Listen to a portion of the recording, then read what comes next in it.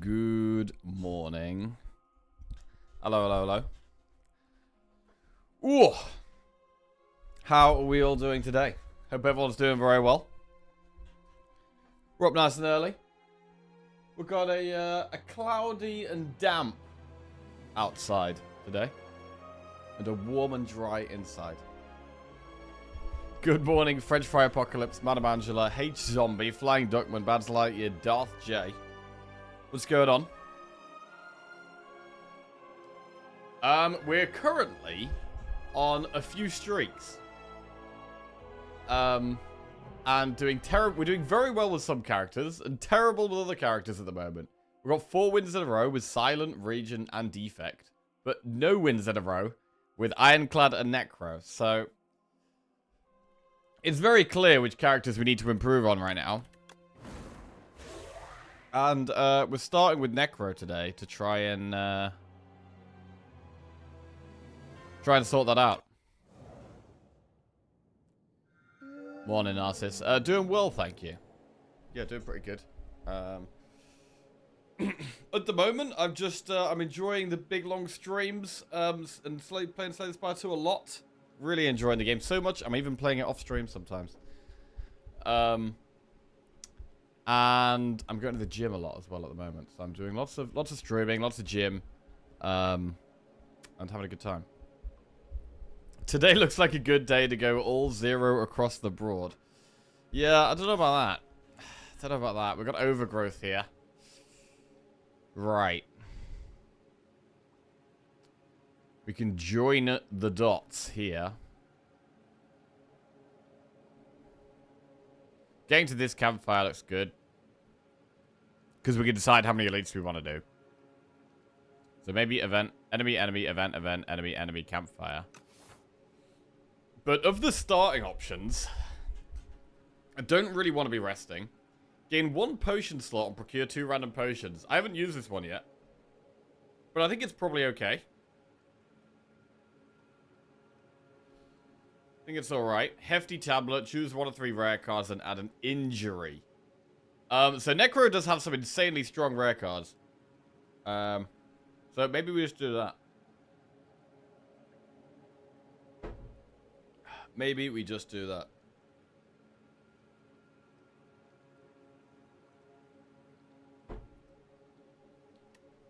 I think the file holster is better in the early game though, really.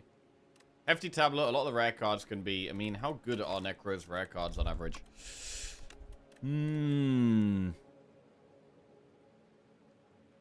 She's definitely got some good ones.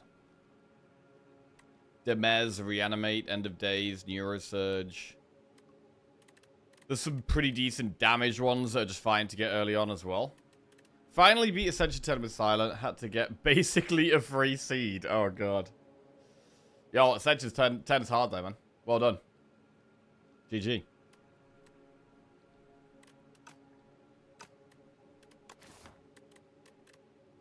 I might go with a rare card.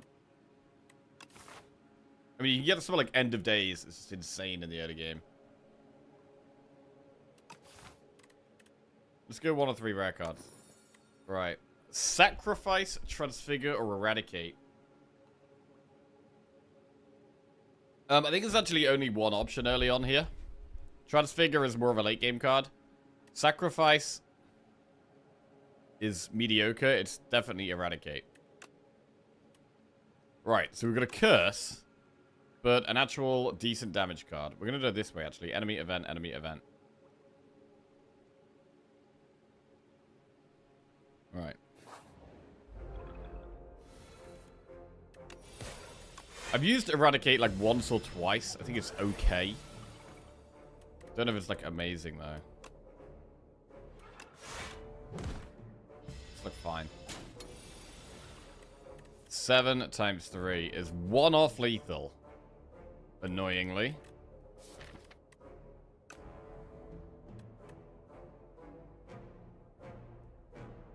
That is annoying.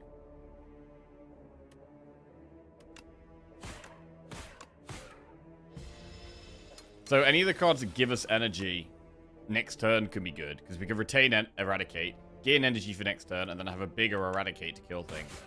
That could be nice. Fetch Reef Friendship. I mean, Friendship's interesting because it's 1 extra energy, right? Which can be good for Eradicate. It does reduce our strength, though. So it reduces how much damage Eradicate's going to do. But it does just say gain 1 extra energy. It's pretty good. Fetch is a solid early game card, though. But I'm going to take Friendship. Lose 6 HP and gain 48 gold, or add Clumsy to our deck and a random relic. Gonna end up with a bunch of curses here. Transfigure's kind of fun. I'd run with Transfigure and Snecko. Oh yeah, nice. Yeah, Transfigure's awesome, man. Love Transfigure. It can be good on X-Cost cards as well, because they cast twice and don't cost 1 extra energy. Morning, Cyan. How we doing? Right, let's get the Clumsy. Captain's Wheel. Start your 3rd turn, gain 18 block. That's a pretty strong one.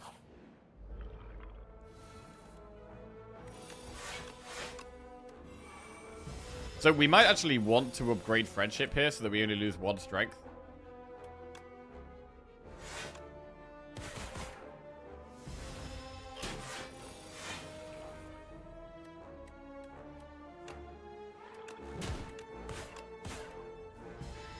If Eradicate is going to be our main source of damage. Like, we probably want to upgrade Eradicate and then maybe upgrade Friendship. Well, probably Bodyguard first, actually. Shroud, Scourge, Fear.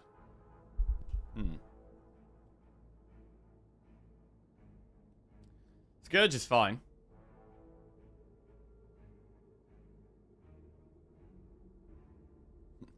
Quiz time. Now I've agreed put 4 cards in the this card is straight bad tier of the Necro tier list. Know what they were. Interested whether you agree or not. 4 cards in the this card is straight bad. For Necro?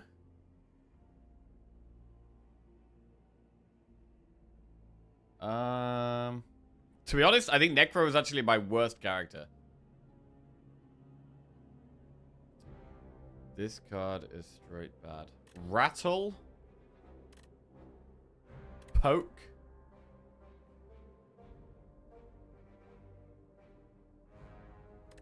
Calcify.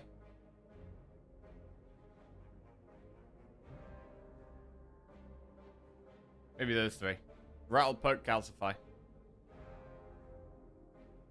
Good morning. Susna.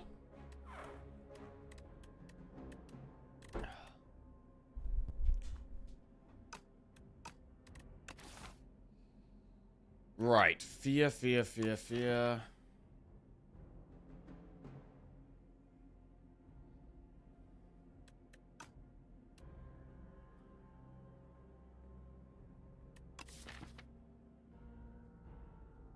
The Vulnerable could set up for a bigger Eradicate, so I do kind of like the Fear.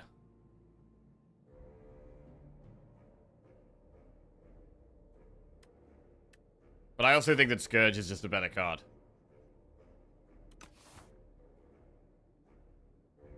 But I'm going to play with what we've got. Play with what we've got. Try to set up the Eradicate. Choose 1 of 5 random cards to add to your deck, or lose 5 HP and gain a colorless card reward. Let's go with the colorless. Stratagem, Impatience, or Ultimate Defend. I mean, Ultimate Defend would be comfortably our best block card immediately. So let's just go with that.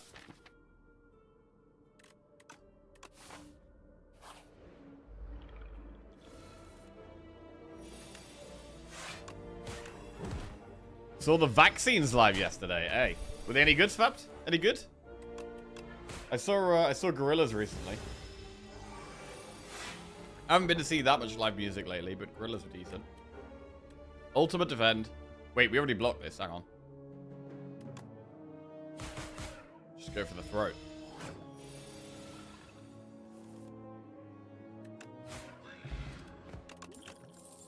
Grave Warden, Invoke, or Negative Pulse. Right, these are all pretty decent. Grave Warden and Negative Pulse are pretty good block cards. Grave Warden blocks more, so I might go with that. Invoke, I like the Invoke to set up the Eradicate, but I think we prioritize the block first.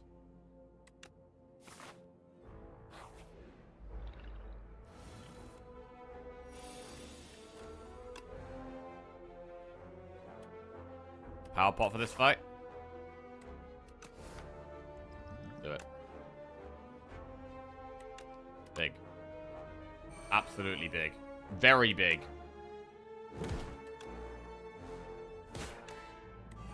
Right.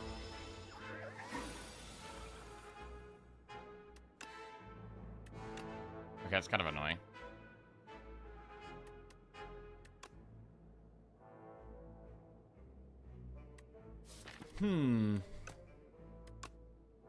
I'm gonna stop that. Wait, how do we have 5 energy?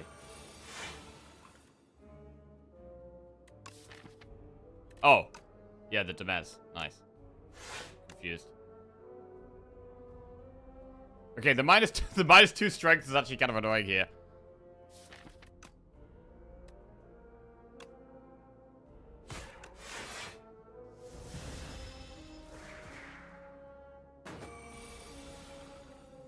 $18 damage.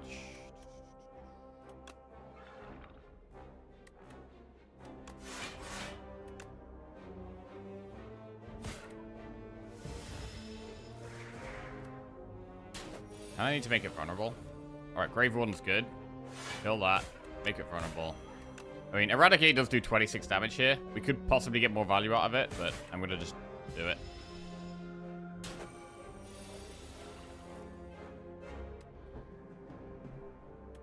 Ultimate defense, super strong.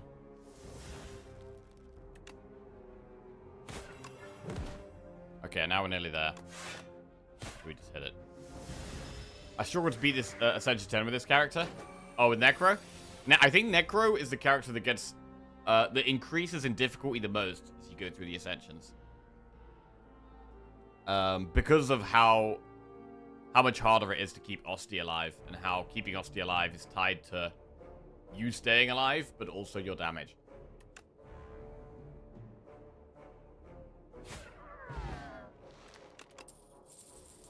Invoke Afterlife Death Door.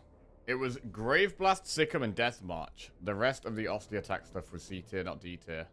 It's sort of okay to take if you can find it, have block solved, but need to damage angle.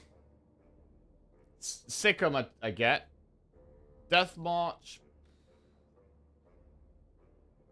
I've had 1 or 2 runs where Death March has been okay, but yeah, I don't think the card's amazing. Grave Blast is weird. I've definitely got some really good use out of Grave Blast.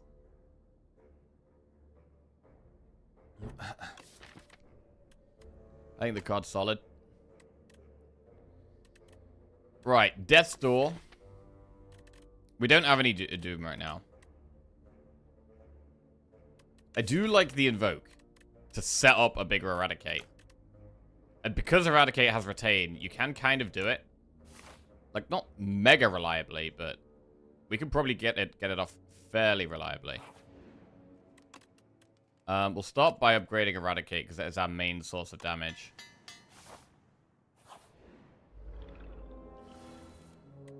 $14 times 3. We can just kill that one.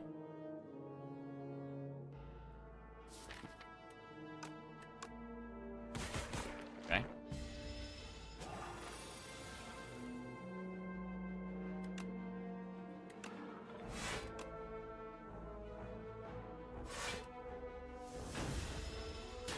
It is a bit sad when we lose the fear.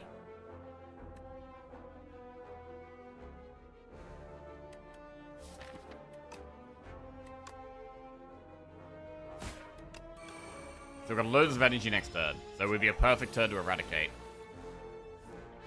We do not have it. Still, we're blocking kind of okay. It is weird that the Friendship actually buffs the Eradicate. So we have 4 times 12, which is 48, which is lethal. Sculpting Strike, Sow, or Reap. I haven't really used Sow that much, but I'm kind of liking these Retain cards, and I think I need to probably try Sow. It's one of these cards I haven't tried that much. And actually having Retain is a really big deal. Then we could upgrade the Sow, and we could also upgrade the Friendship. Why is everyone making tier lists for this game in the name of love? What's next? A tier list of tier lists. I don't know. Personally, I think making tier lists is quite fun. It's like it's a way of like summarizing all of your opinions about one character or one specific thing, and like you can kind of like visually show it as well, like a visual way of showing your opinions on everything. I do like watching people make tier lists. I'm gonna take the so. We're gonna go for an elite. What do we upgrade going into the elite, or do we rest? Frozen egg. When you add a power to your deck, upgrade it. Okay, that has the potential to be good in the long run, but it doesn't do anything right now.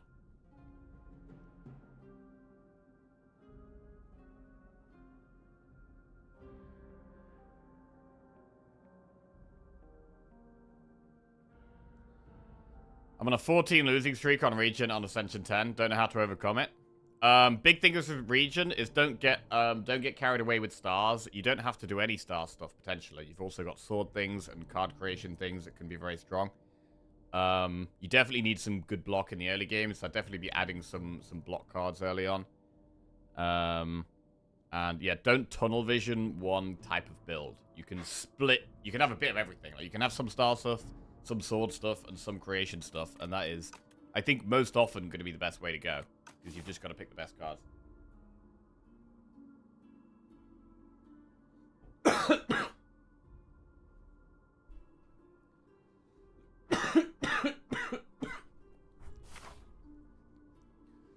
Right. I mean, the Captain's Wheel is pretty good against the statue that does 25 damage. And it doesn't do anything against the squiggly thing. And I guess it's decent against bird. So I think it's good against 2 out of 3 of the elites. I mean, unless we popped... It's probably only good against the squiggly thing if we pop it on turn 2, which we're unlikely to do. But it is possible. Morning, Scarlet TJ. How are we doing?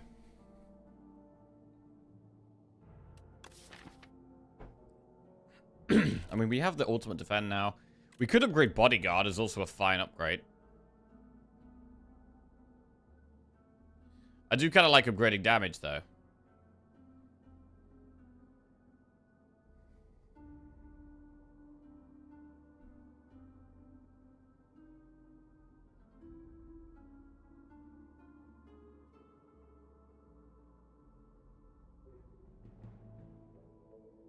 Fear is good. Friendship is good.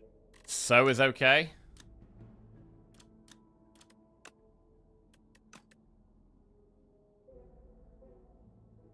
Invoker's kind of damage. Invoker's kind of damage.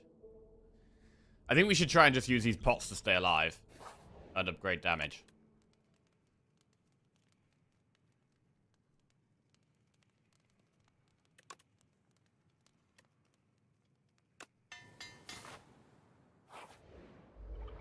Bird. 19 damage turn 1. I'm going to Lucky Tonic turn 1.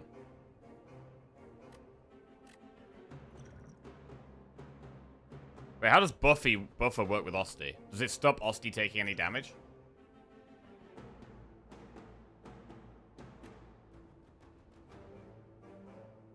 Prevent the next time you lose HP. So probably not, actually. Osti probably dies, which kind of sucks.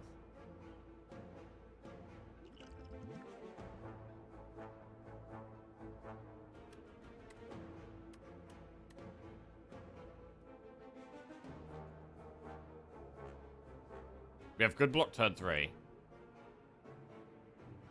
be fair, turn 3 is probably a good turn to use Eradicate. Invoking on turn 2 is solid.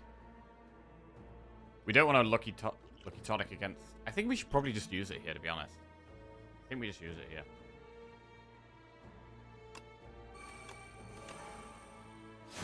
Alright. Okay, so Osti does die.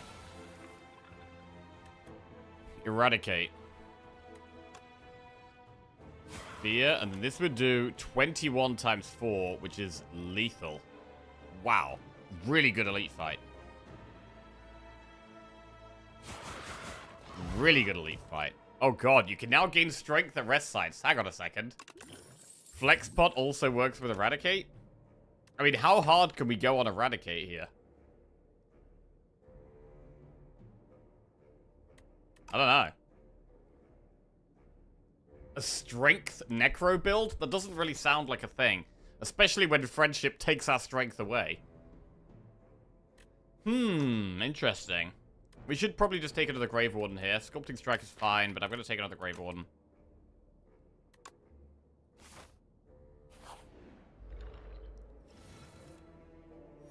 This Flex Pot could be good on the Sow here for like 13 AoE.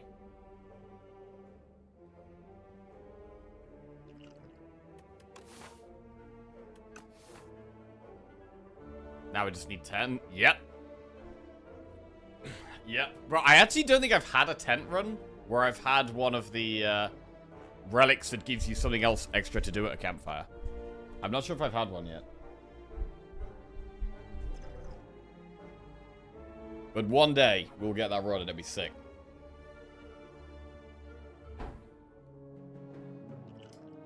Could fish oil...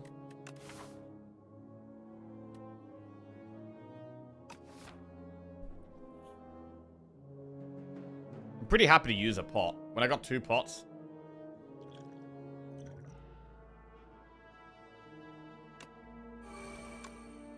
Needs me block all of that as well.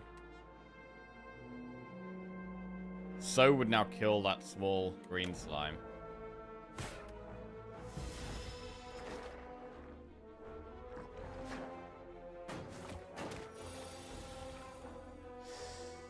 Ooh. Pretty nasty.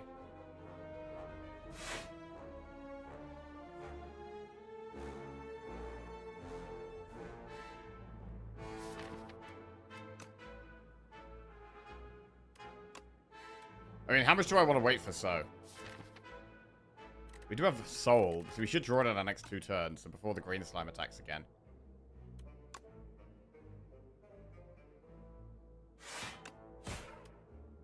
Come on then, Akarop, how are we doing?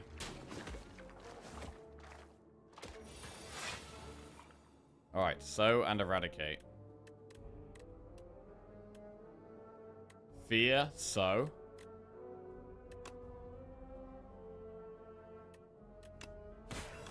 That's the turn we wanted. And then we just Eradicate next turn. Big Eradicate. Cool. Snap, high five, Melancholy. Morning, Akrop, what's going on? I'd be careful watching Jackie today. He contributed to the world's least productive workday yesterday. Oh, man. Well, I'm pretty happy to have a world record. And apologies. Apologies for that. First day back at work after a week, so not great. Ah, bro, the first day back at work, it always goes quite fast. First day back at work is, it's the 3rd or 4th day that's bad. First day back at work goes pretty fast, though. Right.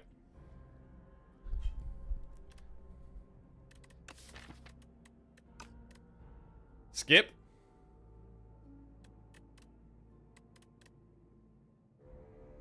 I think skip.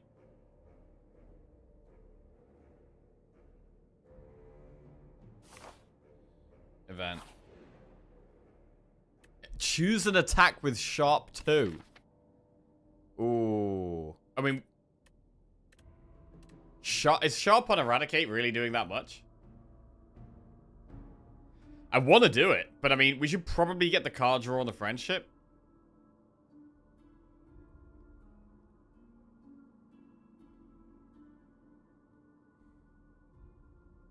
We should probably get card draw on friendship. But I really want to put sharp on the Eradicate. Bro, I want to do it. It's happening. Let's go. Nice. Right, we've got the squiggly thing. So the sow is good for the second half of this fight. Ooh, do we retain it, though? I think we probably do retain it, because, like, we could just play it now to do damage, but realistically, we're going to pop this with Eradicate. And we want to definitely make sure we have this when we pop it. Next turn does look kind of awkward, though, because we've drawn 2 of our better block cards.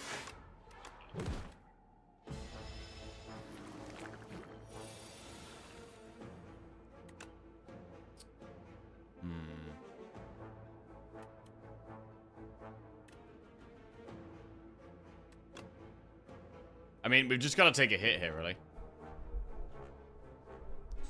You're so good at streaming this game, Jackie. Oh, this is going to be good. From beginners to pros, everyone can understand. You talk through every play and reasoning. A lot of other streamers just blast through and click the button with the expectation that everyone understands what's going on. Keep up the good work. Oh, thank you. Callum never falls. That's like one of the best messages I ever read. That's made my day. Right, check PayPal, paid chat. Feels good, man. Right. Right, we need to... Well, we got to just take the damage here, really, I think. I think the plan stands where we Eradicate. We could use the flex pot on the sow. So we strike first before we lose the strength. Bro, it does make me sad that friendship loses the strength. I wouldn't normally upgrade friendship because you don't really care about strength on Necro. But I don't know when we upgrade it, because at the moment I still feel like I'd probably upgrade Bodyguard first. But maybe it would be the upgrade after Bodyguard. Right, this was 14 times 4, which is like 56.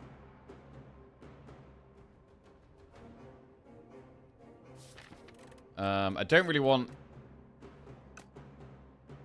I think we just play it. To be honest. -2 strength. Yeah, I mean, we probably flex pot the so, I think. I think that makes sense. Right.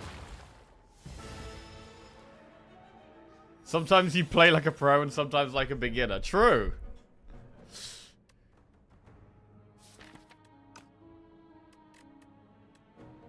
It's the 6, and it will make so do 9. 15.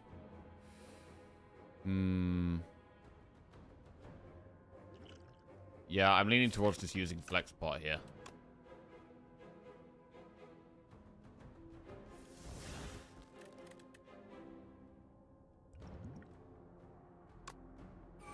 Right. 11 damage. 11 damage. So we could kill the one that's doing the most. It's got the best health and is attacking. 8 plus 9. Oh, yeah, nice. This is really good. Beautiful. Kill that. Kill that. Alright. And then we just have one to deal with. Yeah, I don't know. I mean, I feel like I do need to get a lot better with Necro. Like, I feel the least confident on Necro. Like, I feel like Ironclad is possibly the weakest character, but I'm a bit more confident with Ironclad. With Necro, it's like, ugh. I feel like she's strong, and my win rate is actually decent with Necro, but I still just don't feel that confident. Wow, lethality. The first attack each turn deals 75% additional damage. Wait, that's going to be insane, right? That's going to be insane. This allows us to go even harder onto the Eradicate. I mean, I do like Enfeebling Touch. Banshee's Cry and, like, Ethereal cards. Banshee's Cry is good. We have Fear as well, which makes it a bit cheaper. But how do we not take lethality here? Like,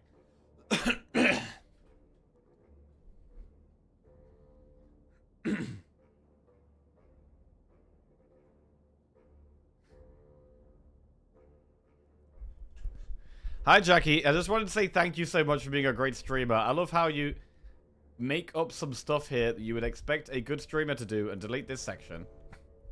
It really helps. Keep up the great work. Thanks. Payment made. Once I see this message 10 times in chat, delete this section too. got a frog in my throat today. Very annoying. Jesus. Right. Well, Ironclad actually sucks, so when you lose, it doesn't feel as bad. Maybe. We're going to take lethality. I just love that it makes Eradicate insane. Even more insane. Train. Bro, we might even train this run. We can get Eradicate up to doing like 19 damage X times, plus doing 75% additional attack damage. Is it a rest here, though? I mean, So is not terrible in this fight, but even in this fight, it's just about killing one at a time. The AoE isn't even though it's the AoE boss, it is just about killing the one at a time. Like, the more I play at the moment, the more I feel that, like, AoE is... Like, there was a time when I was like, oh yeah, AoE is, like, super important. You should have AoE in every deck. And I don't know if I feel like that. I mean, the So was good against the Elite. It maybe is still the case, but it does sometimes just feel like the AoE cards aren't even important in the AoE fights.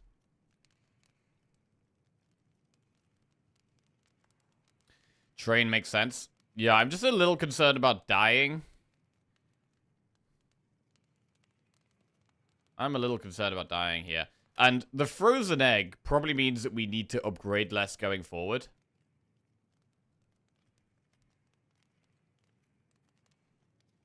I think I am going to rest. I'm not super confident here. We're just going to go to a shop in Act 2 and it's going to have the tent, right? It's going to have the tent. But we've got no potions. So yeah. Not mega confident going into this.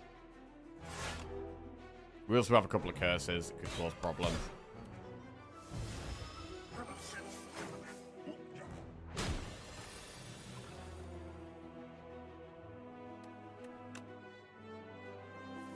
Being frail here is very bad.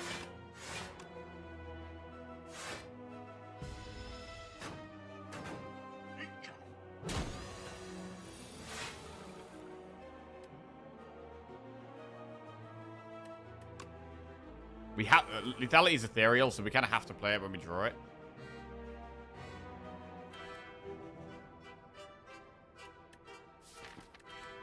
I'd like to play friendship.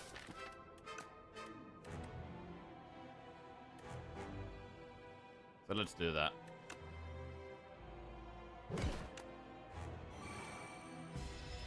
$18 damage X times. 24 damage X times. Wait, why is it 24? 75%. 18. You just go for the boss.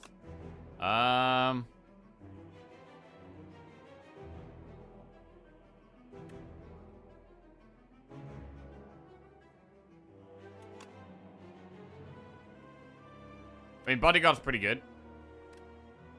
I can just kill the one on the left, like... Actually, we want to kill this one. Just Bodyguard and hitting that one's fine.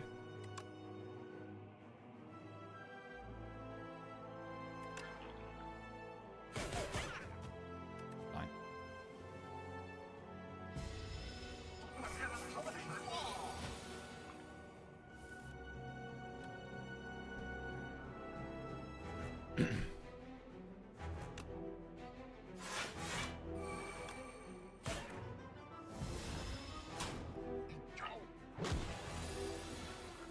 Eight times 2. Unleash your So first. Fear. Defend. Bodyguard. I would like to upgrade Bodyguard. Like, our block is... not quite good enough at the moment. I mean, Ultimate Defend and the 2 Graver ones are quite good.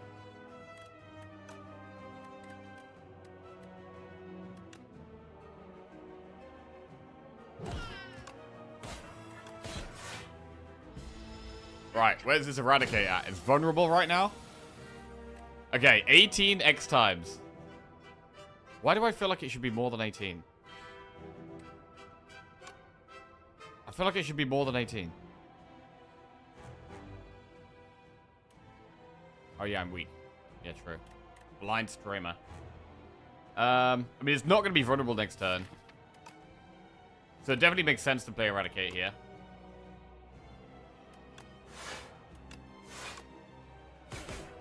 Still decent damage.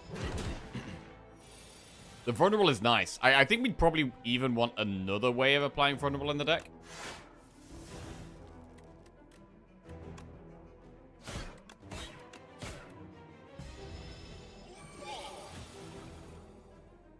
Here we go. 24 times 4 is 96. Which is almost lethal. But we can just do it next turn. We don't have to do it this turn. Vulnerable, unleash, do it next turn.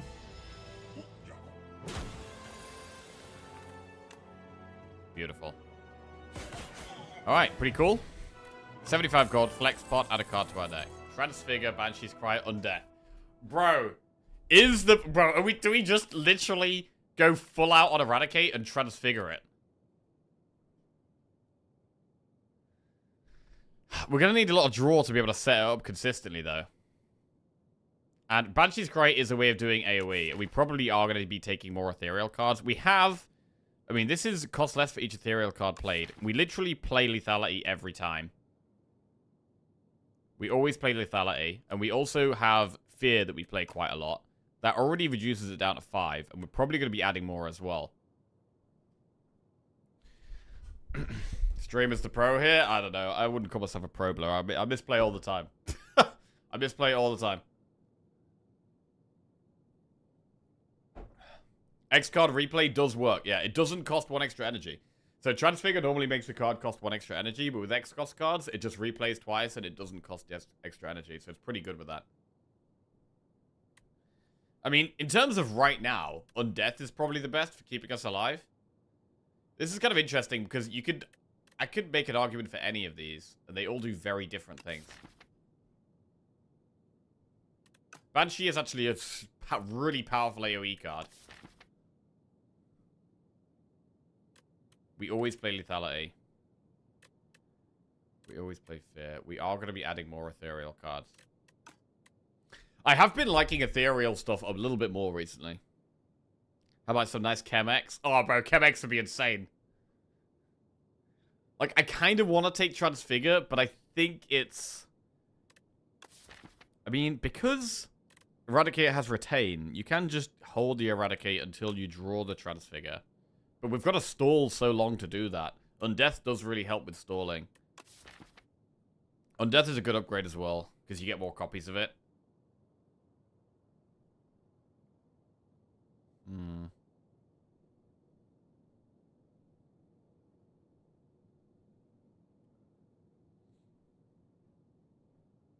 Interesting.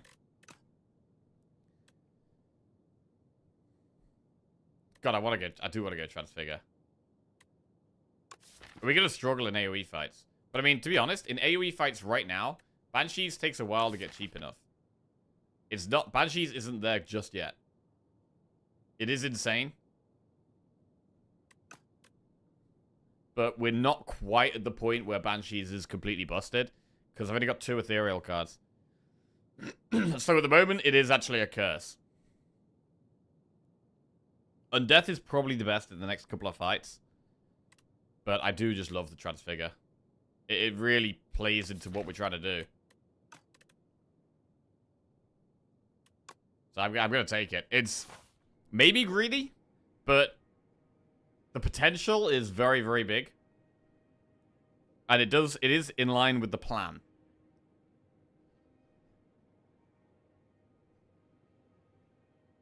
I did just say AoE is overrated, yes. Right. Gain an extra energy at the start of your 3rd turn and every turn after that. Enchant a card with Clone. Or at the start of your turn, draw 1 extra card. Clone?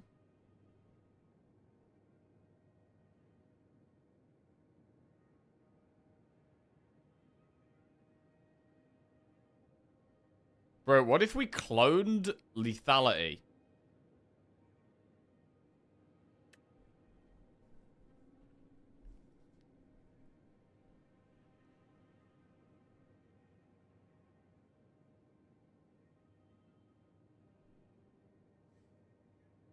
What would that achieve? It would give us so much extra damage, no?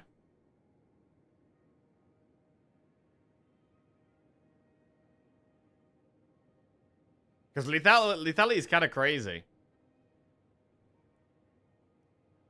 We just play loads of lethalities, and then we one-shot with Eradicate. And that's the whole build. The whole build would just be play a bunch of lethalities. Yeah, we did take the worst card option for cloning lethality. Like, the Banshees would have got way cheaper with lethality. And the Undeath would have been better for block. It's only 75% for the next 2, 3, 4 attacks. I don't think so. I think it stacks. Right? So it'll be the first attack does 150% additional damage. I think. Seriously? I'm not sure now, but I think so. I think that's how it works.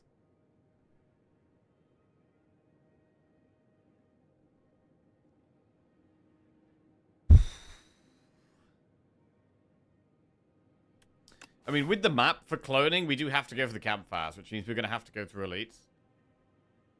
It's also pretty awkward, because I have to do loads of enemies. So, going through loads of campfires isn't insane here.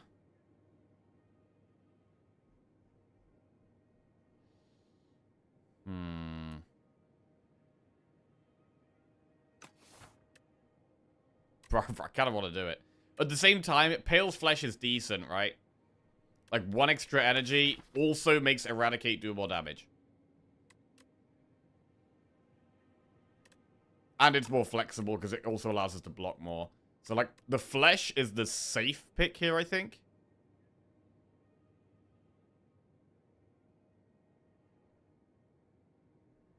And our first couple of turns aren't as strong, but then from turn 3 onwards, we're pretty strong. We get 18 block and 1 extra energy for the rest of the fight. We kind of turn on turn 3.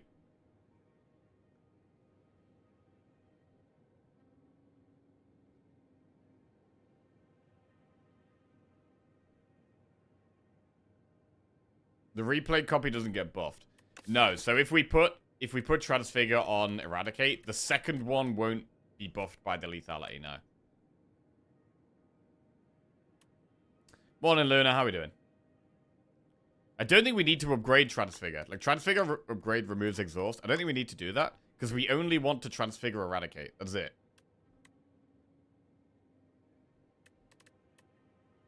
The problem I have with the clone option here is just that the path we'd want to take is just a very aggressive path. We do go through a shop, but we've got loads of hallways. And then loads of elites as well. And I think Millipede could be a bit of a problem for this deck. With the Banshees would have been a bit more... The Banshees would have helped more. Did we want to take the Banshees? Maybe.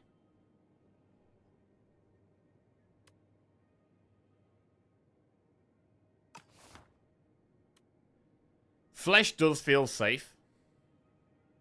Clone and tent from the shop? Oh, bro, that would be beautiful. If I knew there was a tent in the shop, I'd go for it. If we knew there was a tent in the shop, we'd go for it.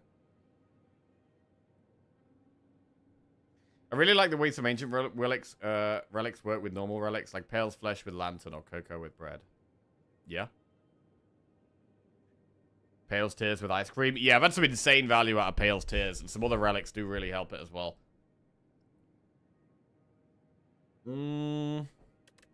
I mean, drawing 1 extra card is always good. It's always good.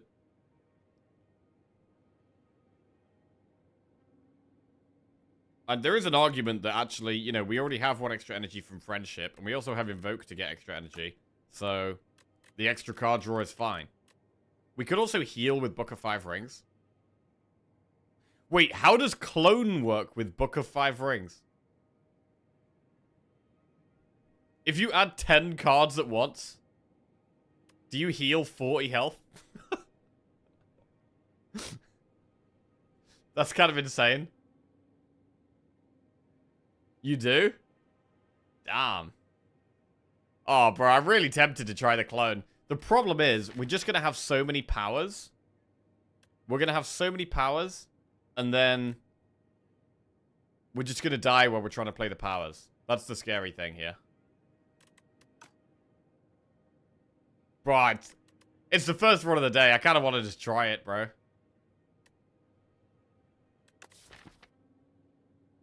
How much extra damage does a lethality make Eradicate do? The first attack each turn deals 75% additional damage. So it would go from 16 to 28, right? And then the second one makes it go to what? Well, it would be 150% extra damage. So it would be an extra 24. So it'd be 40. I mean, it's kind of nuts.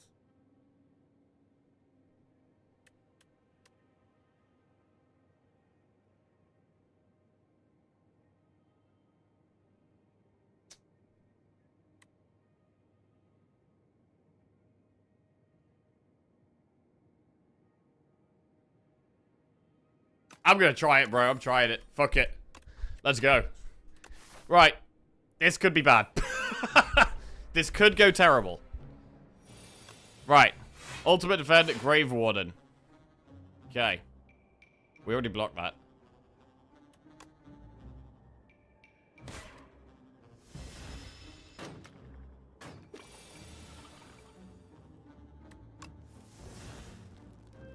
Bodyguard.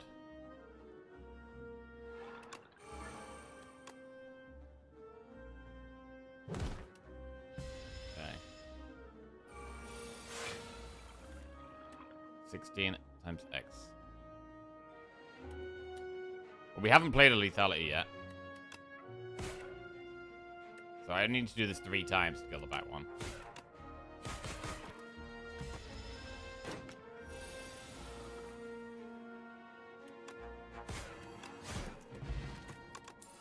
Countdown plus Sycamore Flatten. Skip. Okay. Bro, if there's a tent in this shop, it's gonna be insane. It's gonna be insane if there's a tent in this shop. We're so behind on upgrades as well. Transfigure lethality. So let's say if it stacks. Plays twice. The first attack each turn deals 150% extra damage. Bro, Captain's Wheel's insane in this fight as well. The strike does 15. A natural okay strike. I mean, we maybe do want a second attack that does something, which is maybe why Banshees could have been interesting. 40 times 5. Bro, that's 200 damage. Wow. That's a lot of damage. Light strike, drain power, negative pulse. Okay, skip. Well, that was definitely an overkill. Right, 10. Come on. 10. Please. Please, one time, give me the 10. We could gain strength. We could get more copies of lethality. We could rest, and we could actually upgrade something. Come on, one time. One time, give me the 10 when it would be good. Ah. Damn it. Damn it. All right. Okay. Membership card. Equilibrium is a pretty good card. Equilibrium is pretty good. Defy is good. Remove is good. Rouge could be more damage, but honestly, I don't think we're going to need that. It's the first 2 turns that are going to be scary. Like, this is more strength from turn 3. I'm leaning towards, like, membership card, equilibrium, remove. Equilibrium can allow us to retain the Transfigure. Or stuff like that. You'll have to avoid campfires at some point with Tent and Clone. Nah, we don't avoid campfires. You don't have to clone. Clone is just one of the options. So you rest or upgrade. So we can just upgrade instead of cloning if we don't want any more lethalities. I don't know how many lethalities we're going to go for here. With 10, it isn't. I'm pretty sure you can skip even with 10. You don't have to click them all with 10. You could just do as many as you like.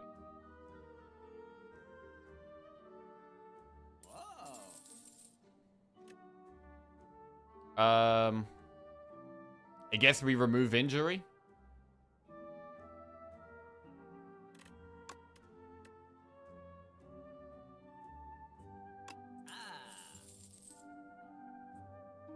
Defy is pretty good. We could take a Defy.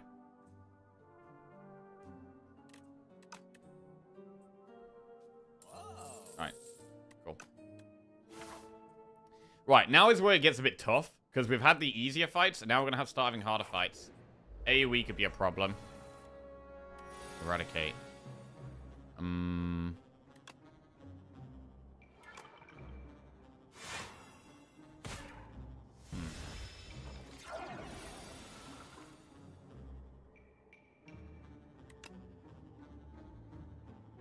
I mean, I'm kind of already thinking, oh, it would be nice to have 3 energy on turn 3. But we do have the block then.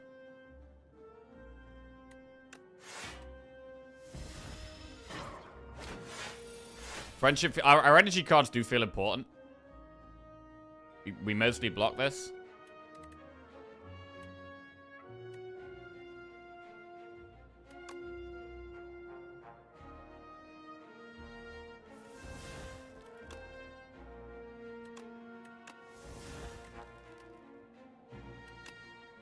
We could eradicate if we have to. With the pot. Right, 14 damage X times. Replay 1. So 14 times 4 is 56. Times 2 is 112. So Flex Pot would be lethal. Or we could just try and stall a bit more. Get the lethality or invoke. Well, we would do lethality, really. It's 21 block here. To be fair, we actually block nicely. Lethality might be lethal. 24. I'm not going to use the pot. I'm going to wait. We should have lethal next turn. 24 times 4. Bro, we've actually got to do some real maths on this run. We're actually getting some, like, real numbers. Some big numbers. It might have been lethal with that pot. I have no idea. Right.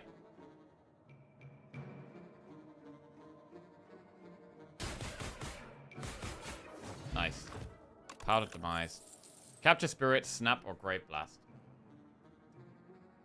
I mean, Capture Spirit and Grave Blast, if they were upgraded, I'd maybe take them. But not upgraded, I'm not sure if I want to take them right now. So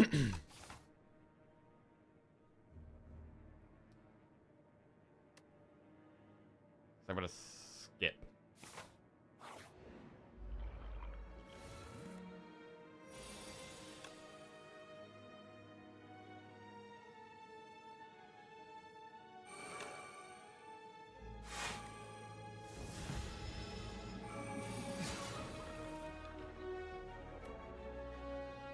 Transfigure defend. I do want to just block as much as possible. We block 16 here.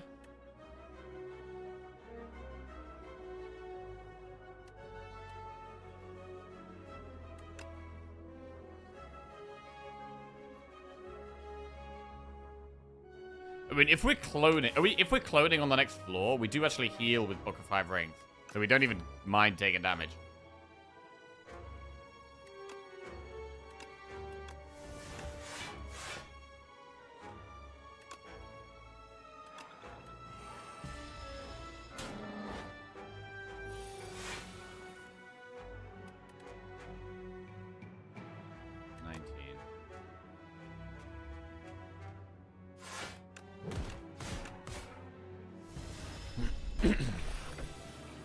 We do also, it's kind of weird because at the moment, the Pale's growth has done absolutely nothing.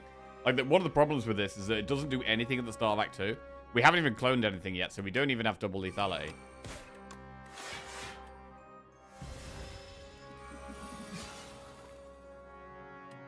So if we eradicate here, we just take loads of damage to the thorns. That sounds kind of bad.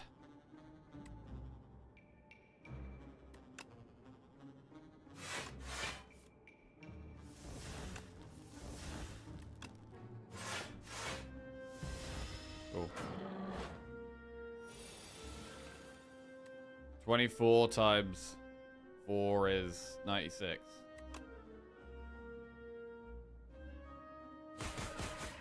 Cool. Cleanse, Poke, Reap. I think skip.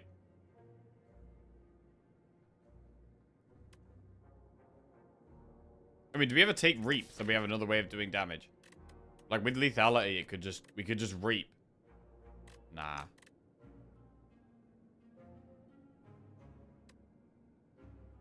No. Okay. Is clone even the play?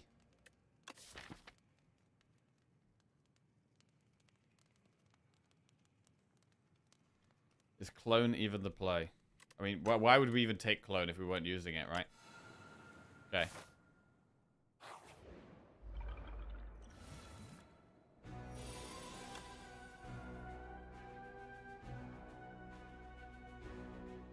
Lethality.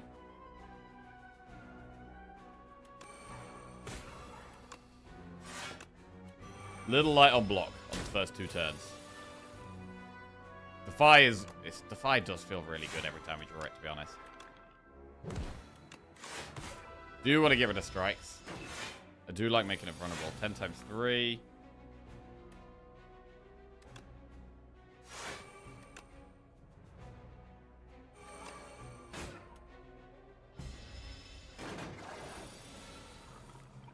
Ooh, no eradicate. Oh, we are very reliant on one card. We could do with some more draw, to be honest.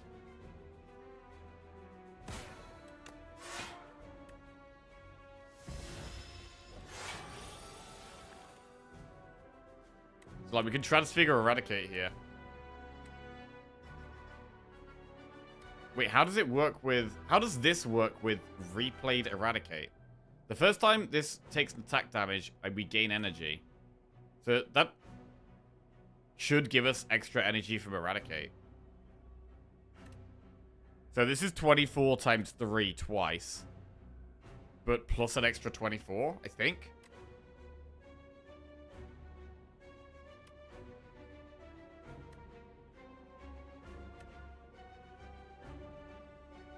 Because, like, 24 times 3 is 72. Play that twice is 144. An extra 24 actually wouldn't be lethal unless we used the pot. Wait, you think we have 1 energy left over? Oh, wait, yeah, the lethality as well isn't going to be on the second one. Ah, that's awkward. Okay.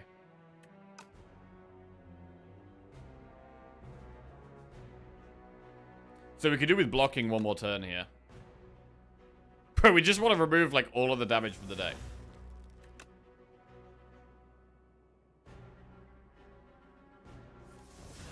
Nice.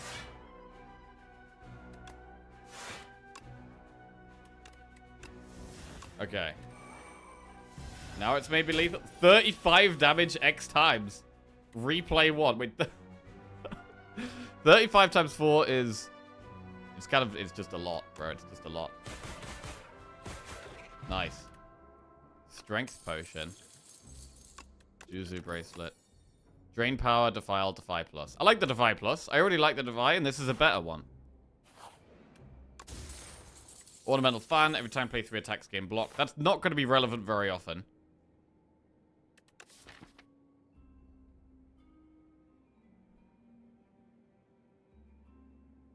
I mean, I don't know if we need many more lethalities. Like, we possibly, like, clone 1 more time. But I don't know if cloning any more than 1 more time is, like, too much.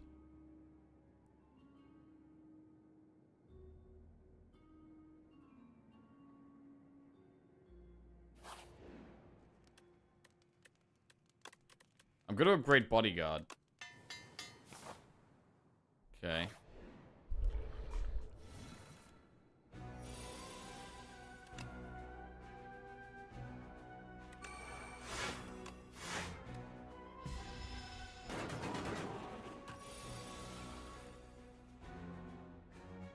Defy, bodyguard.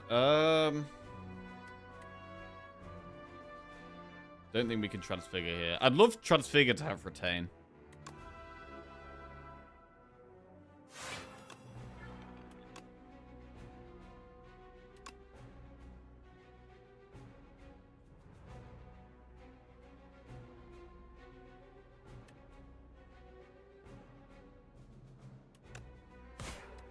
Okay.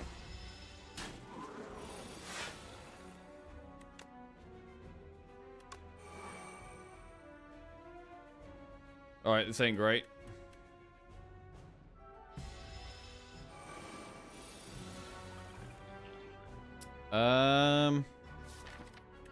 Eradicate's still in the deck.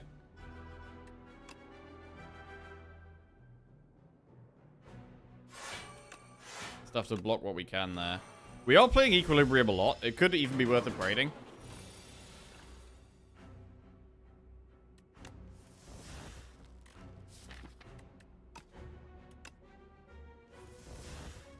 Right, it does 24 damage.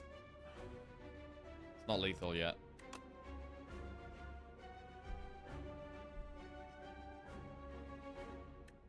$24 times X. 24 times 4.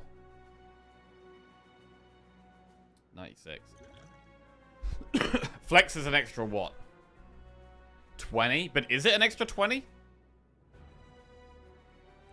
Because of the lethality, right? It should actually be an extra 35?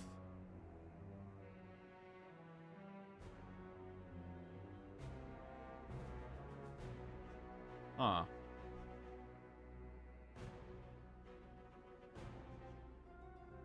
Wow, we've actually got to do real maths.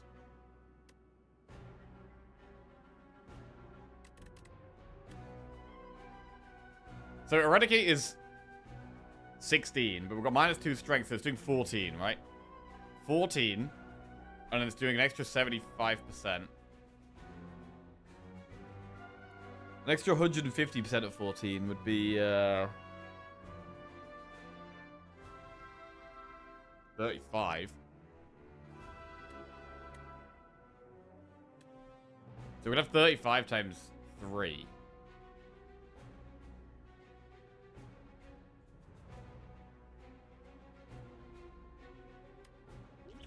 We could also double pot. I don't really want a double pot.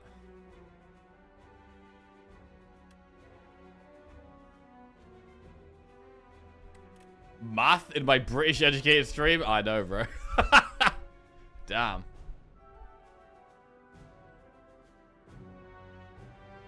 I mean, it's not lethal. It doesn't have replay on it.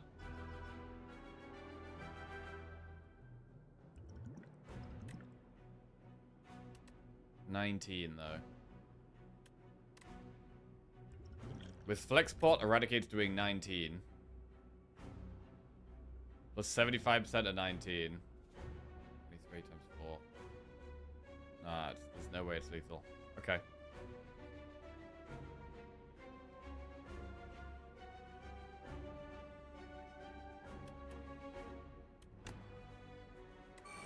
$35 times X. Yep, that was right. And then just chill.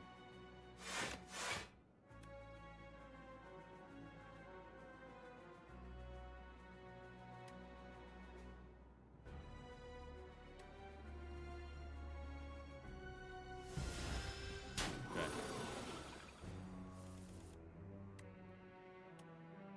35 times 4. Well, you can just do it next turn. With replay. Nice. This is fun. I like this. Well, I'm going to be so sad if this doesn't work out. But it should be quite good against the bosses. We might be able to just one-shot the bosses if we can just live. 35 times 4, replayed twice. Well, replayed once. Cool. Stone Cracker. At the start of each combat, upgrade 2 cards in your draw pile for the rest of combat. That's quite good. I also think Swift Pot is better than the Strength Pot here. Pull aggro plus flatten defile. I mean, this is an okay block card, and I am wanting to block a little bit more. I don't hate taking a pull aggro. Because it's upgraded, and the deck does just need to stall mostly.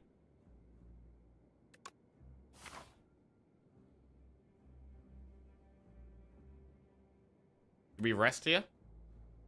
I mean, actually, hang on a second. We know that the next Millipede... We know that the next elite is the Millipede. And it's definitely the hardest one for us. So do we have a skip?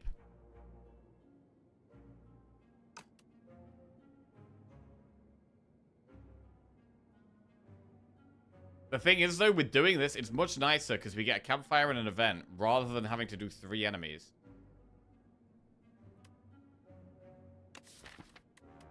How do we beat the millipede? We beat the millipede by probably transfiguring So.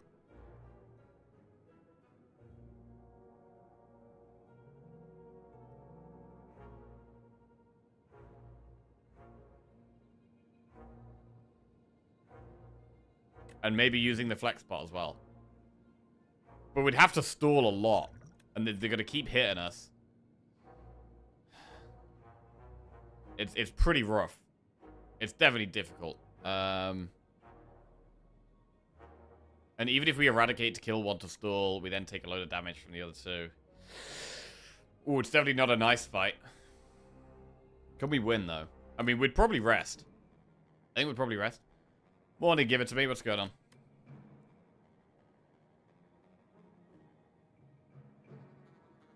Friendship makes So do a lot worse as well. A lot less.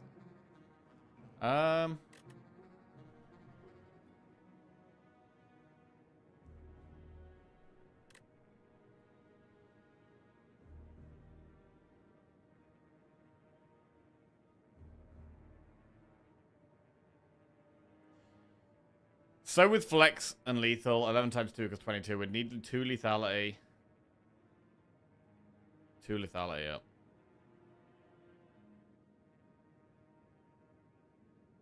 It is difficult. But I'm leaning towards doing it. I would rest. We would rest, I think.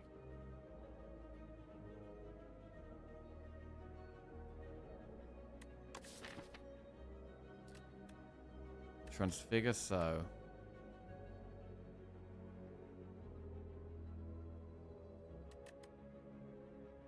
They do so much damage, though. Like, the worms do so much damage, especially when you're not killing one of them. If we're not killing one of them, they just keep getting strength. They also apply weak to us, right? Making us do even less. Like, so we're definitely going to be weakened. I actually think we should possibly skip it. I think it's just an incredibly difficult fight for this deck. I think I'd rather do 3 normal enemies. This could be tough, but it is really, really hard fight. We would double pot. We would double pot. This is the first run of the day. Yeah, we've got a bit of a silly run going where we're basically all in on Eradicate. We've cloned lethality, and we're trying to one-shot things with Eradicate, basically. If we can get to Act 3, I think we're in a good spot. Because the Act 3 elites might just die to Eradicate.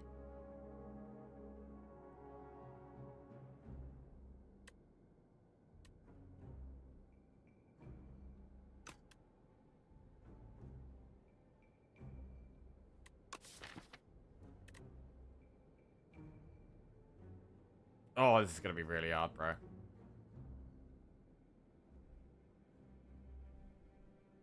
The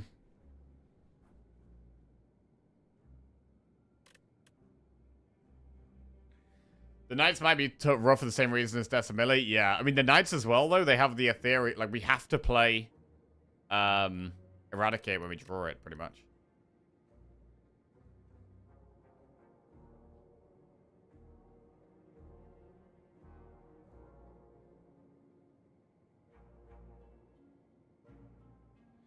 Without friendship, so does 13 times 2 times 2.5 times 0.75 equals 48.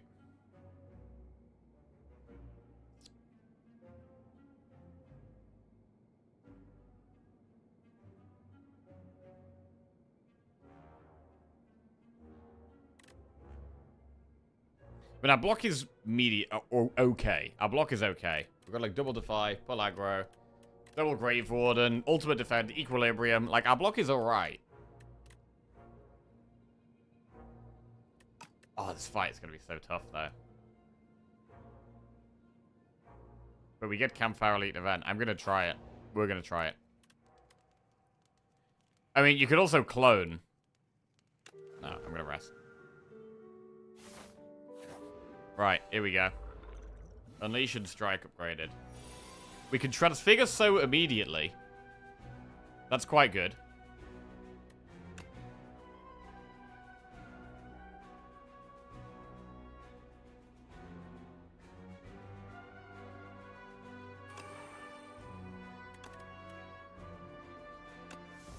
14 damage to all enemies, replay 1.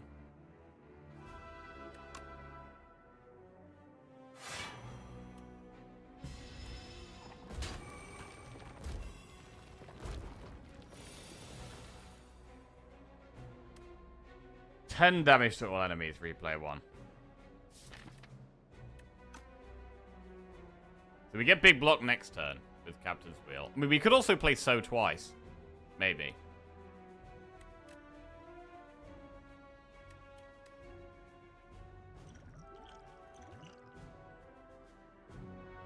God, the damage they put out is so big.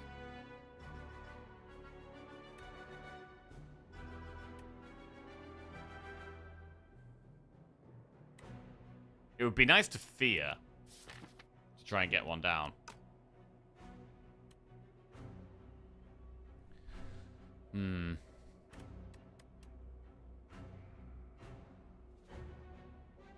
I mean, next turn we have more options because we've got the Captain's Wheel. So I think just stalling this turn is the way. Isn't it lethal? 10 damage to all enemies. It's 20 damage. With Flex Pot, it's...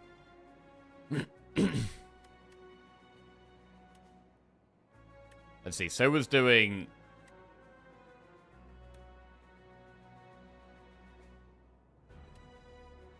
8, right? And then this makes it do 13. But then we're weakened. So it does 9. Wait. Deal 10 damage to all enemies.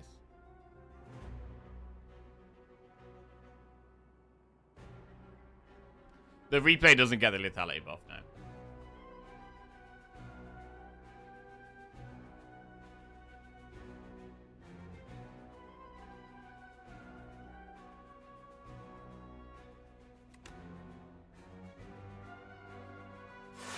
Right, we're stalling. Pretty scary, though. This fight is very scary. Right. So we have some block this turn.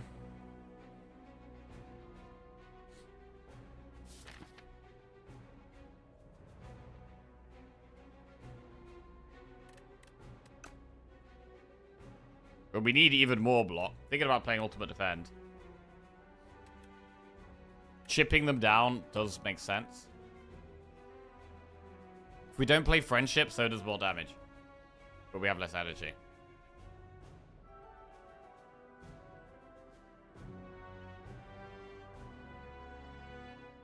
$27, $34.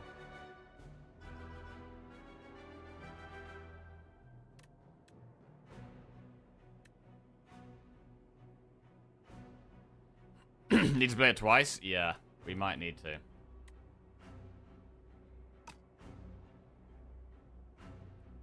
We could sow then Friendship.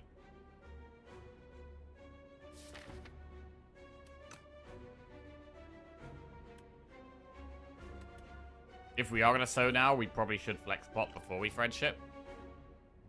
Are we dead with Friendship, though? I'm leaning towards just playing sow after the Flex Pot and then using Ultimate Defend. Because they're doing a lot of damage. 34.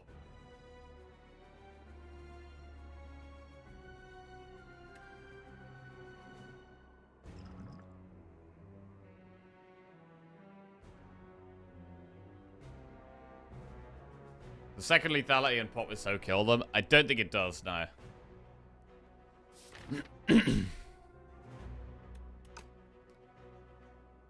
Morning, Pun, bro. How are we doing? What's going on? Right, I'm going to Flex Pot. So, Ultimate Defend.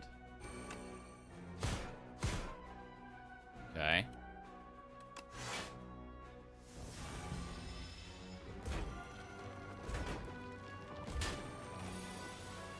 Right. So, Eradicate can kill one.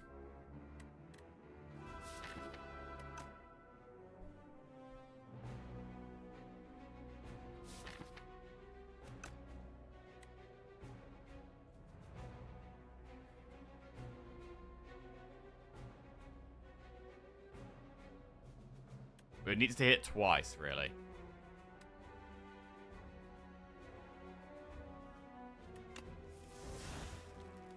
Okay. So I can kill the one doing 16 damage. Man, the fact is we're one off is really annoying. Because we'd be able to get a bodyguard and a Defiant. Next turn looks terrible as well. Next turn definitely looks like the Swift Pot turn. Next turn looks really bad.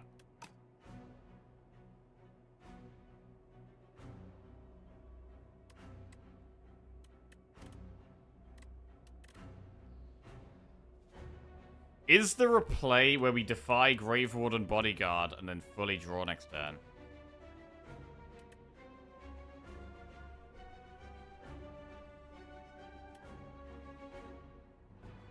I mean, Eradicate saves us from 16 damage.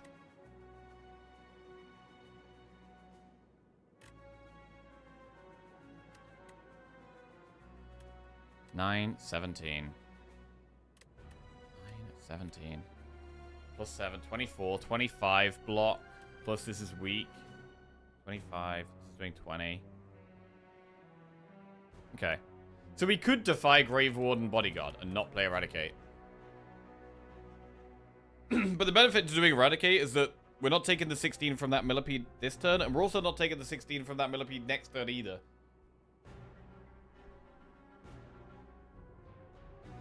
I feel like playing Eradicate does make sense. Defy saves us the most health. Defy Eradicate, I think, is the best thing for giving us an extra turn. Which I think we probably need. I think we do need an extra turn. Because next turn looks so horrendous.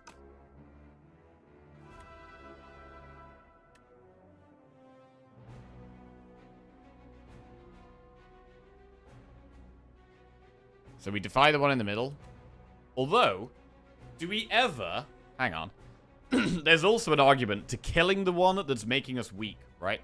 Not being weak would be a pretty big deal. So we could actually defy the one on the right. This is doing 12. This is doing 9, so that's like 21.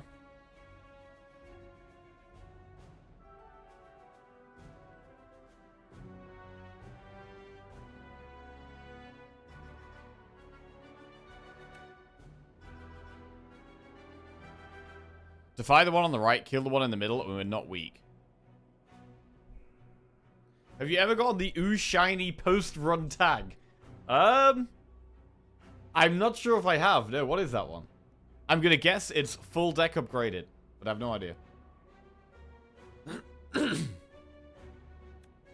So we save more health, plus 25 relics. I probably have then. You die either way next turn? Not necessarily. Because we have Swift Pot.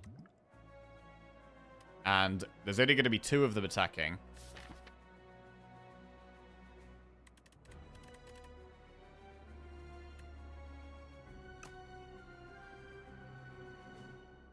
Not being weak could allow us to kill another one.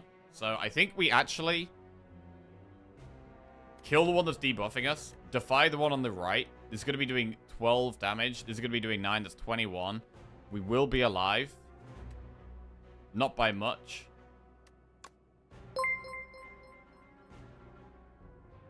Abin Bob just subscribed.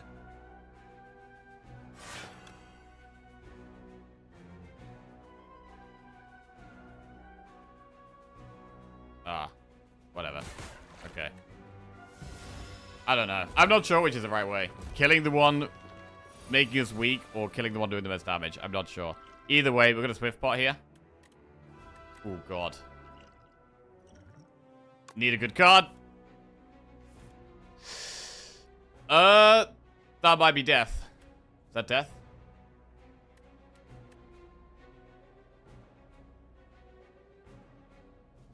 That might be death. 7, 7. Ornamental fan. 11.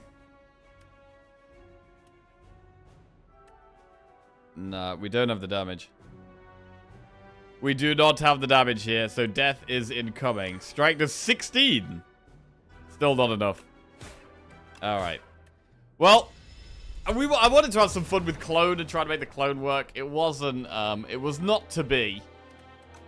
It was not to be. To be honest, I think clone is the wrong choice most of the time. It's fun to try and make it work sometimes, and sometimes there's a card that's like the nuts to clone, right? If you clone like After Image or Big Bang, or basically something that gives you energy and draw, or gives you like more and more block, it's super good. But it didn't really help here. And I'm not sure how we would have done if we'd not gone for the elite. We would have had to do 3 enemies, which still would have been really hard. But yeah. Never mind. We move on. We move on to Defect. We've still got a lot of learning to do on Necro, that's for sure. But it is Defect time, and we'll do a prediction for Defect as well. Right, whenever you rest at a rest site, raise your max HP by 5. Gain 1 card reward and procure 1 random potion, or 2 random Niao relics and add a curse. Possibly that one? 2 random relics and a curse?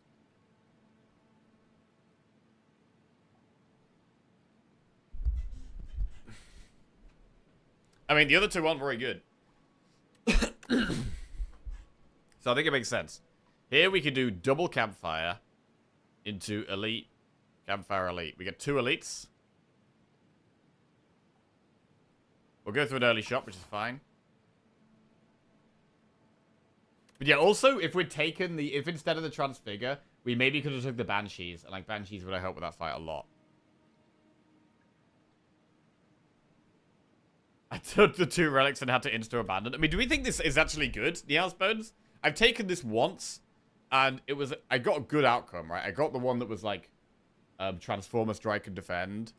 And then we got something else that was okay. I think we got, like, Max HP or something, which is okay. But...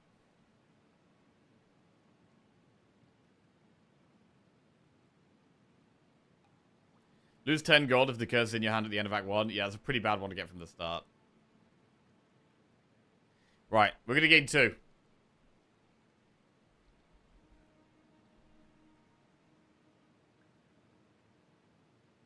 Prediction going up. Will we win the Defect run? Cool. Right. What is that? Niao's Talisman. Upon pickup, upgrade 1 strike and 1 defend, and Stone Humidifier. When you rest, raise your max HP by 5. Well, that's not great. I think this is the first time I've actually had Stone Humidifier. I've never had this before. But we do have a curse now. Decay.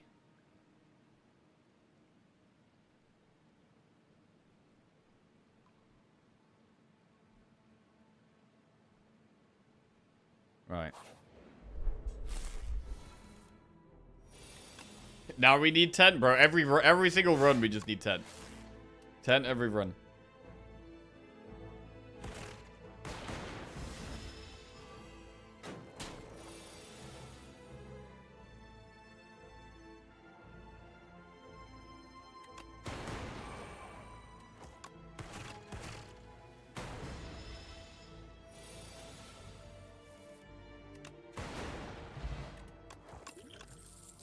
Charge Battery, Focus Strike, or Gunk Up. I mean, Gunk Up doesn't do much more damage than Strike Plus. I do really like Charge Battery. Focus Strike is good as we get more orbs. But I'm a big Charge Battery enjoyer. Pretty happy to have one in the early game. Upgrade 2 random cards and remove 1 card from your deck. Well, we might just remove the curse. The upgrade random cards might just hit strikes. So let's remove the curse. It's gone. Good.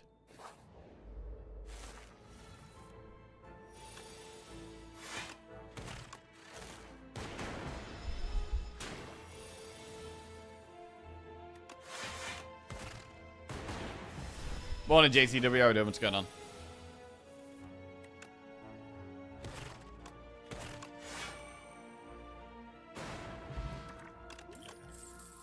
Compact Hologram Cold Snap. Compact is a nice card to have as a one-off in the deck. The certain fights is very good in. Cold Snap is fine in the early game, though.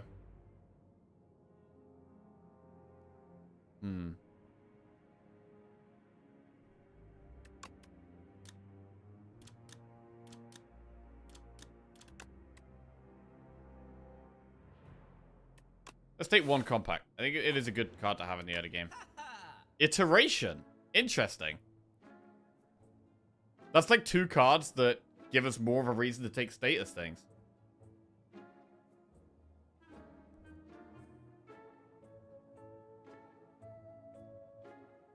Scavenge. I mean, Glasswork is good in the early game. God. Are we just going to do a full status deck?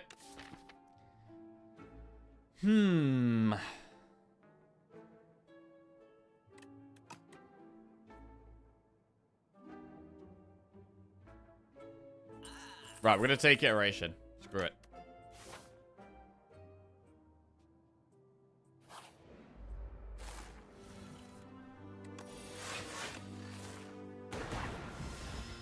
Oh, I do really like Rocket Punch. Really, really good card.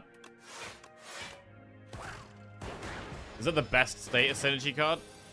Rocket Punch? Maybe. Charge Battery, Null, or go for the ice.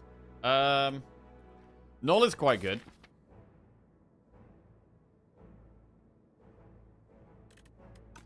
But go for the ice is much easier to play. And we're mainly playing Null for the week.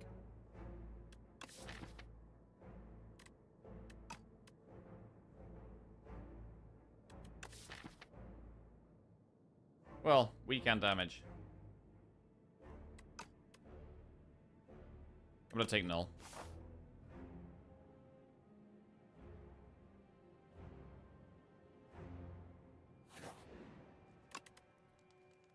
We'll upgrade Null. Choose attack with Sharp 2, Skill with Nimble 2, or Power with Swift 2. Well, we put Swift on Iteration, it's not bad. Let's do that. Cool.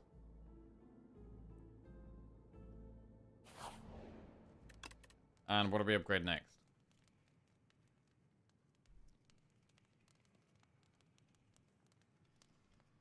Do we even want Zapper Jewelcast in this deck?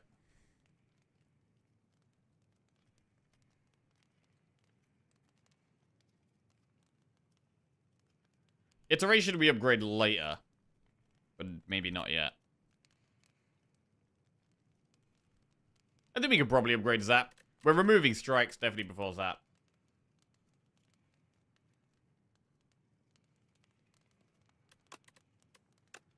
So we'll upgrade Zap. Meal ticket. Heals in shops.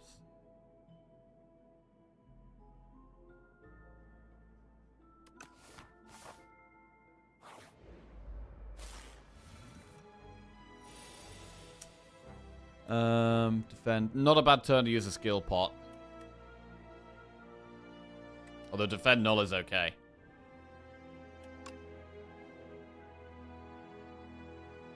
We don't take that much damage.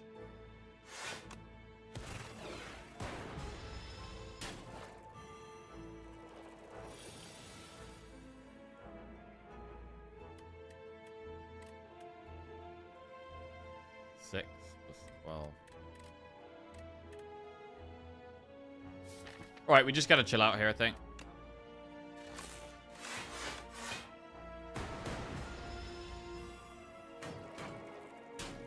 Morning, Kiara, what's going on?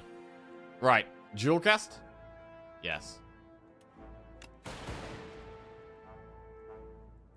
And we've managed to kill nothing. Right, I will skill pot. Fight through.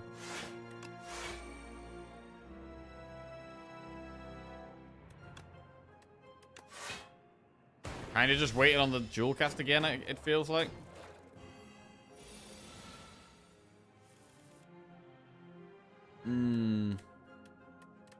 Oh, double strike does kill one.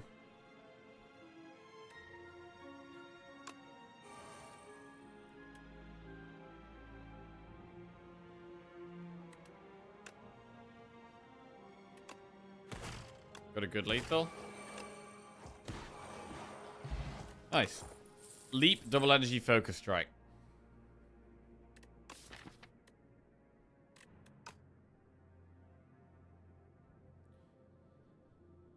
Double energy. I do like having a double energy in the deck. Let's take it. And we'll do an elite.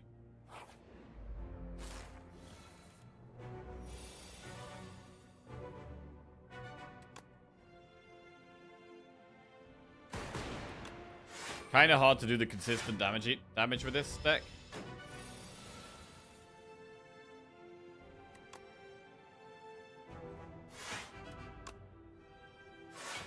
Be vulnerable pot. Next turn we're going to be using null. I think we do. Only does 3 extra damage this turn, but it's mostly for next turn as well. We get a bit of extra damage there, and then we get the null here.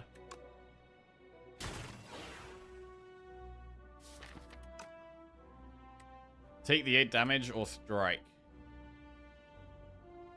We're probably going to have to rest in this next campfire. Ooh, which means we get 5 max HP. We're going to get our first bit of stone humidifier value if we rest after this fight.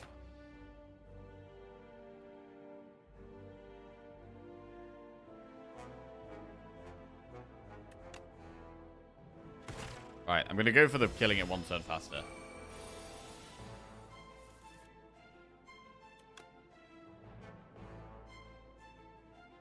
Do we even get it, though?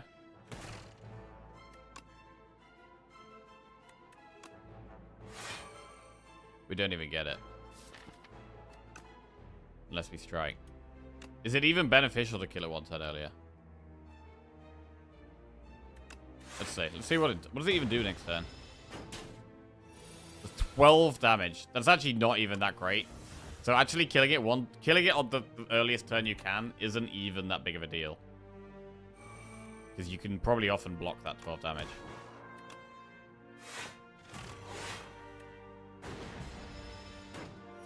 So actually, it's better just play this fight slow.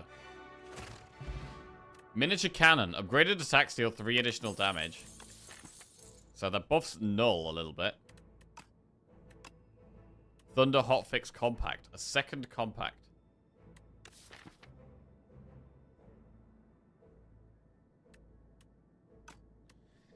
I mean, if we did go for a status build, double compact I think is good.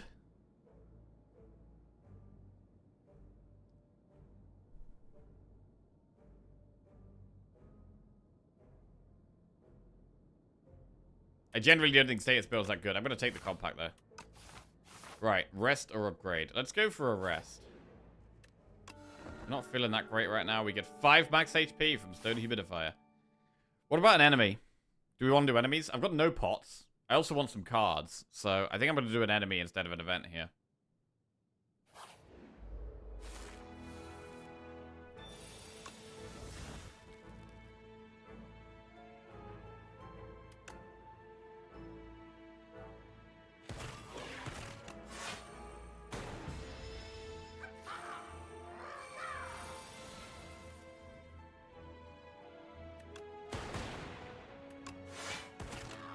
Cool. Yeah, Null has surprised me a little bit. I didn't really think I'd like Null that much, but I do like it.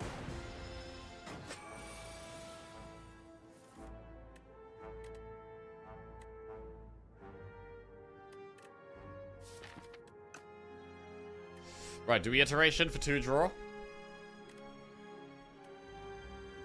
Probably not. Wait, we have lethal. Strike plus does 12 damage. Cool. Next attack you play deals triple damage. Chill, Compile Driver, or Feral. I do like Chill. Feral doesn't work with anything at the moment. Feral can be insane.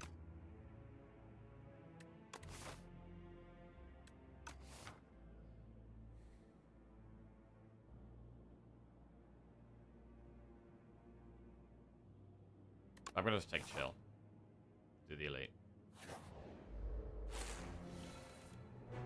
Love Gigantify Potion did 1200 damage with Shield Slam. Oh, big.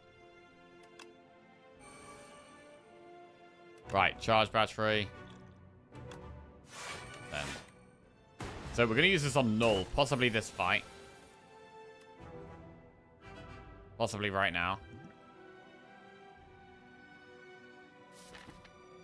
We could use it the next time we draw it instead. Or we could use it now.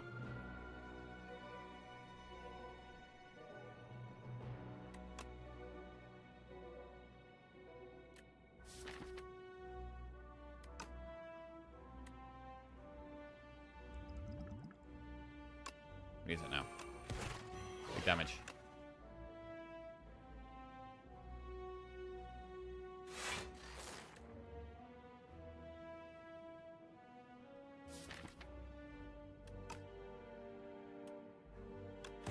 Okay. We can try and pop it next turn. Alright. Don't really need this.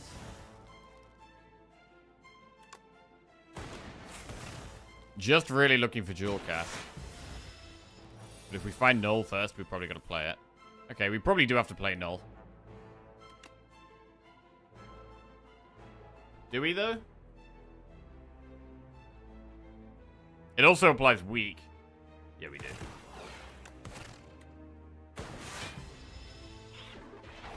Because if we didn't find the lethal, we saved so much health. And this is still lethal.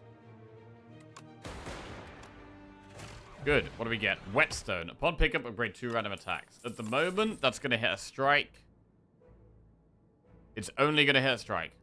There's nothing else it can possibly hit. Thunder, Leap, Uproar. I mean, Uproar can hit Null. Uproar can work with Flak Miniature Cannon. 10 damage twice. Uproar Cannon is actually a thing. Is Hotfix any good? Yeah, I think Hotfix is good. It's harder to get focus now. You're gonna need to have enough draw. Like, if you've got some good card draw, I think Hotfix is really nice. Especially if you've got some Frost Orbs.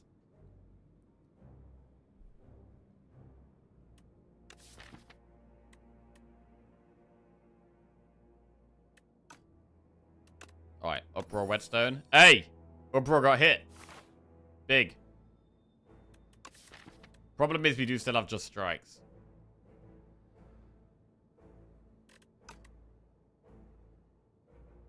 Do we rest again? For 5 more max HP? I mean, we're sacrificing a lot of upgrades by resting constantly. Eventually, I do like the compact upgrade, though.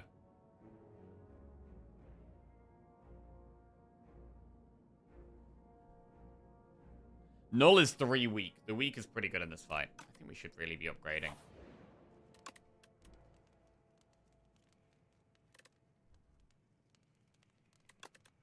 Upgrade chill.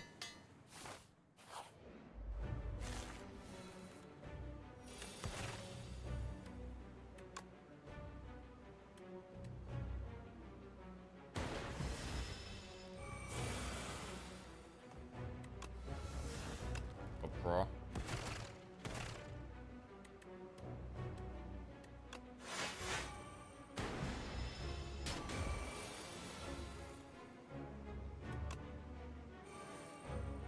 Null is great.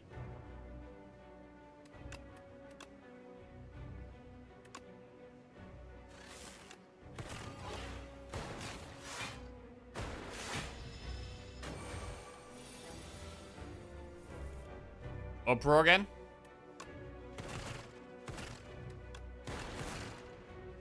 Man, Uproar does actually kind of just feel like a good card. I don't know. It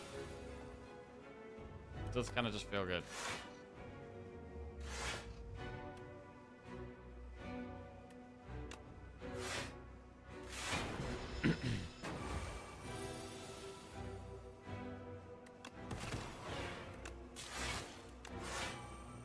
Love charge battery.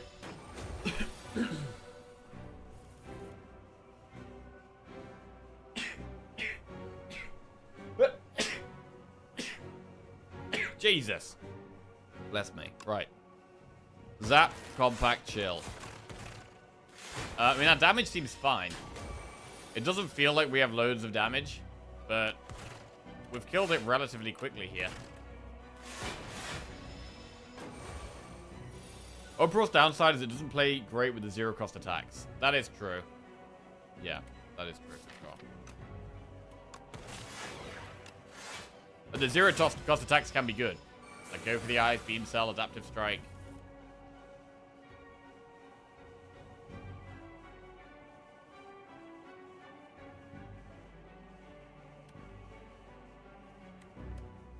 $16 plus 12 is 28. We don't have lethal here. This is a bit of a problem turn. Bit of a problem turn.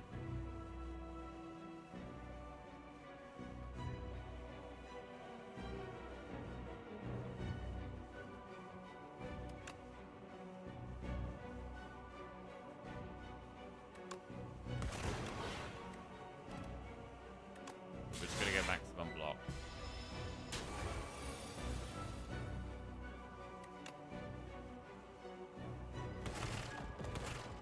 Wait, the weak doesn't persist. Huh. I thought it did.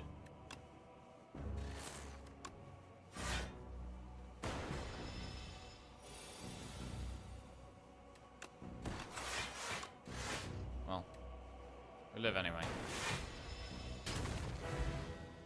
Right. Trash to treasure, consuming shadow helix drill. Well, we're trying to do a status build. Like, we've got double compact and iteration. Like, we don't have any of the status generating cards. But I want to take trash to treasure. We are fully committing, bro. Let's do it. We're going balls deep. Right.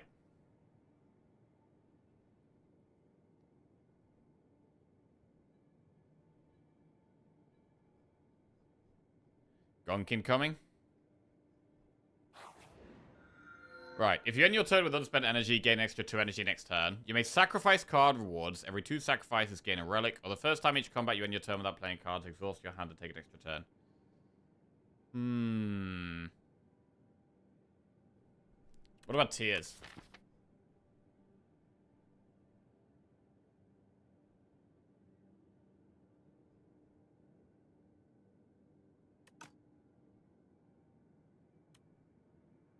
Tears is good. Pale's Wing. Extra relics. Instead of cards. I don't actually know how good the Pale's Wing is, because at the moment I still do want to take cards. And we'd want to be prioritizing fights for this, really, instead of events.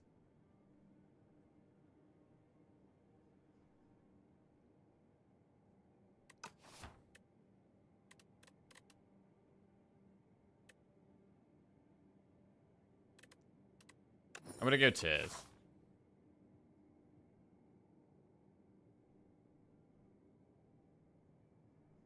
Right, what about this path? Nah, I prefer this one. Okay.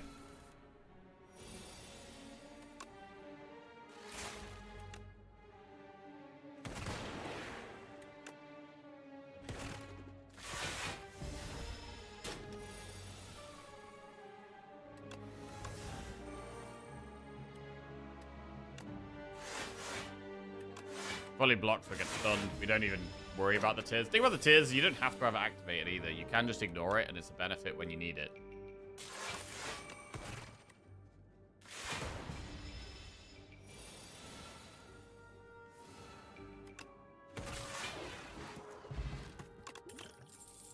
Lightning Rod, Momentum Strike, Loop. Skip.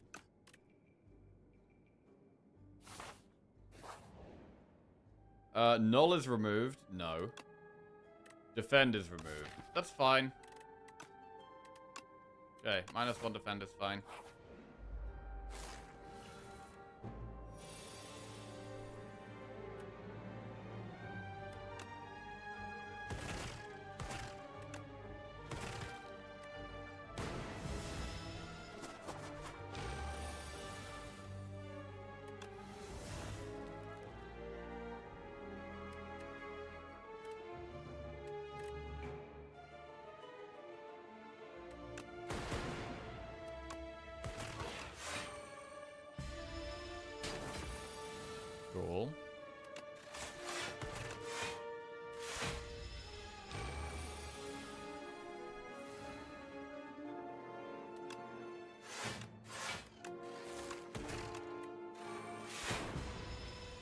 Right, where the status cards at, bro?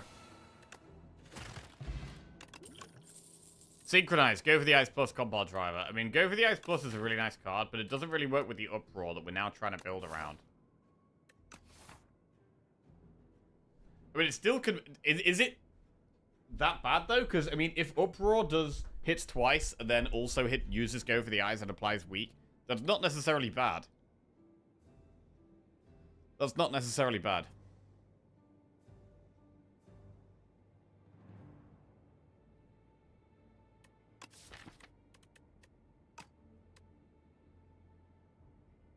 So I'm going to get it. Right. We heal in the shop. Genetic algorithm. Bro, do we have to just take Gunk up now? It's a way of putting one status card in our deck. We upgrade it with cannon to do more damage.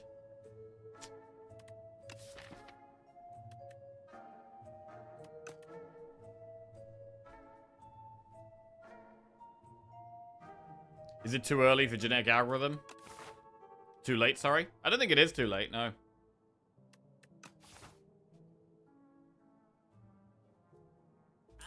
Alright, we'll take Gunk up. We have the exact gold for remove and genetic algorithm. But then we're not taking a relic.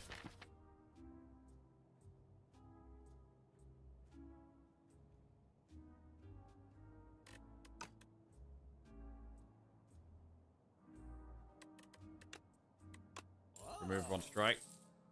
Take genetic algorithm. Right, where do we go?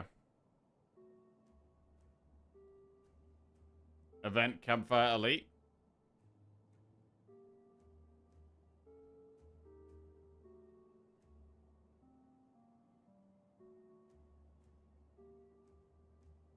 I think we can do an event now. Right. Obtain a random doll. Choose one of two doll relics.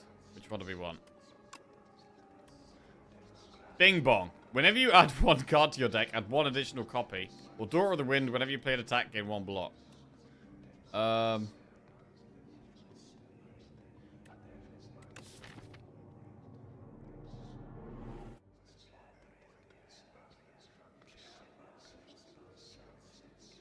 never sure about Bing Bong. Like, how do we know? Like, there's some spots where Bing Bong's definitely good, right? Where if you've got, like, Book of 5 Rings, you add more cards, you get more heals. That could be an extra bonus from it.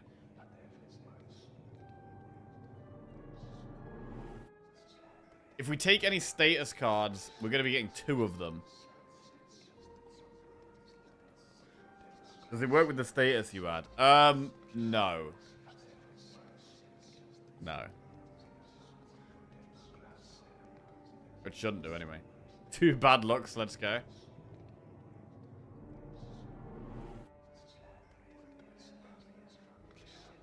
I mean, we're still looking for things. Like, getting 2 of something, I don't actually think sounds that bad.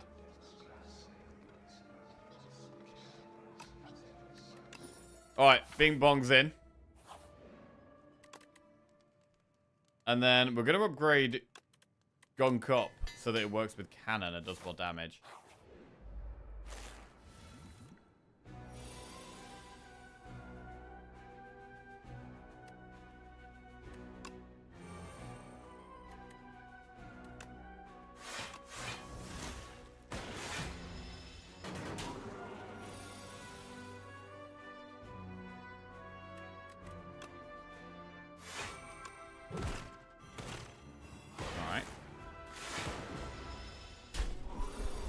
Oh, it does add double the curses. Yeah, that is bad.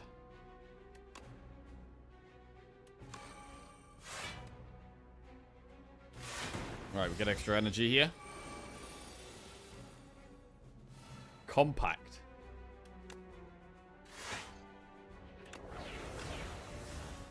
Pretty good. It's already weakened.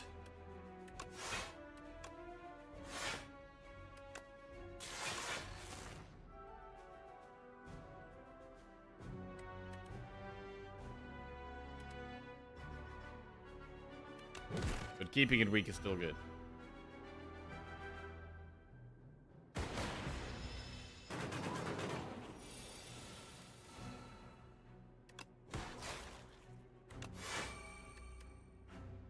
Null and Gun Cup put so many days in our deck. We do have Compact, though.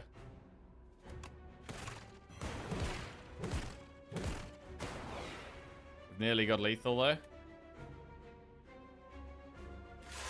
And we have pots if we need them. And we've got pretty decent pots for this spot.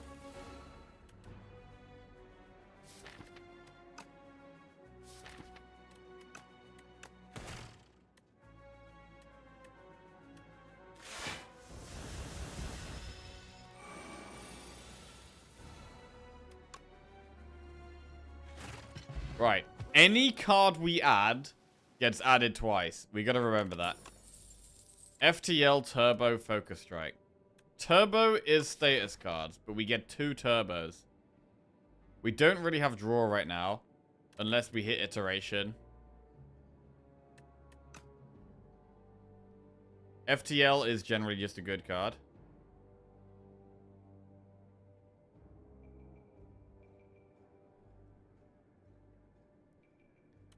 I mean, FTL is just good. Anyone else feel Strike Dummy is much better in Part 2? Yeah, I think so. I think they've added more Strike cards that are quite decent. Like Leading Strike is a bit better now. Was one card. Focus Strike is not bad as well. There's a few more Strike cards that are a bit more relevant. So yeah, I think so. FTL is terrible with Uproar. Yeah, we can't really take it. So it's like Turbo or Skip. It would be double Turbo. I think we'd need to upgrade iteration. Alright, we're going to take Turbo. We have 2 turbos. Elites drop an additional rare card reward. Oh, damn. Get me to an elite. I think we might have to rest.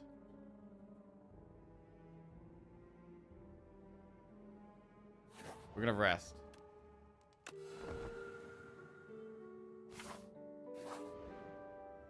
Add decay to your deck. Wait, that adds 2 decays to our deck. No.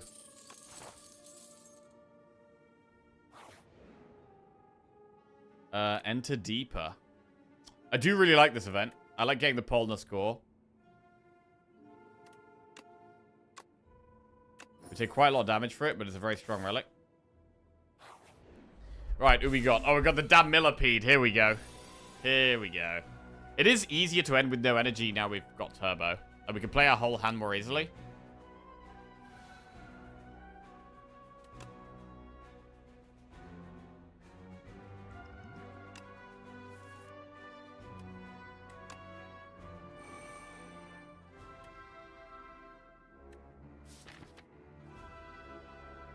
Chill is very strong to draw.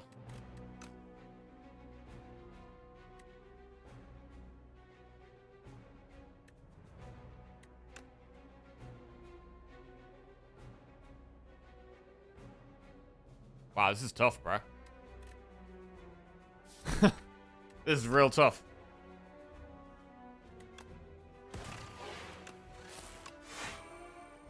Do we even proc Pale Tears here? We probably should try.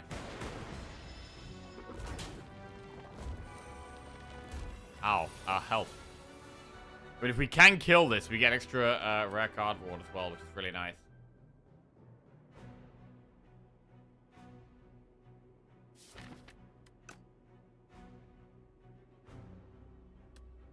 $18 damage. They're doing 16, 22, 29 damage.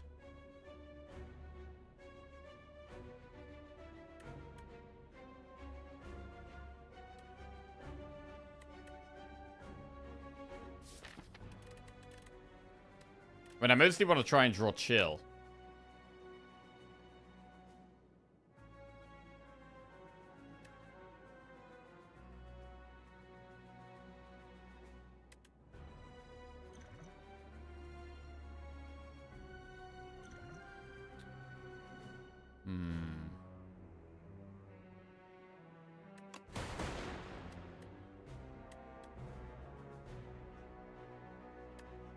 We have 18 damage.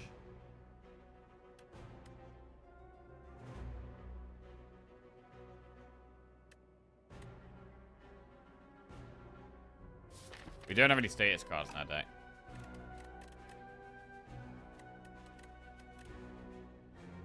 22, 29. Ay, ay, ay, ay, ay. Bro, we gonna die in this fight 2 times in a row right now? It feels like it.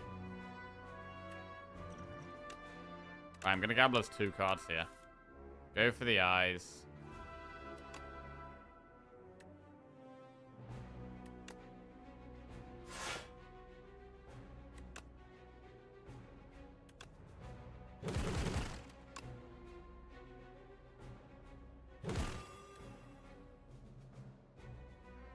No point playing turbo.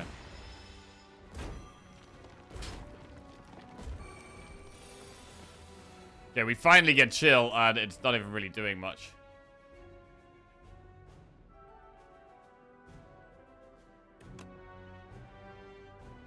Think we dead.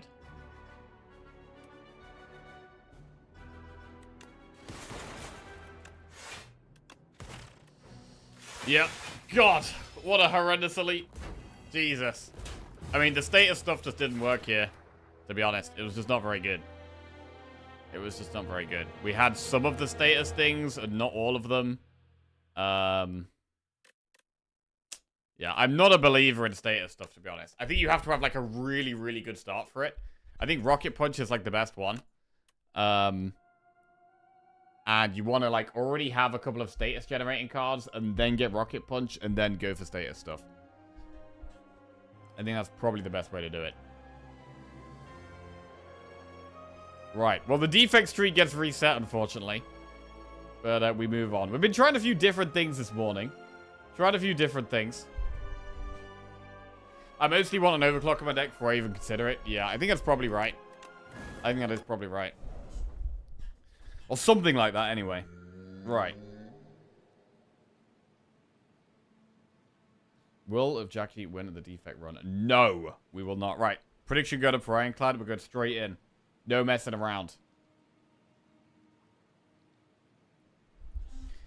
Remove 1 card from your deck. You may ignore path when choosing, or Niao's Bones. We've got the fish. I don't know if, like, I don't really know how to evaluate this one. Like, I've taken it. So far, I think I've taken it every time I've been offered it. But I don't know if it's, like, actually good or not.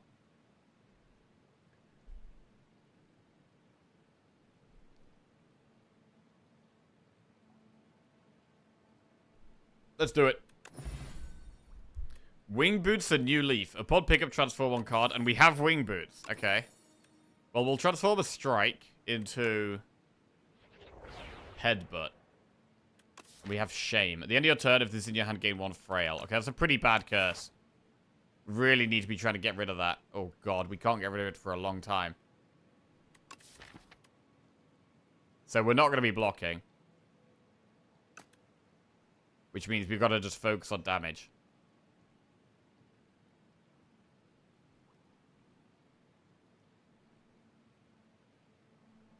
Something like this.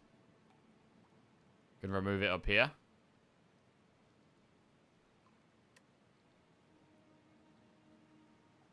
Right. Full damage? Well, we probably still defend here.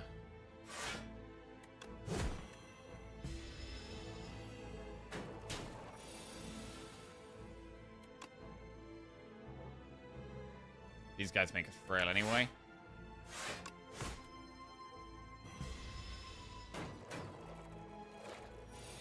Yeah, I don't know if I like this. I don't know if I like the Niao's Birds, to be honest. Like, getting a curse, like, already I feel like I'm behind where I could be. Whereas if we'd just taken the option that was, like, remove a card, it would be a small benefit with no downside. Already I feel like this Shame is going to cause us problems.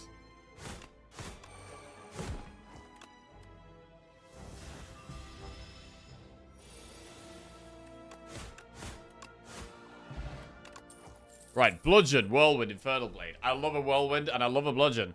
But which do we take first? Bludgeon is better against the boss. Whirlwind is super nice. It's probably Bludgeon.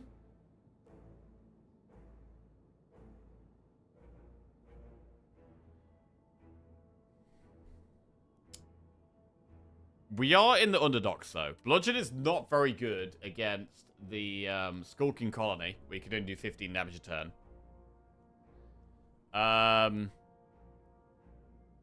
Against the Gardeners, Whirlwind is better as well.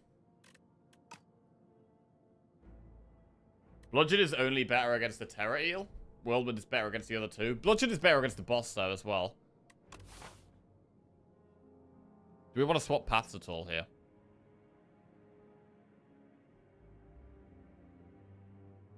All the campfires are on the same track there, and here. So there's no point swapping for a campfire, so it'd be swapping for an elite, really. We don't have AoE already. God, I love Whirlwind, right? But I think it's probably Bludgeon. Let's Bludgeon. Enchant 2 cards with Steady, giving them Retain. So this is all our gold, which makes it harder to remove. But giving Bludgeon Steady and maybe Bash Steady is quite good.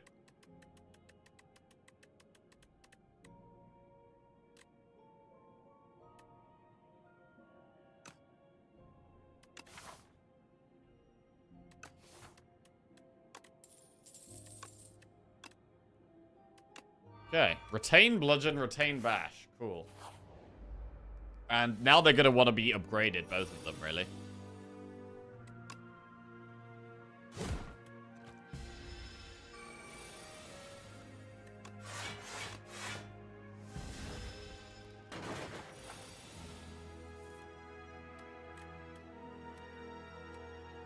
How much damage is Bash Headbutt? It's 8 plus 13, 21.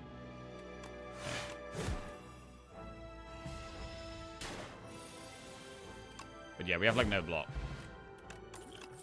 Inflame Juggling or Second Wind? Second Wind is a way of... Second Wind is good for Soulfish, for exhausting the Beckons, and it's a way to exhaust Shame.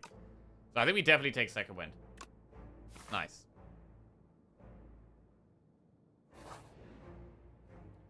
Right, 310 gold for Greed. This is another curse, but we do have the shops up there. It's not as bad as our other curse. I am going to do it. I'm going to be greedy here.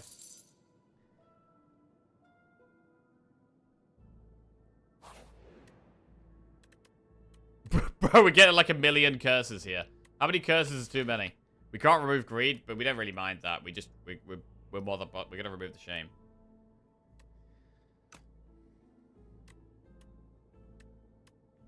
Okay. Full curse build. Permafrost. First time you'd play a power against 7 blocks. Do we have any powers? We have no powers currently. We have... How many curses? 1, 2, 3, 4 curses right now. Alright.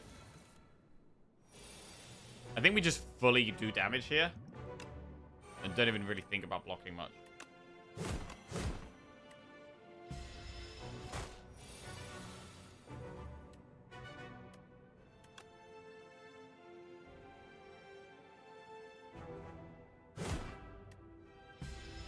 Okay.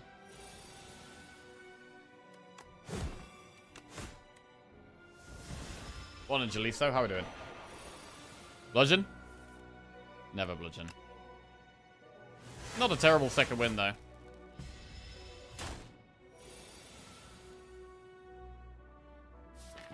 Bludgeon does 32. One strike does 8, so 32 will kill it.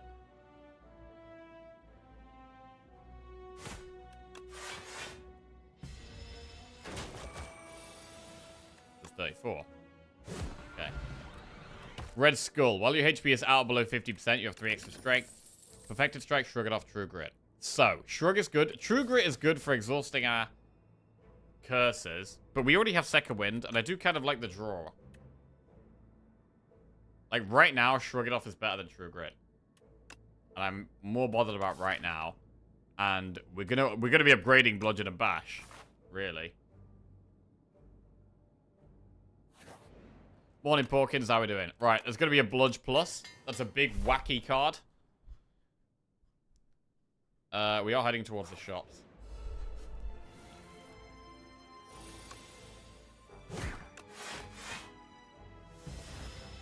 We can use wing boots if we want, but at the moment we might be just saving it. Dominate, headbutt, body slam. I do love a body slam.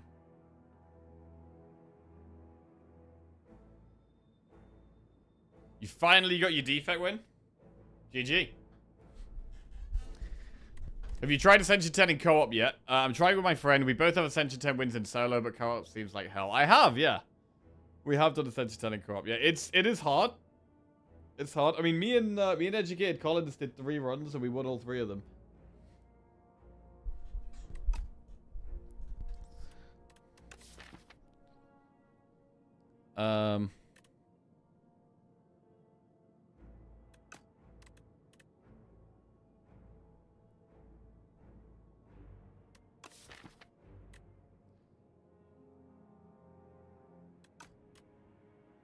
Body slam.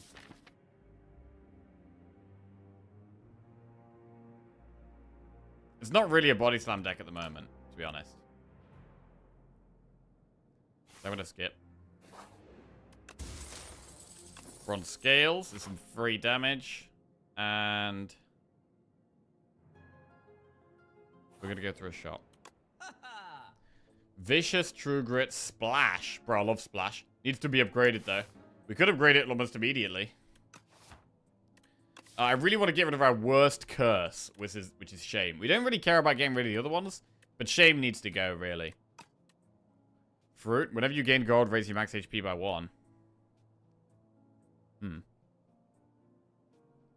I do like the True Grit as well. Vicious is good. With Vicious, we kind of want energy.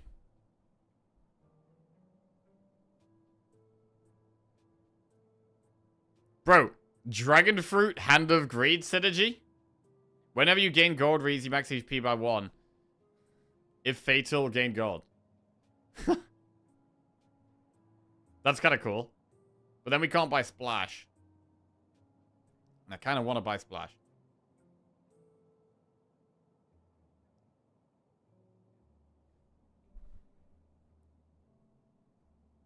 Right, I'm going to remove the curse.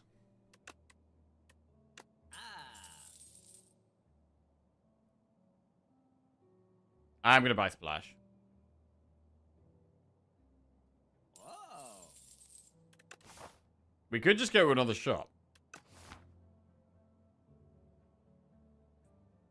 Or we could do like Vicious True Grit.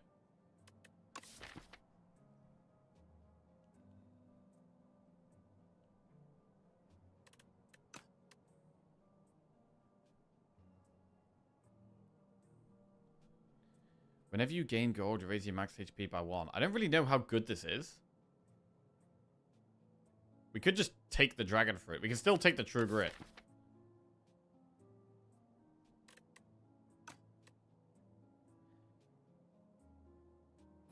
Let's see how much health we get from it. I don't really know how good it is, to be honest.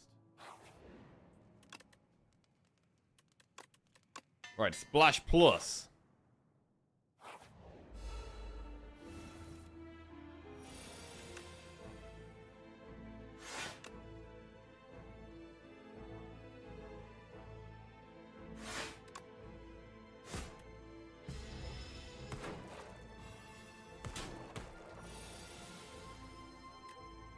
Bash Headbutt kills one.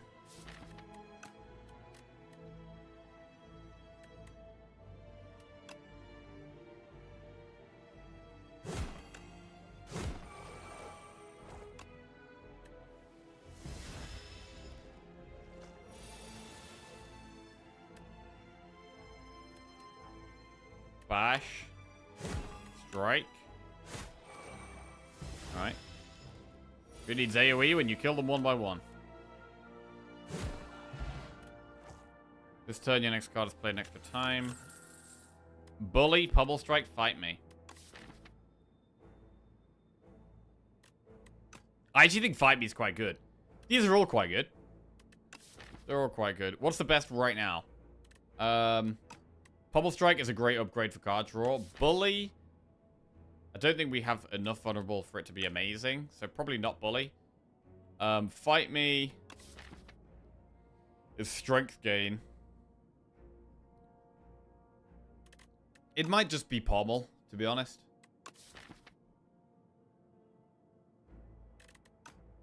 Let's go Pommel. Right, into the elite. The Gardeners are kind of tough. Splash. Wait, Sunder? Wait, Sunder's insane. Sunder's insane. Which one do we kill?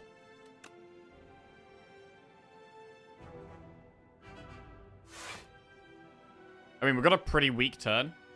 So I might just kill the one that has the most health and is doing the most damage right now. The one on the back is kind of scary, but I think we just kill this one.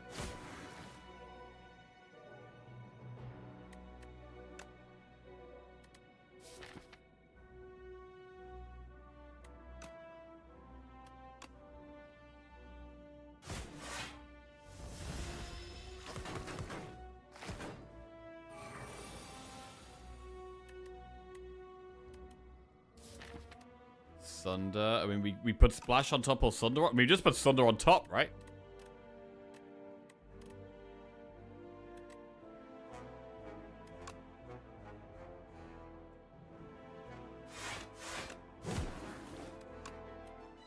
And then it should be GG.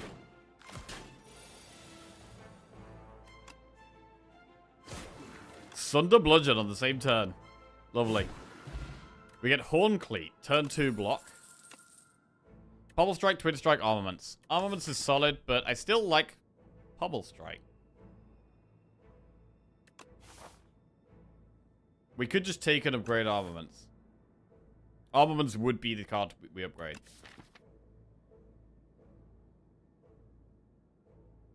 We have got Bludgeon and Splash upgraded. The main important upgrades are going to be True Grit and Pommel.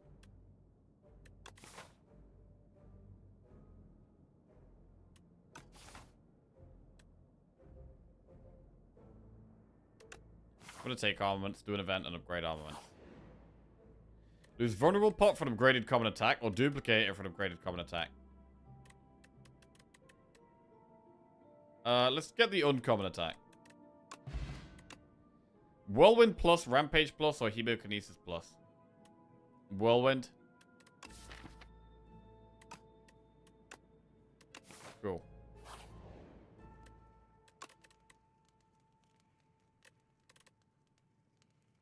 Not sure if we're a little scared about block here. We do get strength being on low health, but maybe we do need to rest. We have just... Oh, I want to upgrade Armaments, though. But, I mean, our block is kind of light.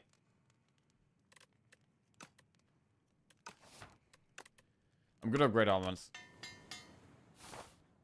Right. Vulnerable Pot turn 1 into Bludgeon. Cool. That's big damage. Beckon, but we got a Splash here. Helix Drill, Radiate, Momentum Strike. Helix Drill does 15.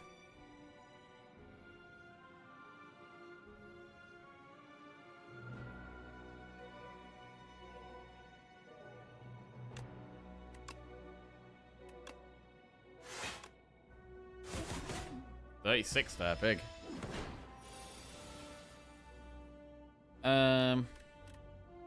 Wait, what do we headbutt back on top? Splash or Bludgeon? I mean, is Splash better than Bludgeon? We put Splash on top over Bludgeon. I mean, hang on a second. It is intangible, right?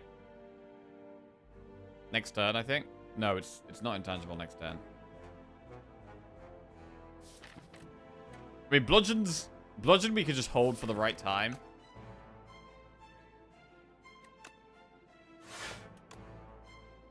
So I do think headbutting Bludgeon is just great.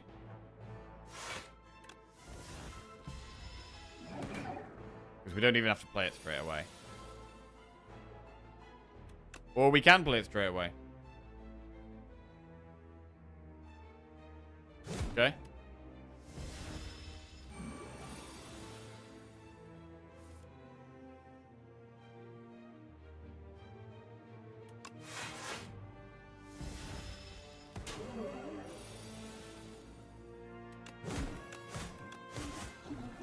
Alright, pretty decent. Pretty decent.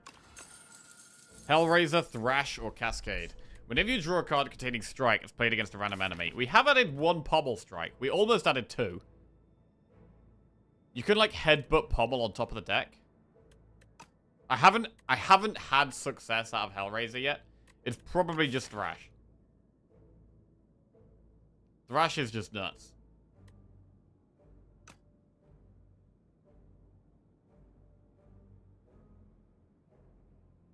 Let's take Thrash.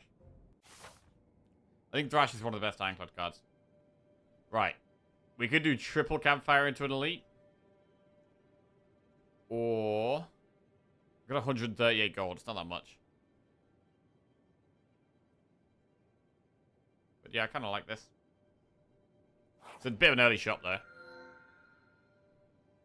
Right. Enchant a skill with Imbued. You may re-roll each card reward once or replace Burning Blood with Black Blood. Card is automatically played. A skill that's automatically played at the start of combat. Splash. Armaments.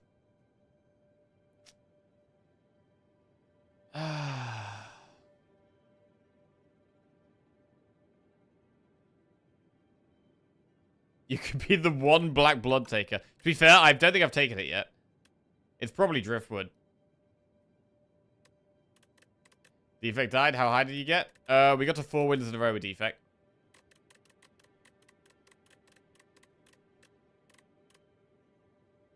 Free Apotheosis, but only on the cards in our hand. You can't Imbued Whirlwind because it's not a skill. Guess we just go with the rerolls.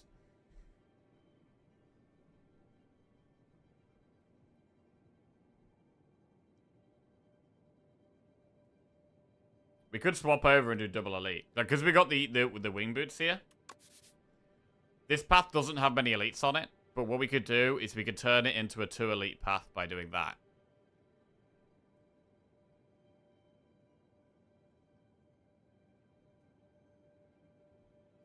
I mean, we could also do that one. I mean, to be fair, hang on. We could do this.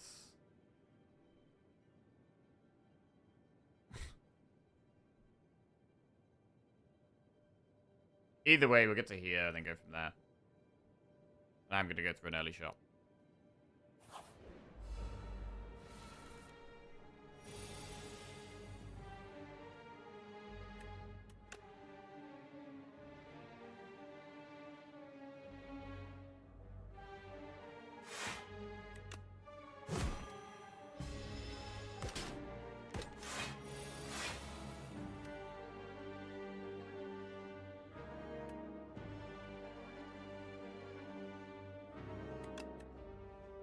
Astral Pulse.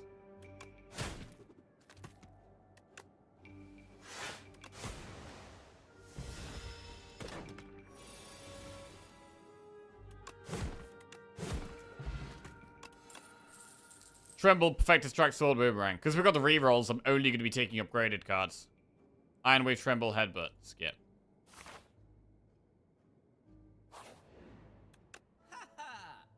Goddamn tent, bro. Why is it always there when I can't afford it? God damn it. Right. Well, we have 150 gold. We could just remove 1 card. I think removing one strike is fine. We just do that and move on. Alright.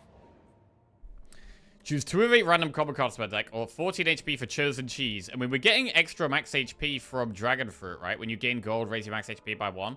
We're gonna have Chosen Cheese as well. And that's more max HP. Cheese and Dragon Fruit? Bro, do cheese and Dragon Fruit actually go well together? Maybe they do.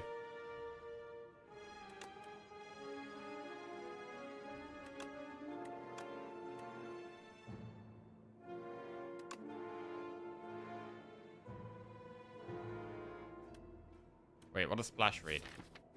Free to play this turn. So we can pinpoint. Headbutt pinpoint. No. Headbutt splash.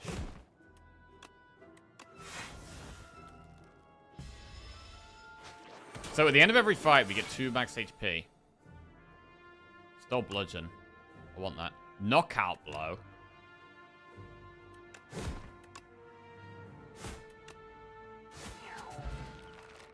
Bludgeon back. Juggling, bloodletting, burning pact. Burning pact and bloodletting are quite good. Probably should be worth considering taking them without even them being upgraded. Really want both, actually. They're both good. Burning pact is rarer. Reroll could be an upgraded card, that is true.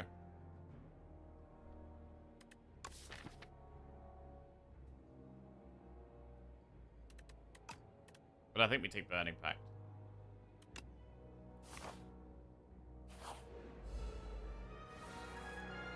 Right, gotta find Whirlwind for this one.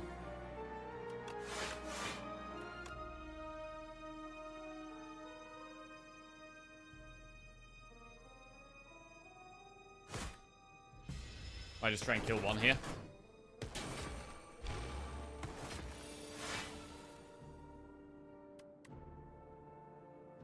We do block most of this, actually.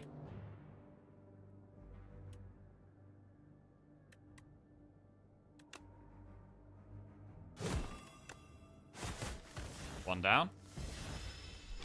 This next turn is going to be brutal, though.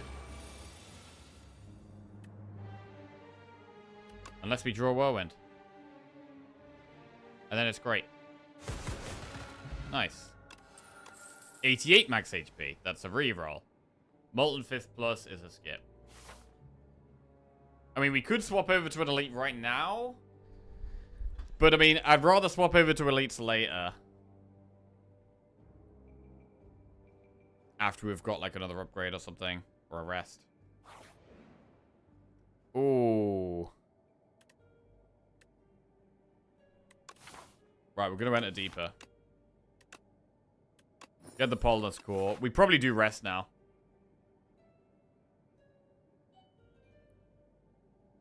Shit. Just gotta get the door.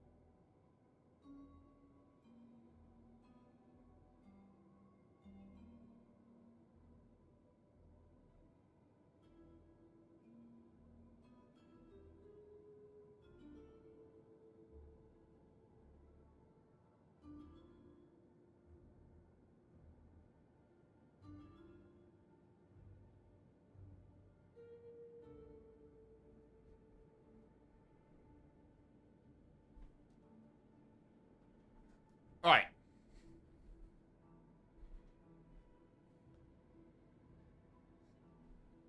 I think we gotta rest here.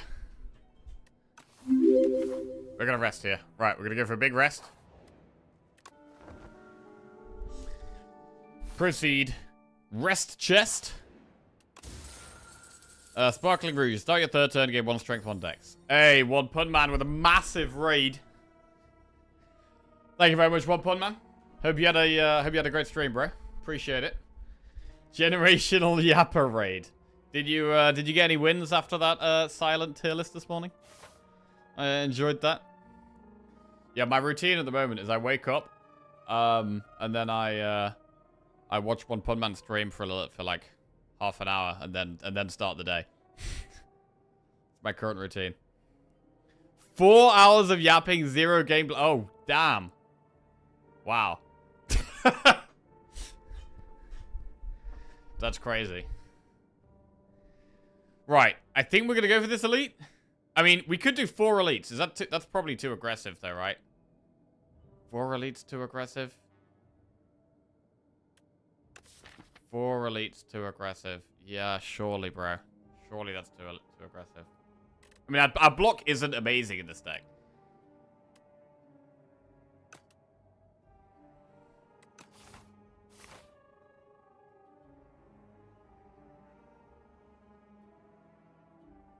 Do you think watching streamers makes you a better player? I mean, for me, I think hearing other people's opinions on the game definitely makes me think about the game in different ways, which is good. So I think it can be good to like I like hearing other people's opinions about cards and things like that.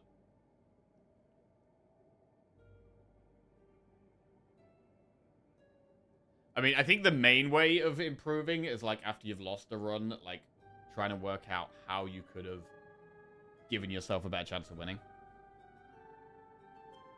Hearing other people's perspectives really helps whether you disagree or not. Yeah, I think I agree with that.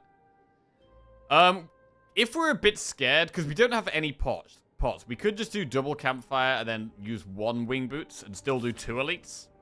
That might be better here. Might be better. I do like upgrading True Grit. I do like upgrading Pommel Strike and Burning Pact. We do also only have 3 energy.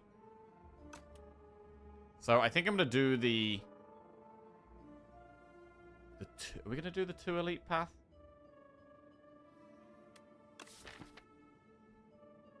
I do think we need to upgrade some of our block cards. Right. We're going to upgrade True Grit.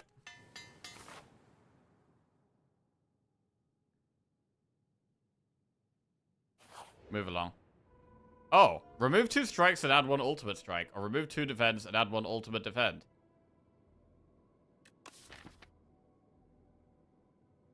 The ultimate strike is bigger for Thrash, right? But I do think we do need more block. And having like a bigger block card can be alright. The ultimate strike can be good for the Thrash to eat, though.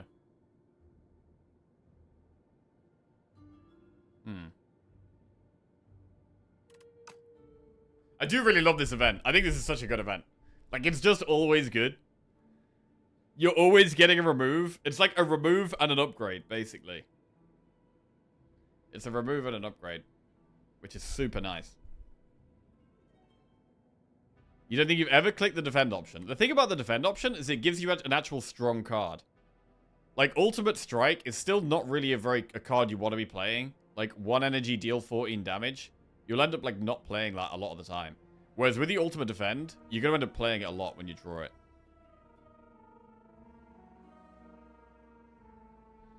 So I do kind of, I think, like, I used to think, like, doing this one because we're getting more strikes, but I actually think the Ultimate Defend is better because you're actually adding a good card to your deck. I'm going to go with that one. Cool.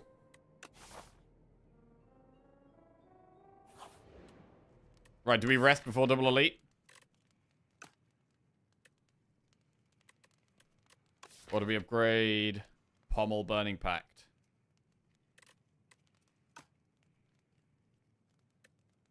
We have Armaments Plus, let's rest. Because we do want to do double elite here. We're not... I don't know if the deck is that good against elites.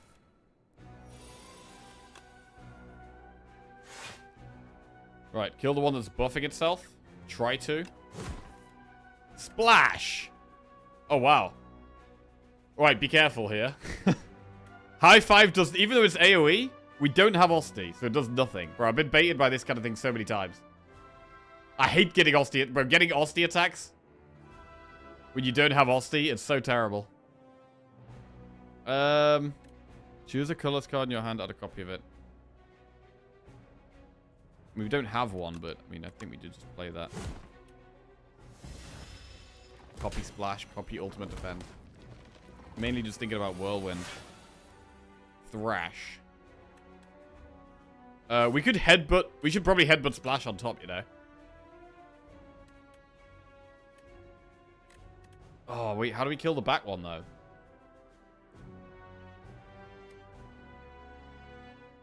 We headbutt splash on top. We thrash. That's only 12 damage. It means it dies after one hit, which is probably fine.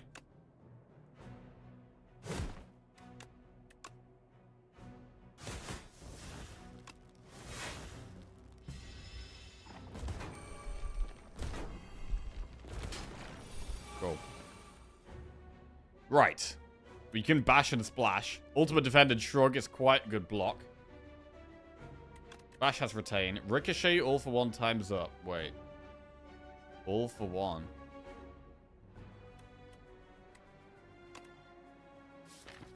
We have no zero cost cards.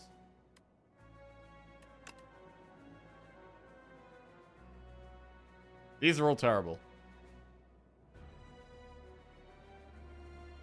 I mean, this is random enemies. We do have one strength, I guess, but we also have weak. I don't really want to hit random enemies. Let's just do all for one.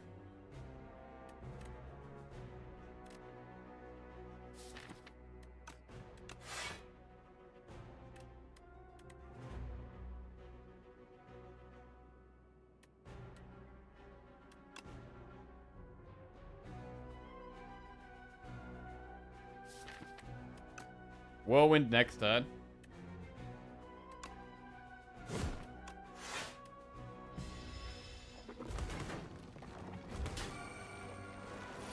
I wonder if this is like the hardest fight to take 0 damage in. It's so hard to take 0 damage in this fight. Oh, we have lethal next turn. With Whirlwind this turn. Okay. Not too bad. Not too bad.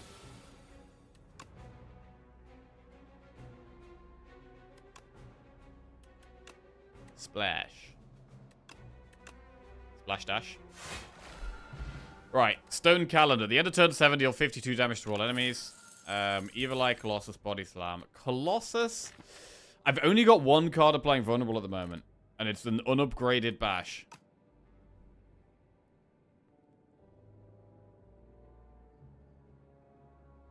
Evil Eye can be pretty good block if you've got consistent exhaust.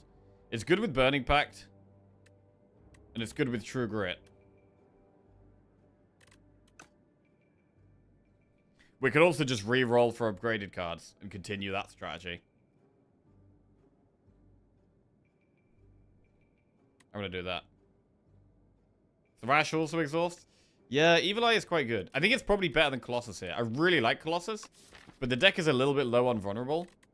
And Evil Eye is a good block card. So I'm going to take it. Right, we are going to go for the other elite as well. Let's do it. B-Man. Do we just bludge him?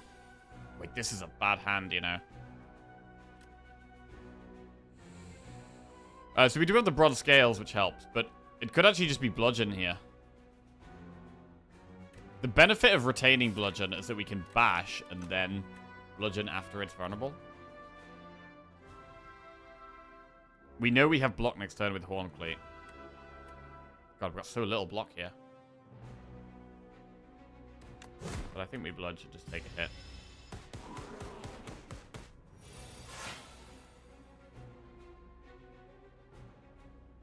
Splash.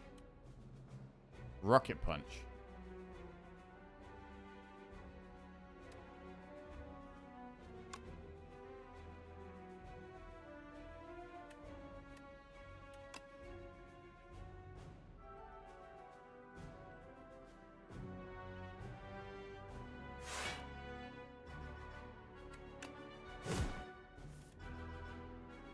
Strike or armaments.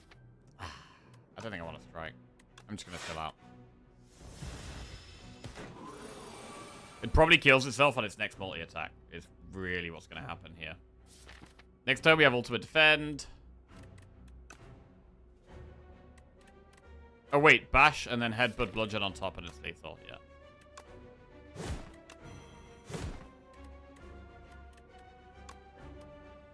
Nice.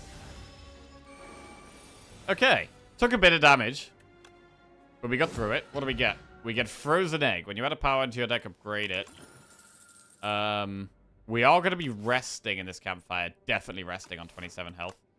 True Grit, Breakthrough, Molten Fist. I mean, we just re-roll for powers, really, right? I think with the Frozen Egg, re-rolling for powers is pretty nice. No powers. We do still have no powers. Yeah, bro, we got the Permafrost and now Frozen Egg as well. It is a 0 power deck at the moment. Skip. Or Tremble. Tremble isn't bad. Because when we're doing, like, Splash... When we're doing Splash and when we're doing, Bludgeon, like, the enemy being vulnerable is a pretty big deal. It also exhausts, which activates... Evil Eye. So, maybe we do just Tremble. I'm gonna do it. I'm gonna rest. Right, we've still got 2 Wing Boots here. What do we do in this fight? Do we go for 1 less draw? Wait, do we thrash immediately? You could thrash, headbutt, thrash. Then we'd lose bludgeon. The play would be what? Tremble, thrash, and then headbutt the thrash. But we don't really need bludgeon if thrash is huge.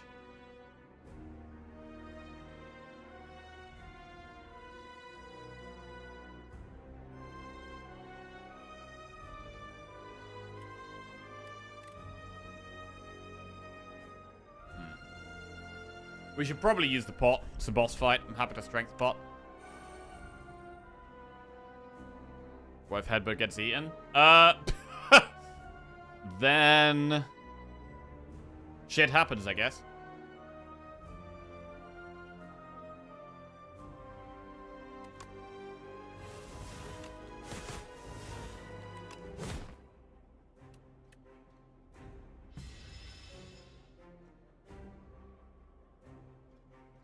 Draw 1 fewer cards. I think the one where we play less cards a turn is good in this deck. I don't think the draw less is good for us, though.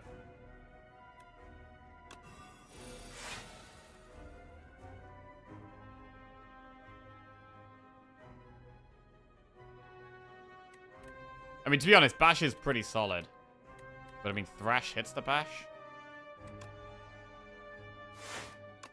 Thrash just gets big, bro. It just gets big. And then we've got the Polar Score to keep drawing.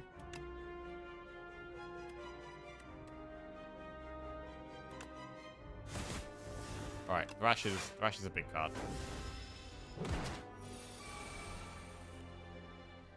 This is definitely a block turn. Definitely a block turn. We just full block and don't really worry about it too much.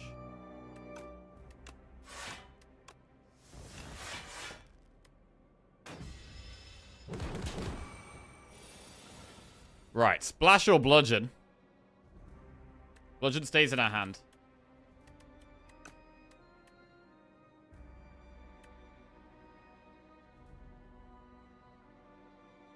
Splash it. I mean, it's not great because we're taking quite a bit of damage this turn. Taking 19 damage. This deck is taking damage.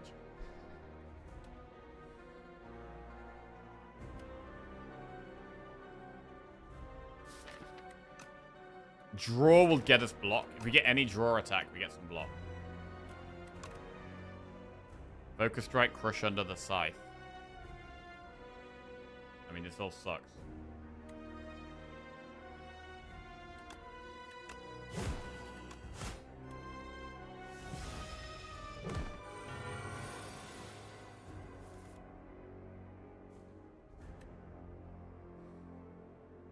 So now we bludgeon. Take 6 though. We do have Stone Calendar moving along. Yeah, our block is pretty light here.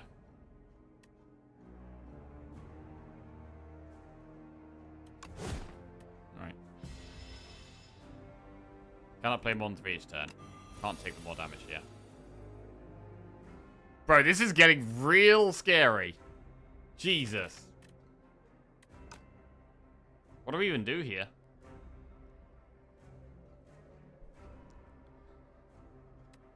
Defend doesn't even save our life.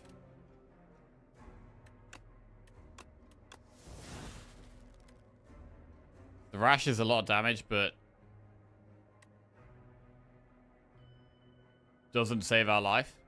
Crush Under Defend only just saves our life, but then we die next turn. Unless we splash it or something insane. Do we just go for the YOLO splash?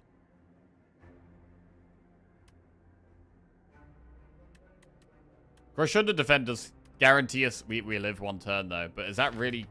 Is guaranteeing living one turn even going to do much? Because we have the multi-attack next turn. We do have the Polnus Core, but it's going to be doing a lot of damage. We have Armament, Second... We do have Second Wind, actually. Second Wind does a lot of block next turn. So actually, we could live with Second Wind.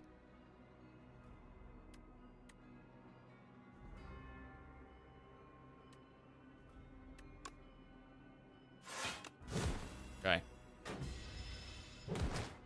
Wow. Right, 8. 16, 24 block. Second Wind is. It's actually not enough. 8, 16, 24. You could Armaments Pommel. Is that the play? Armaments first, then Pommel for extra draw? Yeah. Okay. 8, 16, 24, 30. No, it's still not enough. Wow, brutal. Brutal! Okay.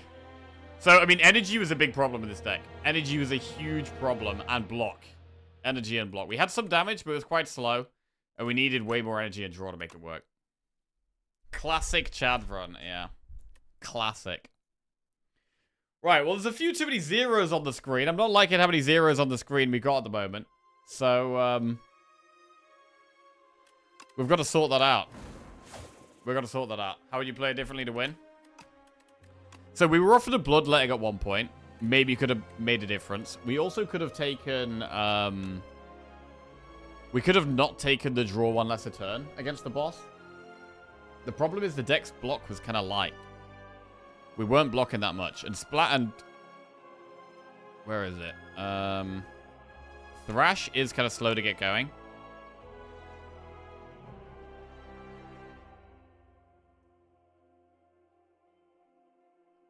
So we could have taken Bloodletting. We could have also not taken the first option against that boss. We maybe could have rested a bit more and got an extra heal in there somewhere. There's one point where we upgraded True Grit. Could have maybe rested. Too many elites. Possibly didn't have to do the elites. They did definitely cost us some health. And like, we didn't get any value out of Frozen Egg.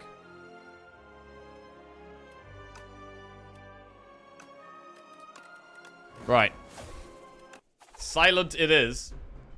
I'm gonna make myself a quick cup of tea. And get in the zone here. Need to get proper in the zone. Right. And maybe let's... To be honest, I've also been taking the option at the start where you get 2 random relics and a curse. And I actually think it's possibly bad to take that. So also not taking the option right at the start where you're putting a curse in your deck. Giving yourself a problem at the start of the run is generally bad. This path up the left looks quite nice. But we would have to go, I think, with the greed and the 3/3/3 gold here.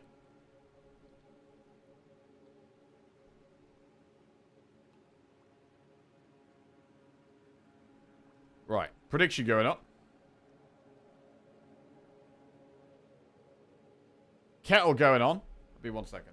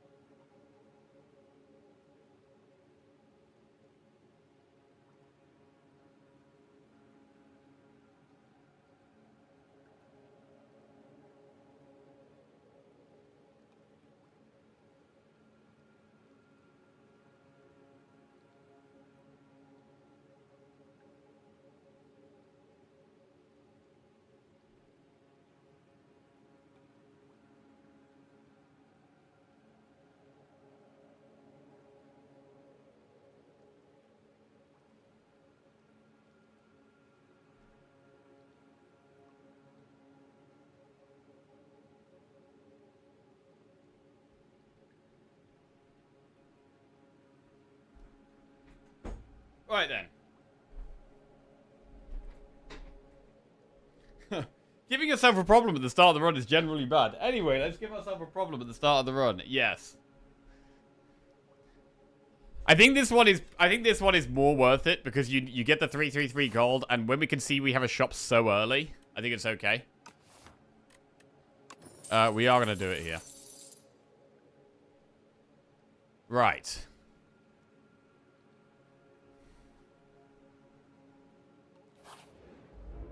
Let's roll.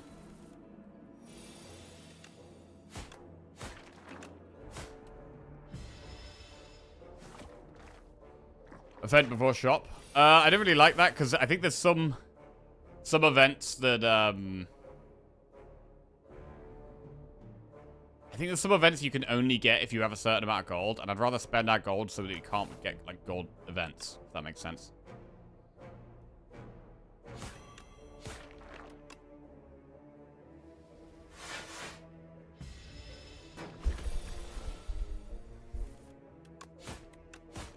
Well, might take damage this next turn with that draw.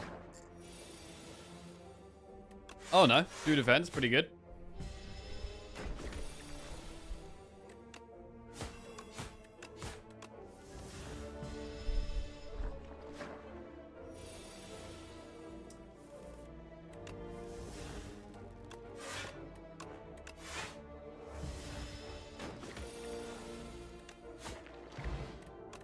Right then. Poison, stab, slice, or dodge a roll. We do have a shop on the very next floor.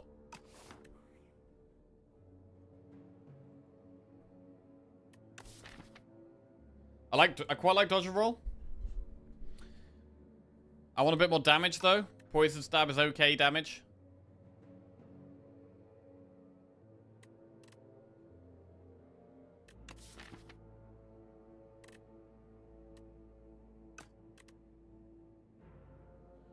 Let's go poison stab. Right, and then we have a shop.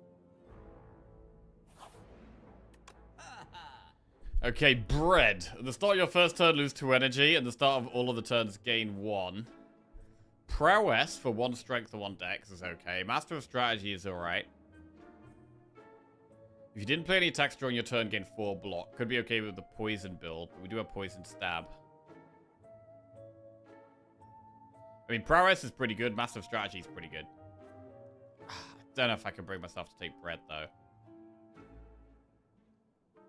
I mean, T-set can go okay with bread. So the fights after a campfire, you still have energy turn 1. But bread is pretty bad on silent. It really works against your... You draw 7 on turn 1, and you have only 1 energy to play 7 cards. It's just really bad. It's really bad.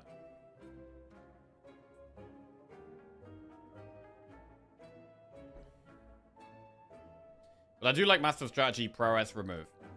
That's 266. Plus 88. Is there another shop this act? No.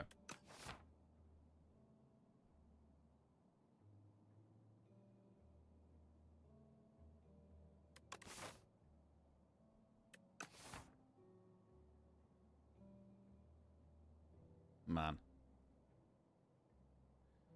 I'm gonna go Prowess, Master Strategy. Remove a strike. Slice? Don't think so. We could buy a pot.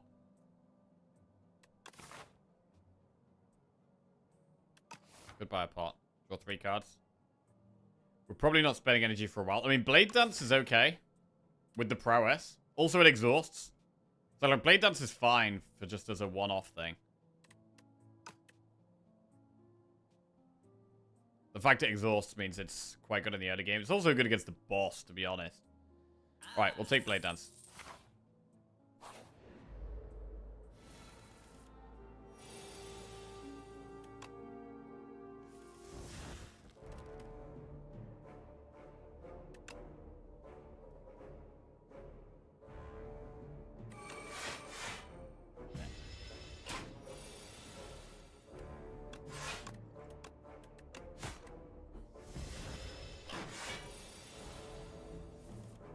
I think it's very funny they made Blade Dance exhaust and then turn Leading Strike into Blade Dance. Yeah.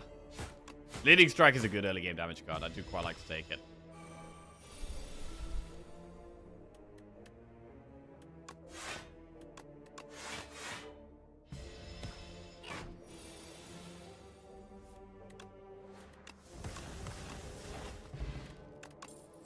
Right, Reflex, Deadly Poison, Expose. Expose is strong.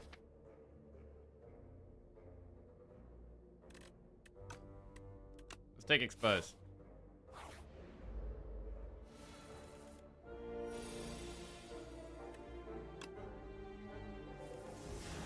Massive Expose draw there. Nice. Really helps that damage.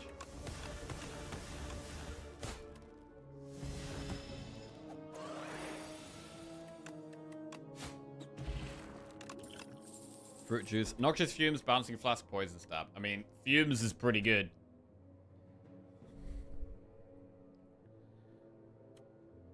I'll take the Fumes. Ooh, bro, I feel like I very, very rarely see these guys. Whenever they do, they're always a nasty surprise.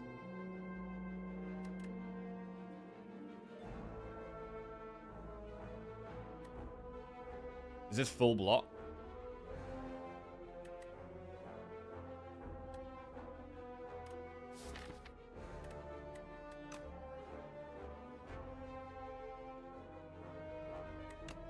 Okay.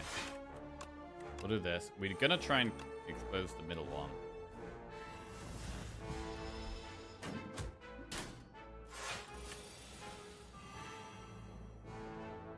$28 damage turn 2. What is that?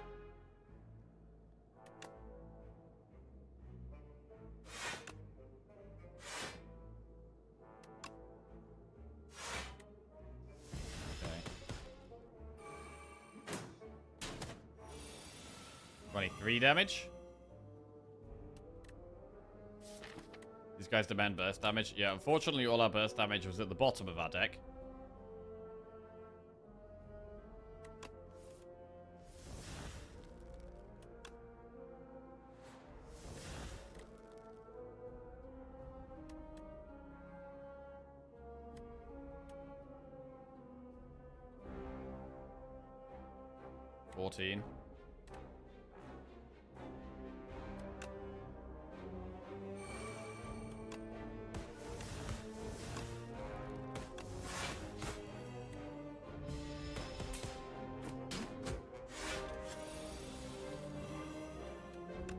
Defend, defend, strike front boy. Fine.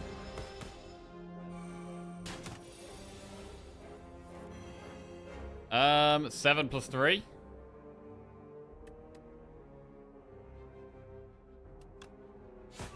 Gets that guy gone. Good. Alright, really nasty fight. And that's before we've had elites as well. Dash, untouchable, prepared. Prepared, untouchable. Dash in the early game is just great. I'm gonna take dash.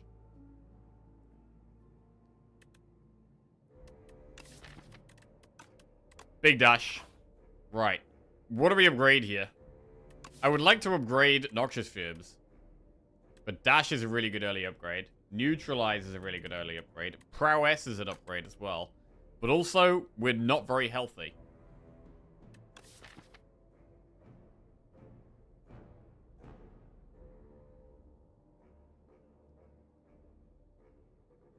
Expose is a good upgrade. Bro, the prowess dash synergy. Holy shit.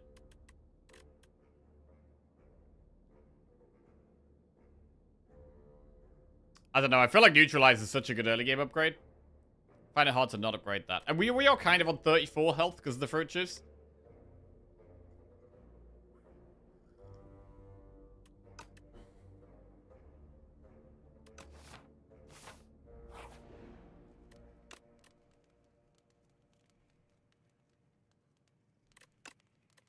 Weak is just so powerful. I'm upgrading Neutralize first.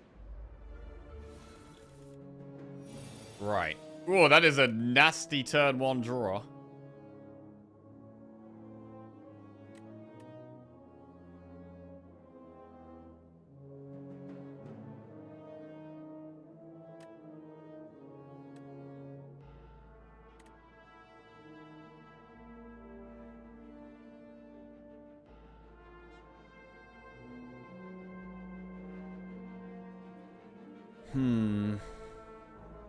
Stab kills the back wire with vulnerable. That is true.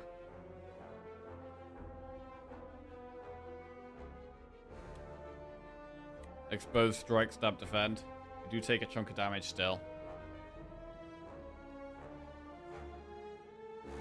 We can't kill the middle one unless we play 3 attacks. Then we're going to take 8 damage. So we kill the middle one, we take 8 damage, but they're going to be doing a lot of damage next turn.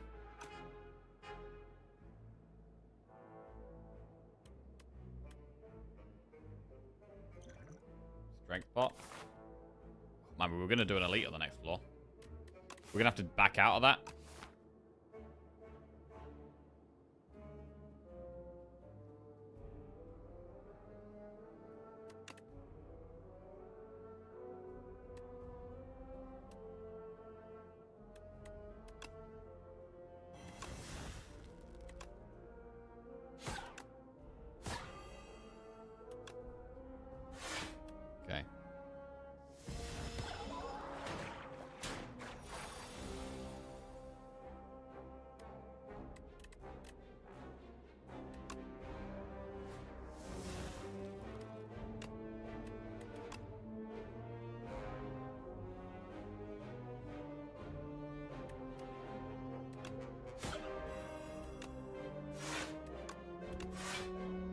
We do block that. Let's kill the one that's going to do more damage next turn, which is this one.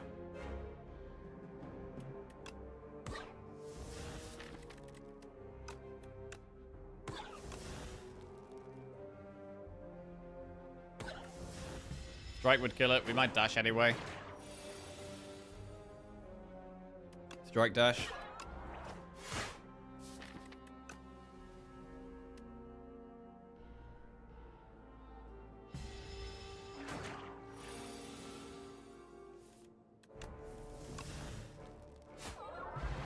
Right, 13 gold, add a card. Expose again. Backflip or dodge a roll.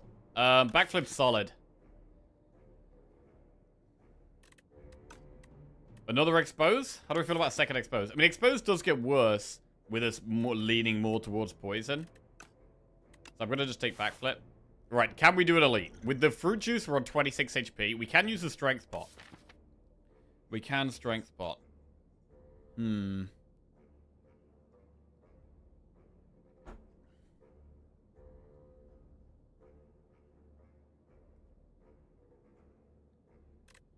I feel like we should go for it. Some of the hallways are really hard anyway. We're going to go for it. Right, we get the bird. We strength pot. We expose. We neutralize. Neutralize very strong. Should probably prowess.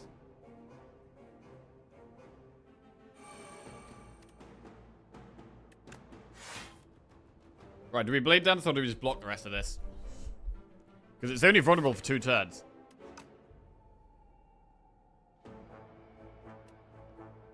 Blade Dance is quite a lot of damage to push here. But we can full block. We have 3 strength.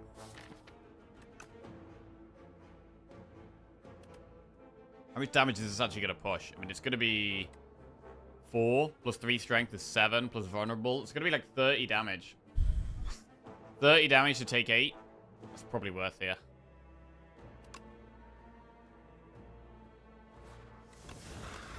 We're not going to draw vulnerable again with that. Okay. Right. Not a great draw. There's dash, bro.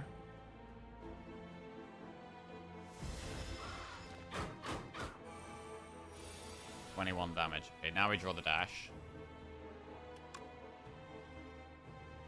11 block.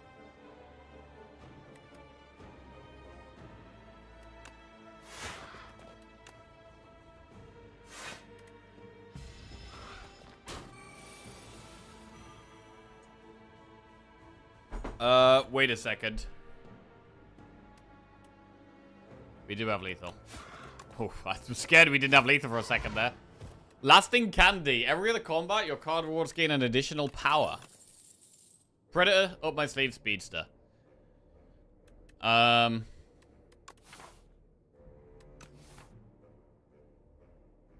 Predator can be good, but I don't know where we're going to fit it in at the moment, because we're mostly focused on blocking. And we're going to dash before we Predator right now, because we're trying to just stay alive for the poison.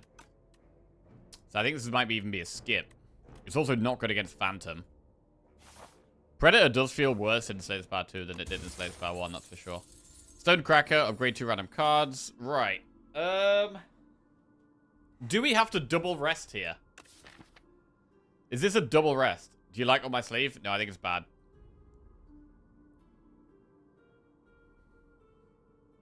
It's too expensive.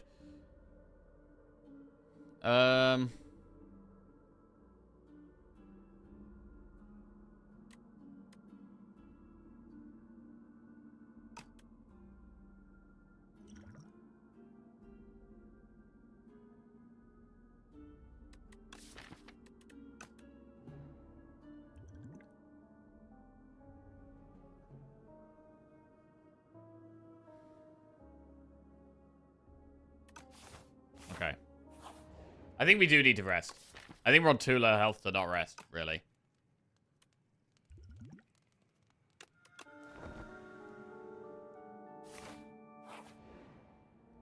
Expose is removed. Oh god, more damage we're about to take. Lose 3 HP. Neutralize, we can't lose that. Dash? Oh my god. What the fuck? Oh god. This is a disaster, bro. Oh my god. Oh god. Well, Expose is gone. Jesus Christ. Oh god. Oh god, it's a rest build, bro. It's a rest build. Hate a rest build. Okay.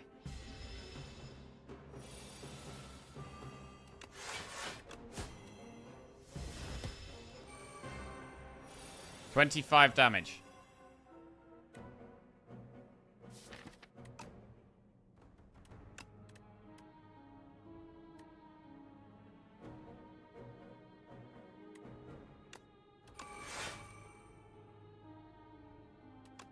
Gotta draw Survivor.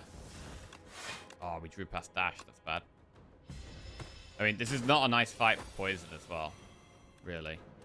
Well, it will be in the end, actually. Actually, hang on. We blocked 10. 7, we blocked 24 here. That's pretty good. 24 block. Neutralize is insane. We could dash as well.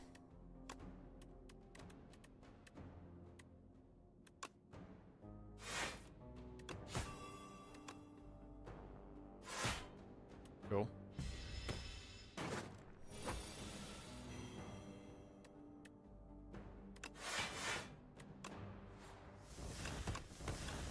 Alright, we're getting there. We're getting there. It's gonna die.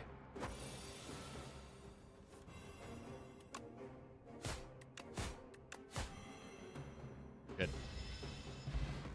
Whetstone. Upon pickup, upgrade 2 random attacks. How many strikes do we have? We've got 4 strikes. It could hit Dash or Poison Stab. So Poison Stab or Dash are, you know, slightly better things it could hit. Or it could hit Assassinate, which we do take.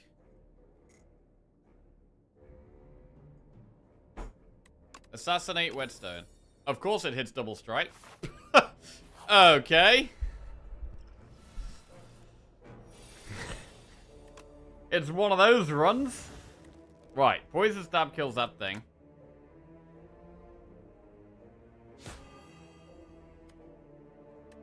Can we kill the green slime?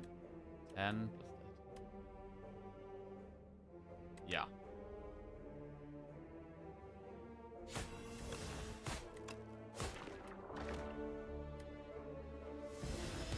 I mean, we could have used Explosive Plot, to be fair. But this was already kind of a good turn 1. Didn't really feel the need to use it.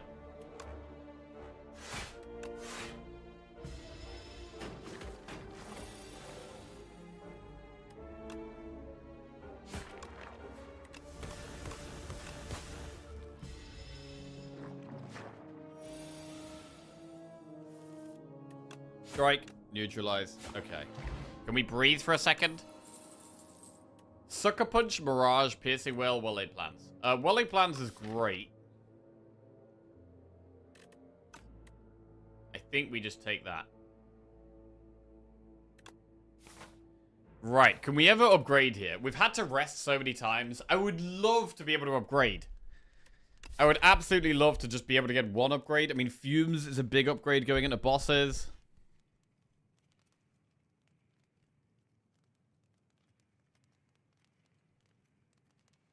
Well-Laid Plans upgraded is good. Dash is still a good upgrade. Prowess is a good upgrade for bosses. True. I'm going to upgrade. We could use the dex pot, right? We can use the speed pot.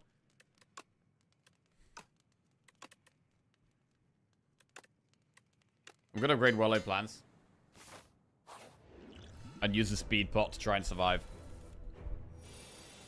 I'm liking the Stone Cracker. Stone Cracker's pretty good.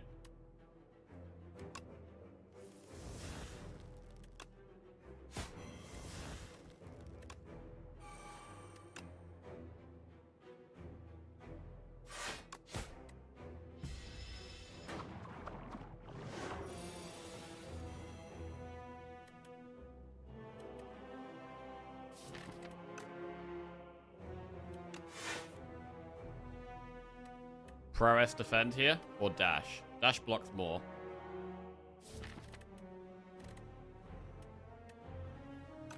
We actually don't have that good block next turn.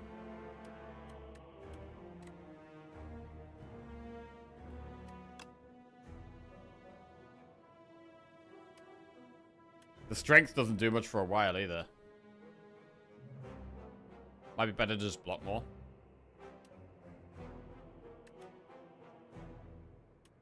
We do take... Yeah, we only take 3. But we're taking a big hit next turn, guaranteed. We do have speed pot. Alright.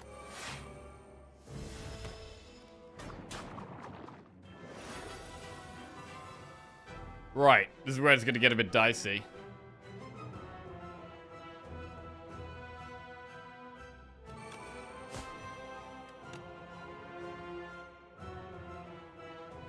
I don't think we speed pot yet.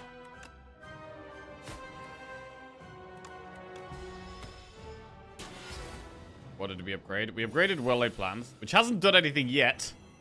However, now may start to do some stuff. Lay Dance is good to play here. And now we've just got to survive and the boss will die. I mean, we actually probably retain dash. We probably play strike, retain dash.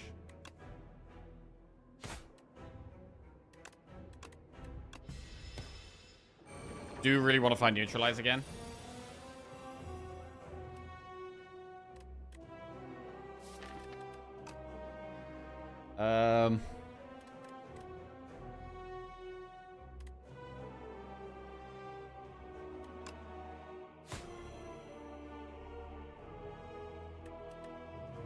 Dash does help get some damage in, to be fair.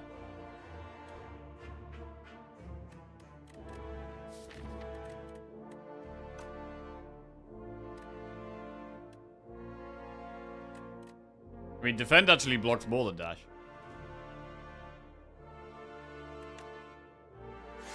But I'm going to wait, because I don't want to draw neutralize this turn. I want to draw neutralize in the next 2 turns. Good. Good time to draw neutralize.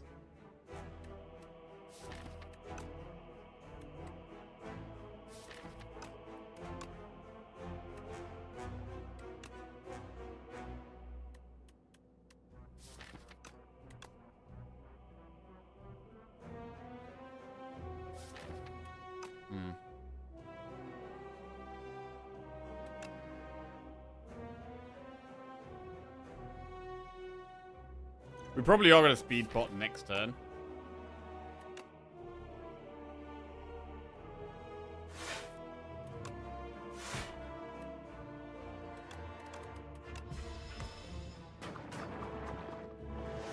Do we need to, though? It's doing 24 damage. We block 9, 15, 21. We maybe don't need to.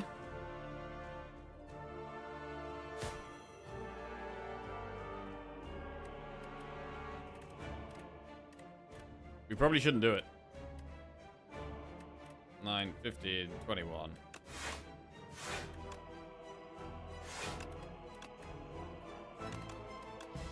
Change strike. Okay, this is a full damage turn. Not that we do that much, but whatever. Now we go back to blocking. Good dash turn.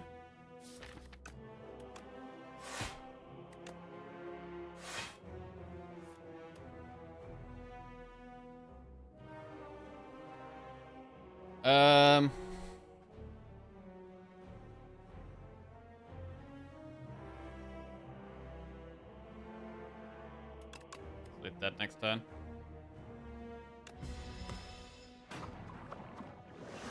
Cool.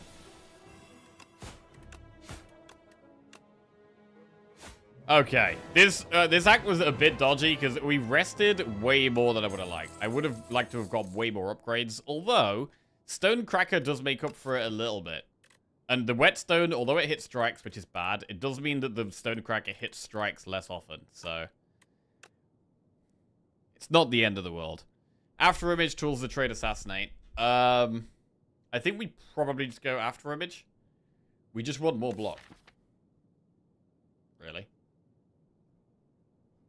We just want more block. Tools is great. But I'm going to go After Image. Right.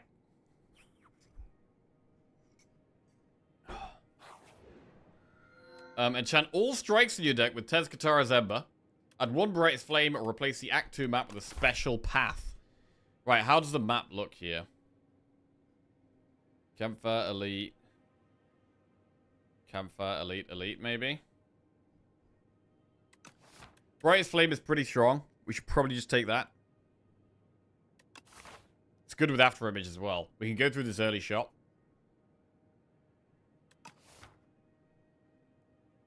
Let's go Brightest Flame. Brightest Flame is a zero-cost skill. You gain 2 energy, draw 2 cards, but you lose 1 max HP.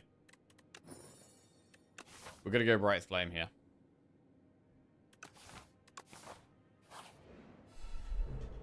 Defend plus Prowess plus.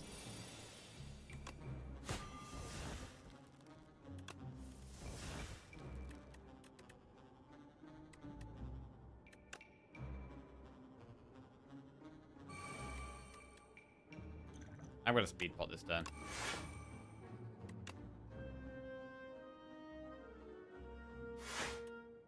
Alright. Still well-laid plans. That's not very nice.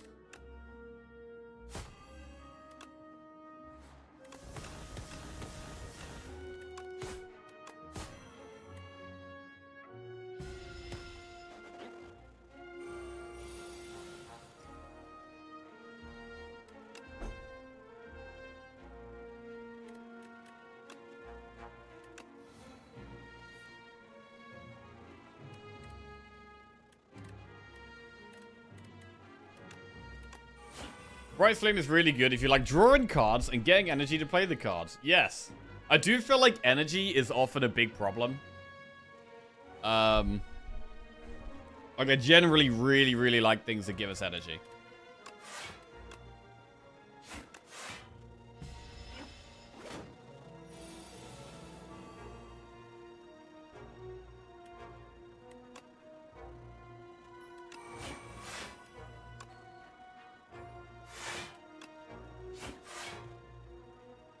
We should probably not use the pot there.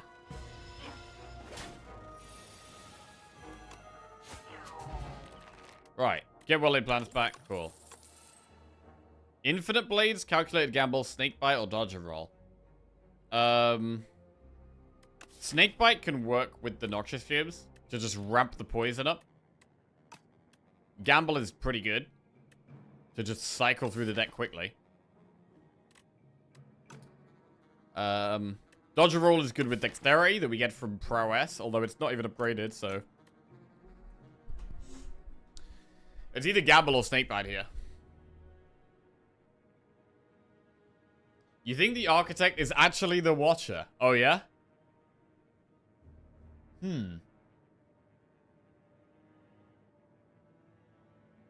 Interesting.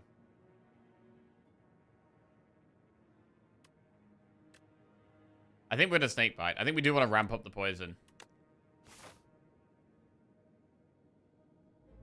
Shop.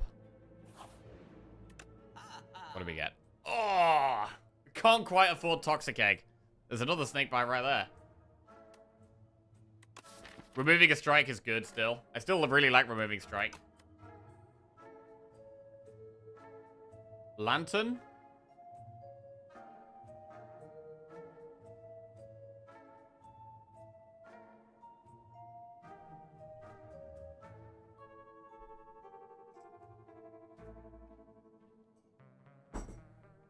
Lantern is pretty good.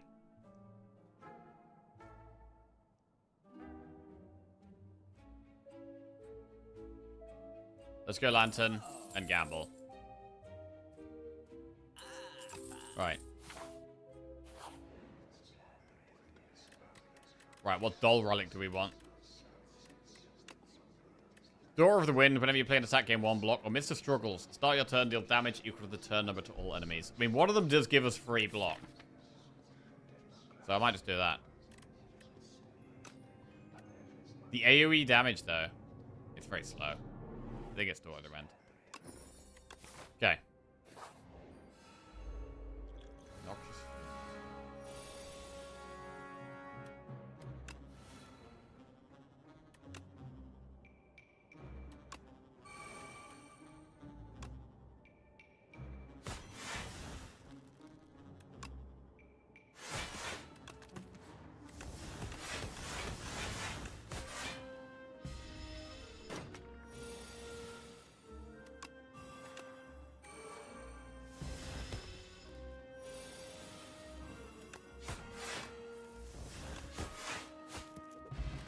Colorless Pot is going to be better than Explosive Ampoule. Dagger Throw plus Slice or Well-Laid Plans. I mean, Dagger Throw is good in the early game and it's really good with Sly, right? It's a pretty good early game Sly card. But this deck doesn't have any Sly synergy at all.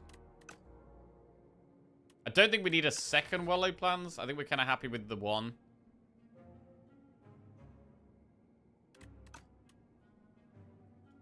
It could be a skip. Are we going to be looking to take Sly cards? Because if we're looking to take some Sly stuff, Dagger Throw could still be worth considering. And then we can start looking for more Sly stuff. But kind of, it doesn't really feel like we need to do that. Oh yeah, Naru, how are you doing? I think we skip. What's the counter down the side? The counter down the side is our current win streak with each character. So, there is more zeros there than I would like, but just ignore those. Right. Skip. Where do we go here? How do we feel about elites? I do want upgrades. I want upgrades. I want to upgrade. We've got some good powers to upgrade.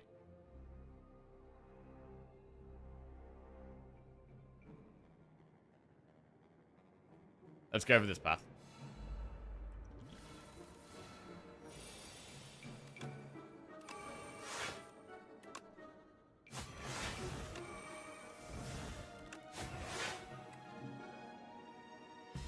Alright, nasty fight this one.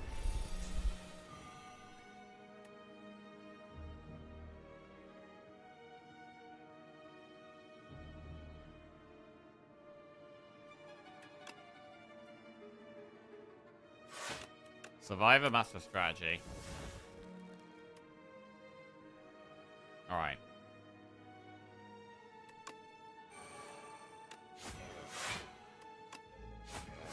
Wow, After Image gives us 2 attack. Wait, hang on a second.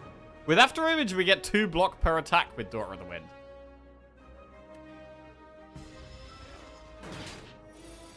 I mean, I guess we already knew that, but that's kind of cool.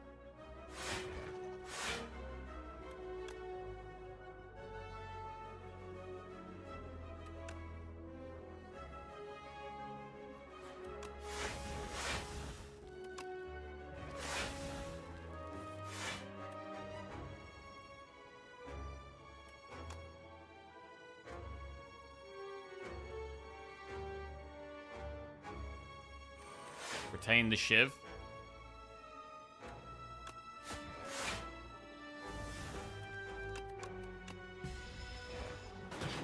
Even if they do no damage, they block for 2. Cool.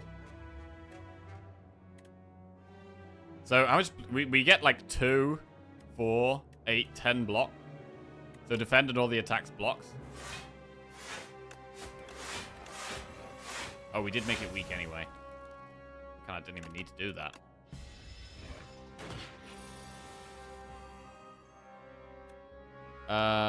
This hand is less good. But we can just keep blocking. This blocks twice. For 18. Nice.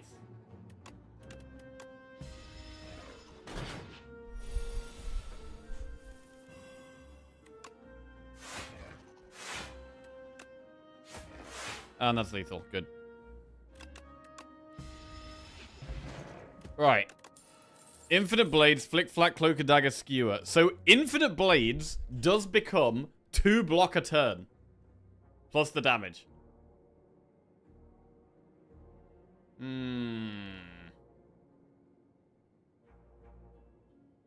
We don't really have any Shiv synergy, though. We don't really have any Shiv synergy. It could be a spot where we take in Venom. But it's not... It's probably not worth doing. We're going to skip there. Right, we're going to go for an upgrade. We're going to finally upgrade... Well, we could upgrade Noxious Fumes or Brightest Flame. Probably the best two.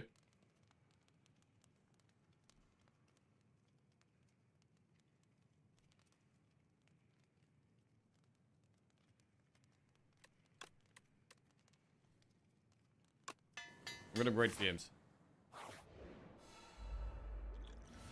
Brightest Flame got upgraded automatically this fight. This could be a hard fight. We've got to explode. It could be a double pot fight. Could definitely be a double pot fight.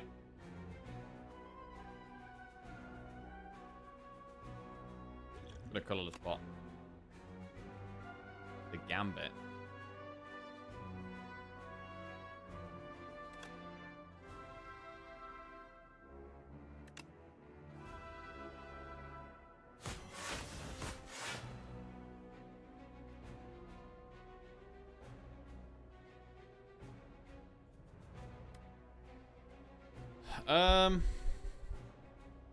The energy turn 1 is really good here.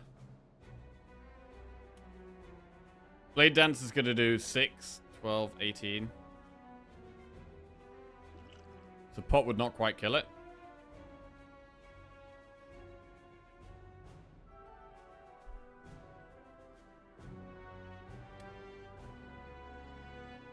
Should probably still do it though before we get weakened.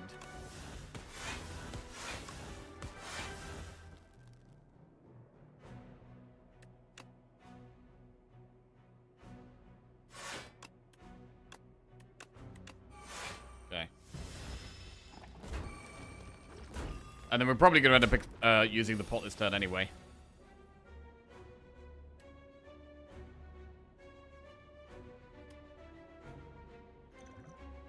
Explosive. Dash. Fumes.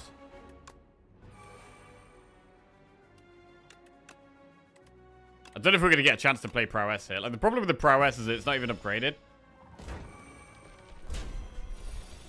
Makes it really hard to play right now.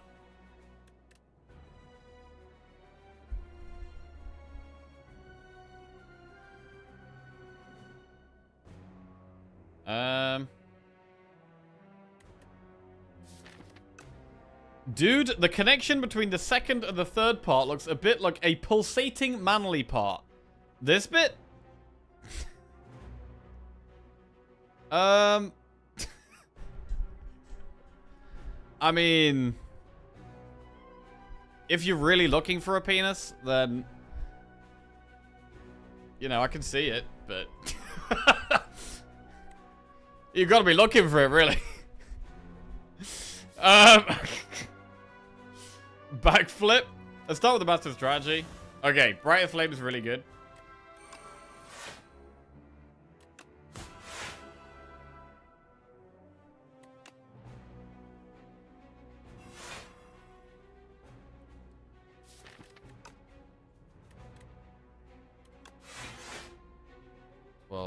19. We block most of this. It is nice to kill both of them at the same time if we can.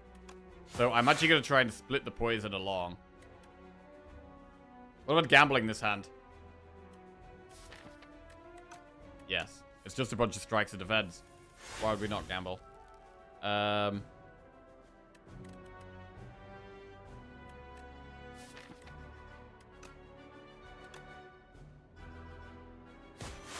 Right. Trying to split the damage on those two quite evenly.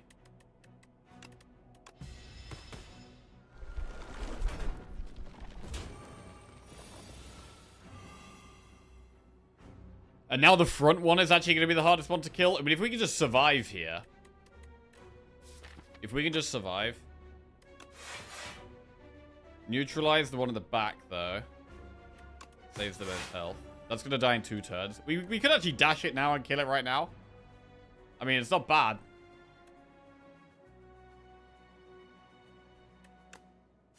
Alright. But then the question becomes, like, are we just delaying the fight forever? The main thing is just not taking damage, though. With only 2 of them alive, we're not really taking damage. Which is great.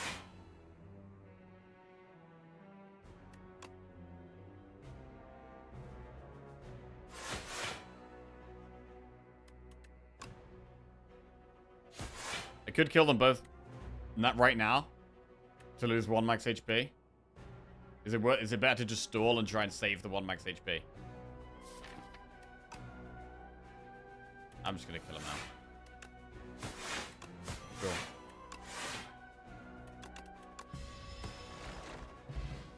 Snecko Skull. Whenever you apply poison, apply 1 additional poison. That's some free damage right there. And we'll take escape plan. Good rewards. Good rewards. Then we get a chest. Enemies drop 15 additional gold into an event. It's the fake shirt shop. I don't think we take Pink Eye Snecko here. We've got quite a lot of 0-cost cards. So it's not a spot for Pink Eye Snecko. We do have an elite. We could think about taking the T set. 1 extra energy after a campfire. We know we get lots of draw turn 1. So we get 1 extra energy in this fight, and we get 1 extra energy in the boss fight immediately. So I think T set is kind of okay. And then which else do we go? The flower, or... I mean, we'd probably go with the blood vial over the mango. So it's T set plus what?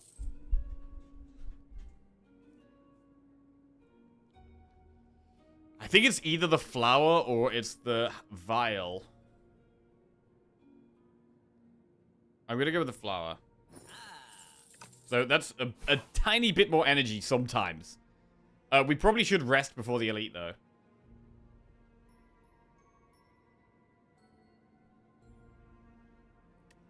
Rest before the elite? I mean, we have just got more damage with the Snecko Skull. I do want to upgrade Brightest Flame, but... I think we need to rest.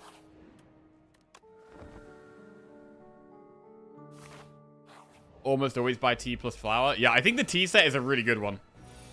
I really like the T set.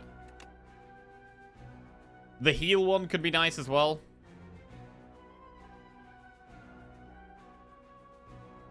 Do we even hit this? Yeah, we'll hit it.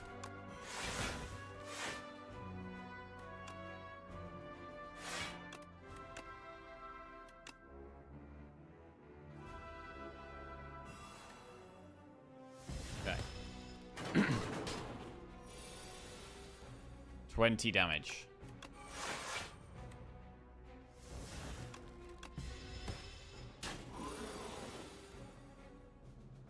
Prowess Fumes. We should neutralize here because it does the multi-attack next turn.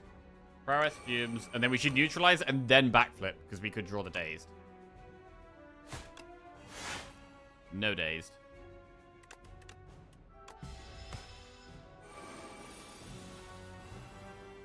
Uh, 3 times 8.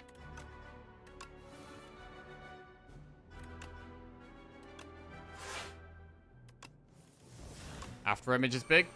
Could poison stab to speed things up.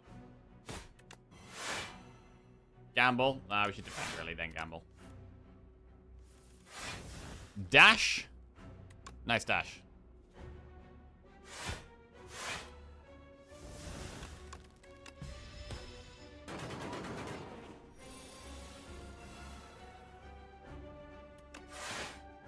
Do we do loads of attacks here? It's not far away from dying, and we do block by playing the attacks. Yeah, we're gonna kill it. We're gonna kill it in time. It's actually fine. That's a lot of days in the day. But it's also a good about block, and we kill it next turn. Good. Pretty good, Elite. Pretty good.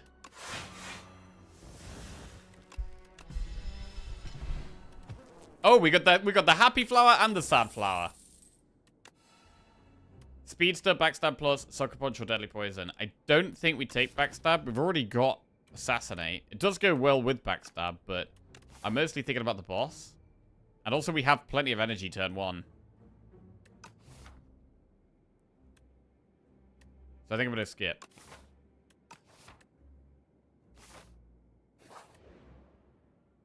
Remove 2 strikes and add ultimate strike, or remove 2 defends and add ultimate defend. Do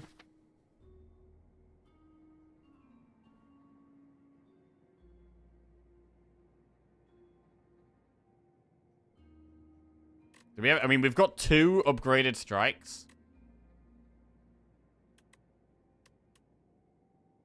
And 2 basic strikes.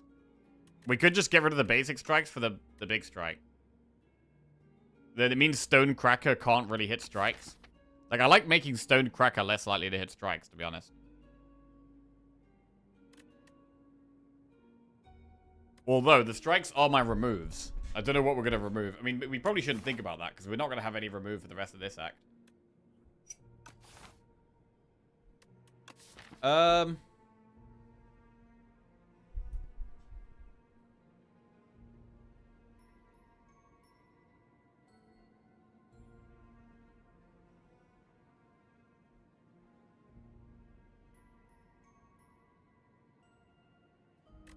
think I'm going to go ultimate defend.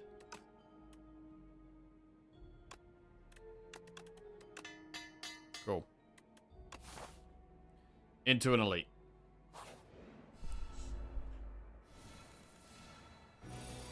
After image, assassinate. Pretty good turn 1 here.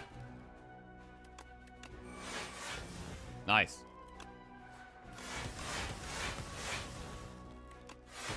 Just gamble. Sure.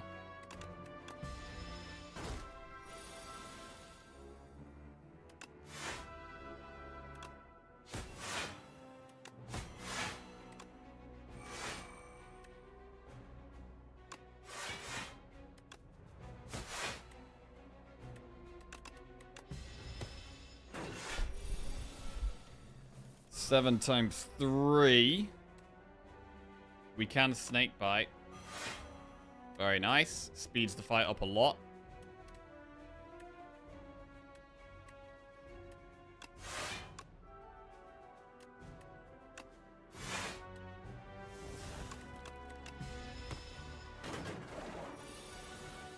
Right, damage turn.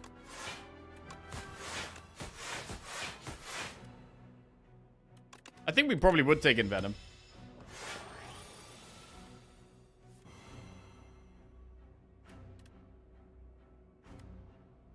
If we already block this, then we should probably just block.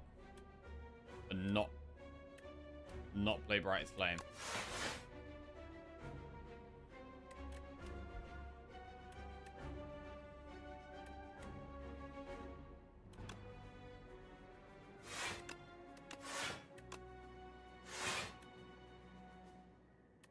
I will retain Brightest Flame just in case, though.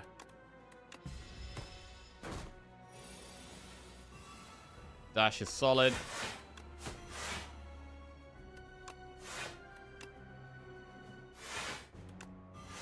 Nice. And it dies next turn. We've done really well against elites this fight. This act, or this run. Killed 3 elites in Act 2. Pretty good. Pretty good.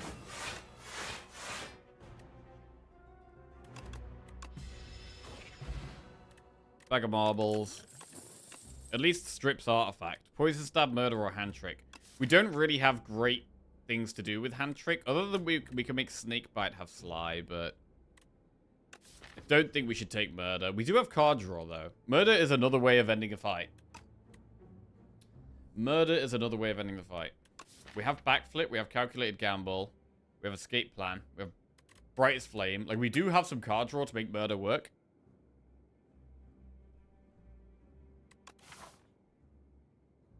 I think we can get an upgrade before the boss here.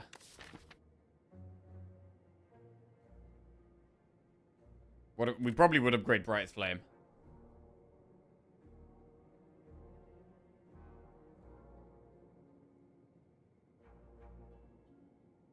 Think we scale well enough without murder? Yeah, I mean, upgrading snakebite is already going to help our damage a lot.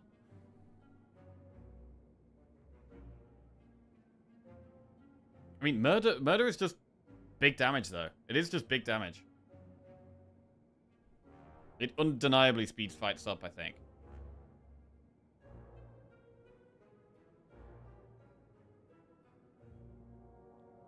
I kind of like taking it as a one-off.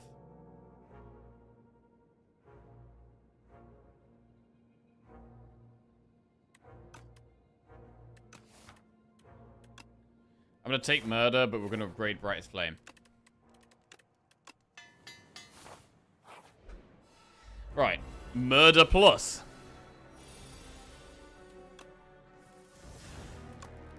Couple of powers.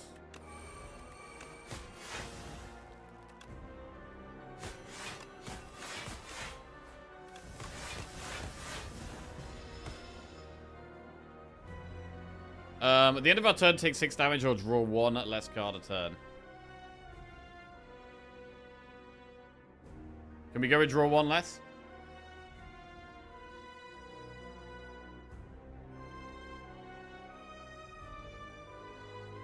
The poison will just gradually kill it.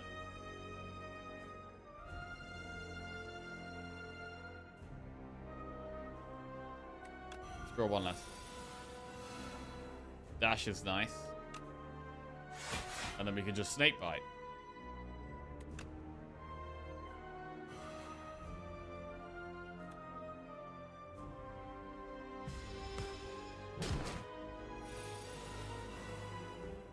Brightest flame.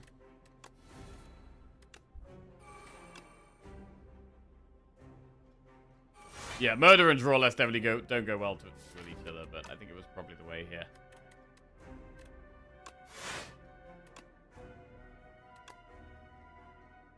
I don't want to have the Ascender's Bane in our deck when we're drawing 1 less, so I probably do just survive it here.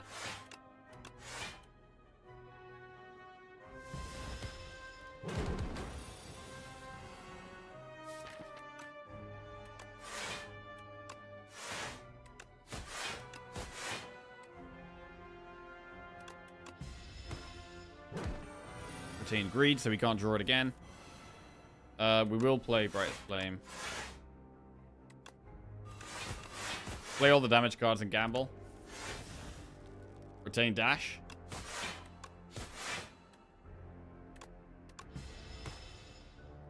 You can't play more than 3 cards each turn. We could do that.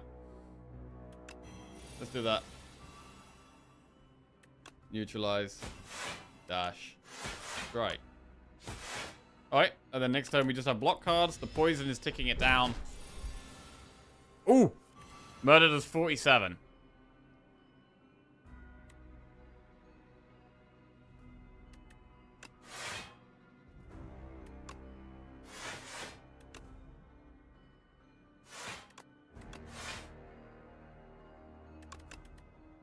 Retain murder, neutralize.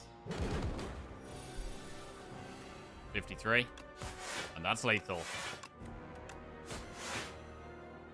Alright, pretty clean boss fight to be honest. Pretty nice.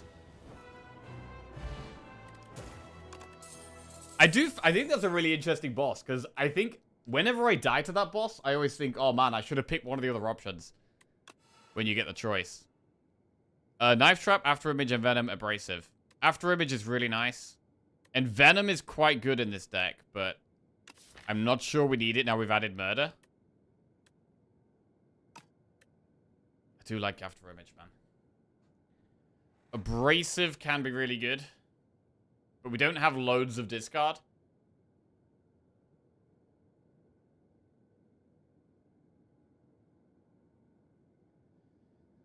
Envenom.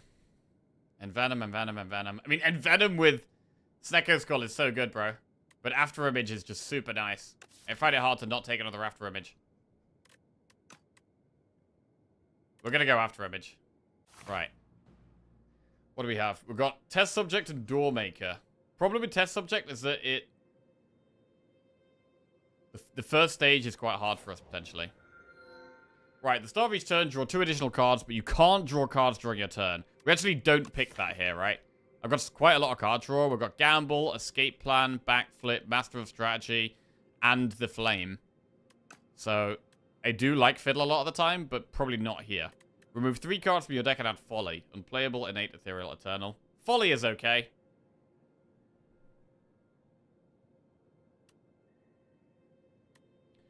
Folly's okay. We could just remove 2 strikes and a defend.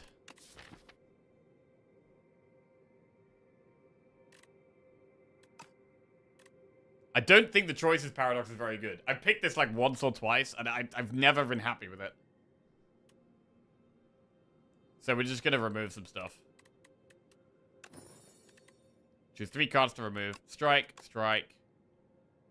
Defend.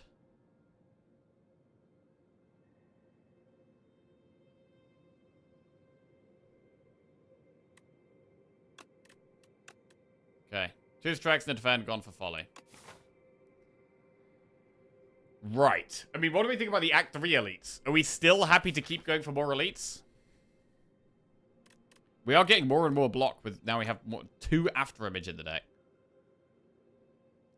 Doing a shop into double campfire is quite good, and then we could maybe do 2 elites. Here we have elite campfire elite, but there's no shop up that path, which I don't like. All the shops are up the left, so we don't do any of that. We're going to go this way. Yeah, I think this is solid.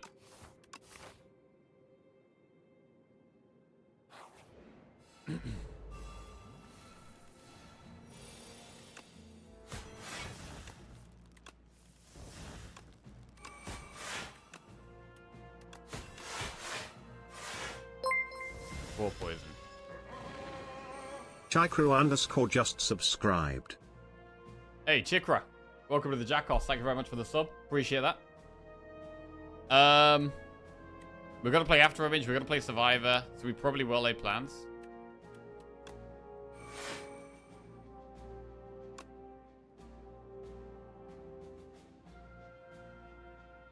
We do need to kill this thing fast. Probably fumes, you know. This thing's scary.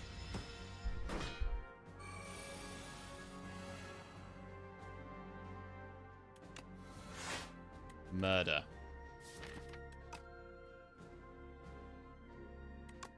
Snakebite really helps. Dash is solid.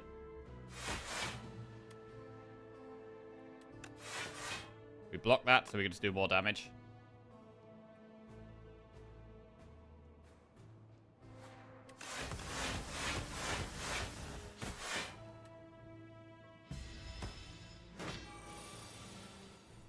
$33 damage.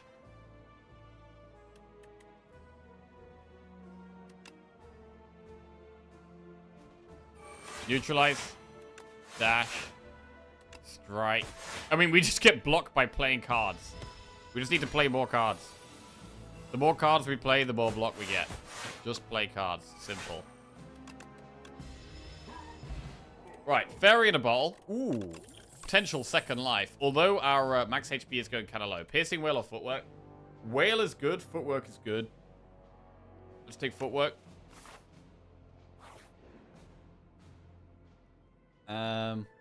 Bro, how are we going to kill it to 150 damage? Do we just go for the potion? Problem is I've already got 2 potions. I don't even want to I've already got potions. So we go for this, but I don't think we can even possibly do the damage. What if we skill pot to try and get... The thing is, if we skill pot and then we don't get don't kill it, it's really bad.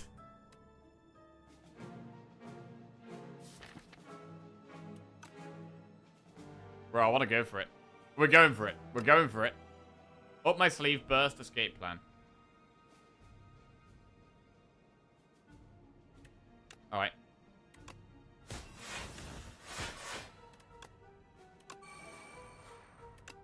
Come on. I don't believe, but whatever. It is vulnerable. Any attacks will do some damage. It's not going to be enough, I don't think. It's not vulnerable next turn. We're still so far away.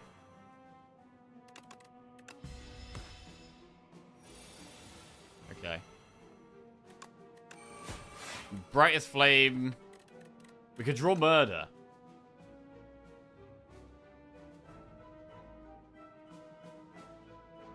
Not going to be enough. We do have more draw with Master of Strategy, Escape Plan, Gamble. It's 1 max HP to go for it. Need to do 48 damage. We have quite a bit of draw. Ah, I'm just going to go for it, bro. Let's go. 22 damage. Okay, we need to do another 26.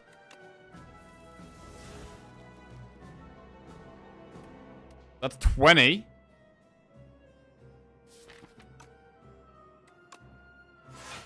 Wait. How much is this? Is that one off? It's 15 plus 10. It's 15. It's one off.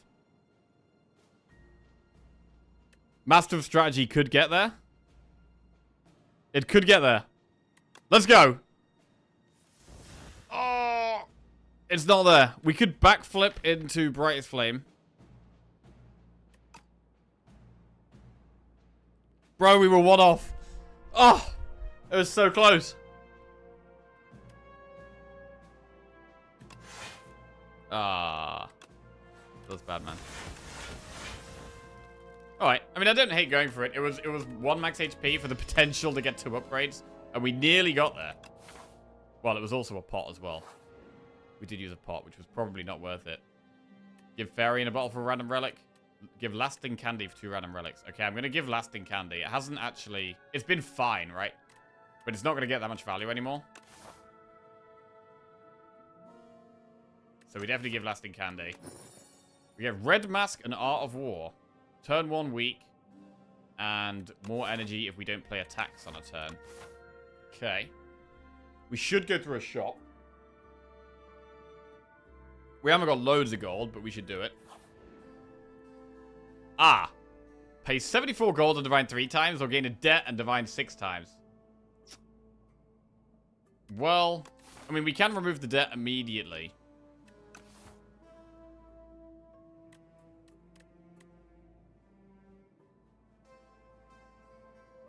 We could get another curse, though. I always hate this event. Alright, we're gonna go 6 times. Right, that's a strong potion. Oh, there's the relic. 1. 2. There's the rare card.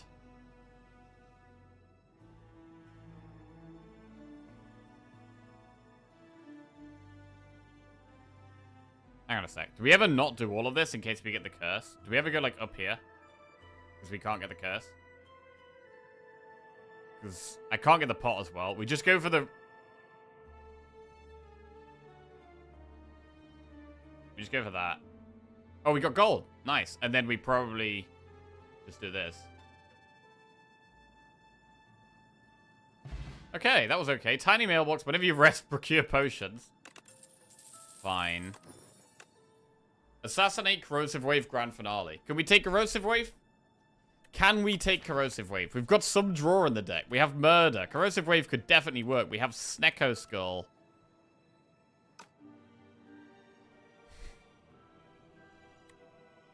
I'm going to do it. I'm going to get it. Right. Shop. Outbreak. Shockwave. Remove. We can just remove the curse.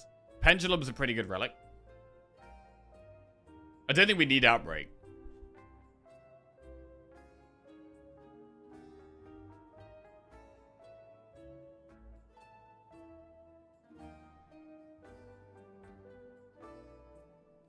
Why does Outbreak exist? I have had some pretty cool value out of Outbreak if you get it, like, really early. If you get, like, a Fumes or something, an Outbreak early on, and then it can actually really help in AoE fights, because the Fumes hits all 3 enemies, and then you do AoE massive damage with Outbreak to speed the fight up, but... I mean, the Debt isn't a really bad curse. Like, I think we could argue the Pendulum is better than, like... Getting 1 extra draw every 3 turns might be better than removing the curse.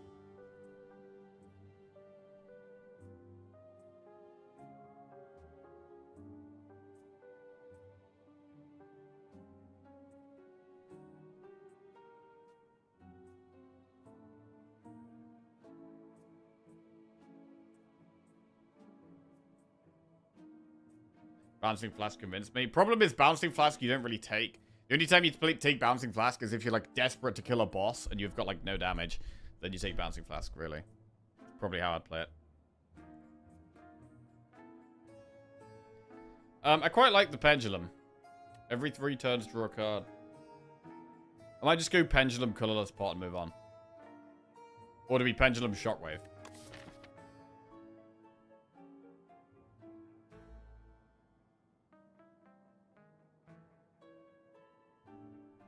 We already have Weak and Vulnerable, though.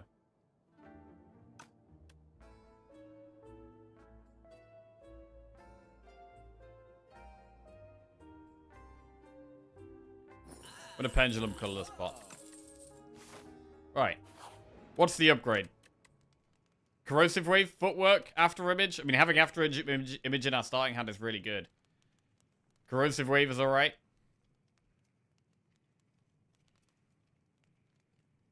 The problem with Footwork is I don't have that many cards that actually just block on their own right now. Innate AI seems good. It does.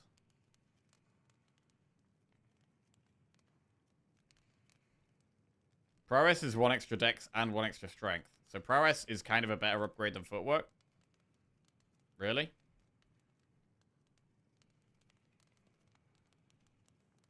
I do like upgrading the poison cards.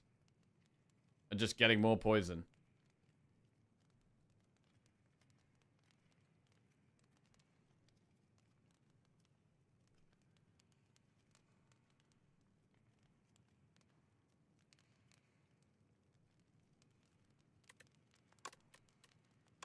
But I'm gonna just do After Image. It feels like the safer way to go.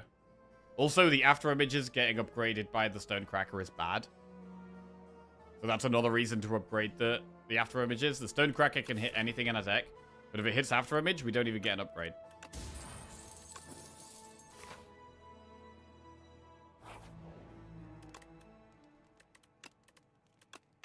Alright, double After Image. Cracker hits Master of Strategy and Murder. Pretty good.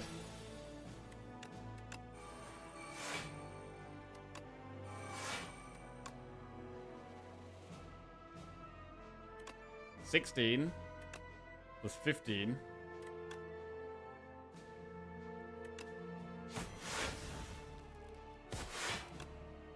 Nice.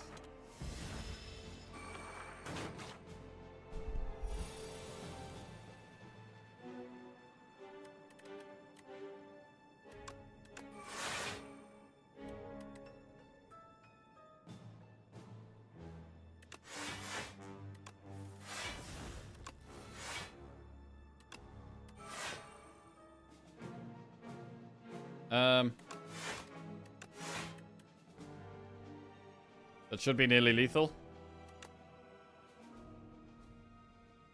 On something.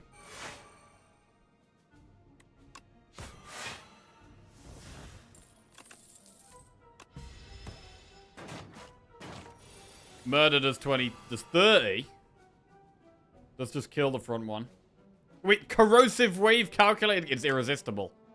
It's just irresistible. Okay, the front one's dead.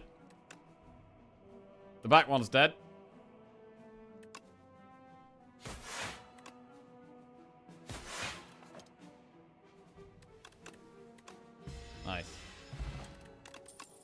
Cloak and Dagger plus dash or follow through. I don't think we need any of these right now. I mean, although, hang on a second. Now we've got double after image in our starting hand. Cloak and Dagger blocks 6 damage. But then it also blocks an extra 6. Plus we have the Daughter of the Wind. So Cloak and Dagger actually blocks 6 from itself. 6 from the 2 after images. And an extra 2 from Daughter of the Wind. So that's like 14 block. 14 block for 1 energy? I mean... Did we just do it? 14 block for 1 energy. 13-10 with prowess. Let's just take it. Right. I think we're okay against elites. Are there any elites we're scared of? Because we could just do double event 1 elite. What's the doll relic? This is Daughter of the Wind. It's from an event. There's 3 dolls you can get. Whenever you play an attack, gain 1 block. This is probably the doll I take the most often. Because it's always giving you a nice benefit. There's another one that does gradual AoE damage, but it's very small. And then another one that doubles cards you add to your deck, which can be kind of crazy. Right, let's do the elites. We've got quite good block. I think we should be okay. Oh, this is always the scariest elite, man. Always scared of this one. Upgrades are pretty bad for us to lose. What's the worst thing for us to lose, though? Is it? Do we have a colorless pot here?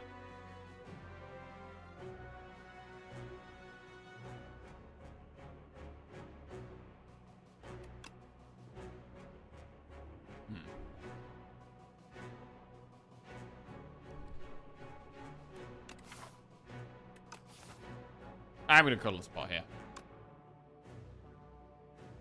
This doesn't really help. Wait, Mayhem! Mayhem can't be bad, right?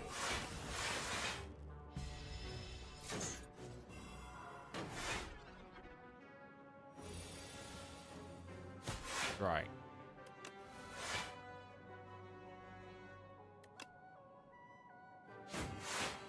Well-laid plans actually doesn't do anything here.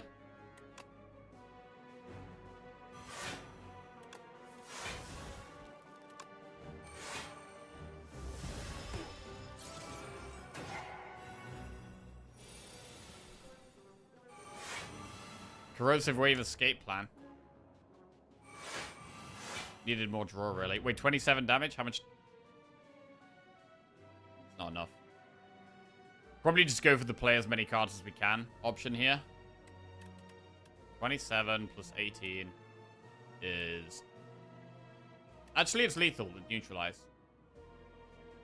We can kill the Knight with Neutralize.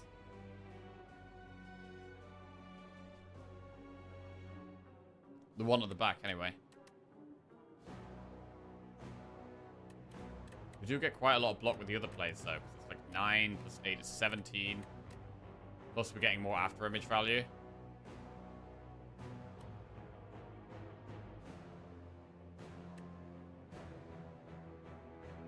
I'm gonna just kill the one.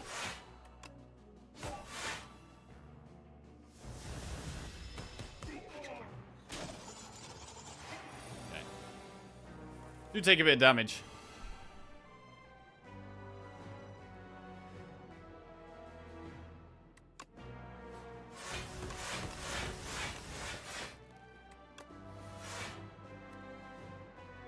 $40 damage murder.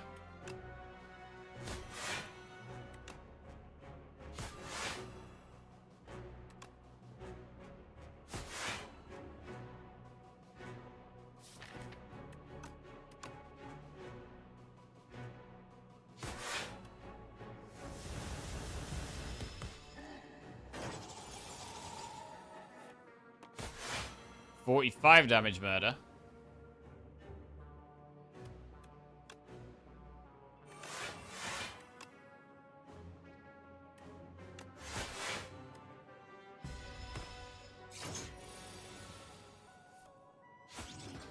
Cool.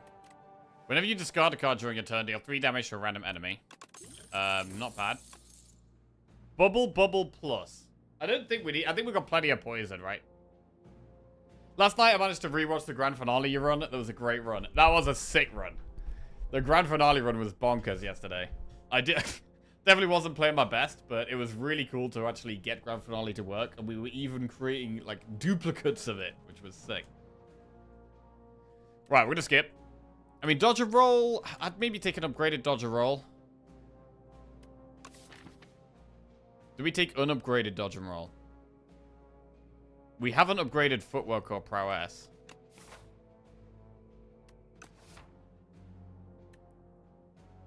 So I'm not going to here.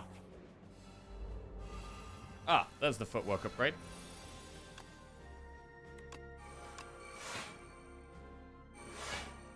Attack pot.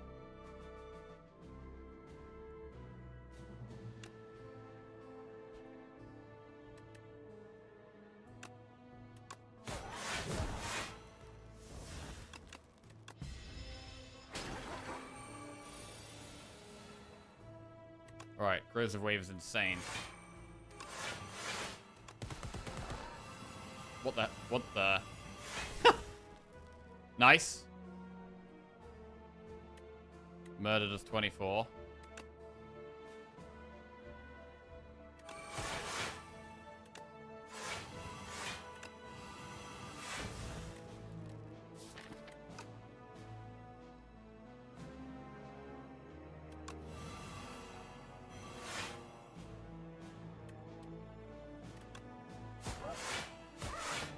That's lethal, pretty much.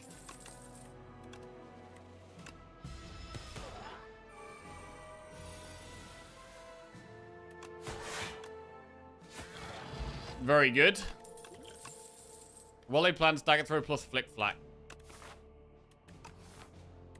I mean, dagger throw does a bit more with tincture now. I'm a little bit concerned about phase 1 of this boss fight. Because we've got another elite coming up now as well, which is a bit scary.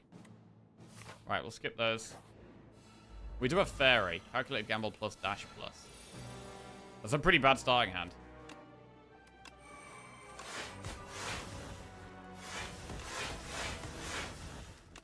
Blade Dance actually blocks quite a lot though, which is good.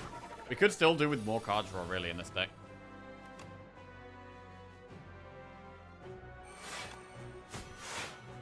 Corrosive Wave seems to be our main source of damage now.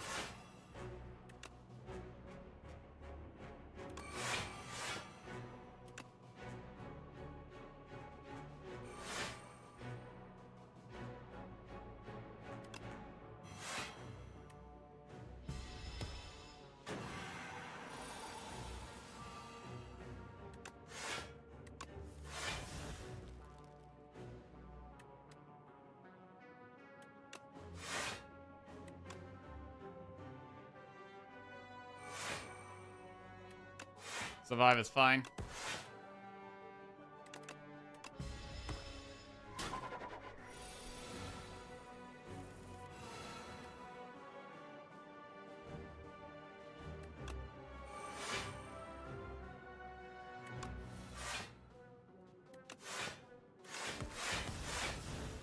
$21 and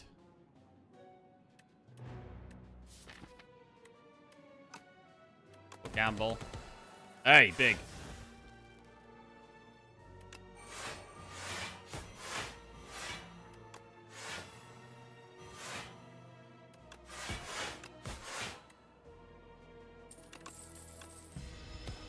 A little concerned about our health, man. I think the first boss could be a problem, you know.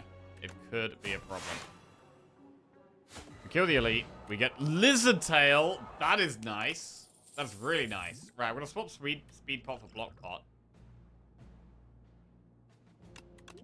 We now have an extra life.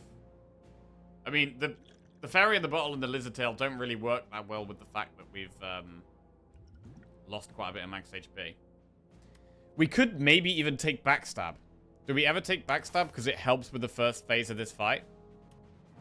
It's not very good against Doormaker, but against the against this boss, I might actually take backstab. Although is Blade Dance better? Wouldn't want to hide our powers turn 1. I mean, we've already got... We've always got the after images turn 1. I'm going to backstab. I think we should probably rest.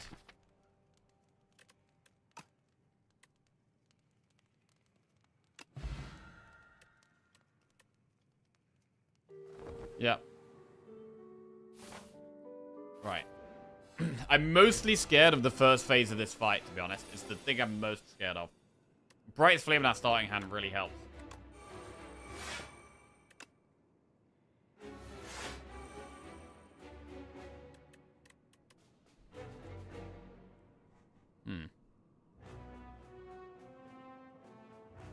Do we backflip or not?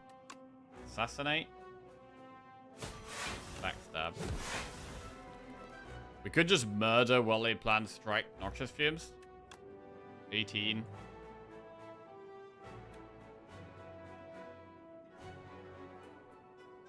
Then we'd hold on to the backflip. Or we backflip now, murder does more. We could also murder on a different turn. We can murder next turn. I really want to play Well Laid Plans. We don't actually have to play many skills, to be fair. We could just play not many skills. And that's another way. Because we've done a decent amount of damage.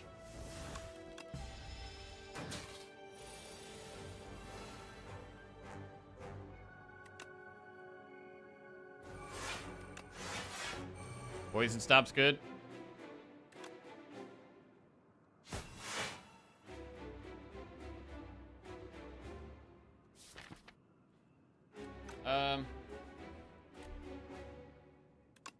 Alright.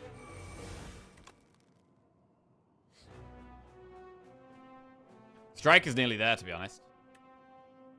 So we're just going to go for it now. Yeah. That's nearly there. Just need any damage. I'm actually surprised at how quickly we've done damage here.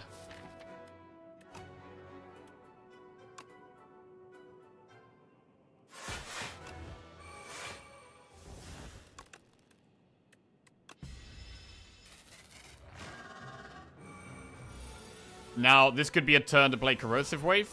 I think we just do it. I think we just Corrosive Wave here. Gamble. Hit it a bunch. Poison it a bunch. Weaken it.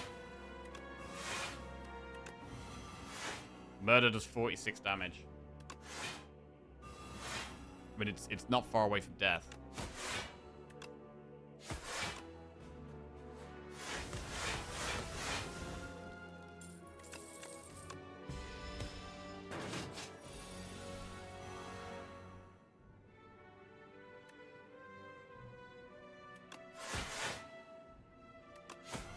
Dies here.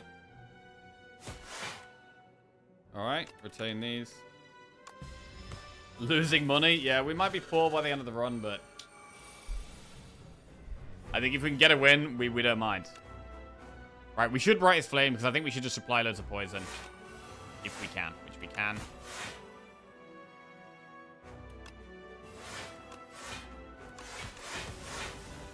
We already block all of that.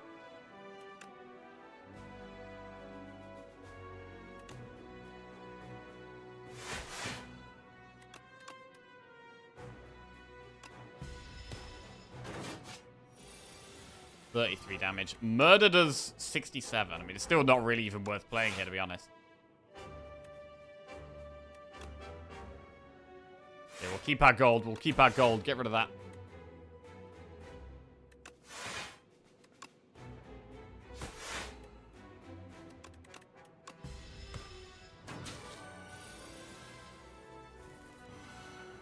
For a good Corrosive Wave turn. Maybe do we even need to Brightest Flame? It does apply a lot more poison. We lose 1 max HP.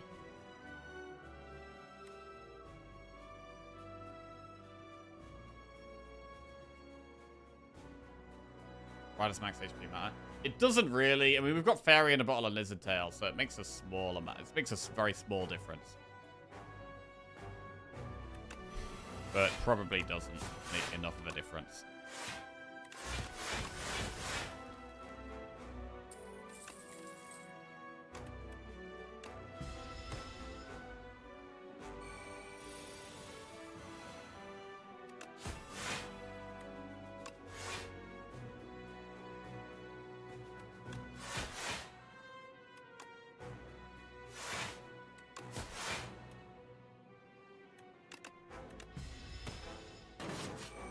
mean, I'm not sure about the murder. I don't think the murder hasn't been like insane or anything. It's been kind of fine.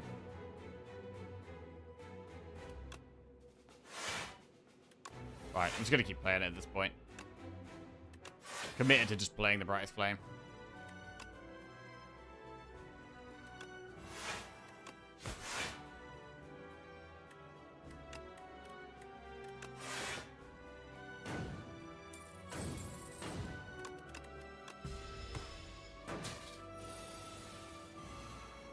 Murder is lethal. Almost.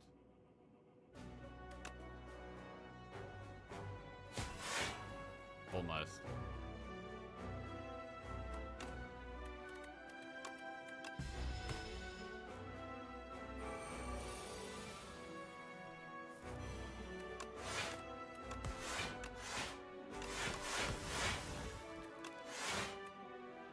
Cool. Right, we've got both pots going at the Doormaker, which is really good. Doormaker might even be slightly easier because the poison sticks. Against this guy, we've got to keep reapplying the poison, right? From the start. Whereas against Doormaker, we just get the poison down. It's there for the rest of the fight. We do have these kind of useless cards turn 1, though. Like Assassinate and Backstab are useless. Did we play them? I think we just play them.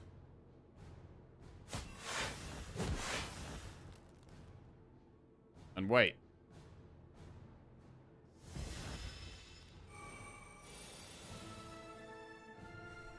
Ooh, I don't know how I feel about losing Neutralize.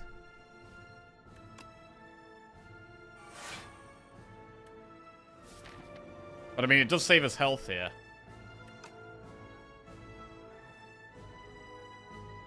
Saves us quite a lot of health if we play it. We probably should play it. In Slay the Spire 2, I'm having so many runs where I don't really know what the deck's doing, but I cruise through. Do you also think Ascension 20 is easier than the old Ascension 20? I think the main difference at the moment is that in Slay the Spire 2, for me, there's a lot more, like, really powerful cards than there was in Slay the Spire 1. I think Defect is just overall slightly stronger. I think Silent is just overall slightly stronger than in Slay the Spire 1. Also, we don't have Act 4 yet. When I was playing Slay the Spire 1, I would always go for Act 4. So for me, it's a bit harder to tell the difficulty when we don't have Act 4 in yet. But I definitely think that Silent and Defect in particular feel stronger than they did in Slay the Spire 1. The enemies, I don't know, because there are some tough enemies. Like, I don't think the enemies need to be much harder. I think just some of the class cards need to just be tuned down a little bit. Don't have to get the keys for Act 4 either. Yeah, that makes a difference. Like, I think when we do get Act 4 and we're going for Act 4 every time, it's going to seem a lot harder.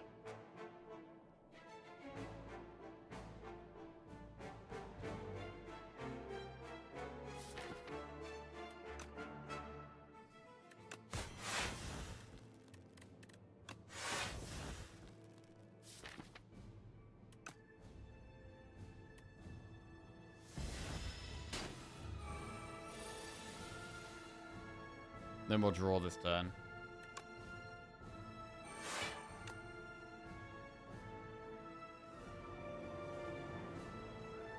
When do we get to play Snakebite? I'm not sure.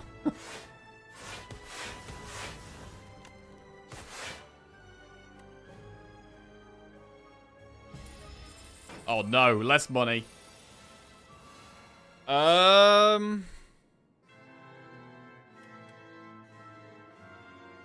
I mean, I kind of want a Corrosive Wave, Backflip, Gamble. Escape Plan, Gamble.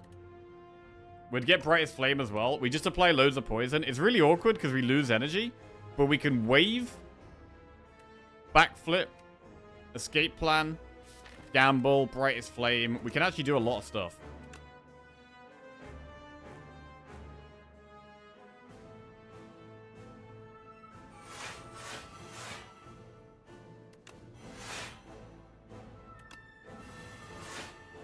Right, do we play... Well, we get to play one card.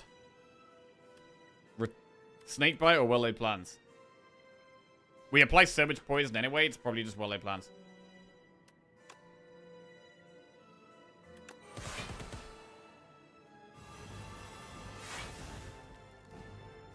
Right, 40 poison. There we go. It's now on a timer. Next turn. I mean, I'm happy to play Blade Dance next turn. We exhaust cards next turn.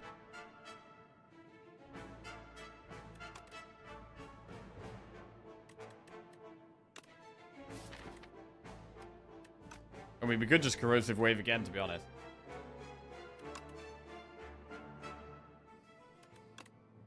Maybe.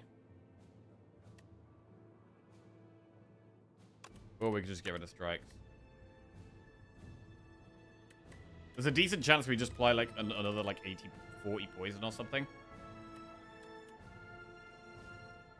I don't think we need Corrosive Wave anymore. We've already applied all the poison we need to.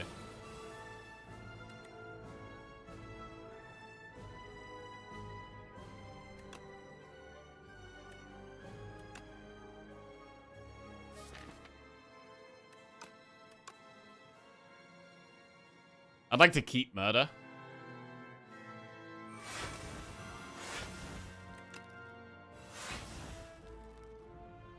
We could just dash Blade Dance here.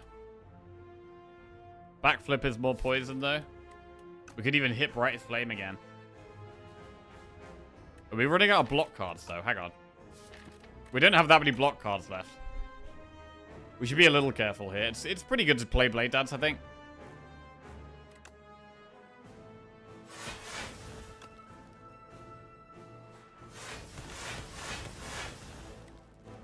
We block most of that.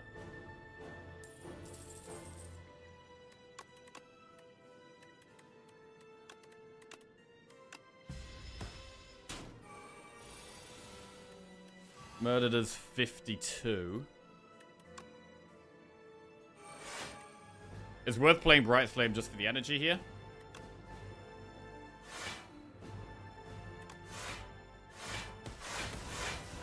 And Murder Snakebite is great damage.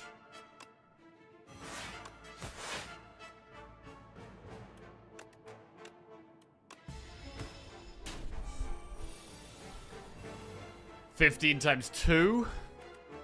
Can't play too many other cards here. Backflip first. Survivor the Debt. Play Brightest Flame. We can play one more card.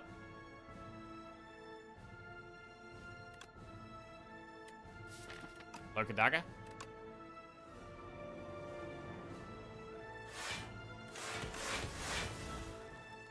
Very nice.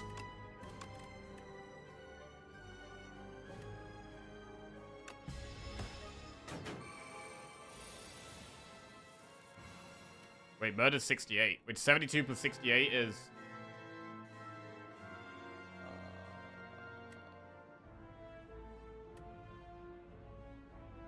140. We're 5 off.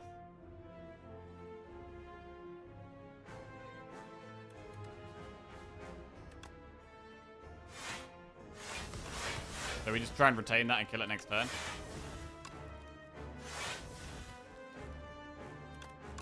I mean, at the moment, it looks like we don't even need the any of our potions. We don't need any of the potions. We don't need the Lizard Tail either. The Murder... I don't know if we really needed the Murder. I mean, to be fair, we did get Murder before Corrosive Wave, right? When we got Corrosive Wave, the deck just got way faster. We got way faster once we got Corrosive Wave. Before Corrosive Wave, I think Murder did kind of make sense. But after the Corrosive Wave, the Murder wasn't very useful. Okay, well, it's nice to finally get a win today. Nice to finally get a win. Our silent streak goes up to 5. It's 5 silent wins in a row. Very good. Very good.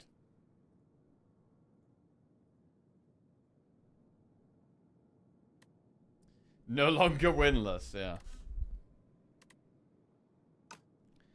Right, is our new record in... that's a new record for us in Sliders Bar 2. We like that, we like that. Editcom PR. New best. Lovely.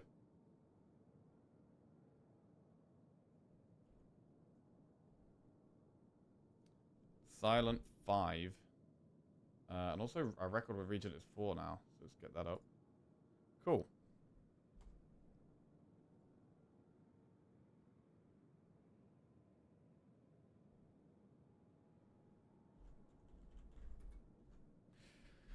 Lovely.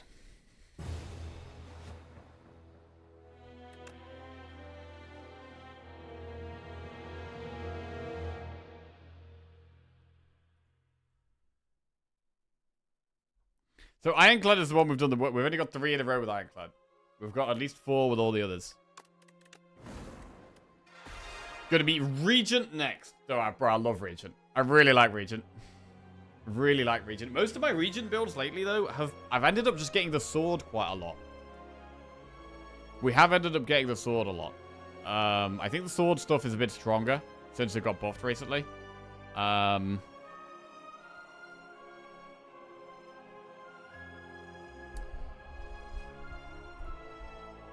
But yeah, I don't want to go sword build every run. But Bulwark is so broken. Yeah, Bulwark is super good, man.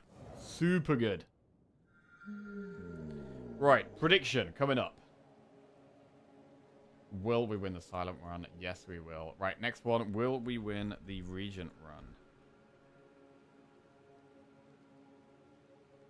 Transform one card, gain 1 potion slot, and procure 2 potions. I'll remove 2 cards from your deck and lose 16 HP. Just gonna go to the bathroom quick. Both of my last Regent wins were miniature cannon with multi-hit. That's pretty cool. That stuff's fun.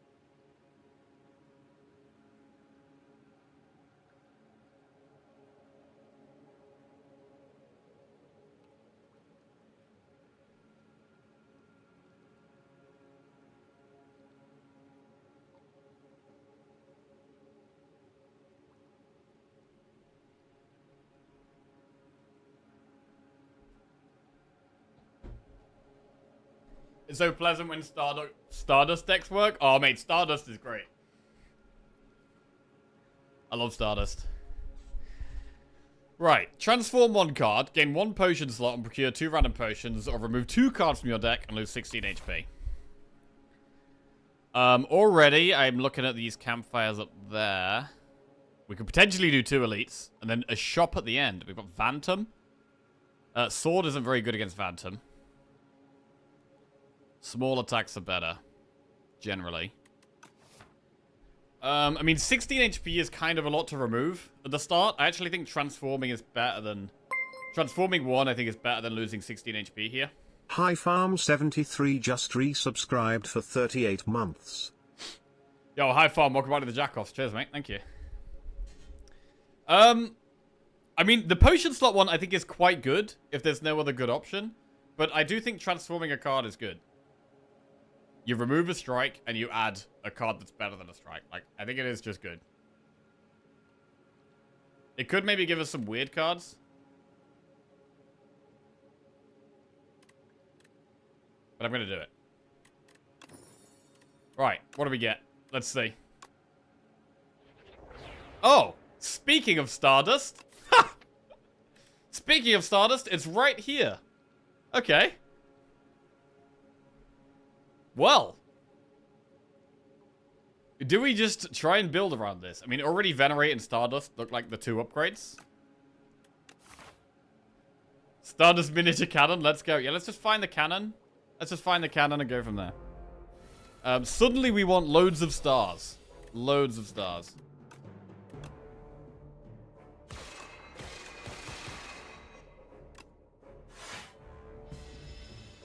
Do we take Patter? No, we've got Stardust. I think Patter's a bit better.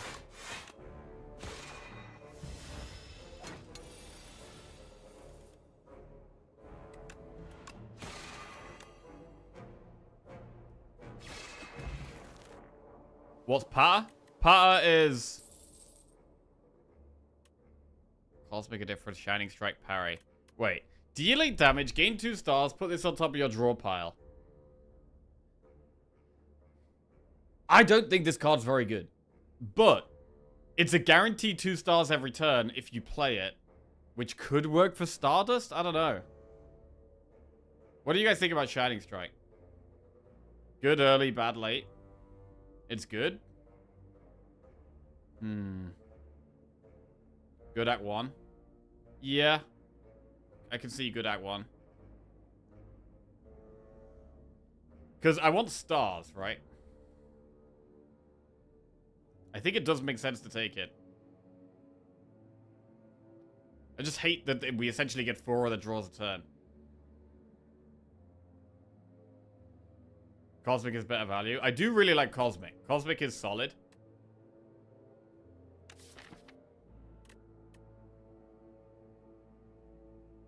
Clicked that card exactly once and never again. Oh, God. We're trying to do 2 elites at the back there. I'm trying to do these 2.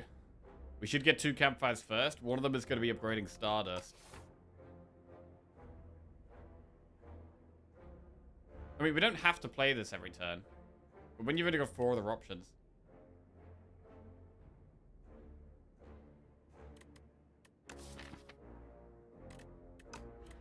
Right. Let's take it. I'm going to try it. I don't think I've ever taken it before. So I'm going to try it. The spoils map. Oh, God, I don't want the spoils map this early. I don't want it this early on. This is a curse for so long. For so long, bro. We've got to do 2 elites and a boss. I actually think it might be the potion, bro.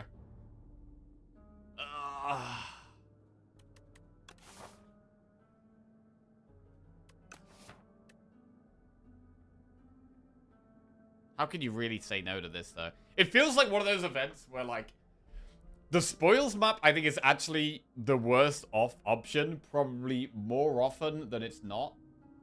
But you just feel like you have to click it. How could you not click the spoils map, man?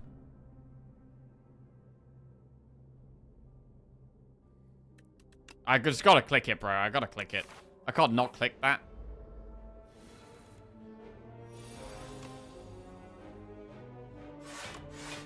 Right.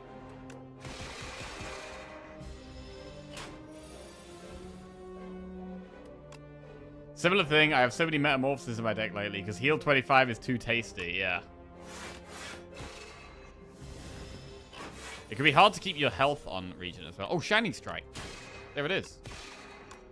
I mean, we feel the curse a bit less if we add more cards to our deck. Child of the Stars, Kingly Punch, Crush Under. So, Child of the Stars, the thing is that when I'm using Stardust, we're generally killing them, and so...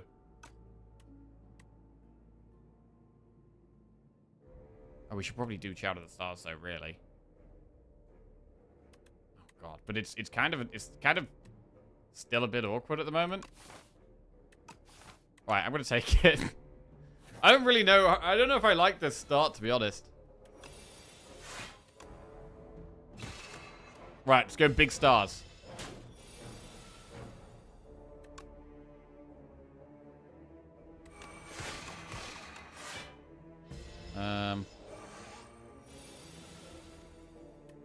Stardust. I mean, it's a lot of damage. Okay. Glow, Glitterstream, Refined Blade. I like Glow. I like Glitterstream in the early game as well. What does this upgrade to? 11. Okay, that's not a good upgrade. I do quite like Glitterstream, but the deck that we've got at the moment kind of wants glow. I'm going to glow it up. Gain 74 gold and lose 8 HP. We have a shop a lot later. To be fair, we don't have to do these 2 elites. We could just do this campfire and do no elite stack 1. Fight the enemies. It's the AoE dudes. We don't have AoE. I mean, Stardust hits random things. We have no potions.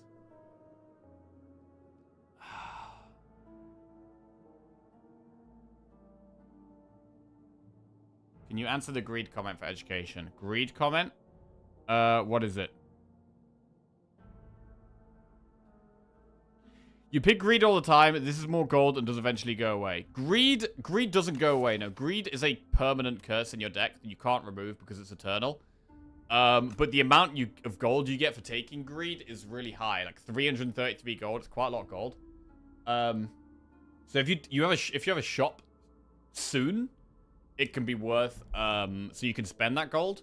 I think it could be worth doing it. I mean, if there's a better option, I'll take it instead. But I think the greed option is fine, as long as you can get a shop soon.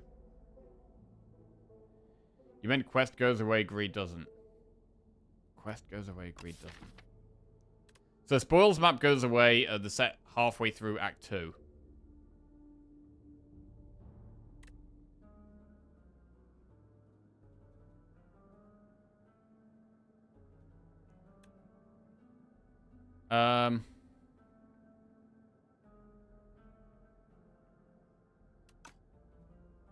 I don't know what to do here. The enemies are pretty scary when our damage is kind of low. I think we actually go with the gold.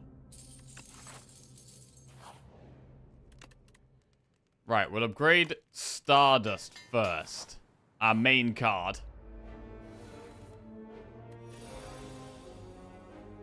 This definitely attacks next turn. It's just an instant payoff. I'm trying to understand what you mean. So this does go away, but you have to have it in your... I've got to have it in my deck for like a whole act at the moment, which is really, really bad. Greed doesn't go away. But you don't get the gold for so long. So the main thing is the payoff. No, I didn't. Oh, did you? Okay. The main thing is like when you get to spend the gold. Like with the spoils map, we don't get to spend the gold for like a whole act. And so you get absolutely no benefit for ages. Whereas with the 333 gold of the greed, you get to spend the gold immediately. And so you can get that extra power, that boost, that relic or card or strong card or whatever you want to get. So I prefer greed just because of when you can spend the gold. I don't know if we kill... We probably just kill the left one here, because it has a bit more health.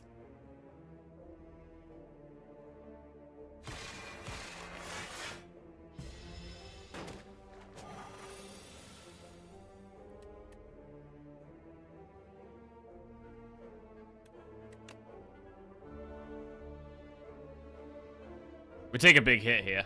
Nothing big. Honestly, this feels like a 0 elite act. I think we might need to do 0 elites.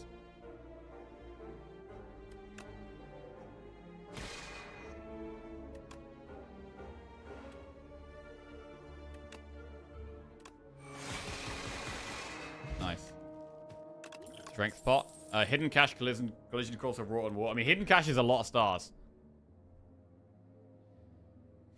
Hidden cache is a lot of stars. We've got to do it. We got to do it. I think if we want to go for the elites, I think we kind of need to rest. Which does feel a bit bad. I really like upgrading glow.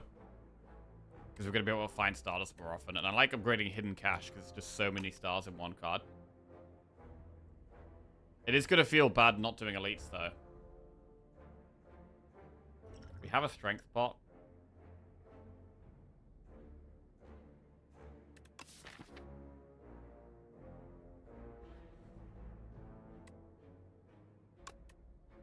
Don't have good block. I don't have good block, no. I've also got the spoils map.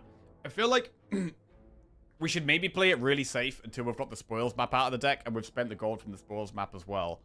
And then we could go more aggressive. That's kind of what it feels like here.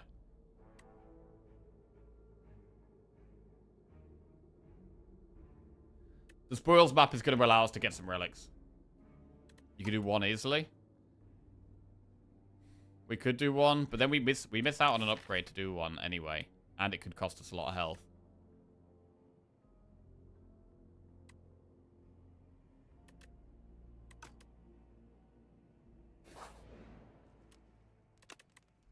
We just don't really have much block at all. So I'm going to chill. I'm going to break low. Vambrace. First time you gain block from a card, each combat double the amount gained. That's quite good.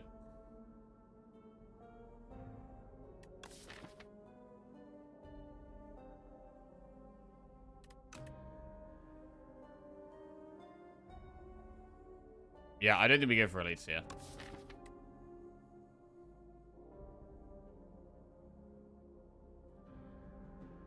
We've got no block. Pretty much. Even with the Vambrace, our block is very low. Right.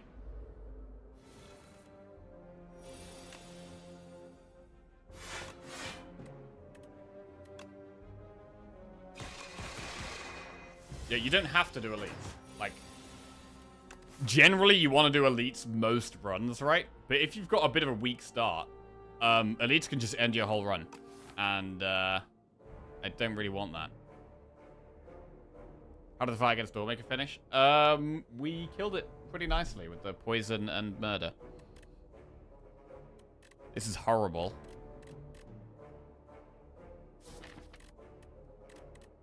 We have Falling Star next turn.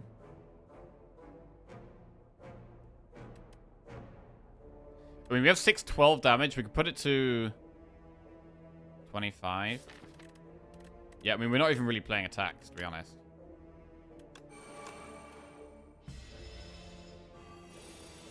$18 damage.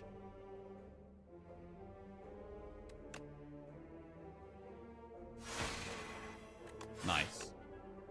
Actual pretty good turn there when things are looking kind of scary for us.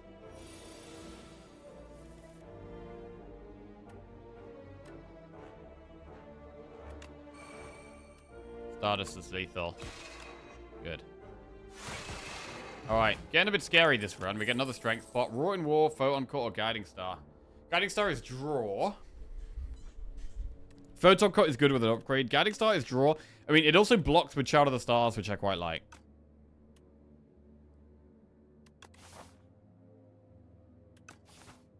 Like, now we've got Child of the Stars. Anything that costs stars is quite good. So I think I'm going to go with a Guiding Star. Can we go for another upgrade? Really, I want to do one more upgrade and then rest before the boss, possibly.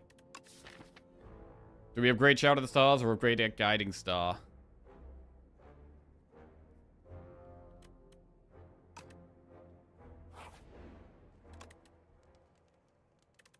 Let's upgrade Shout of the Stars.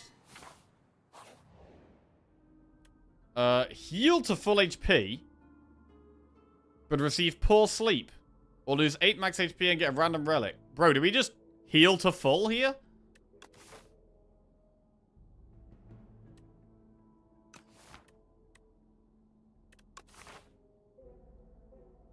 I mean, it sets us up for the boss. It means we don't need to... We do get another upgrade. Hey, Chaos, how we doing?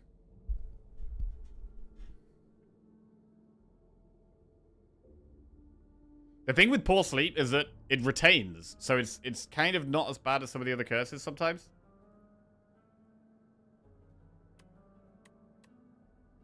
However, we could just go for the relic. And then rest in this campfire and we're probably okay. It's -1 draw once, yeah.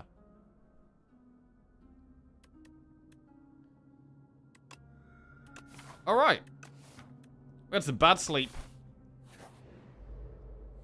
Nothing new there. Right, Shout of the Stars, Guiding Star.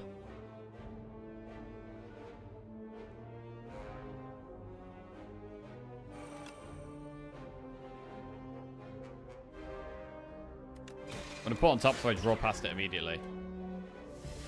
Alright, there's the Poor Sleep. Bro, the Van Brace is coming in huge so far. Van Brace is doing a lot of work.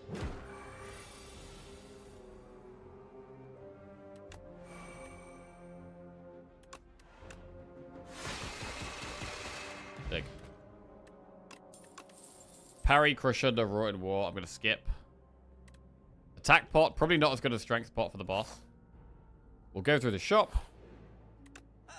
Right, Royal Gamble, gain 9 stars. Gamma Blast is strong, but more stars is good. Wait, Burning Sticks with Gamble is insane. You can exhaust Gamble and then get even more stars from Gamble. But we can't afford them both.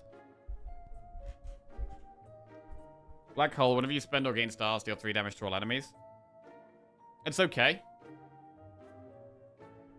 Oh, thank you. What lunch did you make? Oh. Oh, no.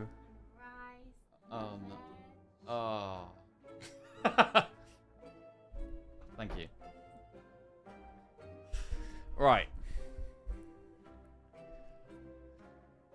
A gamble definitely makes sense.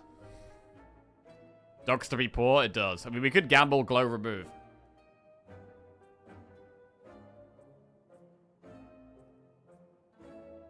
Relic on the left. The start of each combat, add 2 random colorless cards to your hand. It's pretty good.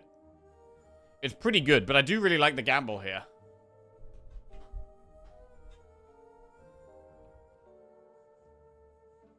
I think I'm going to do gamble, glow, remove. God, Gamma Blast is great, though. Gamble, gamma, remove? Yeah, we could. We could do gamble, gamma, remove. Are we going to have... I don't want to have too many star payoff cards, though. Because we're trying to stack stars.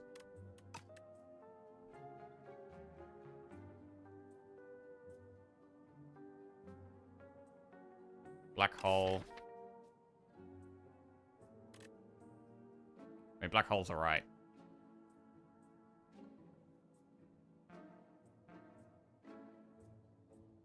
I'm mainly thinking about our block. Gamma Blast could help with our block.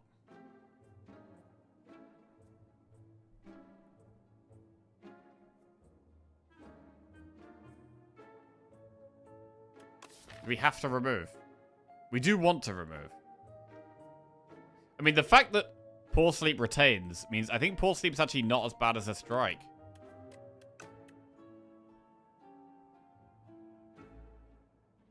What if we just took all these cards? Black Hole, Royal Gamble, Glow, Gamma Blast.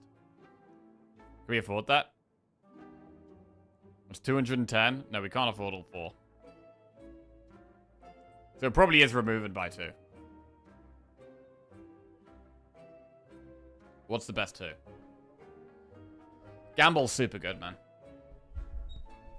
Gamble's super good.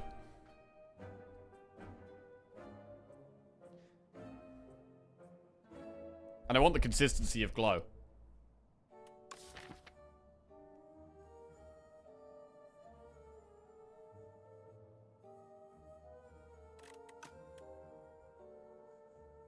I'm going to gamble.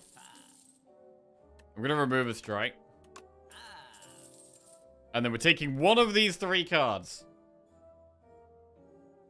Glow, Gamma, Black Hole. I mean, Glow is the easiest to find. So we probably shouldn't take Glow.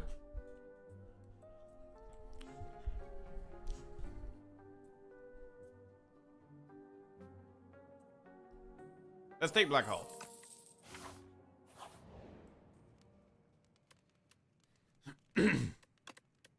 And upgrade what? Gamble to retain it? Hidden cash for more stars?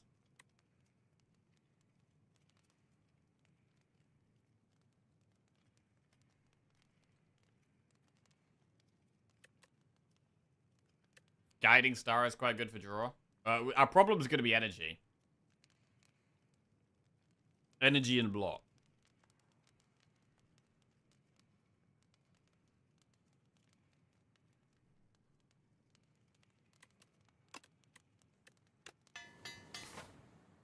Right, we'll use one strength pot for the fight, although we don't really need it early on.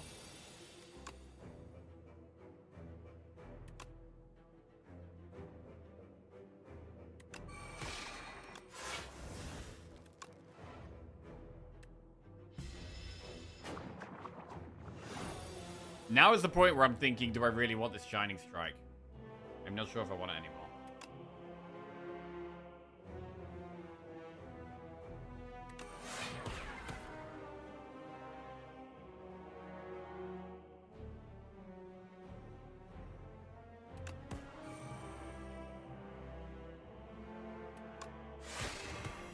I mean, we could just Stardust immediately. Yes.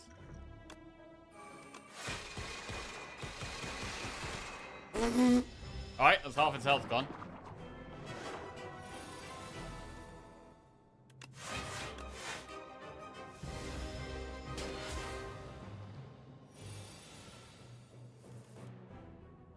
Shining Strike.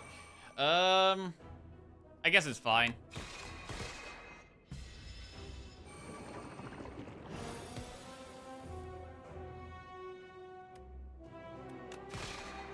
Eight times 9. Big lethal. I mean, we probably didn't even need the strength pot, really. How much health we had. Right, Bundle of Joy, Seeking Edge, or 7 stars. I mean, this deck could actually take 7 stars.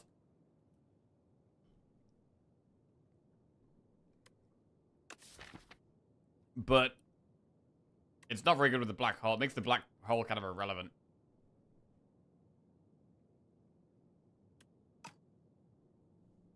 Seeking Edge for AoE.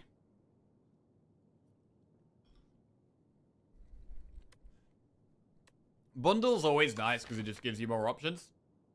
I'm not going to take Seeking Edge. 7 stars is good if we have the stars for it. AoE covered.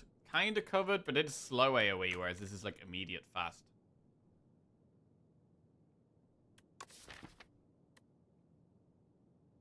I mean, we do have lots of ways of getting stars, though, so it will tick away, to be fair.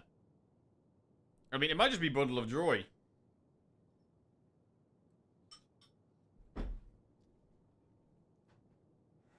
We could just Bundle of Joy. Unless we get some, like, insane amount of stars. Like, we need some insane amount of stars to make 7 stars work and have Stardust. We could try it. We could just try and have some insane star build. Like, we've got Royal Gamble Plus. We've got Glow Plus. We've got Hidden Cash. It's just going to cost so many. It will be big block, though. Like, one nice thing about it is if we draw it, after we play Shout of the Stars, it also gives 21 block. I'm going to try it. It's hard to get off a lot of the time, but we're going to give it a go here. Right. Both of the shops... Oh, God. The shops are in horrendous places here. Alright, well, we'll do enemies and then just a bunch of events, probably. We could maybe do an elite if we're feeling very confident there. Transform all strikes and events. Gain 1 energy. Oh, shit! The Sealed Throne Plus. Whenever you play a card, gain stars. Oh! Oh! That's spicy, bro. Whenever you play a card, gain stars. Right, I need to play as many cards as possible. We're going to play as many cards as we can. Right. The throne is in. I've only ever had this once before, and it was insane. It was insane last time I had this. It's innate as well, so it's always in your starting hand. Right, this could be cool. What we do definitely need more block. Before we get too carried away here, this deck has very little energy and very little block. So we need to address those issues. And like we even need to take like some mediocre block cards, potentially. Because block is a big problem.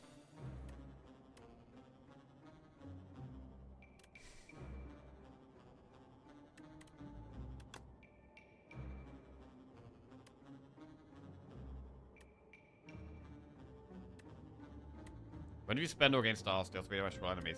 When do you play a card, Black Hole Sealed Throne Defend? Was it Sealed Throne first? No, I think this is it. Okay.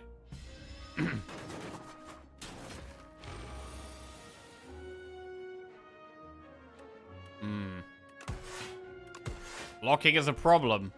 Blocking is a problem.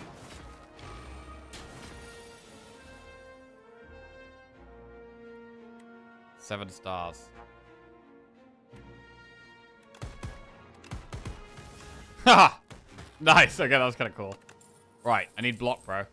Spoil this. None of this blocks.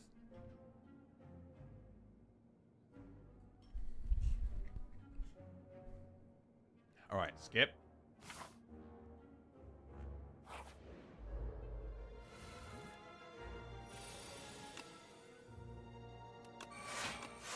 Okay, we're basically just blocking with defense.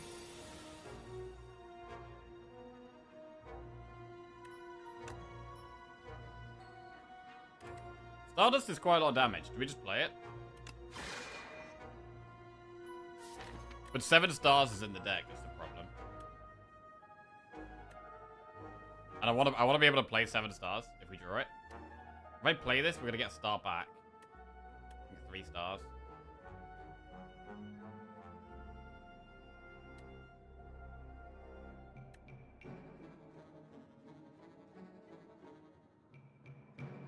It already is 7 stars.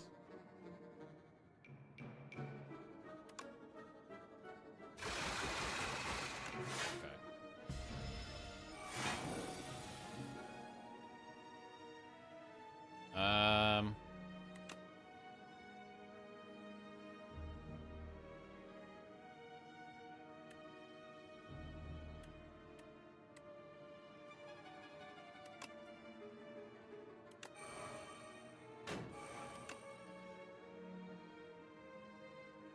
8 plus 12. Wait, do we pop it here? If strength pot pops it, I think it's worth doing. Right, we're gonna do maths. Okay, it's 8. And then we also spend stars and gain stars. So that procs black hole twice. So it's 8, 11, it's 14. And then it's 12, it's 26. Plus 3. For black hole, which is 29. Does it do another 3? Does it count as gaining stars twice? I think strength pot is lethal and not strength pot is not lethal. Because we get a total of spend stars, gain stars, gain stars, gain stars. We get 12 damage from black hole.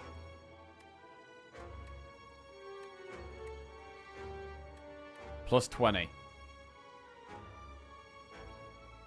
So it's strength, it's lethal with this, I think. Well, pops it anyway, not lethal, but you know what I mean. Right, 7 stars? Hey! Oh, it's so nice to actually have 7 stars going off. Spoils of Battle plus Guiding Star or Photon Cut. This is quite nice because it's card draw. I feel like this card is always nice. And it gives us a star back now.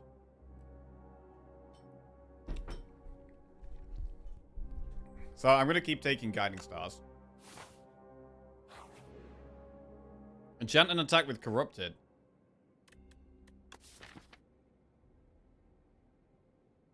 I mean, we could put that on Stardust or 7 stars.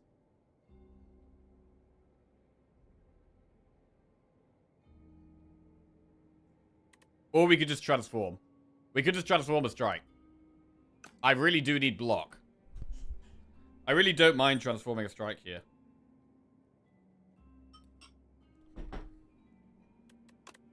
Let's transform a strike. It doesn't block. Oh, fuck. Another Stardust? I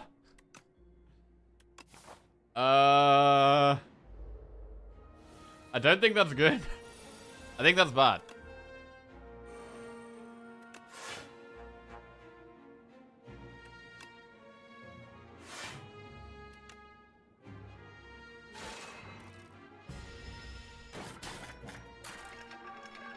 We're actually gonna run out of stars really fast right now.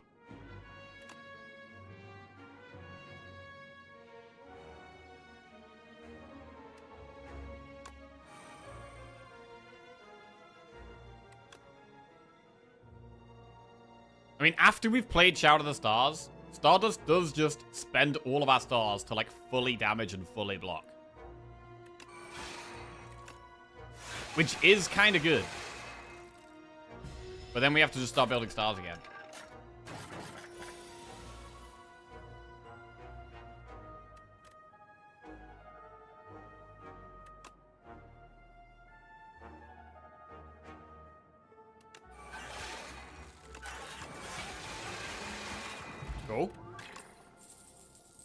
We probably take Gather Light. I just need some cards that block. I just need anything that blocks at the moment. Can we do an elite?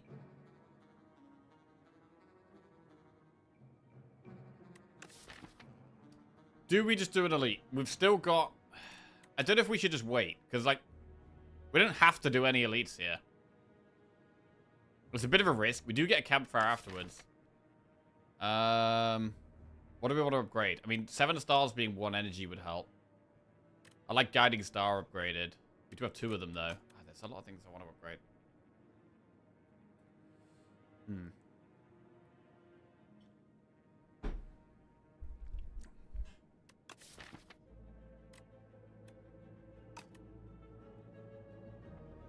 I'm not going to do it. I'm going to do events. Oh my god, the Sealed Throne Plus is removed from your deck. No. Glow Plus? I mean, I don't want to lose Glow either. Glow is draw. No. But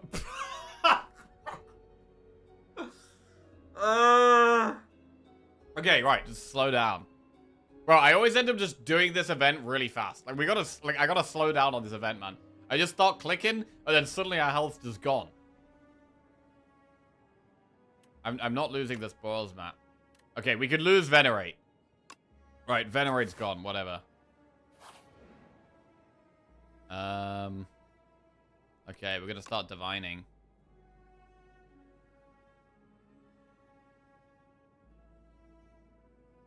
Oh, there's the curse. That's the curse right there, I think.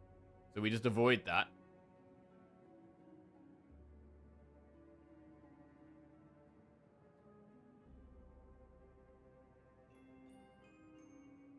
Ooh. Rare card and uncommon card. I do want to find the box, though. We haven't hit the box, though.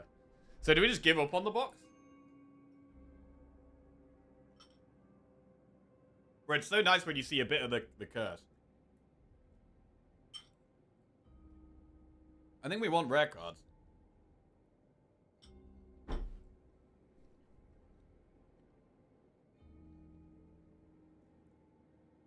This could also be Reflect, so I'm going to get the uncommon card as well.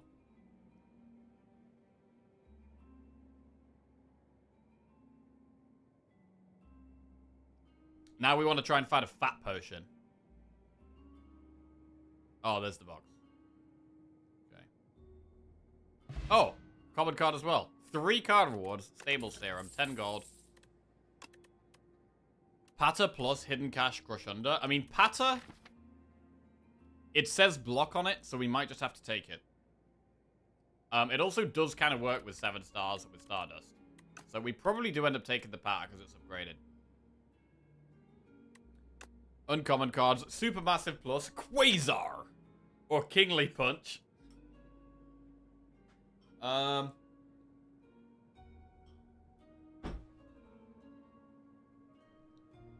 Probably skip. Oh no, Quasar's insane, bro. I love Quasar. I'm not skipping Quasar. And rare card. Seeking Edge, Crash Landing, or Guards. Okay, we just take Guards, right? We're desperate. We're so desperate for block right now. So we take Guards. We take Quasar. And we take Patter. Okay. That's actually changed our deck quite a bit. Add Decay to our deck? No.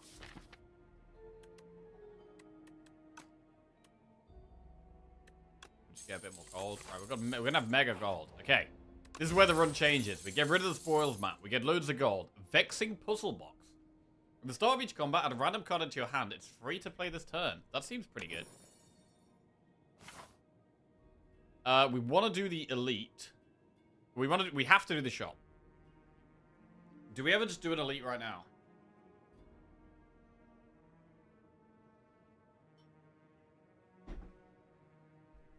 Zac 2, where have our relics? We haven't gone for many elites. I think I'm going to rest here.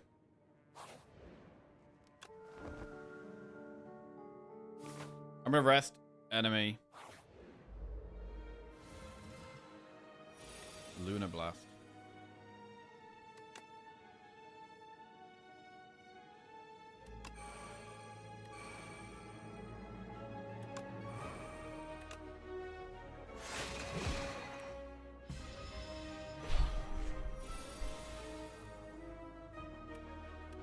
Gain 22 block.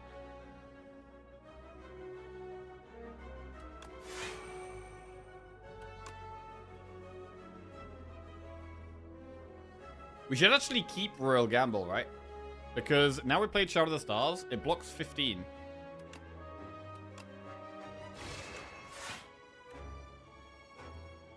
Like, it's actually like retaining block. Whoa.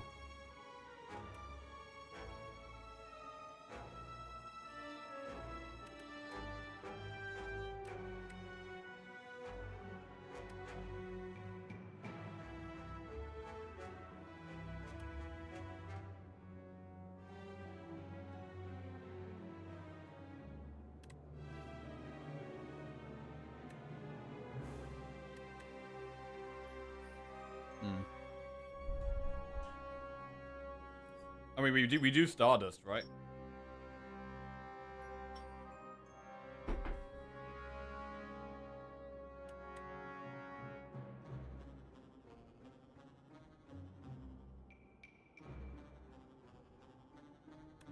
Isn't it lethal? It's 7 times 8.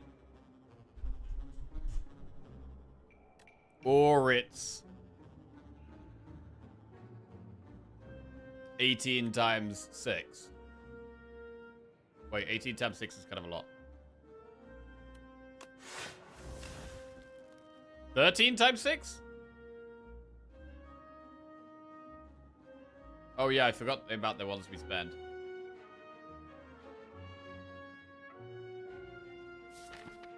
Oh, that's annoying. Alright, everything's fine. Everything's fine. And then we...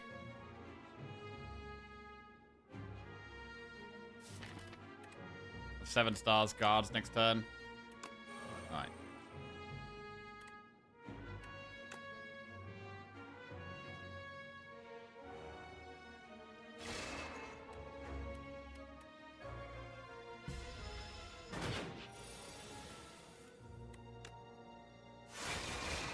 Okay. Not amazing, but whatever. We got it done. Crescent Spear, Photon Cut, Hidden Cache. Do we go with more Hidden Cache? I think we generate a lot of stars now. I don't know if we want to go with another Hidden Cache. It is just even more stars. Which, is that really bad? Is even more stars even bad? I'd maybe, like, take it upgraded.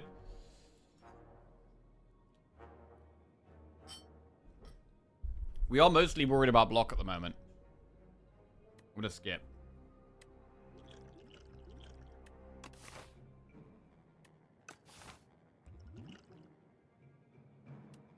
What about energy pot?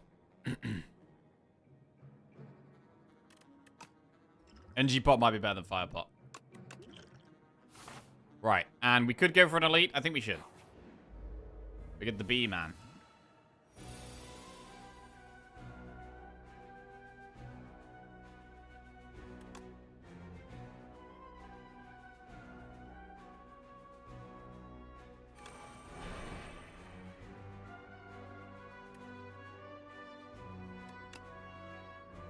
Guards. We need to transform 3. We could just lose Sovereign Blade. We have another Stardust that is going to kill later, right? As long as we generate the stars for it.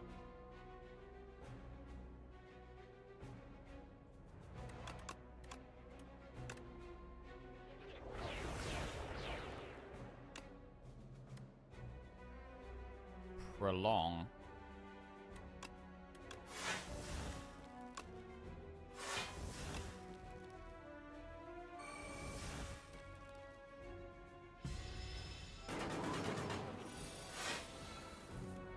Right, Black Hole is decent. Patter with Stardust.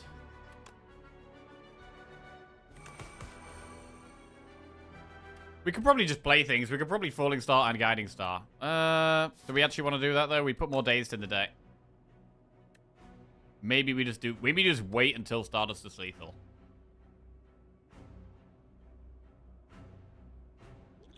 We could use Serum.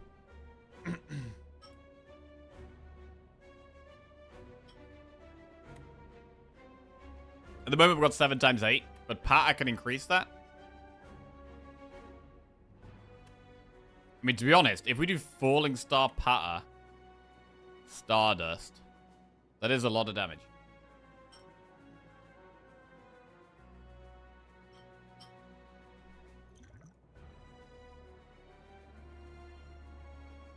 We can't really Falling Star and Stardust at the same turn. Unless we hold the Patter, right? And we do Falling Star, and then we do Patter, and then we do Stardust.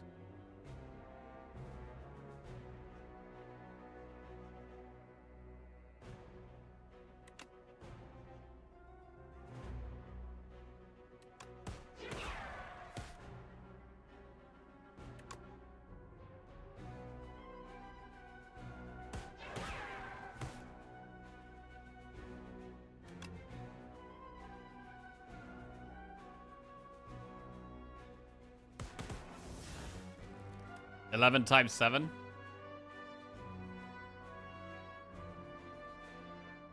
I mean, I'd rather save the energy pot and use Stable Serum. And we should kill it next turn. Actually, wait. Falling Star Stardust right now is already lethal. Hang on. Yeah. Cool.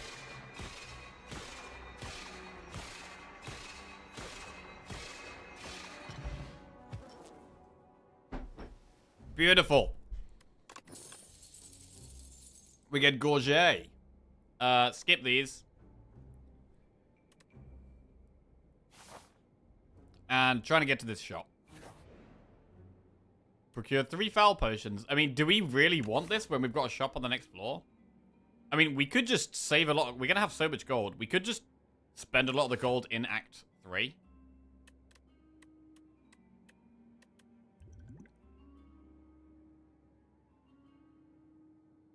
Yeah, we're just going to get even more rich. Let's go. Let's go.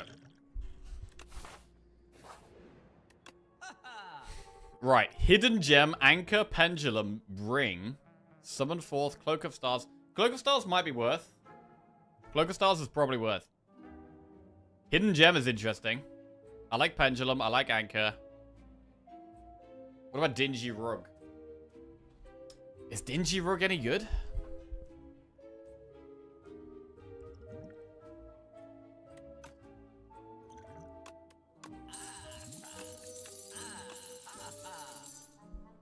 Radiate. Deal 3 damage to all enemies for each star gain this turn. So we gain loads of stars. Radiate does AoE damage. It's good. Another card that's good with Patter.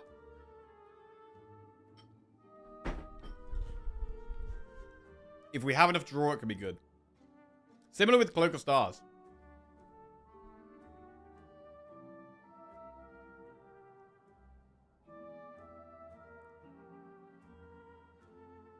It's blasphemy to pass up Hidden Gem. Right, I'm going to go Cloak of Stars, Radiate, Pendulum, Anchor. I'm going to remove a strike. We could just buy Dingy Rug and Hidden Gem.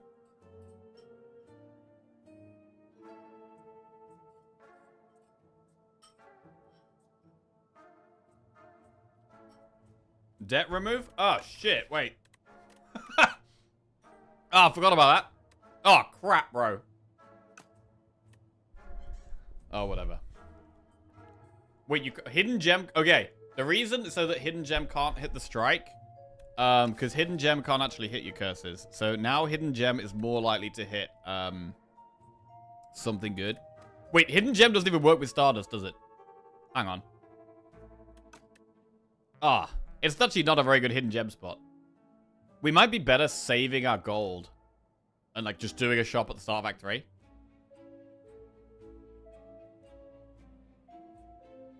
Genius. Thanks. I quite like saving gold and having another good shop. Because now we're taking, like, the second best. We're not taking the best things anymore. We're taking, like, the leftovers. I'd quite like to just see a fresh shop and get the best stuff out of that shop as well.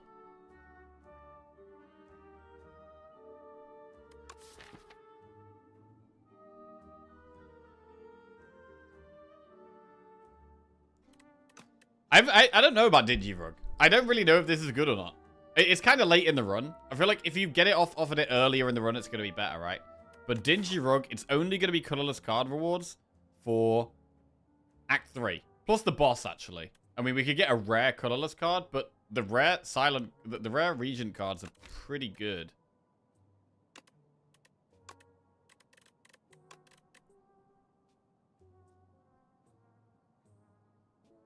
Like, I'd rather have a rare Regent card than a rare colorless card here. So I don't think I want the Dingy Rug. Hidden Gem. Oh, God. It's so hard to turn down Hidden Gem.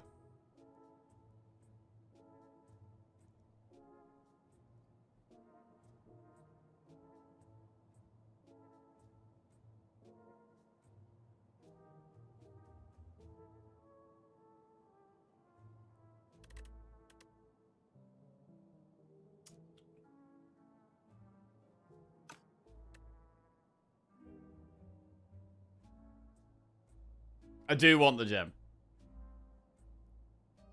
I do want the gem. I'm still concerned about our block. I mean, we've added, what? Guards, Patter, Cloaker Stars. So we've added a few more block options.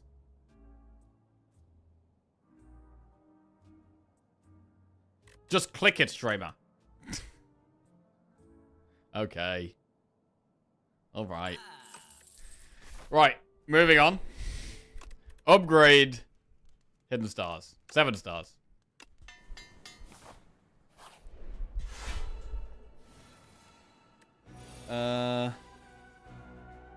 Alignment costs 0. Does it always cost 0?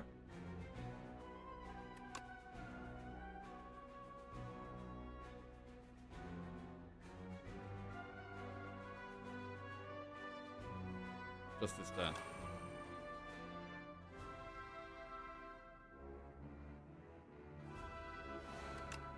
Hidden gem on Patter. That's alright. That's alright.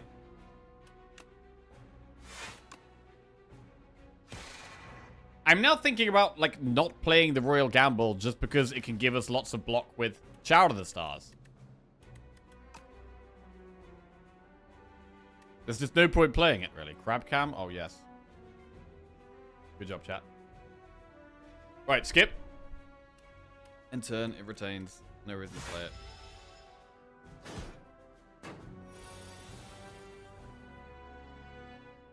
Guiding Star. Oh, bro, Radiate is kind of nuts here. Radiate is actually kind of nuts.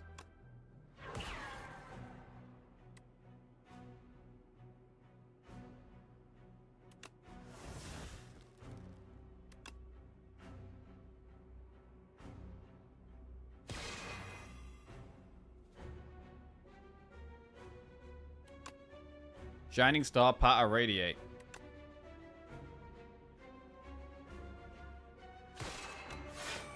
Six, nine, what? Whoa! Numbers!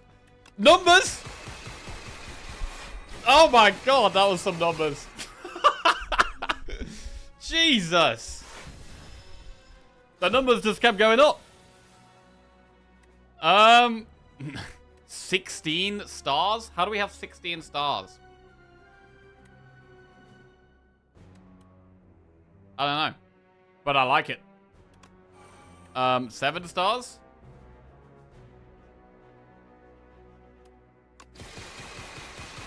Bro, we did an obscene amount of damage here. Crazy damage. 75 gold. Okay, we've got enough gold to get to this shop and remove this damn debt. Seeking Edge, Tyranny, make it so. I think Tyranny is very good. I'd really like upgrading it. Like, having it from the start of the fight is very good. We can use it to get rid of the defense. We can actually use it on the curses as well. So I think Tyranny's solid. Like, you can do Throne and Tyranny on turn 1, and that's quite good setup. We have blocked turn 1 already because of Anchor and Gorget. What just happened? I just watched 1 minute of ads, and we're clicking card rewards. Yeah, the boss just poof, disappeared like magic. Make it so as extra stars. I think Tyranny's better.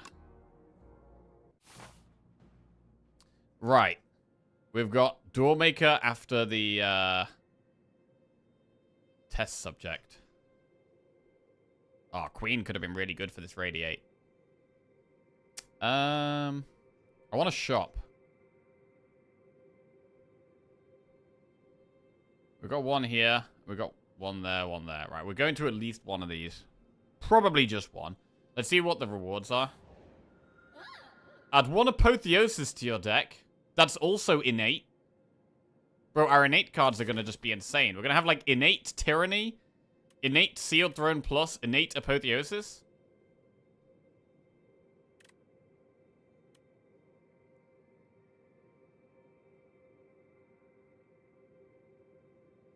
Yeah, do we have the energy to play them all? It's yes.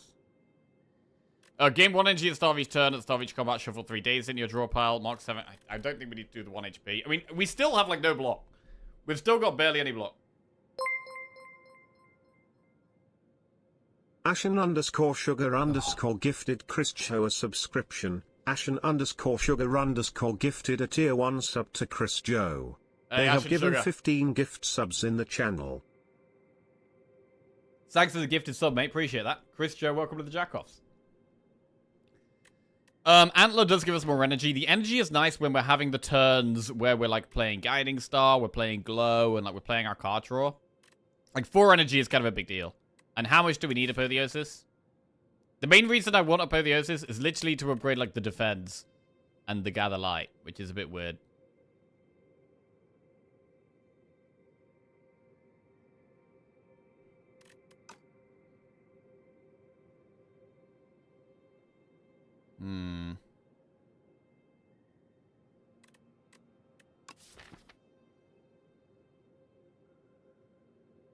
I mean, Apotheosis does also upgrade the Guiding Stars, though, so they draw 3. Doink just subscribed. Doinks. Welcome to the Jackoffs, thank you. Right, I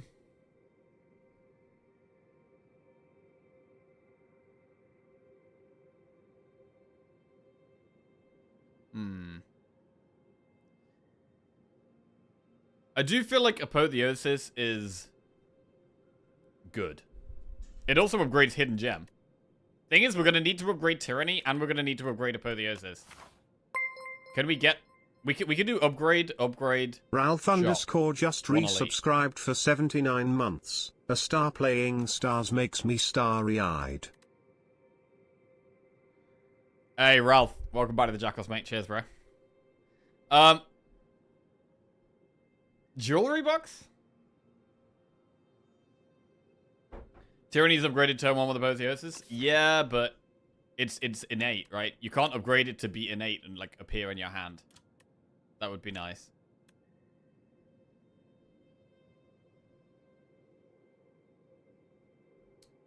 I'm not sure, actually. Thing is, as soon as we take Apotheosis, right? And we start upgrading our cards, suddenly then we really want energy, because we've got the Guiding Star Plus and all that.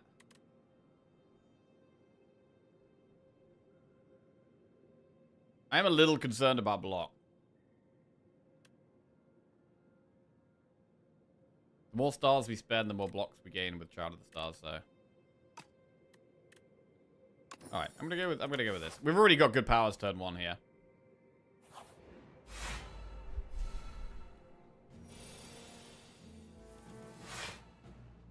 Sealed Throne.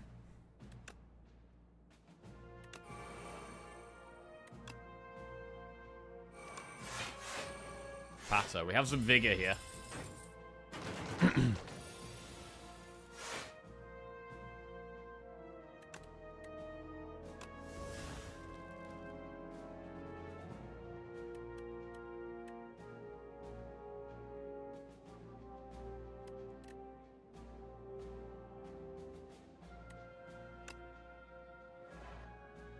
Stardust with replay. That sounds bad.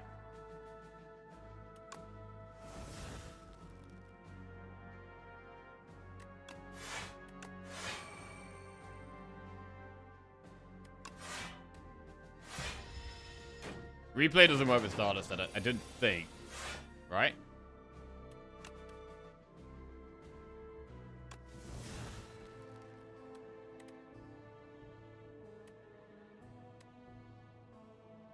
It works? So this either does 10 times 13, which is 130, or which doesn't kill them, right? Luminous Plays just subscribed. Hey, Luminous Plays, welcome to the Jackoffs. Thank you. Cheers. It either kills them. If it doesn't kill them, it means the replay is bad, right? It kills them. The replay is good. Oh, God, the replay is good. Okay, that's a game changer. That's a game changer. Photon Cut is possibly... I do love Spectrum Shift, but I think with extra energy here, the draw is good. And the dazed as well.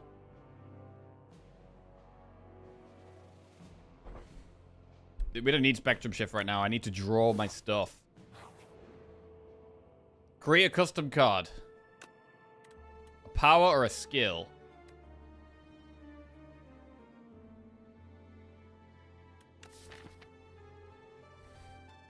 This is something else we can make innate. If we upgrade it.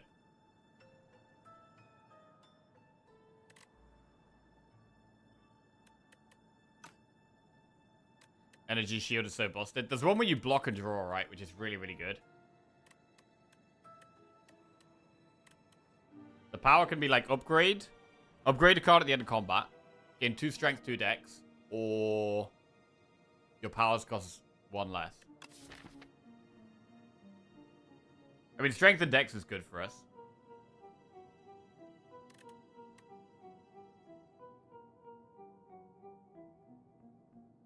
Zero cost powers doesn't matter that much because I don't have that many powers.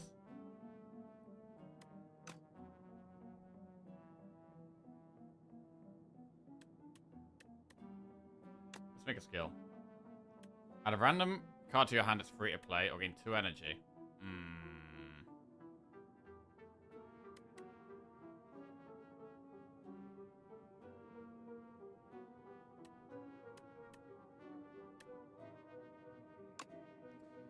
Right, we're going to gain energy. Didn't love that outcome. Draw 2 fewer cards at the start of combat, raise your max HP by 20, or lose 15 HP and upgrade 2 random cards. Do we want to get big? Is it time to get big? I mean, turn 1, we can also already guarantee that we draw our best 2 cards. Sealed Throne and Tyranny, as long as we upgrade Tyranny.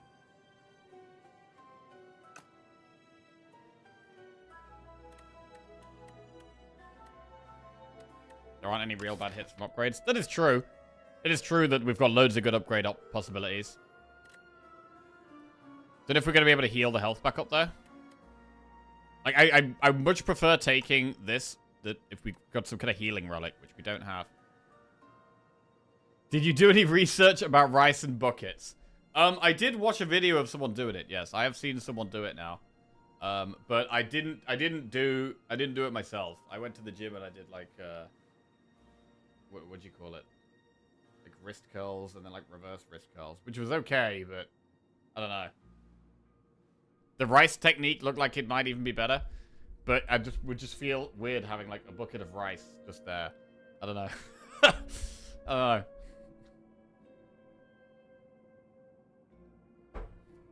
Your relic bar loves turn 1? Yeah, we are quite safe turn 1. We are quite safe turn 1.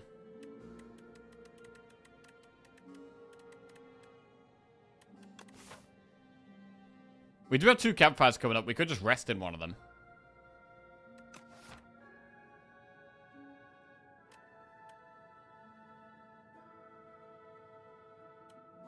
I'm going to go with the max HP.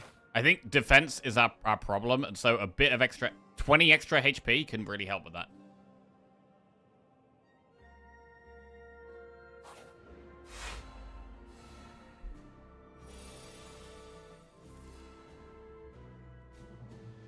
Oh, also with puzzle blocks, that gives us an extra option anyway.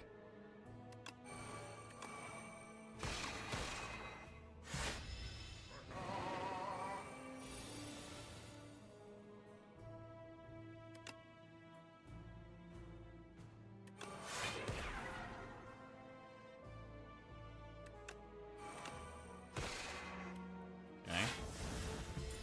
Damn death.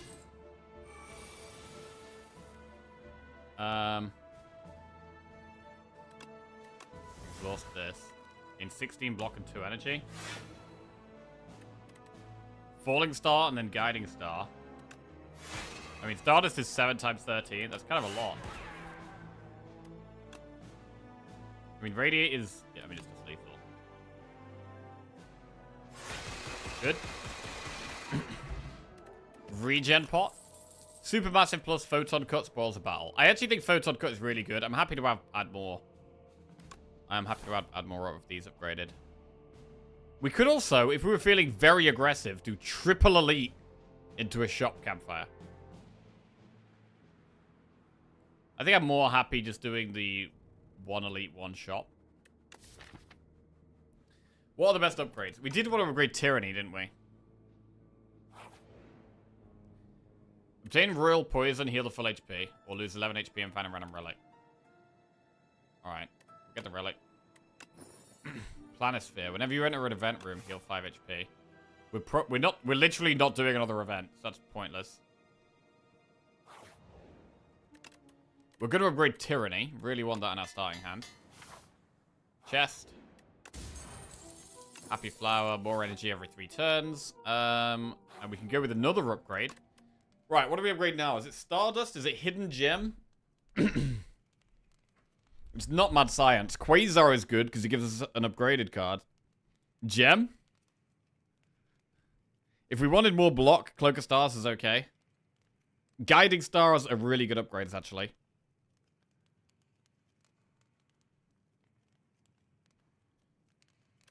I think consistency is the best thing for us right now, so I think more draw is great. Especially as we've added more energy. The card draw is, like, super important.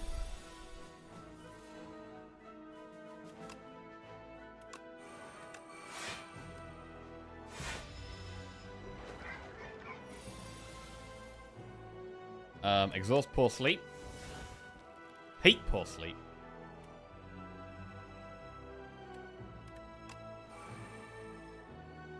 I always feel like we've got Shout of the Stars in play, but we don't. Like, this has blocked so many times that I feel like it's going to block again, but that's not how it works.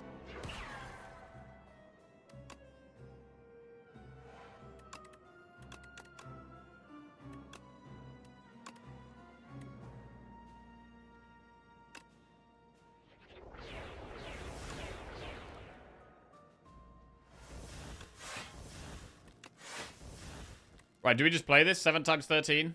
I mean, it's quite a lot of damage. Why would we not play it?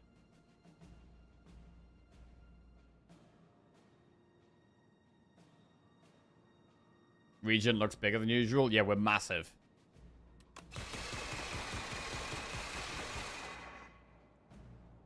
Cool. Exhaust to defend. Black Hole. Shout of the Stars. Photon Cut.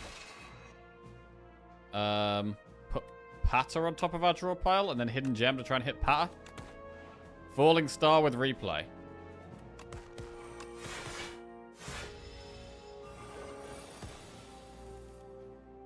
Exhaust the debt.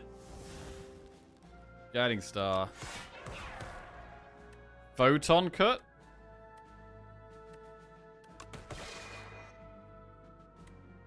Put 7 stars. Wait. How much damage do we have here? Because we can. Falling Star. Patter. 7 stars Radiate. Lethal for sure. We are weak.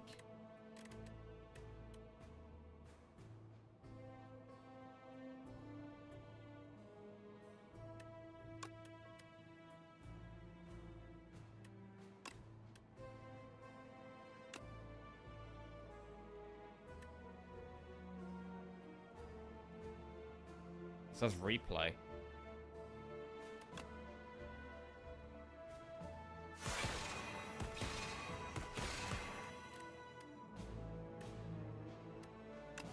Seven stars Patter Radiate. Only does 3 damage. It hits 8 times. So yeah, 7 stars Patter Radiate. Cool. 11 gold, add a card. Glow, Celestial Might, or Cloak of Stars. Glow, we're kind of always happy with. I prefer upgraded, though. Cloak of Stars is alright. It's 7 block for 0 energy. Maybe we take another Cloak of Stars. Because we are concerned about block more than anything. I might do this shop as well. I think we do Elite, Enemy, then Shop.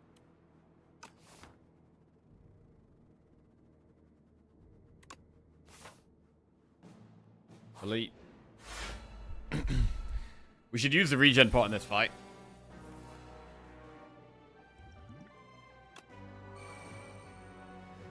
Because it could be tough.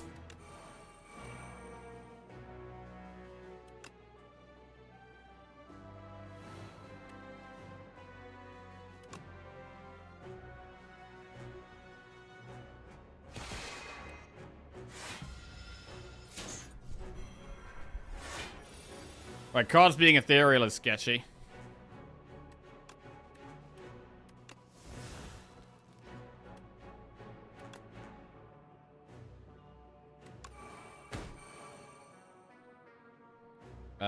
Do we kill the ethereal one or the minus upgrades? I'm gonna kill the minus upgrades because we can kind of play anything and we gain stars and stuff.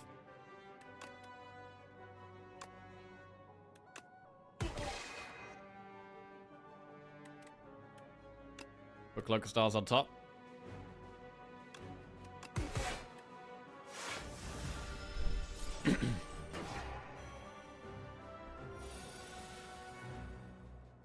Exhaust, Poor Sleep. Not a great hand here. We do get loads of stars.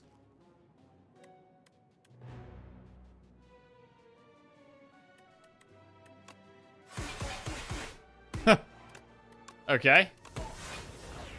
Actually doing loads of damage. Why do your cards look like that when ethereal? Yes, I'm on the beta branch. Or on the beta branch, which is the most recent. Got the most recent patches on. Low. Oh, Radiate.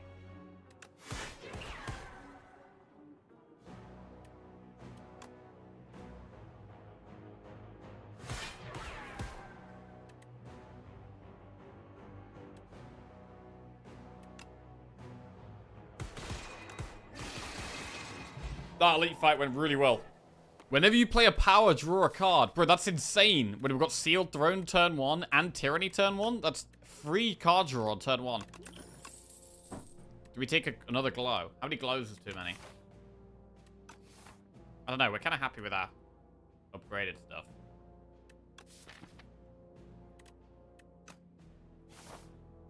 Right, we are going to go towards the shop.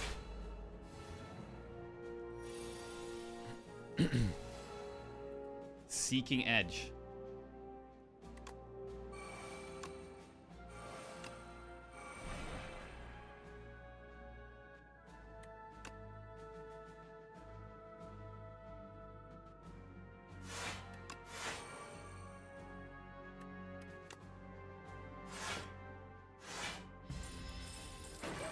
Sovereign Blade hits the wall.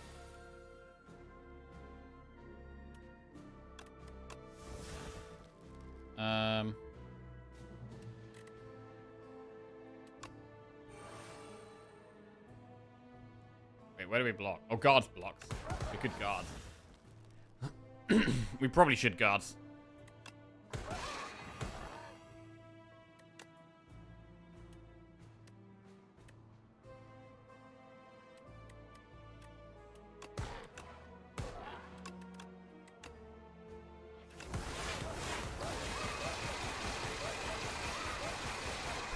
Lots of little bits of 4 damage.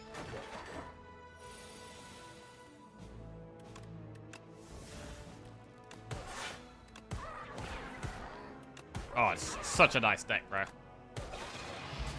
The main thing it's missing is, like, reflect type stuff.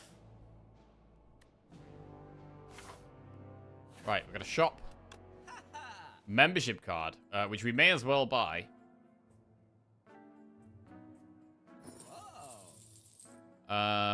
Ornamental Fan, Red Mask. Red Mask doesn't do anything against the Doormaker. Nostalgia. You could keep putting Hidden Gem on top of the deck. The best potions are... Wait! Duplicate the Sealed Throne Plus.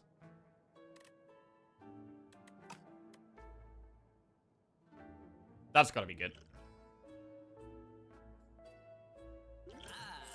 Get rid of all our debt. Oh. Oh! No more debt! Finally! After all these years. Right. Took me so long to get rid of that debt. Quasar, Ornamental Fan, Red Mask. We should probably get a potion. I mean, which potion do we want? This one? I don't really need Red Mask.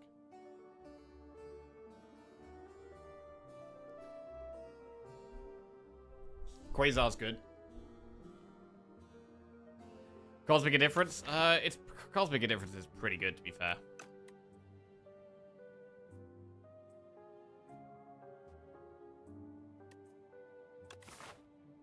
Which of these bosses is harder for us? I'd say it's probably Test Subject.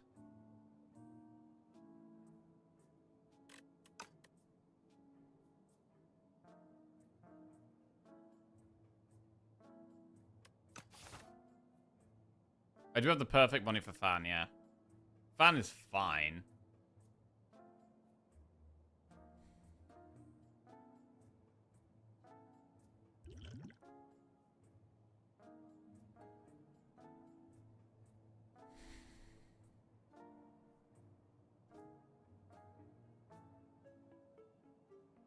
Quasar, Cosmic Indifference, Swift Pot.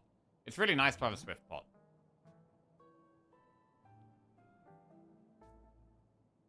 I'm gonna swap the Dex Pot for a Swift Pot. Take these cards and move on. Right, on 82 health, we could just rest for 13. 13 health is quite significant. I don't think there's an upgrade that's that crazy here. I think 13 health is probably better. Let's make sure we've got no healing relics. No, we're fine. Okay.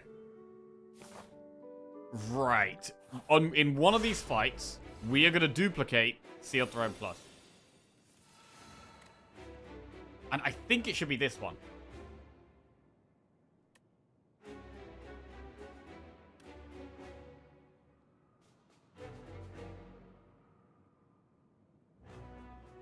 Door maker scarier.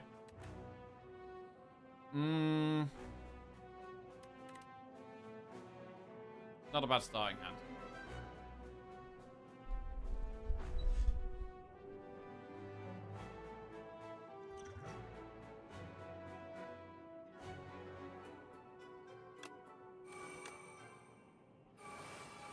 Wow. That's kind of crazy.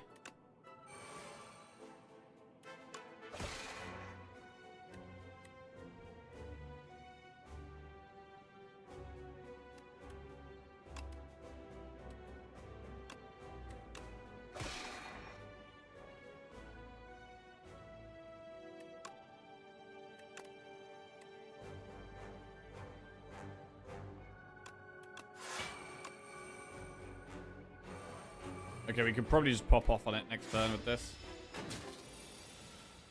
So, we could Stardust already. And it does loads of damage.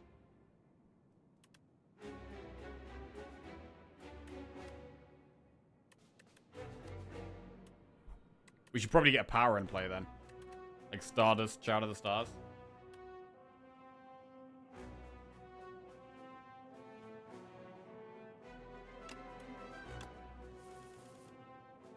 Exhaust Poor Sleep.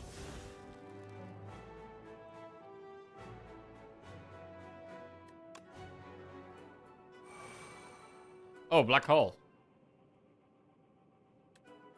10 times... I mean, this already dies. So we should really start with Stardust and just kill it first.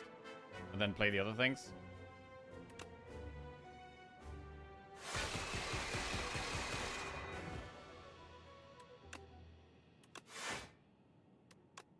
Like Equilibrium a lot.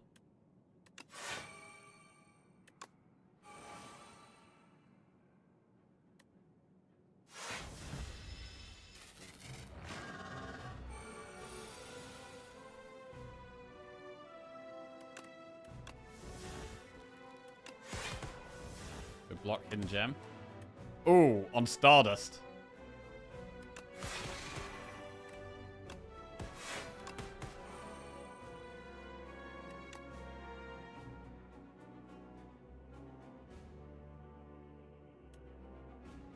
I mean, can't make a difference. Hidden gem again?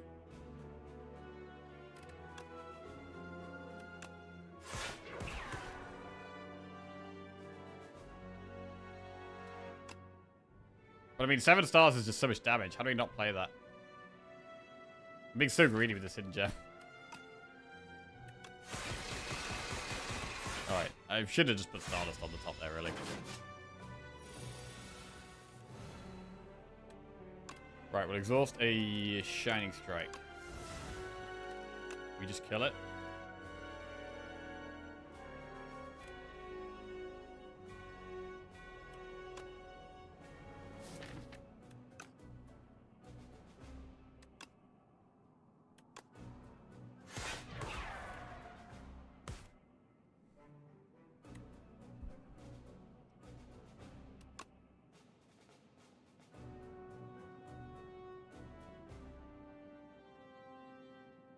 Whatever. We get stars back really easily right at the time. Okay.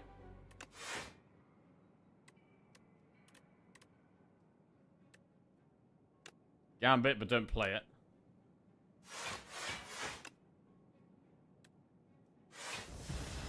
Gambit just in case, you know.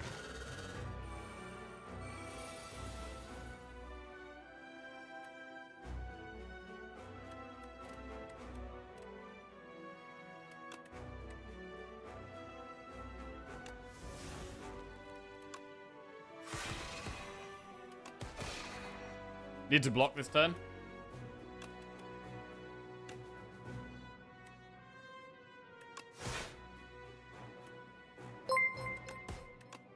Fasten. Cube underscore of underscore soup just resubscribed for 105 months. J Forky Dance. Jesus, Cube, that's a long ass time, bro. Welcome back to the Jackoffs. Thank you very much, my man. We got some damage here. What do we have? 7 times 31.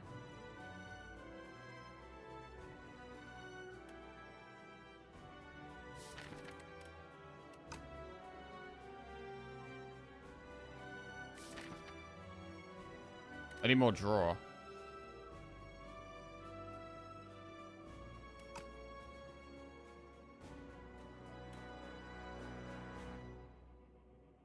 Seven times 30 is like 210, which is not lethal. However, if we were to get Patter, that would be so much.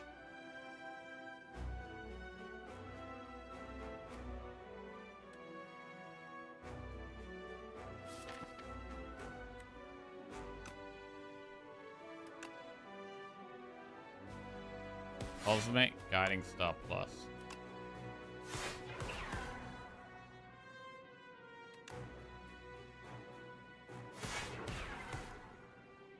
Patter Stardust.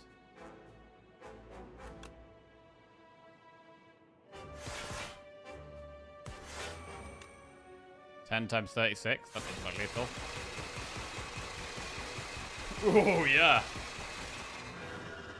Very nice. And now we've just got the Doormaker. Let's go. We could just draw the replay too, Stardust? Yeah, I think you might be right. Prophesize.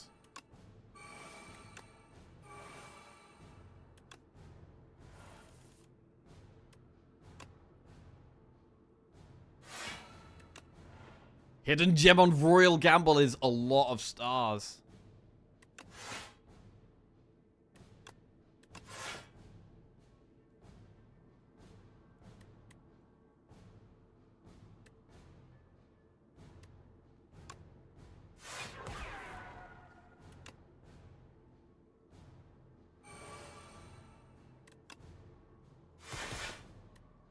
Okay. The next turn, things get exhausted.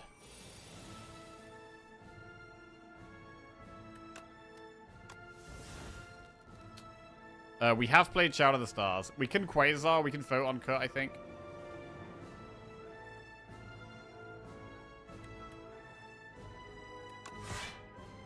Automation, prowess. I mean, strength is good for Stardust. We're not having a huge energy issue. So I'm going to just go prowess.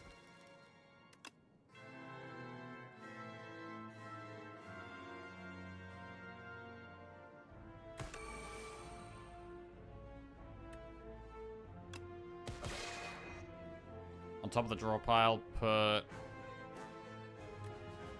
I mean, one more star allows us to play 7 stars here, which blocks loads.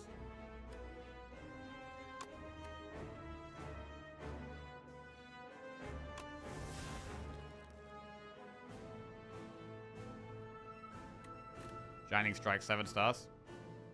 It's 3 times 7, 21 block.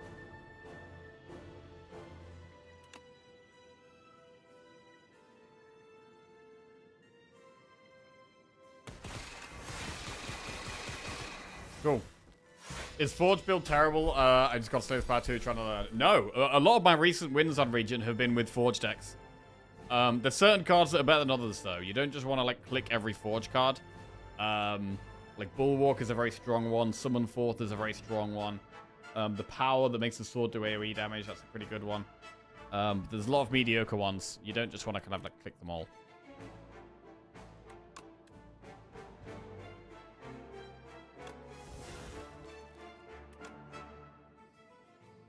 Can't draw this turn, which is kind of disappointing.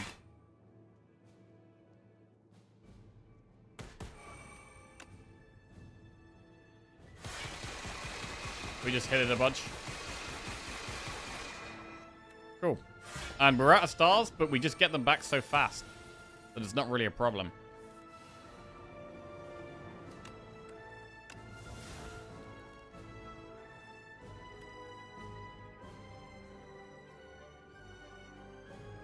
Every player card, lose energy.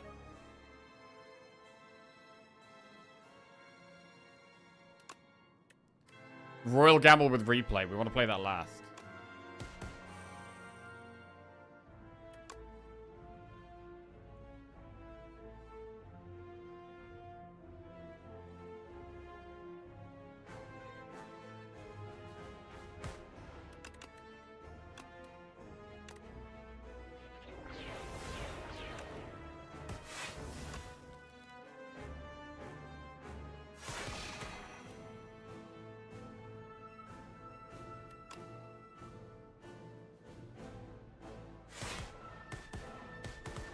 That is 34 stars.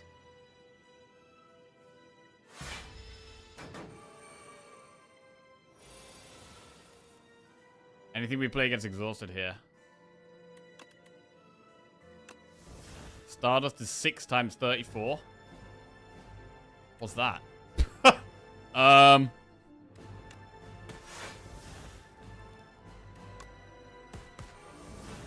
6 times 37. I don't hate using Swift Pot here. I feel like we're not far away from lethal. 6 times 30 is 180. I think we can probably get lethal this turn. Patter. 9 times 38. Well, that's lethal. Hidden gem on Guiding Star.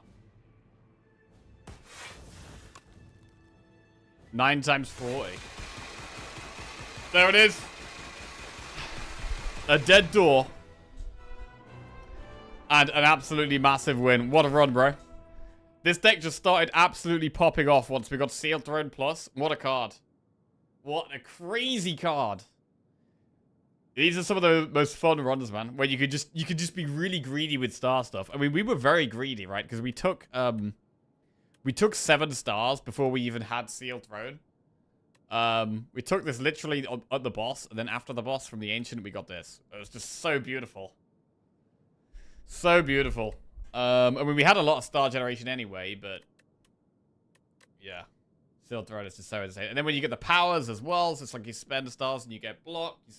You spend or gain stars and you do AoE damage, like Black Hole played its part as well. Very, very nice run. I don't feel like you can do that kind of run very often on Regent. Like, most of my runs don't go like that. But, when you can get it off, it's great. It's really great. And we're now on a 5-win streak with Silent and Regent. Throne is probably the best singular card in the game. Wow. Maybe?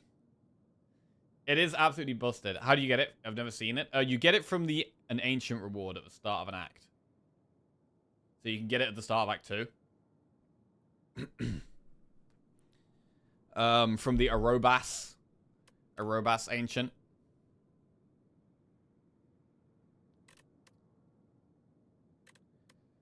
Better than Echo Form? Oh, you also get it... Wait, can you get it from Arobas and Darv, actually? Because we got it from Darv this run. Yeah, I think it's definitely better than Echo Form, yeah. Arobas is Falling Star. Ah, okay, so it's Darv, yeah. Cool.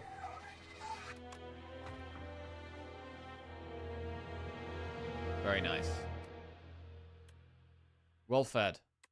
Ka-ching! Spent more than 1,000 gold. Supreme. Defeated 2 bosses without losing HP. Okay.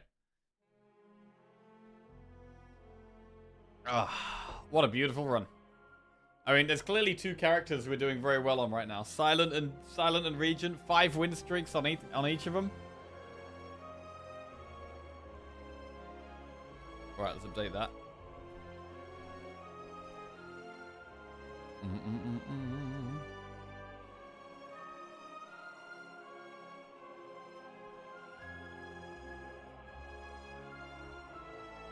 Nice. Okay.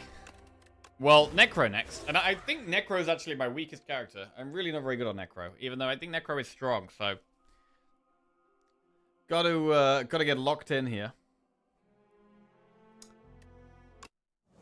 And try and get a win. Transform a card. Whenever you rest, raise your max HP by 5. Or first 3 card rolls are upgraded. We've got the fish.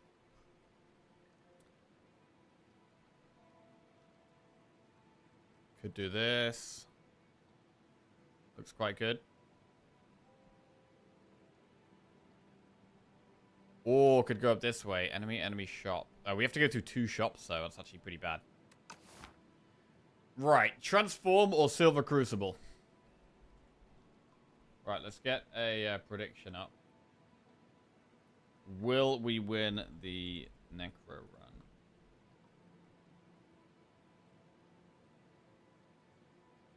Right, at some point we're going to have some better channel point rewards.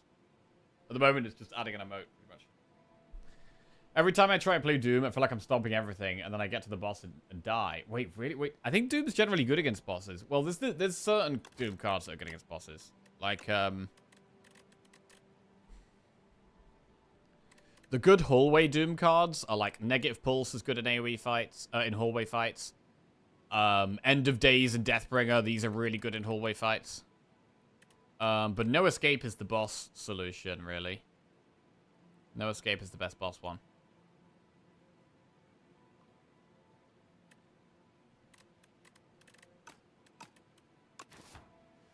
Right, just quickly pop into the bathroom, and then we'll dive in.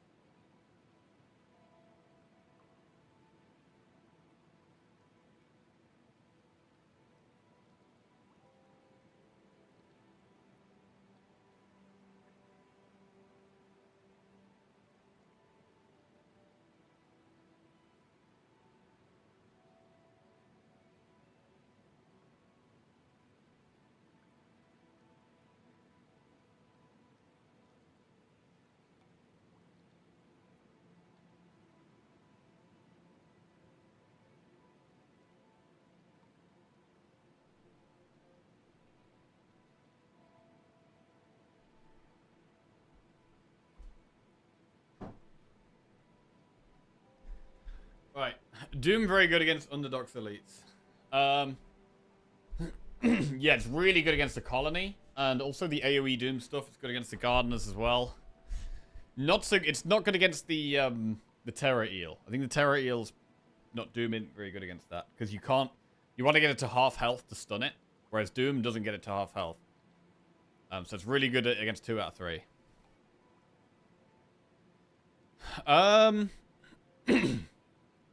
Do we just Crucible it? I'd like to do 2 elites. Wait. Which way are we going here? We're not doing the double shot. Oh, we could do 3 elites. Could go for 3 elites.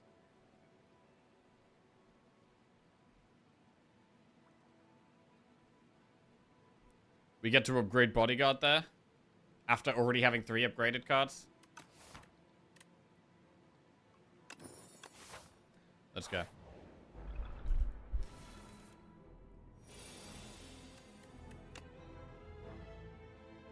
Right, which one do we attack first here? One's annoying next turn.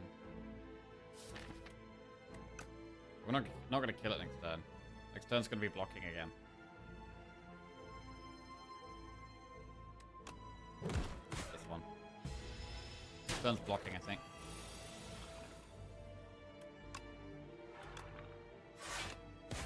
Okay.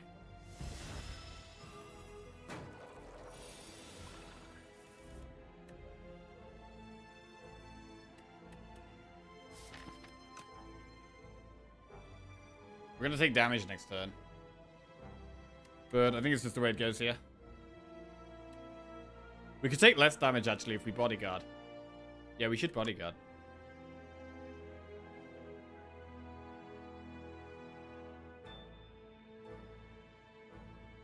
Or should we?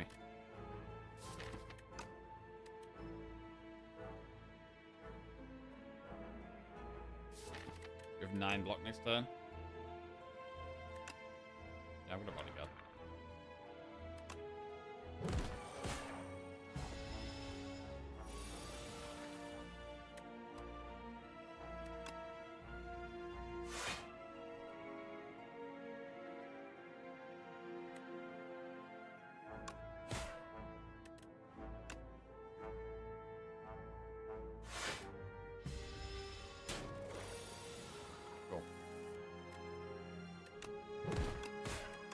Right. What are we doing this run then? Blight Strike plus, Rattle plus, or Pull Aggro plus? Blight Strike is okay in the early game. It's essentially 20 damage for 1 energy, which is quite a lot.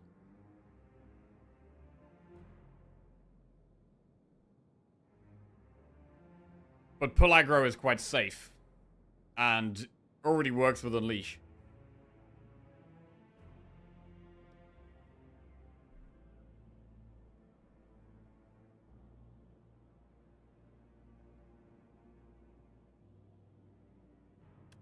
So I'll take Pull Aggro plus. Ooh.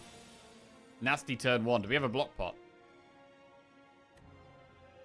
Doesn't save the maximum amount of health. So probably not. It only saves... It saves 8 health.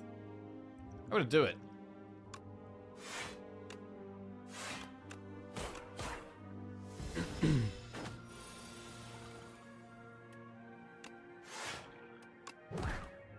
Pull Aggro Unleash, pretty nice turn. But you can get that off.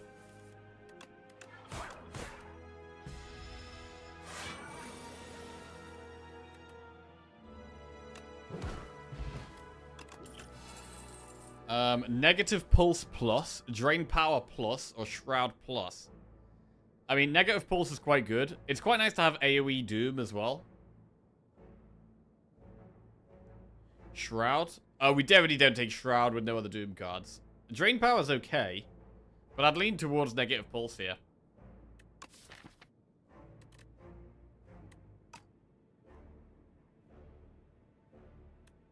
Let's pulse it up.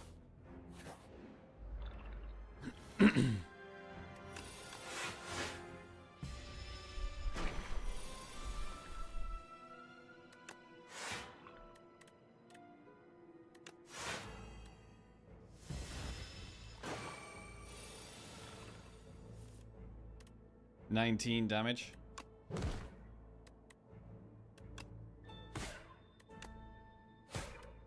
Cool. Right, last upgraded card. What's it going to be? Grave Blast Plus, Dirge Plus, or Lethality Plus? I mean, Dirge is nice. Lethality is really good as well, though. Like, Lethality with Unleash. And it feels like we're a bit of a summon deck, but I don't know if I can turn down the upgraded Dirge. Lethality and Dirge, both great, man. I think I'm going to go Dirge. Lose 6 HP and gain 63 gold. Add Clumsy for a relic. I think we could... I mean, we're trying to do 3 elites.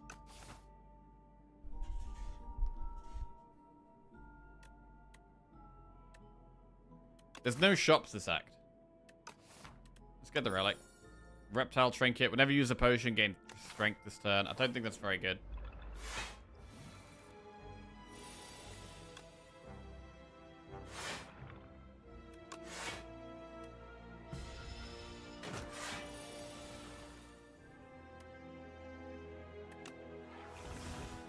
Full Dirge.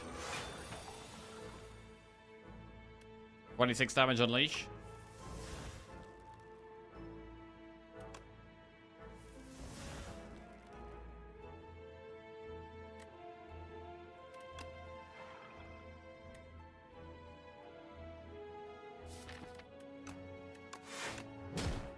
Okay.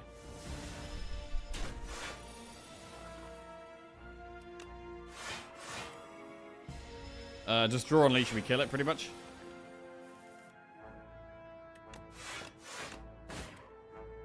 Do we know when there'll be a big content patch for this game? At the moment, they're just doing small patches each week. They'll be doing it on Thursdays, actually. Thursday night. So tomorrow night, we might get another patch.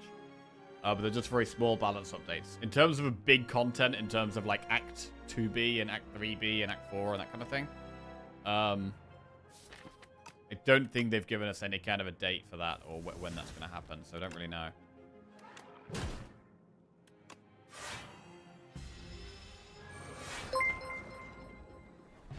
Right, 14 gold and a Benny Hilliam just resubscribed for 3 months. Benny Hilliam. Welcome back to the Jackoffs. Cheers, mate. Thank you. Defy is good. Spur is also really nice. When we've got some good summon stuff, like with the Dirge, with the Pellaggro, with the Bodyguard, Spur can be like 12 summon for 1 energy, and it retains as well. I think Spur's an insanely good card. Defy's great as well, but Spur is rarer, so we're going to go with the Spur.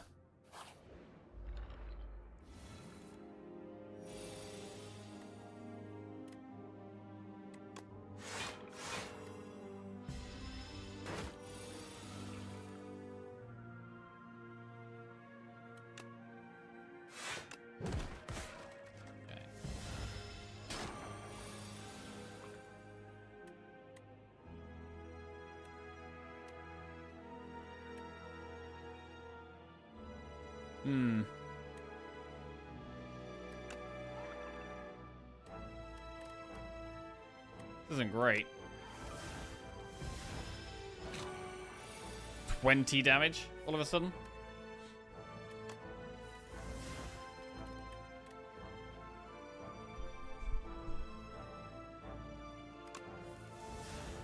This guy's kind of nasty for Necro.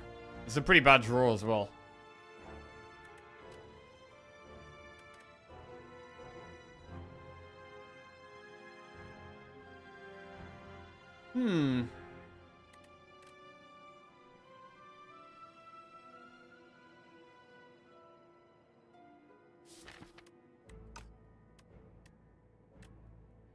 I mean, we get 10 block from negative pulse Pellaggro. And then Osti's on 10. So we take no damage, but he does kill Osti.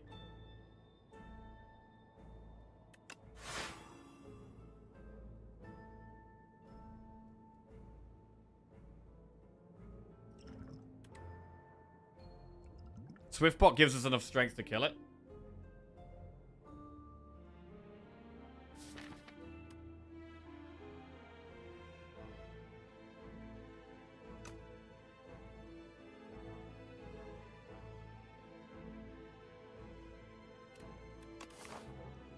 I mean, it's kind of nasty. I don't want to really take any risks here.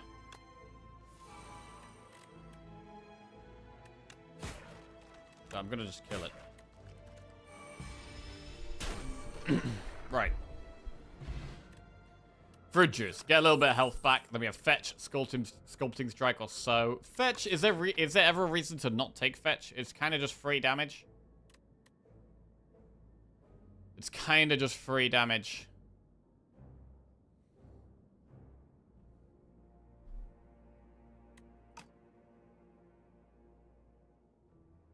So is AoE, though.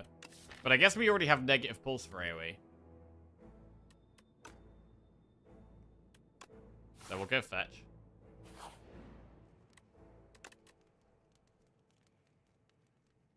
We'll upgrade bodyguard. The fetch build returns. God, you doubting again, one pun man? Holy shit, bro. You're gonna be rich on channel points just from doubting on Necro every time. Upgrade bodyguard.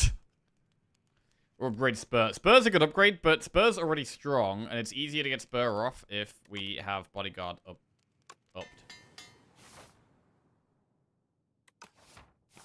You click Crucible, I immediately click Doubt, you know the drill.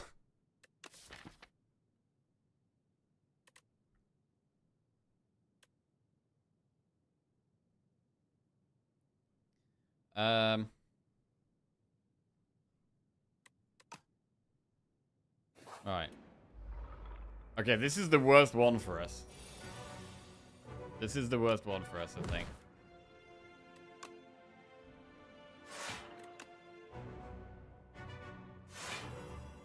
The Doom isn't very good against the stun at half health.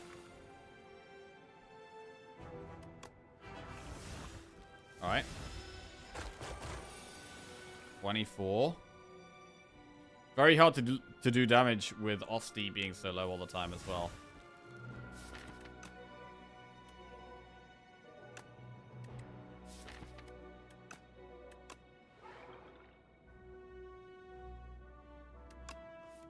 I mean, does this thing ever kill us? Hang on a second. Hang on a second. I don't like how this is going at all.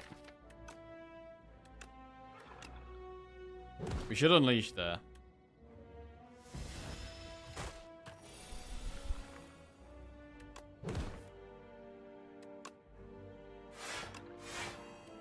If we can stun it, the fight becomes way easier.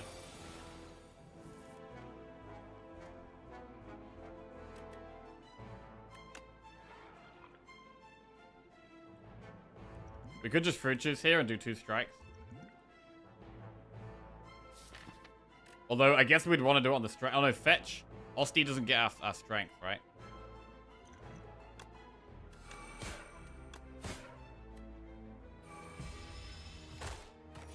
Ow.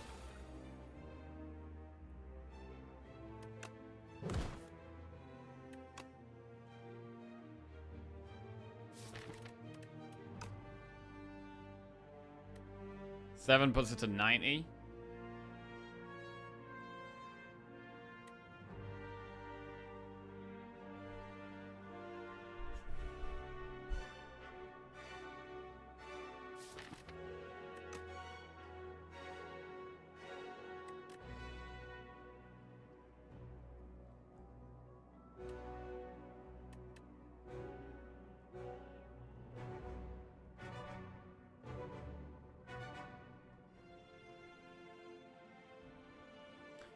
We probably still need to negative pulse.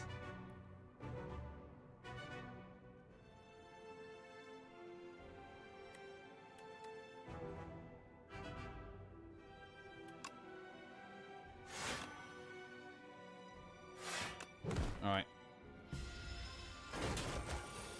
24 damage. Pull aggro.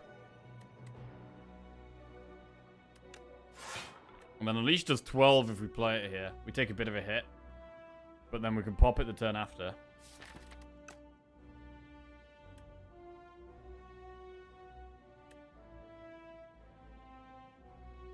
I think it is the way. Right, so now we pop it.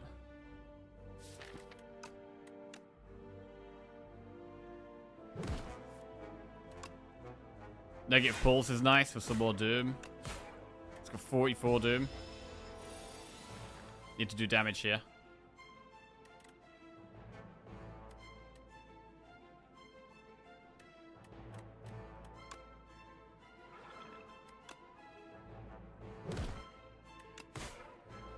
Okay, we get there. Bit of a tough elite, but we do get through it.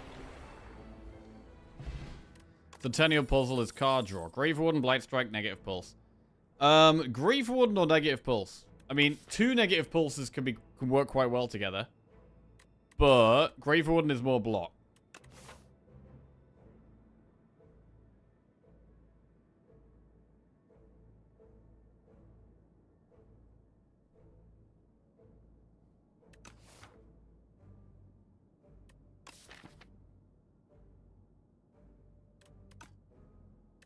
So let's go Grave Warden. Right, this is going to be empty. Right, I would love to upgrade before this elite, but I think we might have to rest. We're going to rest. And then do an elite. 13. Doom is really strong against this guy.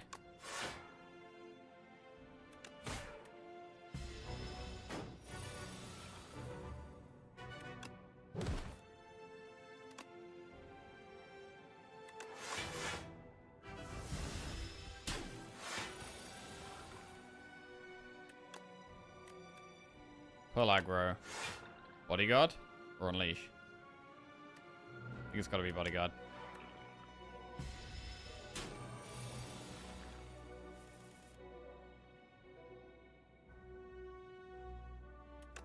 Keep blocking. Or should we push?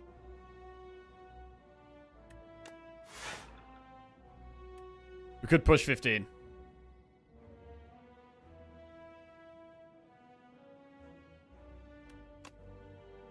Let's push.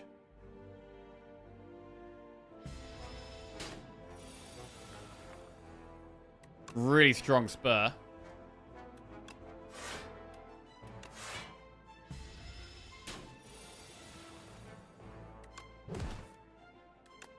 Love the negative pulse. Right, I think it does multi-attack next turn, which is a bit of a problem.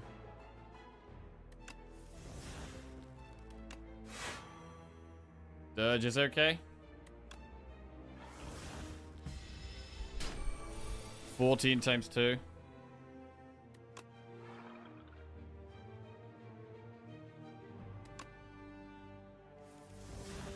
Fetch. Grave Warden. And then Unleash makes sure it dies this turn. But, actually, is it better to just kill it on another turn? We take 2 damage to do this. Let's probably just kill it, right?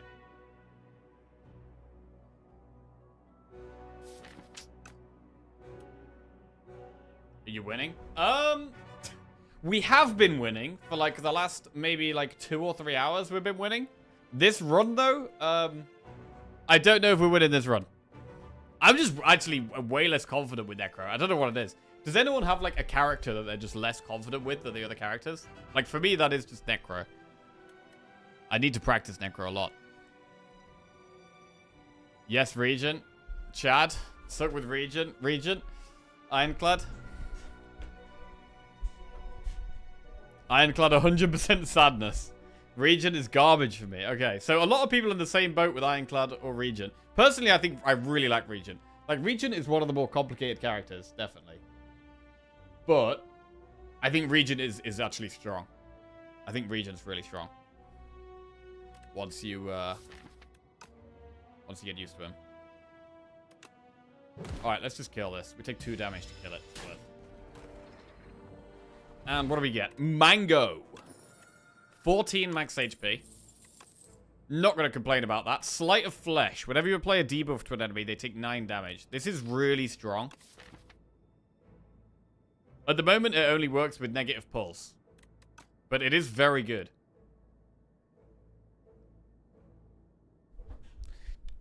Clan and Necro. Yeah, Ironclad and Necro are definitely my weakest too.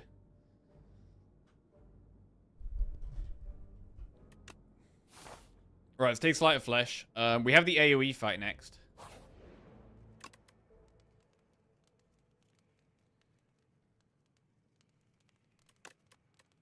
We're gonna upgrade this.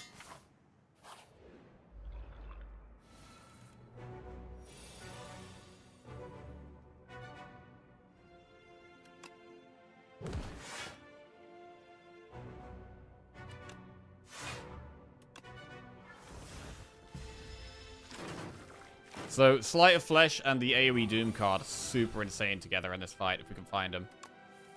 Negative Pulse is really, really good. We should probably draw first. Okay, do we just do it? We take a bit of a hit. But it's 11 Doom to all of them, and they take 13 each as well. We definitely just do it.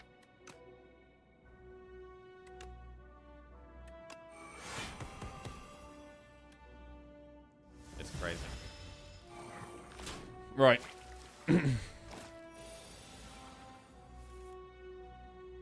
So, Fetch kills the front one. That's going to die to Doom.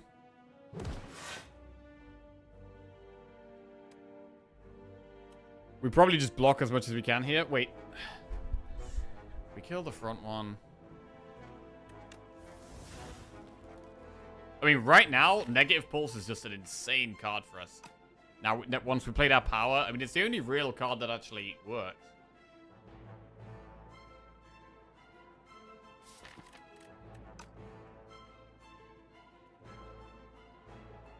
I mean, we're taking 21 damage. It is quite a lot.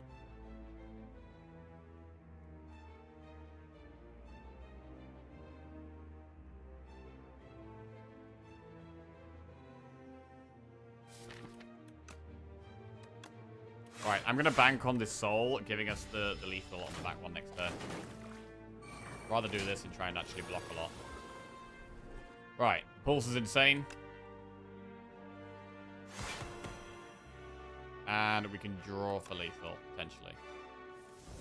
Nice, fetch. I mean, they'll leave lethal anyway, but I can stop them attacking.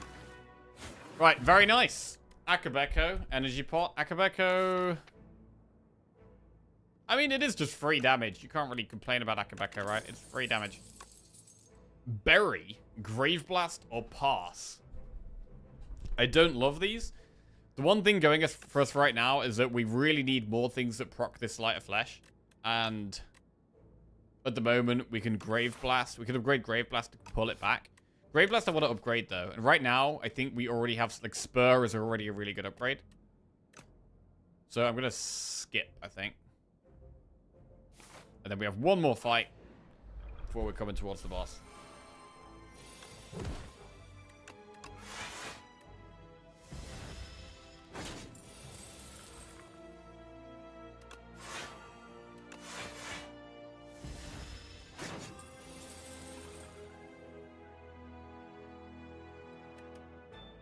Sleight of Flesh. Nah, pull aggro Spur. That's the way. Suddenly, Osti's pretty big.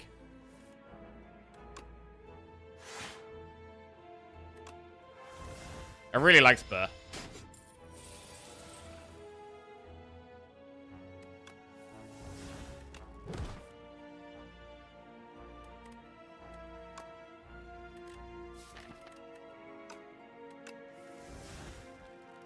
Do we Sleight of Flesh?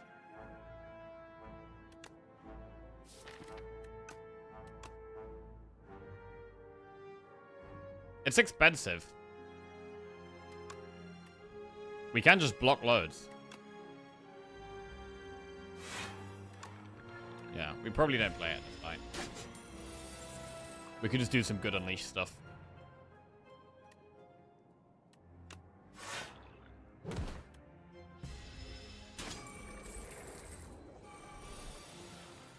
A bit stunned.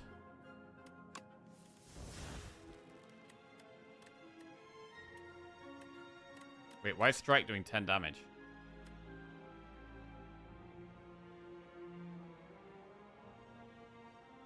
Oh! Yeah, Unleash is an Osti attack? Wait, so Unleash doesn't proc Akabeko? Yeah, okay.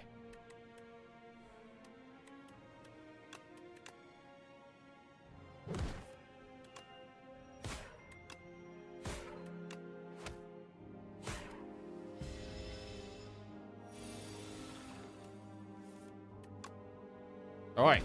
Pretty good. Invoke Death's Door or Grave Blast. I don't know if this is an Invoke deck. Death's Door is good if we get more Doom. It can be loads and loads of block. At the moment, it's only good on the same turn as Negative Pulse, though. Like, at the moment, it's not that good. So it can be really good later, but right now, it's not that great. I quite like using Skill Pot to try and find something else maybe that gives Doom for this fight.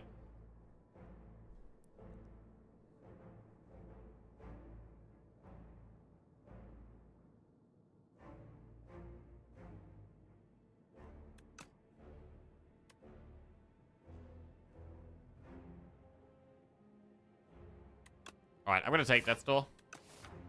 And we're going to upgrade a Spur.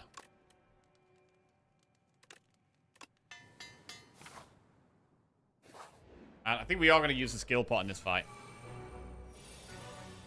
Nice to get Sleight of Flesh turn 1. Very good.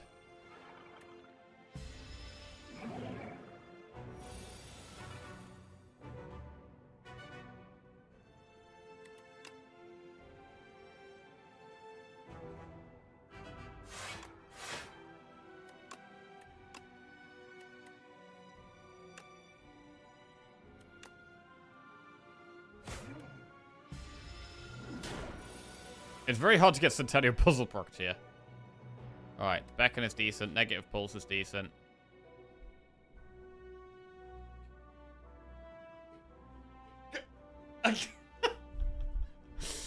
Alright, Negative Pulse.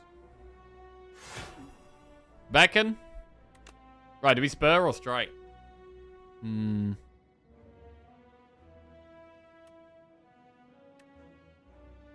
Osti doesn't heal 7 here. So maybe we Strike.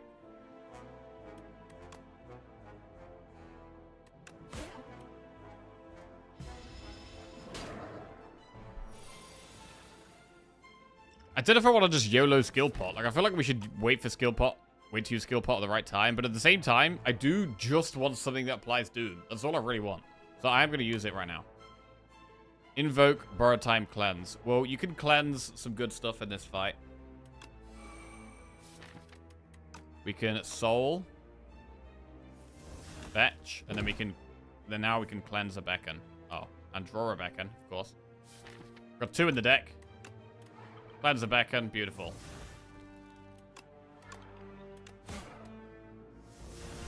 So we can still do damage with Unleash. Like, Slight isn't all of our damage.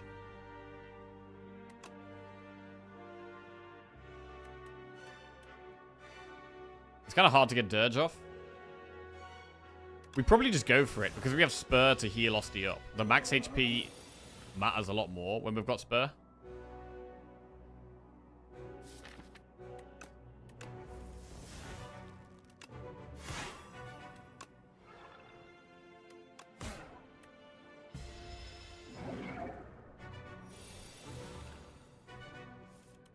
$31 damage Unleash.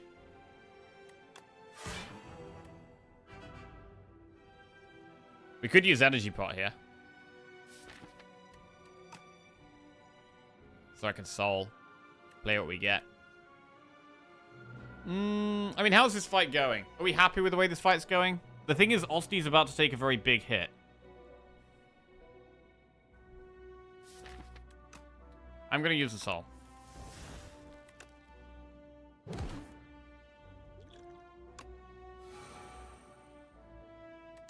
Beacon, pull aggro, Unleash.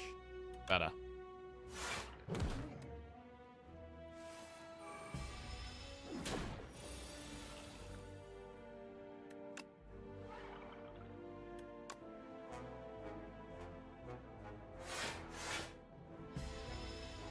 We're about to draw Cleanse with nothing in our draw pile. Damn. That really sucks. Does really suck. It's so good at this fight, but not if you've got nothing in your draw pile. That is bad.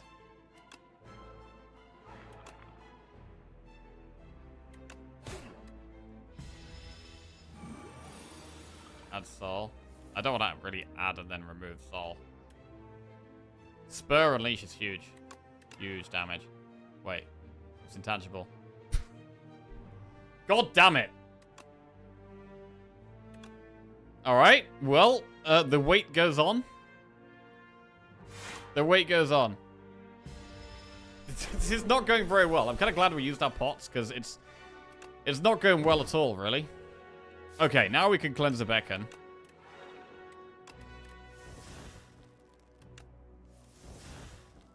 Do we play both beacons, or do we play negative pulse? Negative pulse is quite a lot of damage. I think we take 6 here.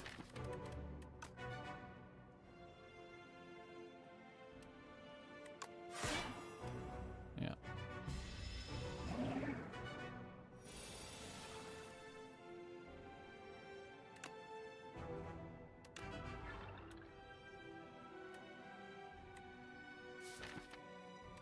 Should we start striking? Ah, it's got to draw Unleash. I mean, we just play the beacons. Osti tanks for us at this point. Osti's pretty big.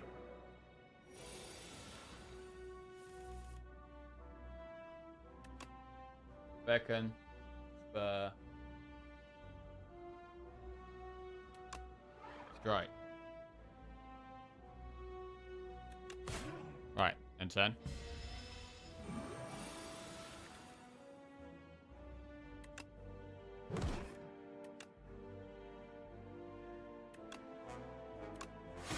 Fine. Unleash an intangible turn? I mean, it's happened every time, pretty much. Beacon, Grave Warden. Fine.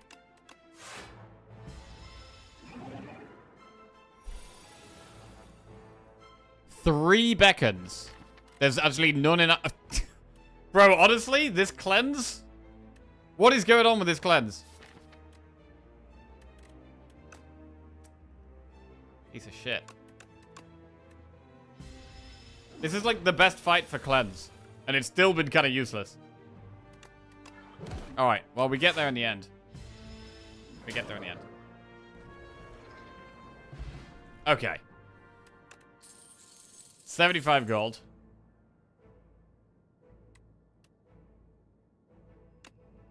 Neurosurge, Transfigure, or Shared Fate.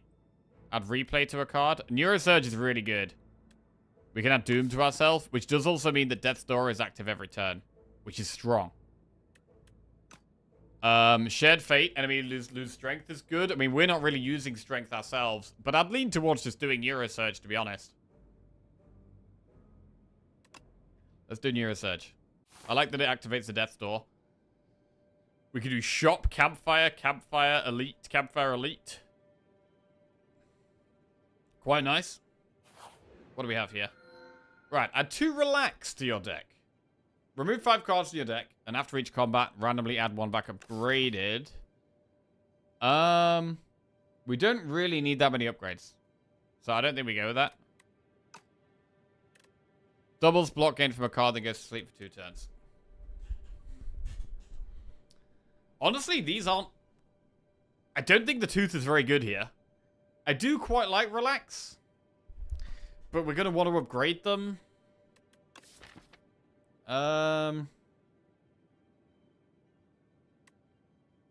Is Tooth ever good? Tooth is good if there's a lot of cards you've got that are like strong late game, that aren't upgraded, that you don't mind losing. You can also use it to just get rid of defends and get defenders back. That's always fine. Relax isn't bad. Relax isn't bad. I mean, how bad is Pale's Legion? Doubles block gain from a card, goes to sleep for 2 turns. It does help us keep Osti big. So Legion kind of... I don't know. I don't know if have I even taken Pale's Legion before? I got a second. Relic Collection. It's the only one I've never taken. Should we just take it? It feels like it might actually be the way to go here.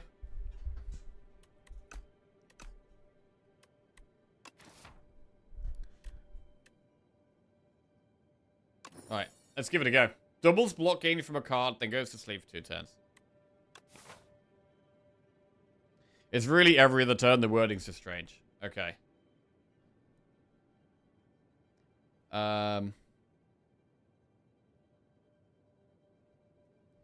We do want a shot. Let's go up there. So is it active to... Wait, what the hell? It's a little... It's a little swamp monster. We've got a little swamp monster.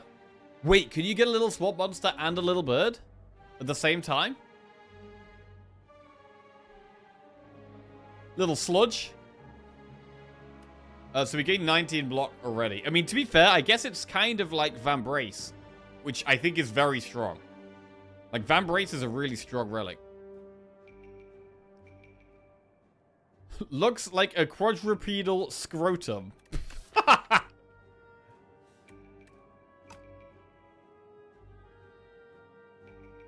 You can't. If you had the bird, it can't show up. Wait, really? Oh, no. Oh, that's sad. You can only ever have one friend? Well, I guess we have two friends because we got Osti.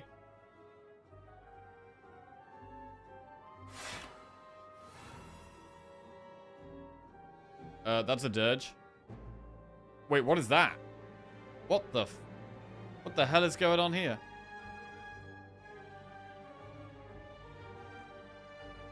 So it's now... Oh, it's the wall. Right. Okay. So it's a little minion, and then he transforms into a wall, and then he goes to... Oh, and then he goes to a pile of useless sludge. Okay. Pile of useless sludge. Cute minion. Cute, debatable. And then wall. Okay, it's got 3 phases. How have I don't know how I've never had this before. I've literally never had it. It's got Death's Door. I do want that, definitely. I mean, our damage is... We are quite slow. This dex damage isn't that good. Hi there. Have you seen the guy outside today, by the way? Doing some really crazy... He had a balloon attached to him earlier. Yeah. Oh.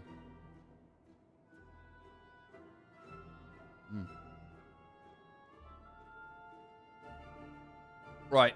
Don't slander the Legion. You should honor the streamer distracted by guy. Yeah, bro. Sometimes I get distracted by this guy out the window. There's this guy, and he's, like, really strange. We have, like, a really strange person that lives near us. Right. Anyway. Negative pulse.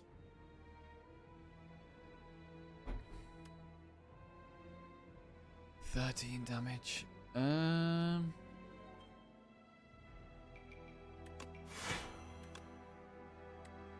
Okay. Bro, is Death's Door gonna go? Yeah, I don't know. We don't...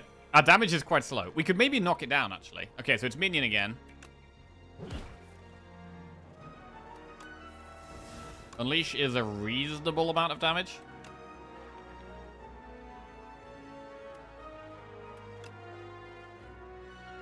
He's giving us double block this turn. So I want cards that are good to get double block from. Like, Pull Aggro is pretty good because it's 9 block. Grave Warden's good because it's 8 block.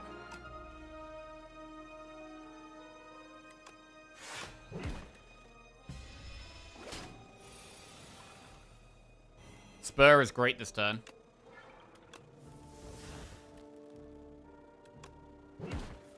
If we hit it 2 more times, it gets knocked down.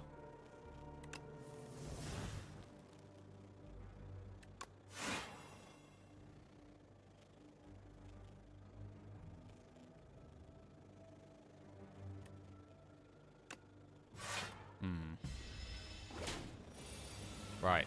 So I need to hit him twice here.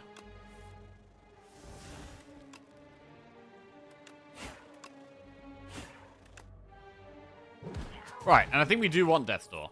Wait, how does Death's Door work against Pale's Legion? It's going to be 6 block 2 extra times, right? Doubled? It's going to be an insane amount of block.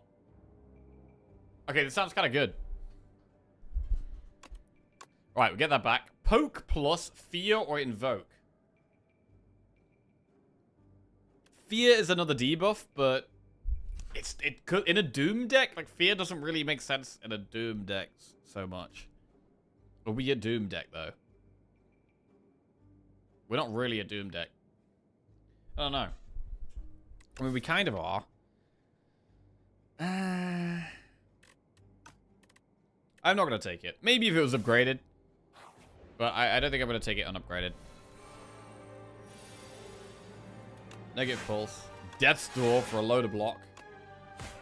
Pretty good. Yeah, we're a Sleight of Flesh deck, yes. That is accurate.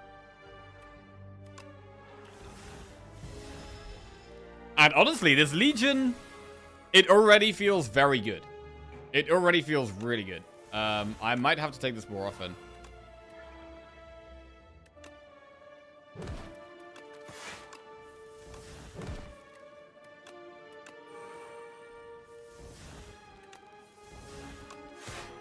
Okay.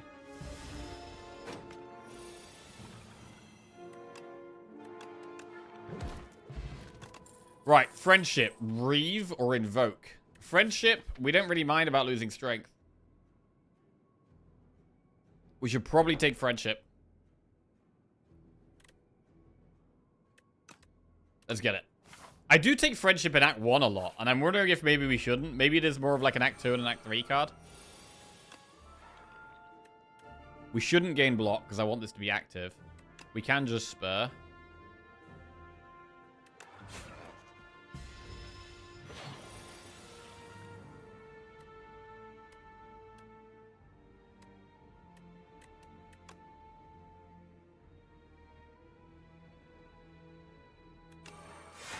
Wait, that was order, lol. Yeah, rip. Okay, that's bad. Right. Negative pulse. Defend. Friendship.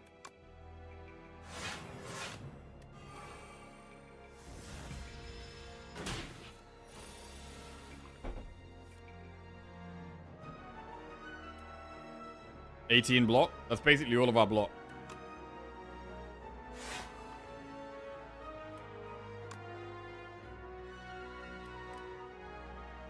Fetch remains active. Remains doing maximum damage anyway. Okay.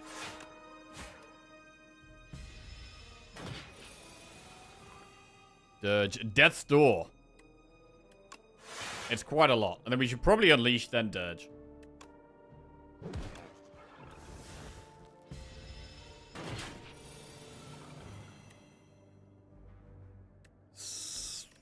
Defend. Defend. Soul. Negative pulse. Spur.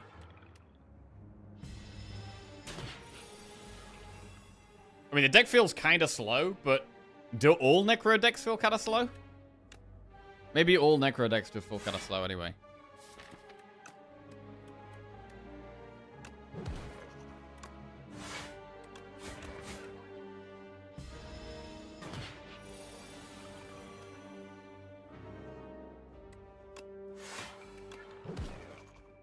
And he's dead.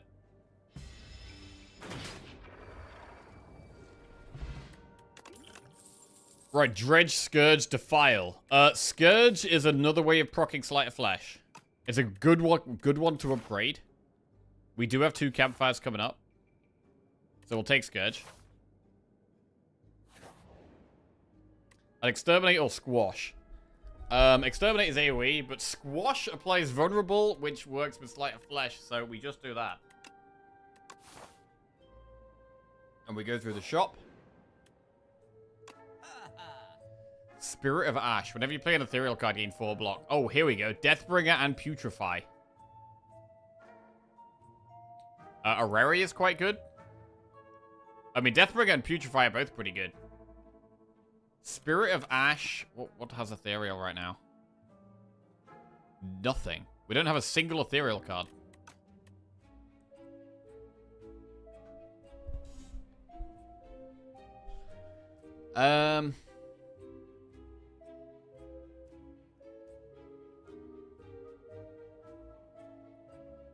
The fact Putrefy applies weak is quite good.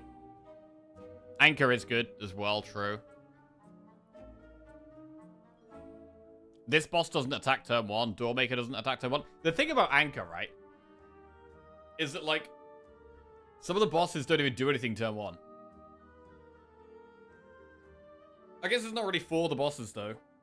Because if you're saving health throughout the act, you're not You get to upgrade more. Anchor plus Deathbringer is what? 320? It's 330. So we'll have 136 gold left. We could just do... We could not remove. We could do Putrefy, Deathbringer, Anchor instead of removing. I mean, Anchor is probably better than removing, to be honest. We do still have 4 strikes, which is annoying. But Anchor is probably better than removing. Deathbringer, Putrefy, Anchor.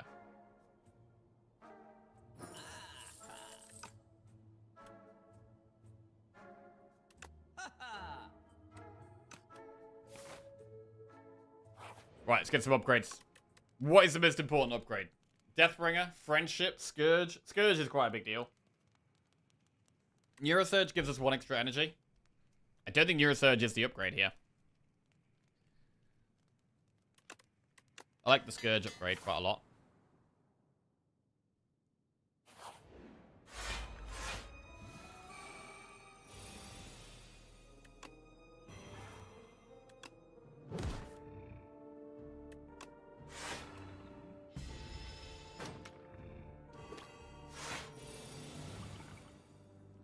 Deathbringer.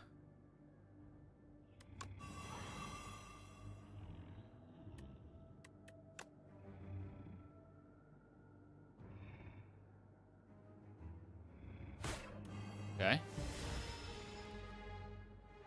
We need the energy to play Slight. That's the main thing. Like, having energy to play Slight is kind of a big deal, because right now, can't really use it. Because Friendship can give us the energy. The Neurosurge can give us the energy.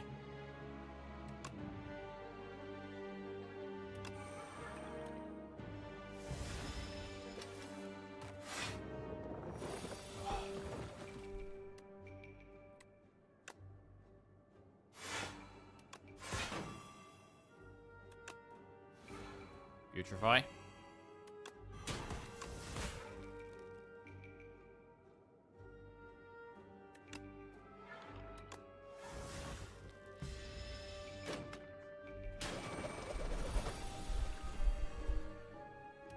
Pulse. Spur. Big.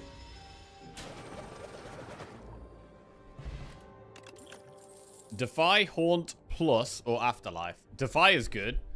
Haunt is upgraded. And we do have, what, Dirge and Grave Warden. We do have some souls. Haunt is just more damage. But it's probably just Defy.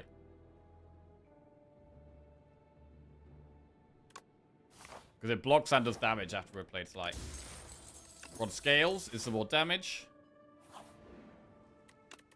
We get to upgrade, and we'll upgrade Deathbringer for the Millipede, which we get right now.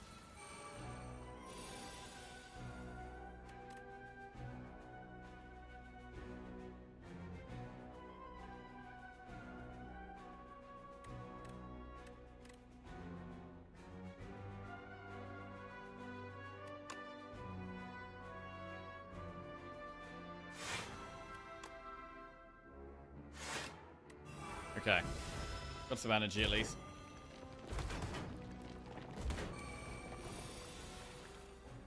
Negative pulse. So they're doing quite a lot of damage this turn. We could speed pot.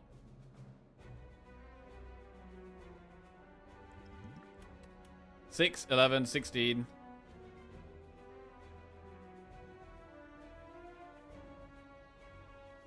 Yeah, we're gonna speed pot.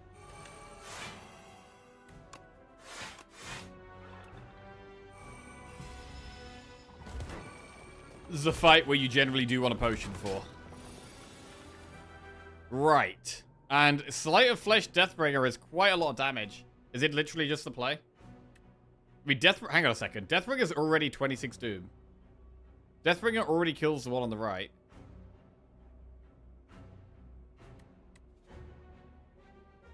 I mean, Slight of Flesh Deathbringer is definitely lethal, but we take a bit of a hit. The other play is what? What's the other play? The other play is to Scourge Deathbringer and try and hit a 1-cost block card. We don't have that many left in the deck. I think we just kill them and take a bit of a hit and it's fine, right? We can rest afterwards.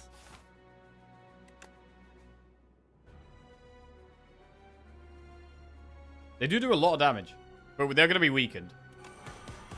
So that helps.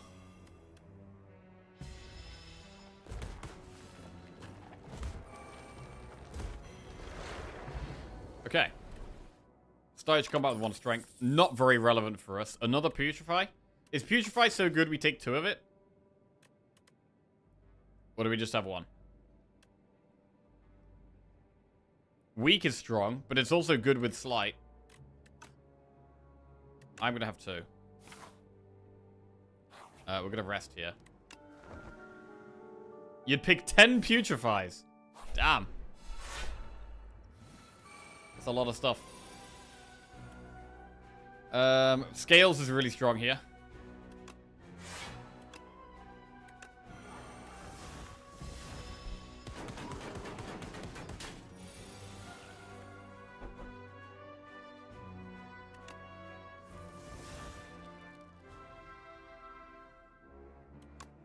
Putrefy, Defy, pull aggro.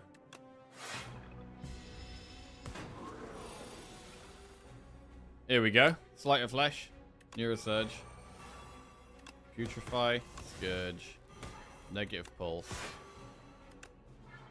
Probably just chill there. Strike is quite a lot, actually. It's strike 19 damage.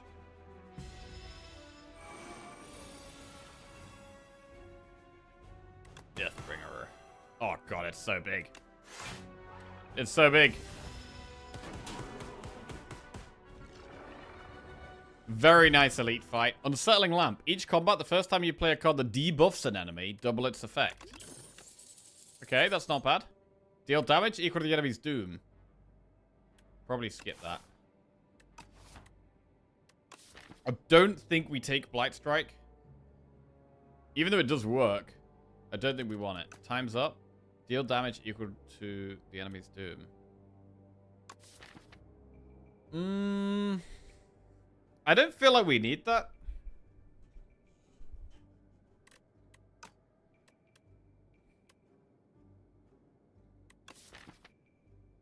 I kind of don't feel like we need that. I don't know.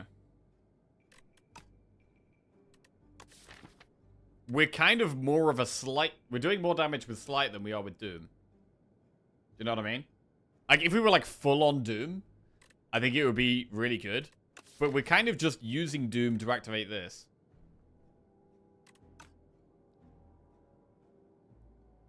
It's good with Vulnerable. That's true. It upgrades to Retain.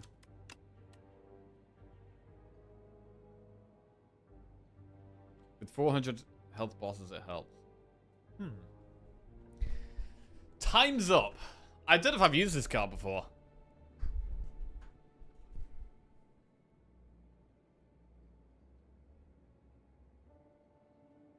Let's have a look at the deck. Do we need it?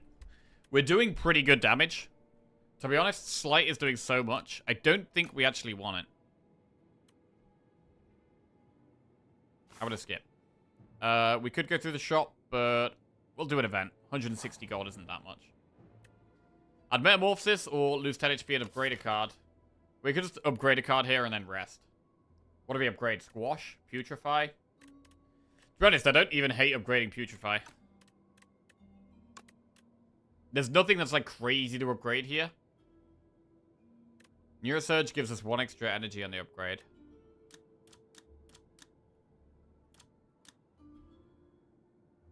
Kind of like just an extra turn of weak and vulnerable. Defy is okay to upgrade because we play it a lot. Friendship, I don't think we need to upgrade. There's actually no like mega important upgrades. But with the lamp, right? Each combat, the first time you play a card that debuffs an enemy, double its effect. Doubling Putrefy is great. I quite like upgrading the Putrefys for that reason.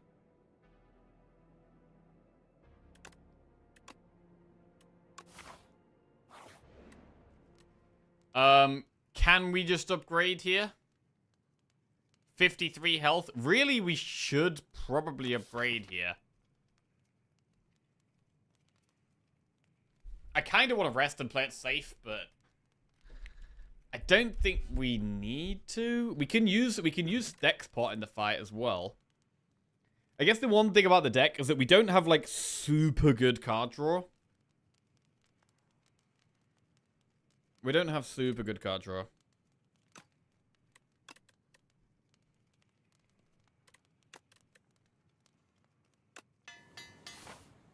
Right. Okay, so if we putrefy first here, right? Lamp should double it. The first time you play a card that debuffs an enemy, double its effect. Which should give it 6 weak, 6 vulnerable, which is would be insane. Oh yeah, that's good.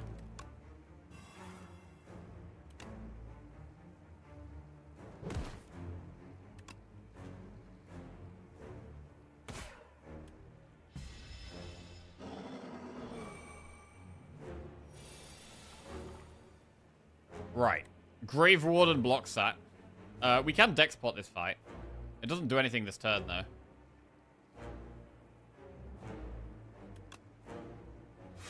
And we'll just do a Dirge here.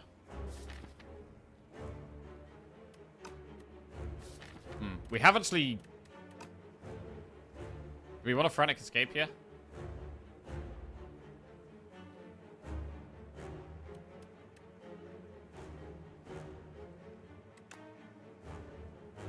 I'm gonna do it.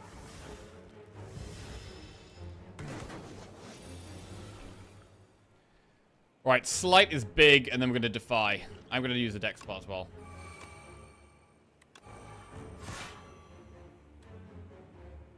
So it's already got loads of weak. Slight is gonna do bits of damage. Friendship is really good here. Love the energy here.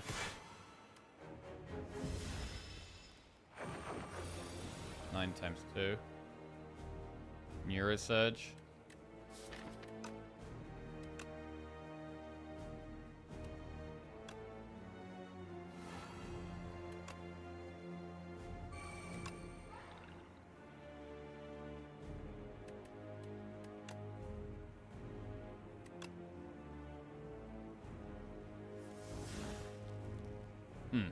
Not a very good block here.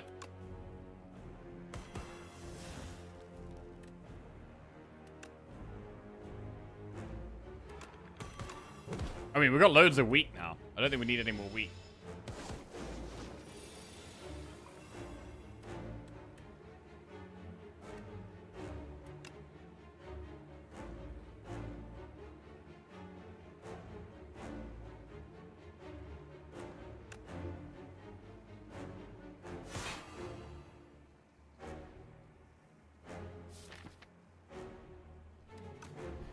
Can we just get away with playing 1 Frantic Escape here, or do we need to play 2?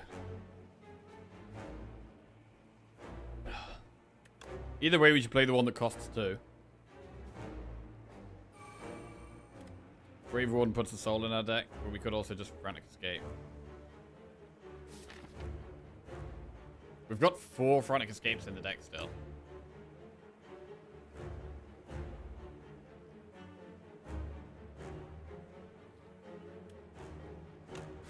I'm gonna play this.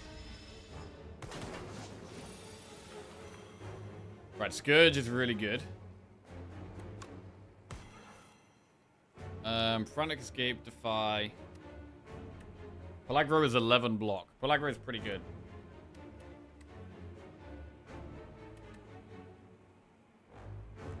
Imagine time's up now. Deal damage equal to the enemy's doom. It would do 80 damage. Yeah. That would be pretty good here.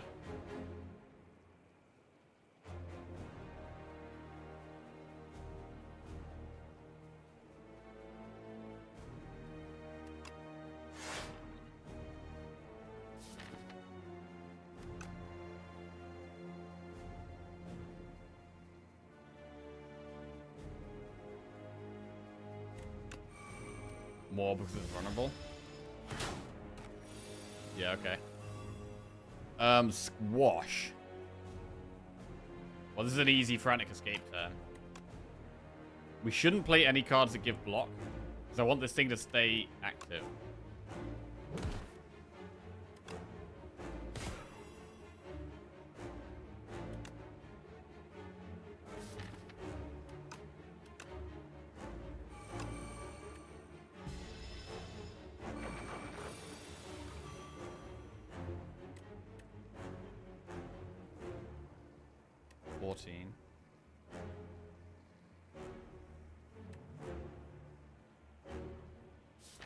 I mean, is it nice to have Death Door guaranteed next turn?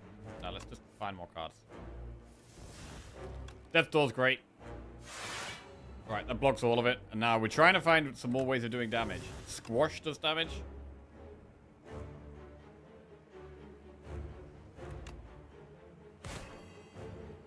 Almost there.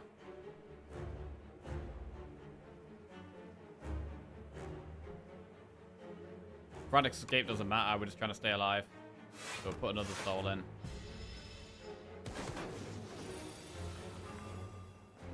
And Strike is not quite lethal. Wait.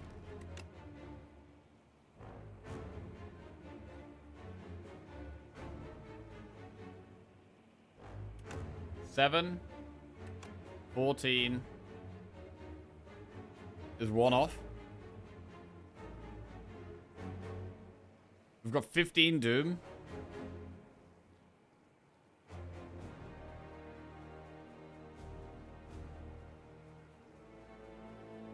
Takes 6 damage from Thorns. That is true.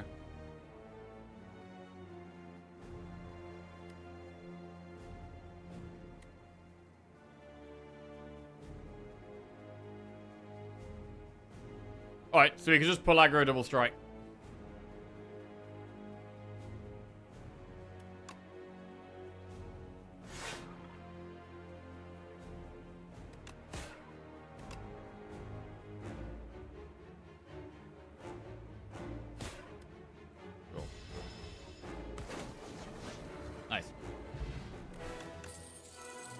Right. Undeath, Spirit of Ash, or Neurosurge. I don't think we could do... You can't really do double Neurosurge, right? I mean, you could. But it does sound quite scary to do double Neurosurge. Has anyone ever had... What's the most Neurosurges anyone's had in their deck? I've never had more than one in my deck, I don't think. We do have 85 max HP. It is an insanely good card. You've had 4. Holy crap.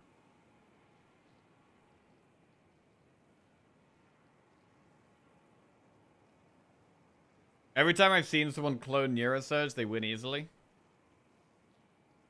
Do cloning at 50? I copied it a bunch and tried to kill turn 1 but died. Greatness at any cost. I mean, Undeath is a pretty good block card. It's not the deck for Spirit of Ash because we don't have enough things that are ethereal. Neurosurge?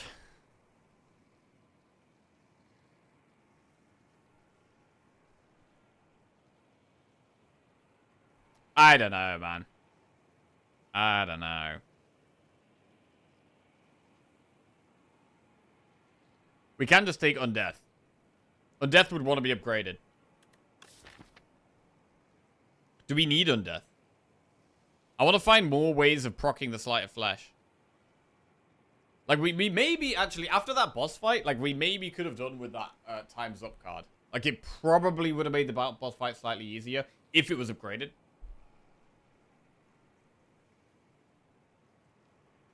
We don't have enough draw for Undeath? Yeah, that's the one concern. That's the one concern for Undeath. Like, we're blocking relatively well. We are trying to ramp our damage up a little bit. Neurosurge does speed us up. It does speed us up. But 6 Doom a turn? It's pretty scary.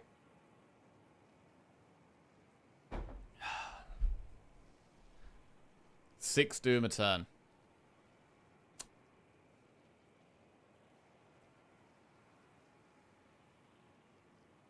It's no downside if you live. Sure. So's the Gambit.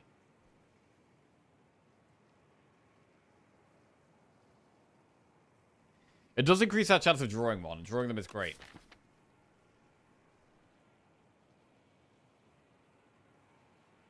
Is Neurosurge better than Offering? I think Offering's better. Offering, you know what you're taking. Neurosurge, the potential downside is much worse. Also, Ironclad has a passive healing relic, which helps with that. I mean, it's partly because we've got the mango, right? If I hadn't had the mango, I'd be less likely to think about taking it. But because we've got the mango, and our max HP is quite big, it makes it slightly better to take it. Die against the test subject with intangible. Yeah, test subject would be tough. I don't feel like I can take it, man. I don't feel like I can take it. We've got Queen and Doormaker. Right.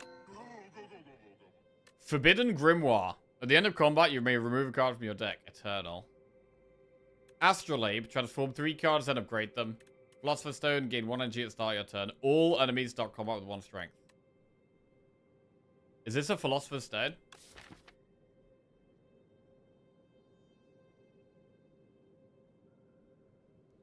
I mean, Grimoire's just going to hit strikes a bunch of the time, which isn't great.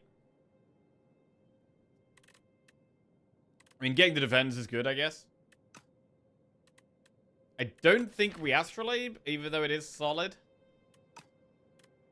I feel like I'd rather have Philosopher's Stone. Enemies have 1 strength, but we got a whole extra energy every single turn. We're currently a 3 energy deck, right? Removing strikes is good for us right now. It is very good, yeah. Removing strikes is good.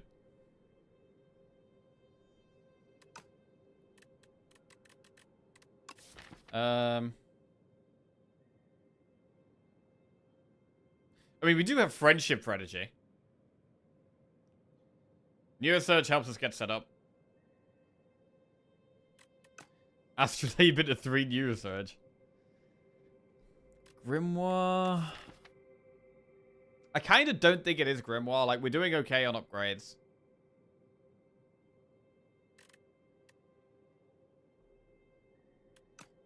I'm going to go with one of the top 2. Would you add more negative pulses to your deck if you could? It depends on what part of the run you're on. At this point, when we're, like, near the end of the run and we've got double boss, like, I don't think negative pulse is that good against the bosses. Grimoire is an upgrade. Wait. Oh, wait. At the end of combat, you may remove a card from your deck. Oh, shit. Oh, it's remove, bro. It's remove. It's not upgrade. Oh,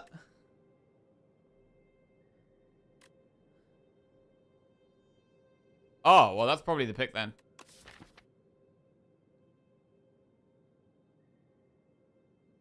Are we going to be fine against Doormaker?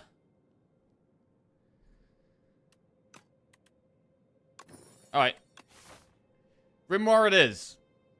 We've got 235 gold. We'd definitely like to see at least 1 shop this act. How do we feel about this path? We have Elite, Campfire, Shop, Campfire, Elite, Campfire. There's loads of campfires. I mean, how many removes would we even get? Like, we kind of want fights. It's so over for the doubters. Why did people tell him what the card did?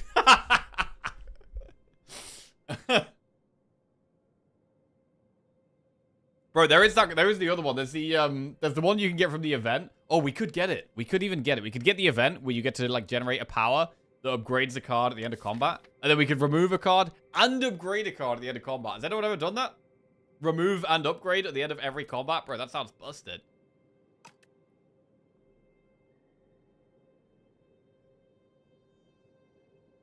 Yeah, maybe we don't do the event. Maybe we just do enemies.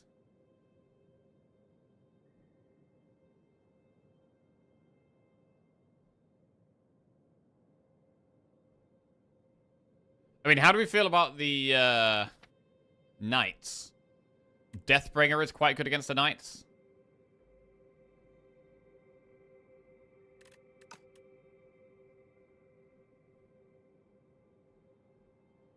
We could go this way.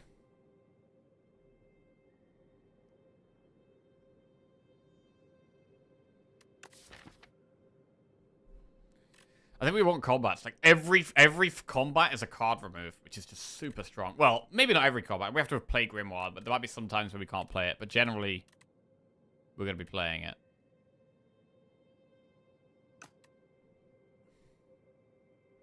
So what if we did...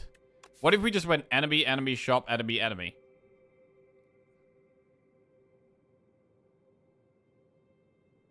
And then did, like, one elite? How many removals do you want? I mean, 1, 2, 3, 4, 5, 6, 7, 8.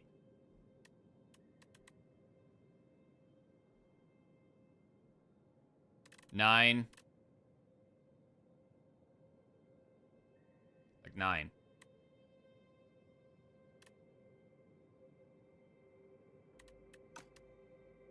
But to be honest, any number is fine.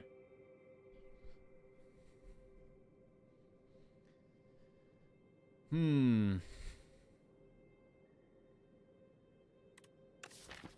a little bit scared of elite. There's also the artifact elite.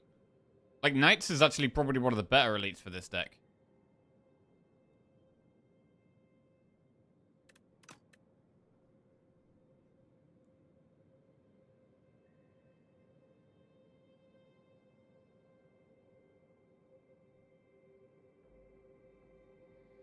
Alright, I'm gonna go this way. Wow. Neurosurge. Fetch.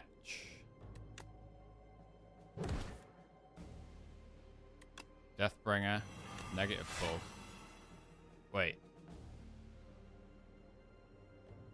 Oh wait, the first one goes off twice because of unsettling. Oh god, we're kind of strong, bro. Shit. The lamp, bro. The lamp! The lamp gives too much doom. Oh god. Okay. Snap plus defile reap skip.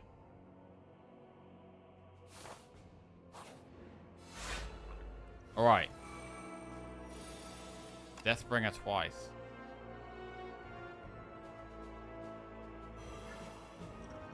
I'm gonna energy pot and Turge.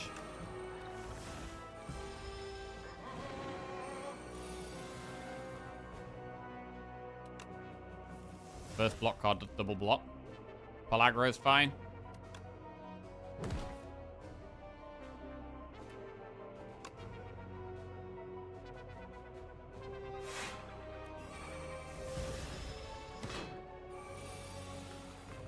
$24 damage. Okay, this turn sucks.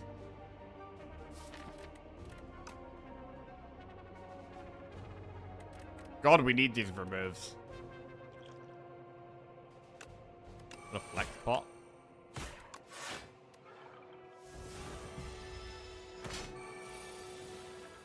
Right, so that's how we remove, but we need to play Sleight of Flesh. God, this draw order is awful. Albandis Vader just resubscribed for 6 months. J4 Key Egg.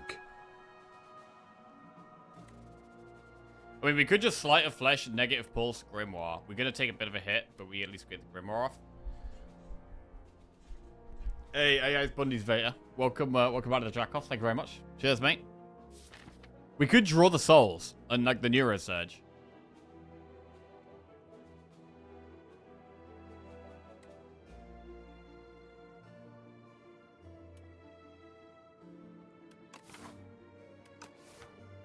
Man. I mean, the more removes we have, the easier it will be to get Grimoire off as well.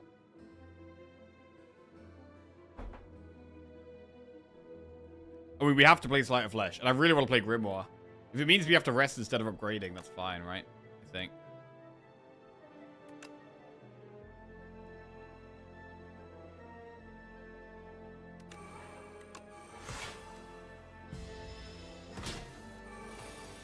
Neurosurge, Putrefy.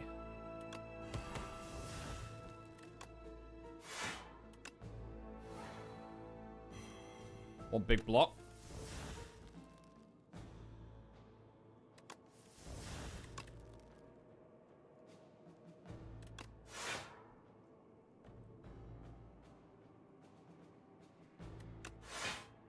$31. Alright, it's dead. Cool.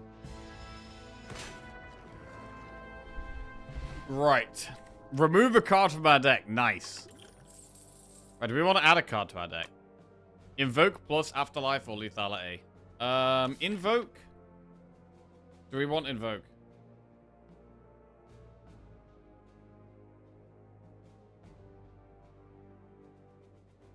I like that it's upgraded. I like that we get energy next turn. It's good on the setup turns.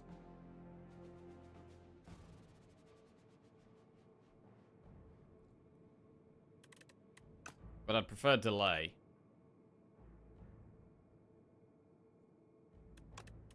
Right, we remove a strike. Oh! Finally a strike remove. It's the first one, bro. Right, we'll go through the shop. Lethality, Dirge, Defy, Oddly Smith Stone. Master of Strategy? I do actually really like Master of Strategy here. Oddly Smith Stone is good as well. But I really like Master of Strategy. We could do Master of Strategy and Defy. But actually, do we need Defy now that we've got double Putrefy? Possibly not. Putrefy actually seems really good. I haven't really used Putrefy much, but it definitely seems solid. We could go with a bot block pot.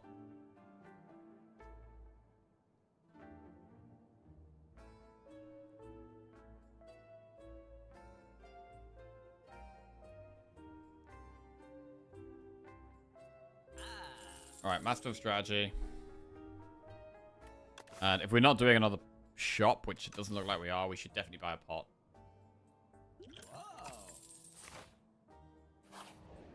Okay.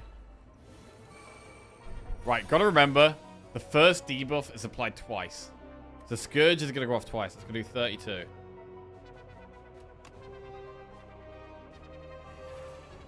Right.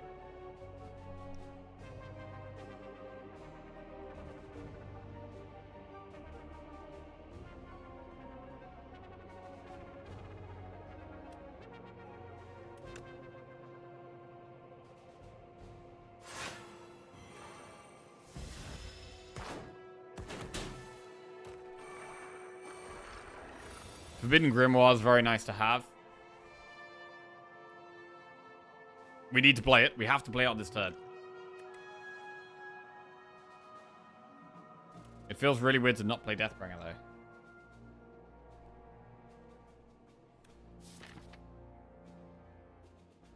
Grimoire has to be played. Deathbringer, Death's Door. Right, we might be able to get Death's Door off more frequently now, which would be good.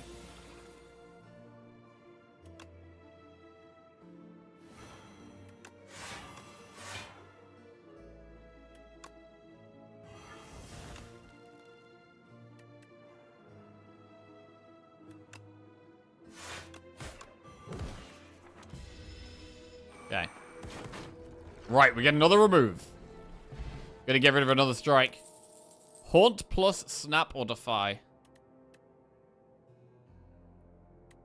Right, one more strike leaves the deck. Now what?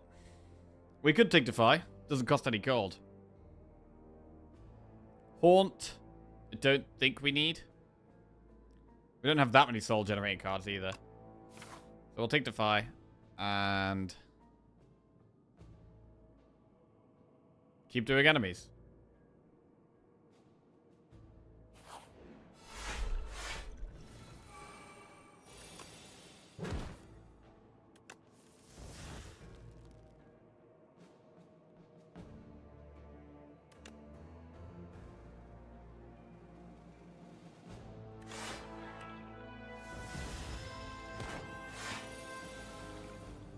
$23 damage. Light of Flesh Defy.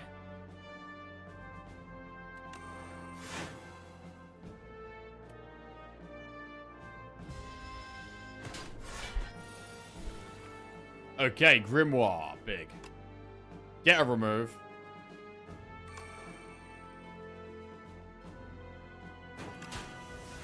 I've ended up dirging for one quite often, which isn't great. Right, we've got our block wall here.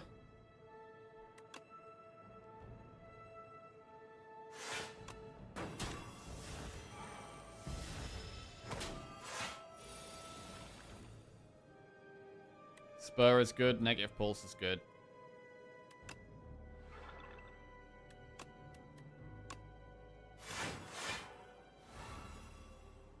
Squash.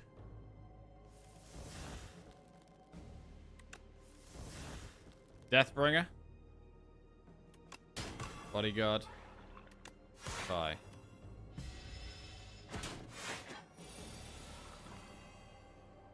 Scourge. Unleash is going to get there. Well, we shouldn't block this turn. Because we've got the double block turn. We shouldn't be using block this turn. We should just unleash.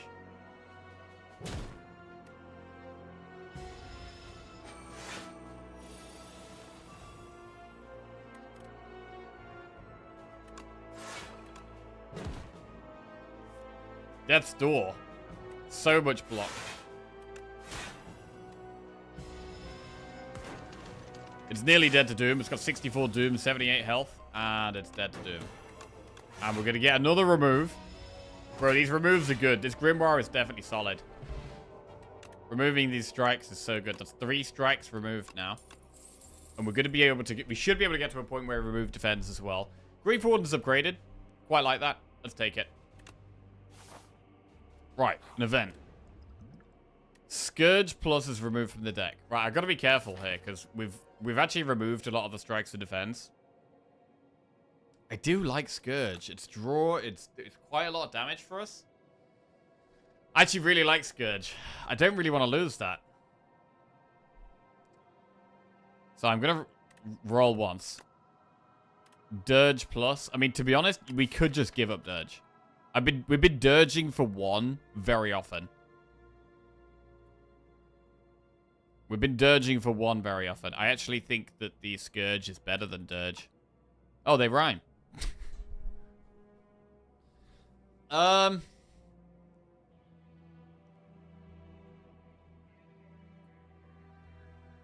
going to lose for it. I'm going to remove it. All right, Dirge is gone. And Tuning Fork. Every time you play 10 skills, gain 7 block. And now we've got to think about, are we equipped for Act 3 elites? Because we could try and do 2. We're probably going to rest in the campfire, either way. We can do enemies on the other path. We could still just do 1. I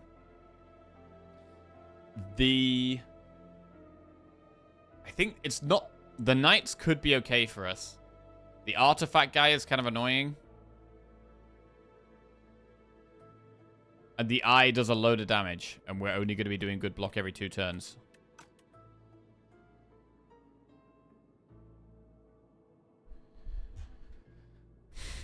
Right, just gotta go to the bathroom. 1 sec.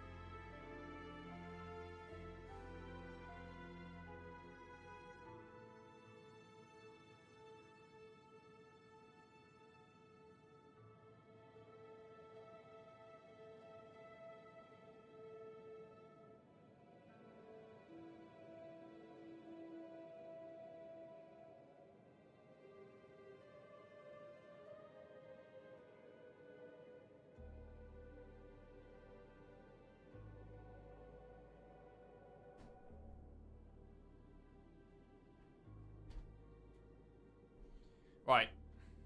Getting Bridge in Act 3's shit. Yeah, Bridge is kind of better the earlier on you get it. Because the earlier on you get it, the less good cards you've added to your deck, the more likely it is to hit strikes and defense.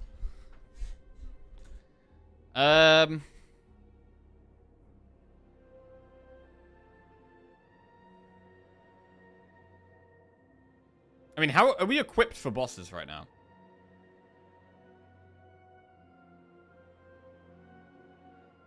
I think I like taking on one elite. I think I like one elite. Oh. Hi. Pink Eye Snecko. Wait, is that good in this deck? Probably not. We got Deathbringer, we got Sleight of Flesh, we got Pellaggro, but... I mean, no. I don't think so. I don't think so. It's probably just when we enter a rest site, have one energy at the start of the combat, next combat. Helps with that fight, helps with the first boss.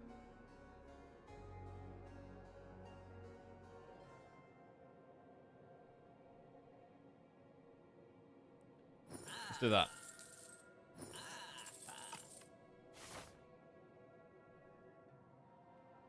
Right, and then we'll rest.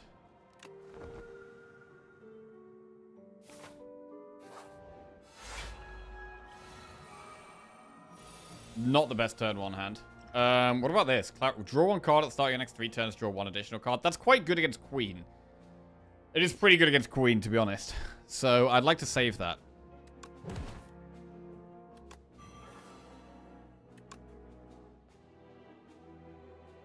We should really not block. Yeah. Okay. Berry's a shit card, though. Not true. Absolutely not true. Bro, I love Berry. Wait, where's the block cards? Okay, this is not block cards.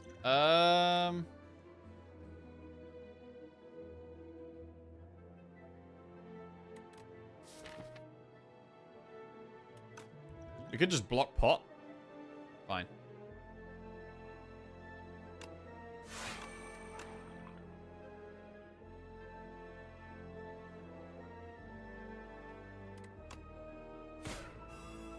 Hold spur.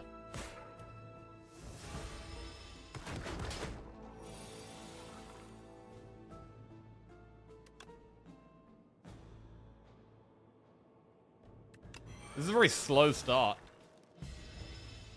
We could definitely still do with removing these defense.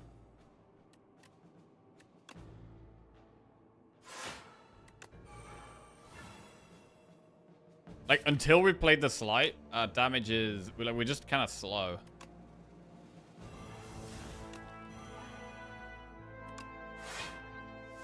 We've got a lot of vulnerable down on it, though, so Unleash can definitely help.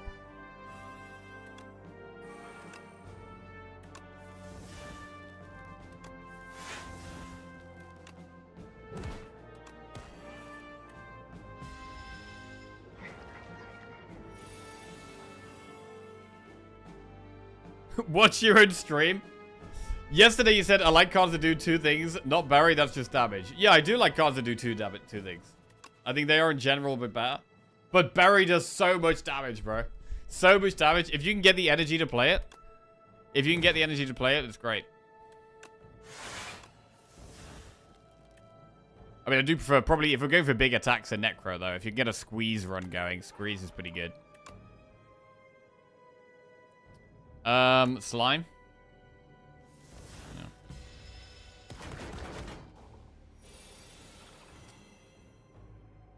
Yeah. Slime.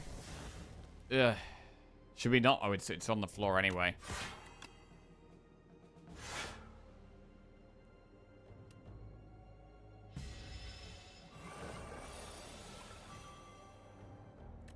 Squash.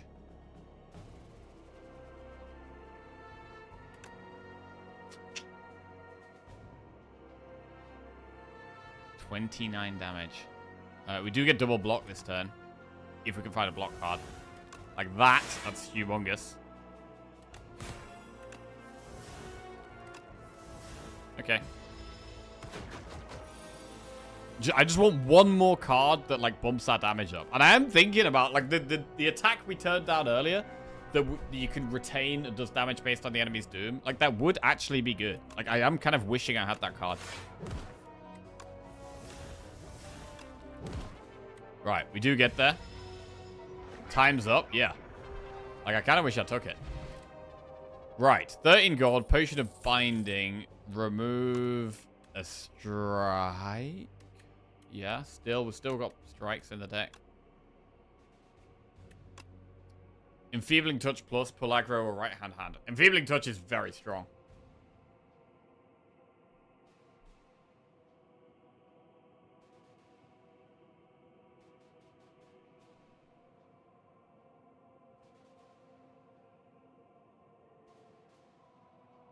Okay. Right. And we could try an elite now. I feel like we should try an elite. We've got rid of all the strikes, which cleans our deck up a little bit.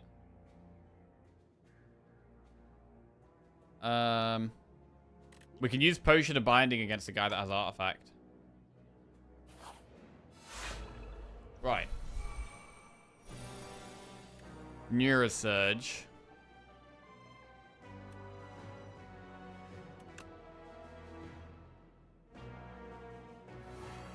We could use Clarity Extract right now.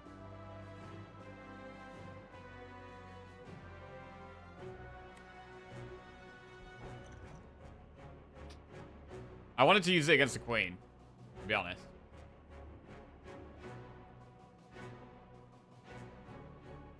But it's not an easy fight.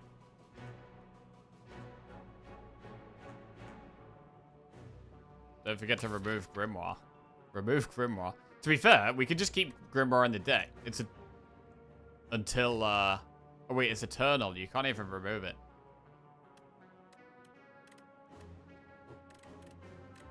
But you still just play it and it goes away, so it's fine.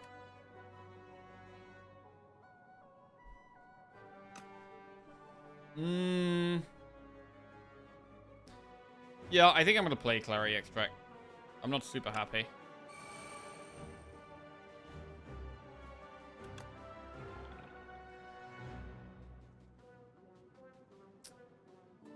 Play the double Grave Warden. It's a bit... We're just getting so much block this turn. It's too much block, really.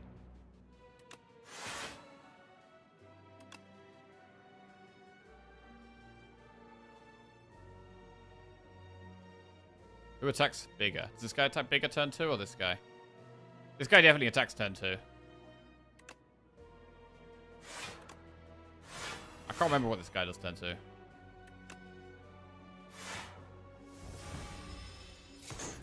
He might multi-attack, or he might buff.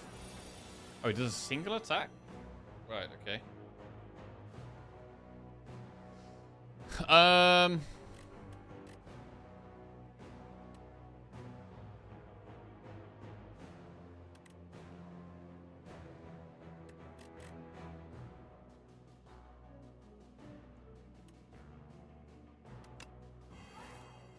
Deathbringer.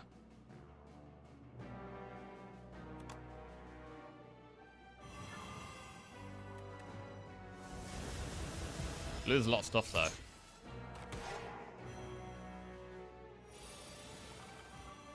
Unupgraded Sleight of Flash. Oh, God. Wait, Grimoire costs 2 and it's ethereal? That's nasty. Bro, this is... We could have just done no elites here, by the way. We could have just done events instead. The Act 3 elites are pretty sketchy. It's actually a good opportunity to use Potion of Binding. We're going to lose Grimoire here.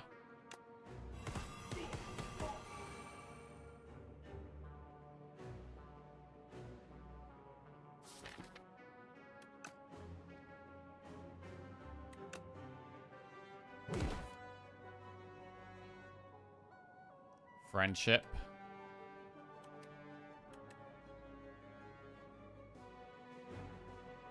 We lose the Grimoire anyway. Like, we're just giving ourselves a challenge for, like, no benefit here.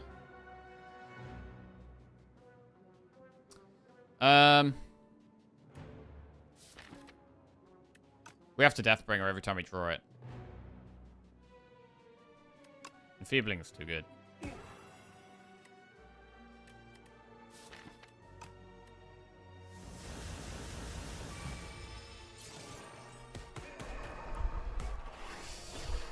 Okay.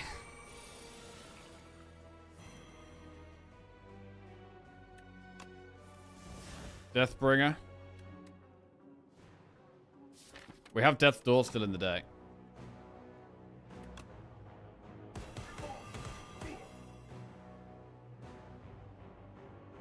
So we should probably soul to find Death's Door.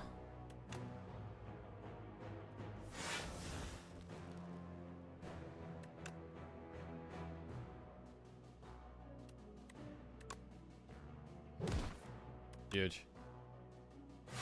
Alright, that's big.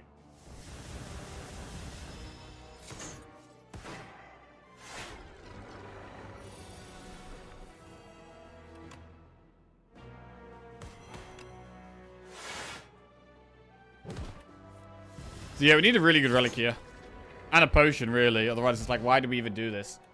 We got a mediocre potion and a bad relic. A useless relic, actually. Deathbringer plus. We could take Deathbringer again.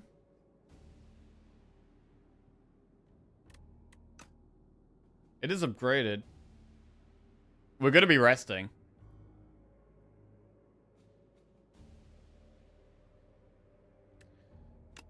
We'll take Deathbringer. An enemy could be a remove. I think we do go for the enemy. It could also be a pot.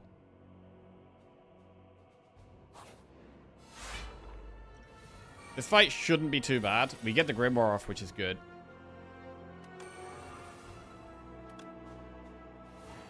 Okay. Feels like ages since we've had Sleight of Flesh at the start.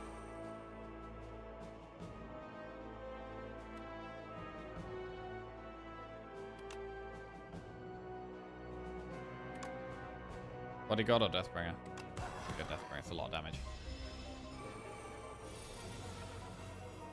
Deathbringer.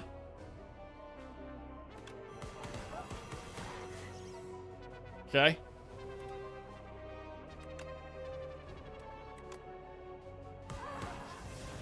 Well, that was an easy fight. Nice. And we do get one more removed. We get a strength pot, which isn't a great pot.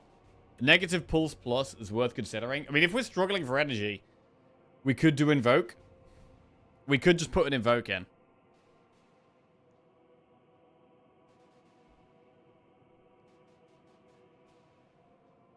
Pulse. Once we played Sleight of Flesh, Pulse is like 24 damage. 6 block.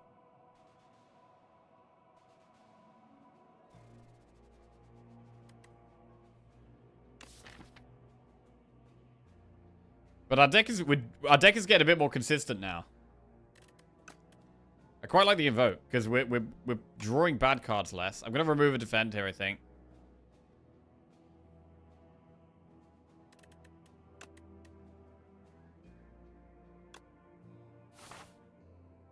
And then we're gonna rest.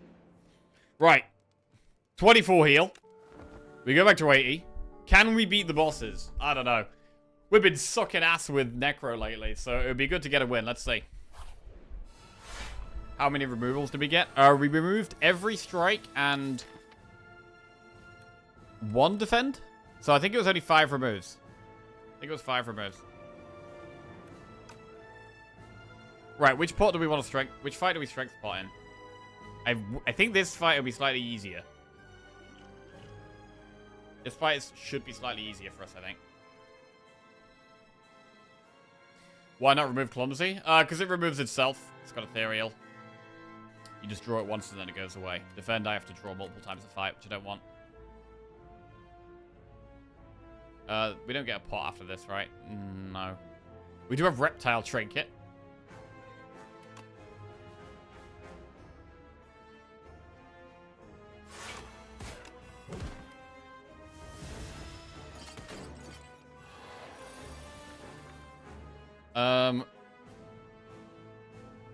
Wait, does it work in between bosses?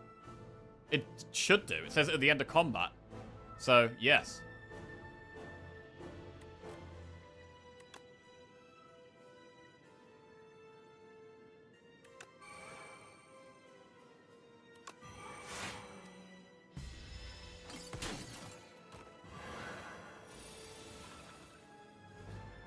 And Fleeting Touch is bonkers here. It means I can't Neurosurge and Master Strategy, though.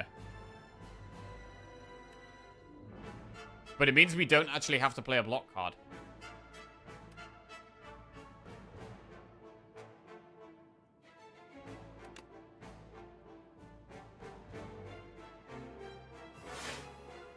did get the tuning fork, though, which isn't good.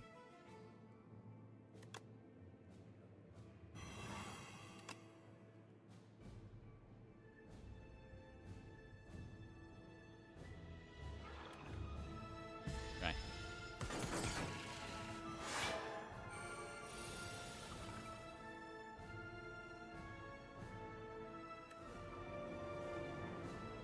This isn't great. Next turn we could get more energy, though. We got some expensive cards, so it's not a bad turn to invoke.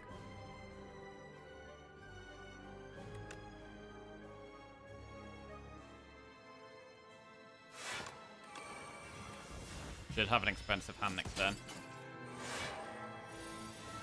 How much of it can we play, though? We can play Slight. We don't get double block this turn.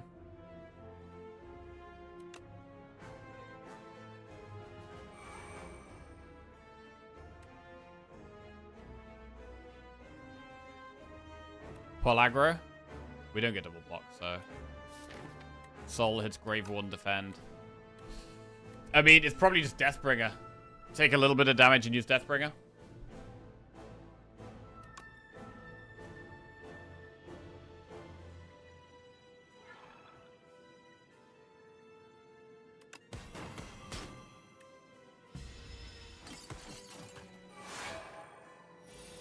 $12 times 3.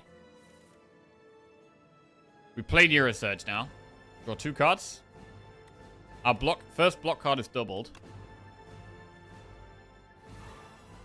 So we just get Grave Warden plus doubled here. Third skill gets 7 block from Tuning Fork as well.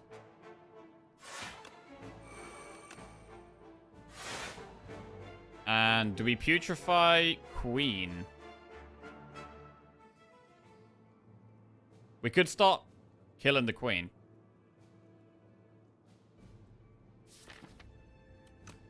This already has 3 weak.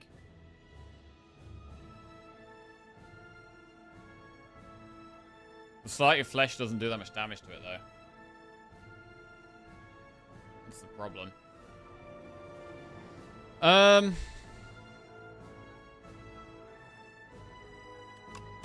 No, let's keep trying to kill this.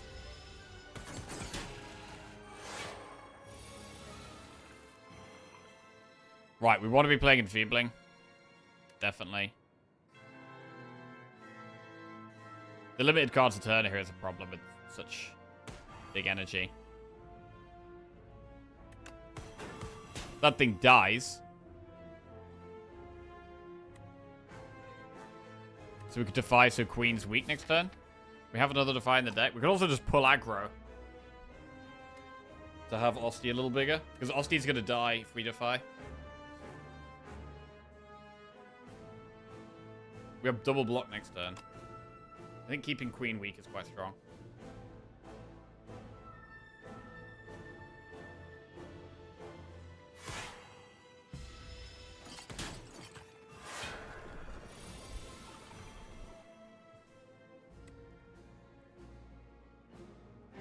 Double Death Door.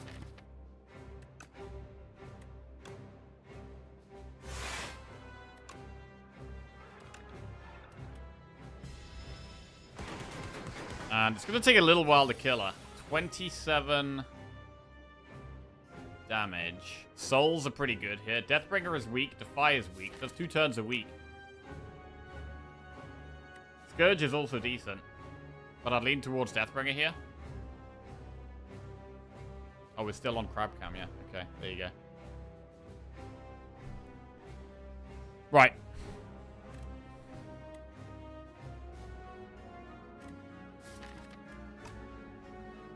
Deathbringer. Don't have double block.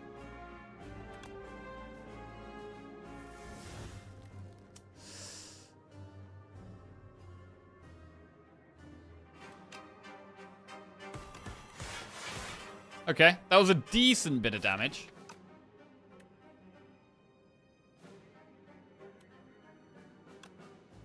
We get fetch here.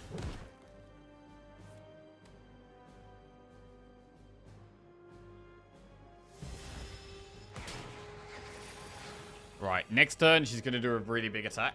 So next turn's quite scary. I don't want to play a block card here. So we should just spur. Next turn we get double block on our first card. 6 times 5. I mean, Enfeebling is just insane. Enfeebling is just insane, bro. Do we invoke or Master of Strategy? I mean, we can't. If we Master of Strategy, we can't really play much else. So I think pull aggro invoke is probably the way. But actually, we shouldn't block. We shouldn't block here. So that maybe makes Master of Strategy to play. Don't play any block cards. But then a lot of our deck is block cards. We're just looking for like Deathbringer, Squash, Unleash. Okay, Deathbringer, Unleash. That works pretty good.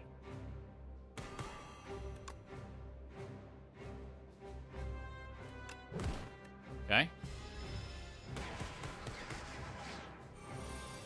22. We do get double block from our first block card. Grave Warden is quite good to use that with.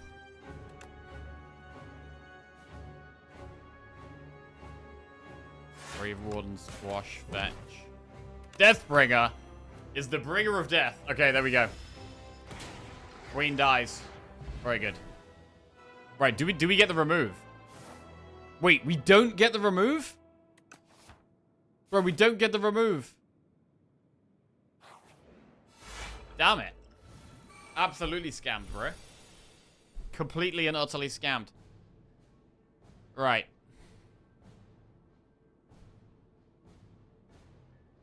Well, we want double block next turn, so we could actually stable Serum.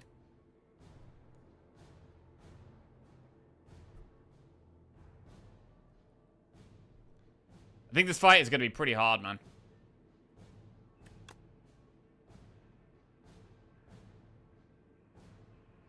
We shouldn't play a skill, actually.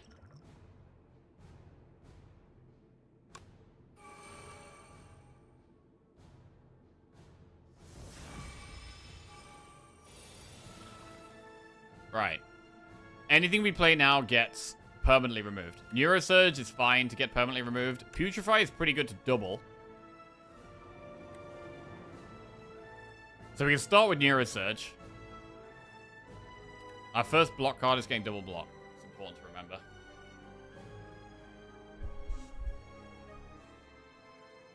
How do we feel about invoking?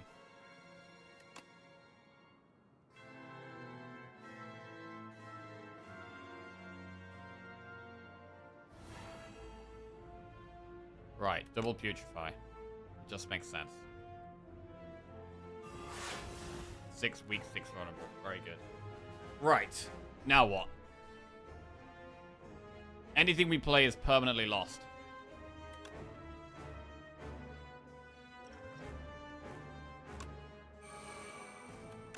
Can play Squash for 36.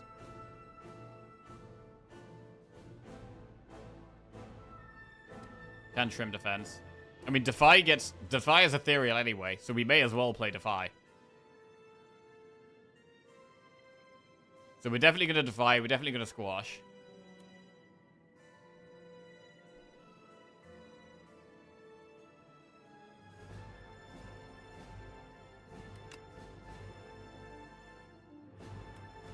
$12 block with this. 19.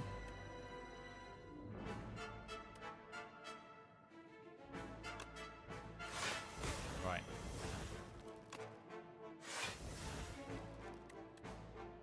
I don't hate Invoke.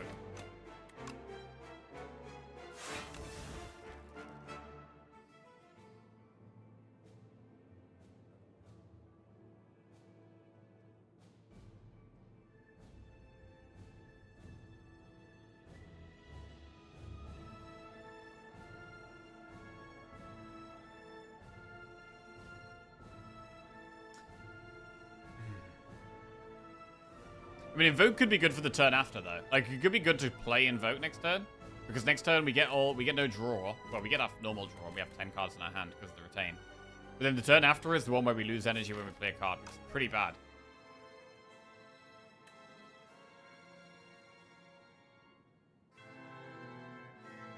But I'm going to Invoke.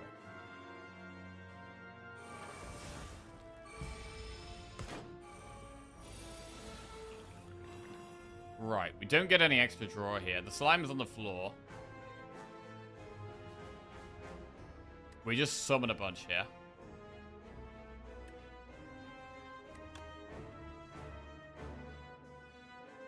Don't proc the tuning fork though.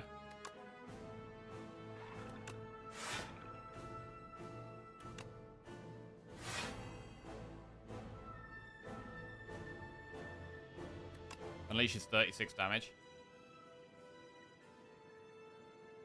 Scourge Unleash is probably worth 16 Doom. Unleash is definitely worth.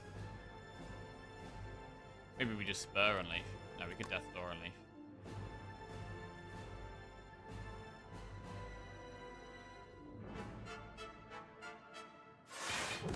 Right.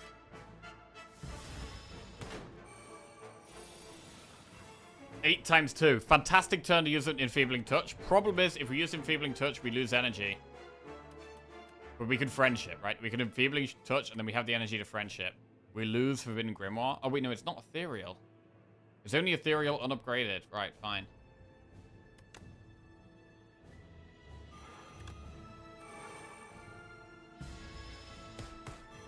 We haven't played Sleight of Flesh yet. This would be a good turn to play it. Right, there's the Sleight of Flesh. We get double block from a card, so we can get that on Putrefy. Or on Grave Warden Plus. I really do like the Grave Warden, but... we do get 7 block from Tuning Fork, actually. Yeah, it's probably still Grave Warden Plus. It's a load of block. We lose it, though.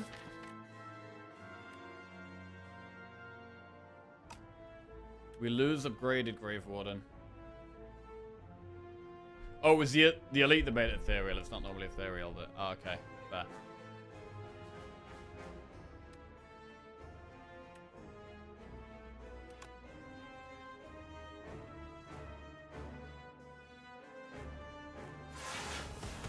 I'm going to keep the upgraded one. We may end up playing it multiple times through the fight. Okay, this turn we don't get any draw, so we're kind of stuck with what we've got. So this is mostly just a block turn.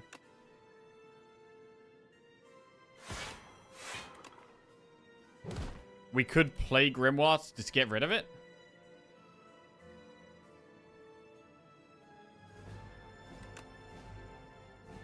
I think we spare.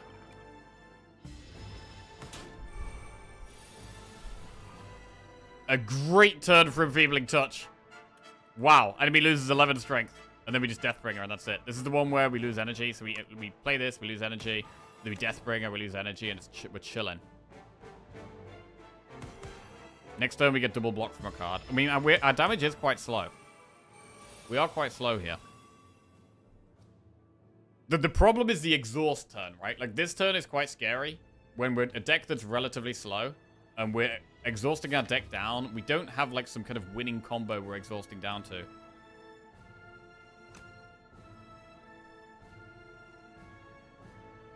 We're also dooming ourselves. We have double block this turn, so the Grave Warden Plus looks good. We could play the negative pulse. It only blocks 12. What? It is getting a little scary, you know. Unleash does 39 damage. It's relevant.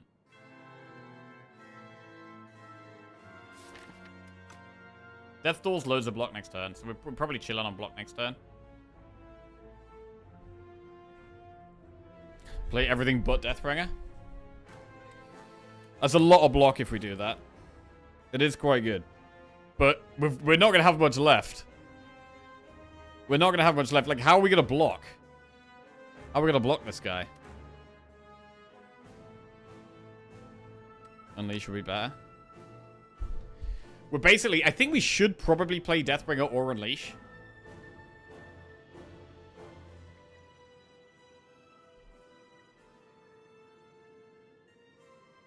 We could do Grave Warden, Bodyguard, Deathbringer.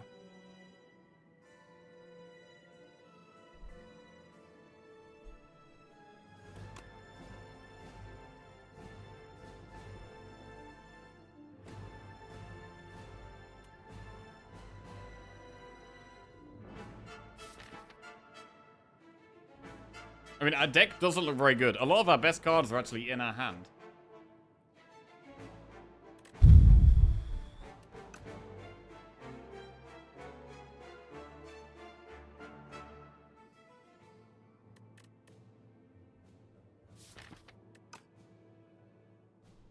Oh, man. This is pretty sketchy. It's quite an important turn. It's quite an important turn.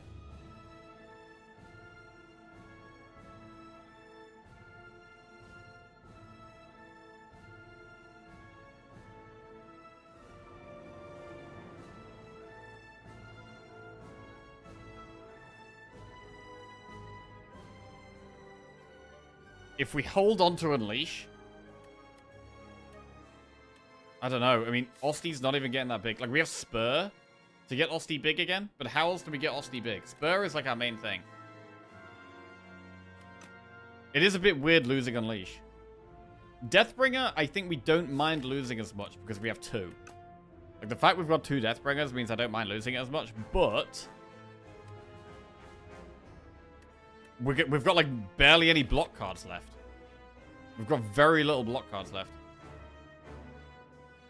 That's the real concern here.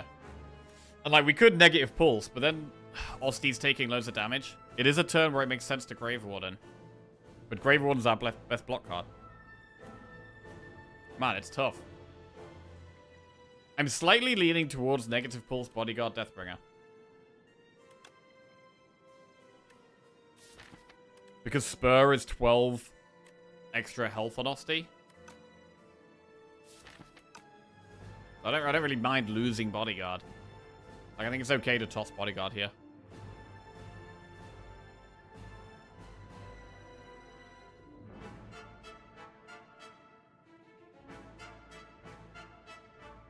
Our turns later are going to be Enfeebling Touch, Deathbringer, right? That's literally going to be our turns. Enfeebling Touch and Deathbringer, which is great on the multi-attack turn.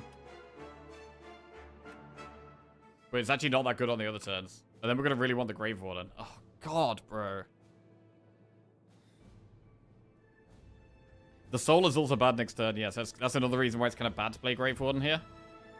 It's kind of weird, but I think it's negative pulse Bodyguard Deathbringer.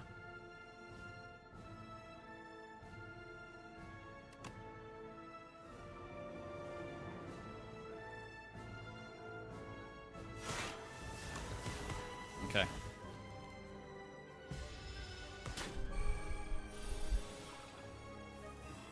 Right, Death's Door is quite a lot of block here.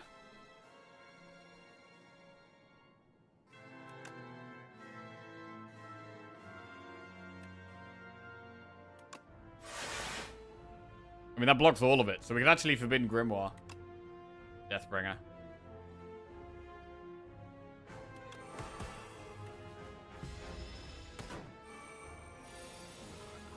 Need Enfeebling here, but we don't have Enfeebling. Master of Strategy could draw Enfeebling.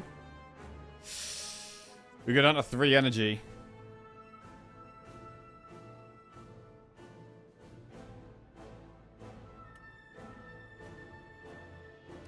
Where's your time's up? Bro, I know. We actually should have taken it. There's been a few times this run where I've been thinking, where I've wanted that card. There's been a few times where I think it would have helped. Although, actually, it wouldn't be good in this fight, right? Because it has Retain, and you would just lose it on the first... Oh, no, you just don't play it. No, it would be fine. It would just sit in our hand, right? We just never play it for ages. That would be fine.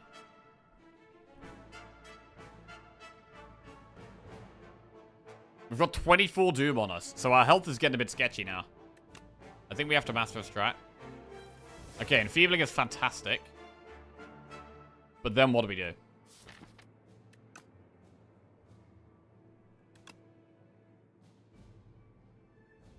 Do we Scourge?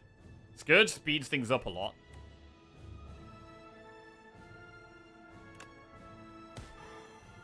At the moment, we are taking 12 damage. So we could Defy. But next turn is a massive attack. Oh, God. Next turn is a big attack.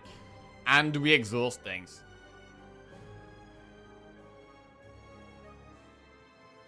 We fetch last here. If we Scourge, it does mean we do get 6 cards next turn, because we have the spur.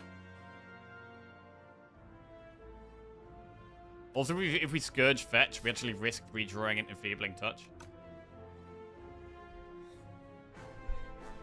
We've just got 150 damage or doom to apply.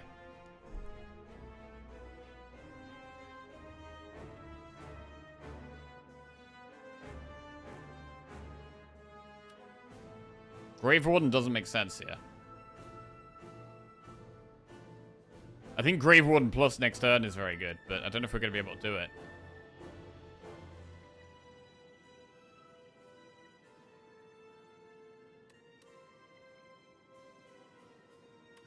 Defies Ethereal.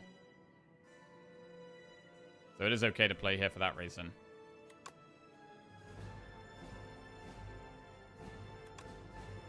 Alright.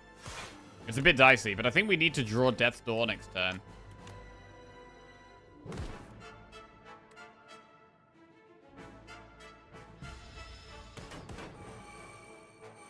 This turn is scary. 35 damage. We've got 27 Doom on us.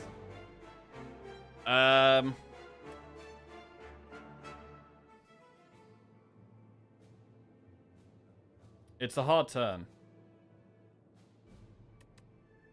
We could play the Soul. I mean, what do we want to draw? We could draw Death's Door. We could draw Pellaggro. Spur is 12 block on our state. And we could also maybe Unleash. It's not vulnerable for much longer. So it's actually quite a good turn. If we could draw Pellaggro, I think it's quite a good turn to like Spur, Pellaggro, Unleash.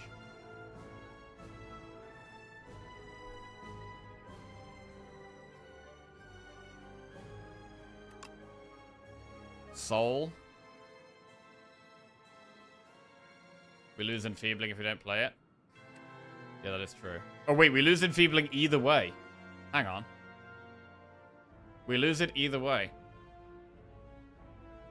Shit. Ethereal and Exhaust. That's some bullshit. Alright. So do we just Enfeebling Defy, Unleash, Spur?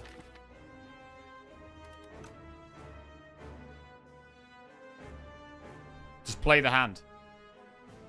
We probably just play the hand. Why Enfeebling Touch? Because it goes away anyway.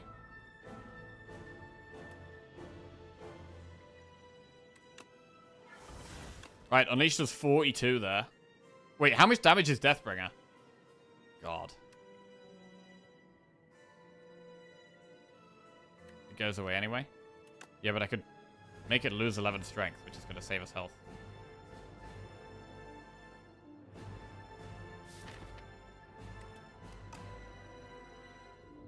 We may as well Soul, I think. I don't think there's much reason to not Soul, because next turn, Soul isn't good anyway. Well, I guess we don't draw it next turn. But I mean, it's not good on... Soul is just not that good anyway. It's not good on the card draw turn. It's also not really good on the turn where you lose energy when you play a card. So, we can just play the Soul.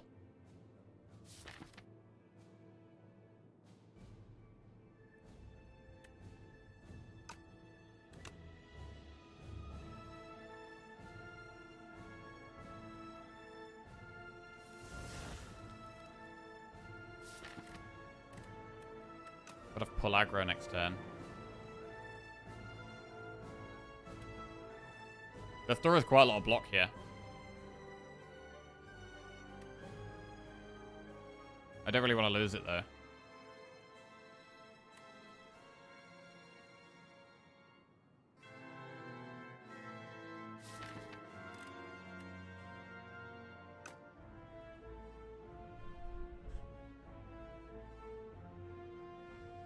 I think we Unleash, and then we play 2 cards that keep us alive.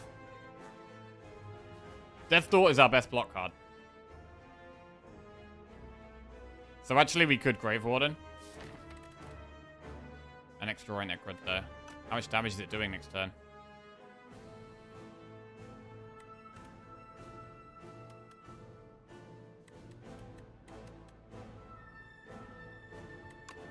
$42 damage. Plus Deathbringer. We're not far away. I mean, if we could get Tuning Fork active next turn, that would be really good. I think we can. I think we can get Tuning Fork active next turn.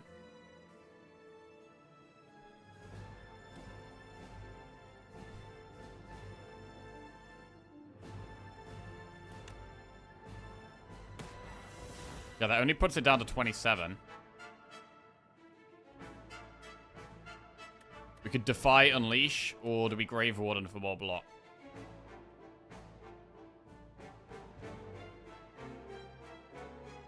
Defy does damage as well.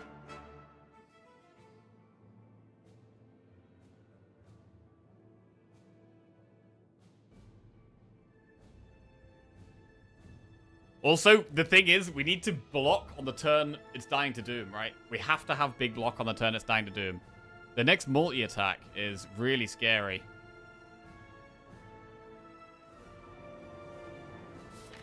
I don't know if there's a way we kill it next turn. Scourge. If there is a way we kill it next turn, I think it's probably with Defy Unleash.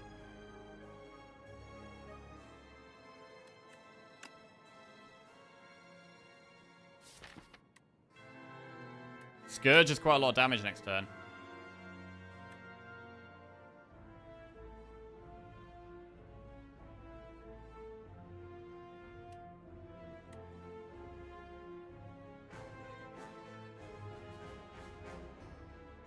Defy Unleash. There's a 1 in 3 chance we draw Deathbringer. 1 in 3 chance we draw Death's Door.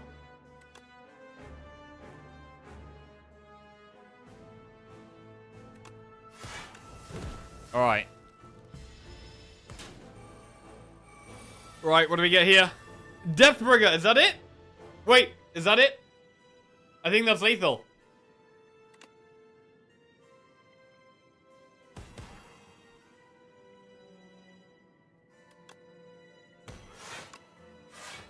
Wow. Wow, that was close, bro. That was close, but we got there. Woo! Yeah, this deck just needed a little bit more scaling damage. Like, the deck was surviving pretty well, and like, we had some damage. But the scaling wasn't quite there. It was literally just the 1 sleight of flesh and like random Deathbringer cards.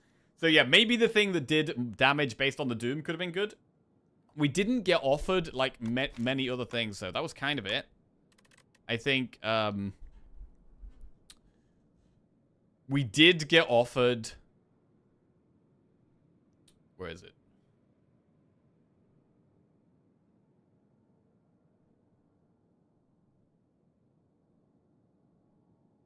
Time's up. Deal damage equal to the enemy's Doom. This maybe could have been good against the bosses. Would have been good against the bosses. I don't think we really saw much else. I think that was the main thing, though. The Grimoire was solid. We maybe even could have got slightly more value out of it, but it was solid. Don't be tricked by times up. That card is literally never a click. I don't know, man. I think it could have helped. I think it actually would have helped against the bosses. Needed a no escape. Yeah, we didn't see that card or run, though, so that was not a possibility. Anyway, kind of tight, but I'm kind of just happy to win with Necro, bro. I've been doing so poorly with Necro. It's great to actually get a Necro win. Big.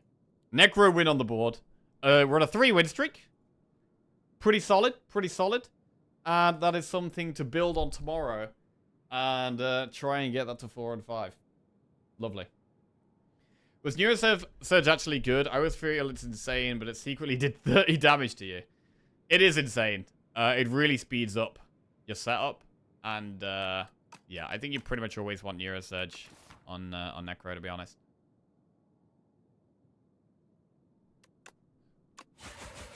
We could have done with like a countdown. Like the thing that applies Doom at the start of every turn. Then we apply the Doom and we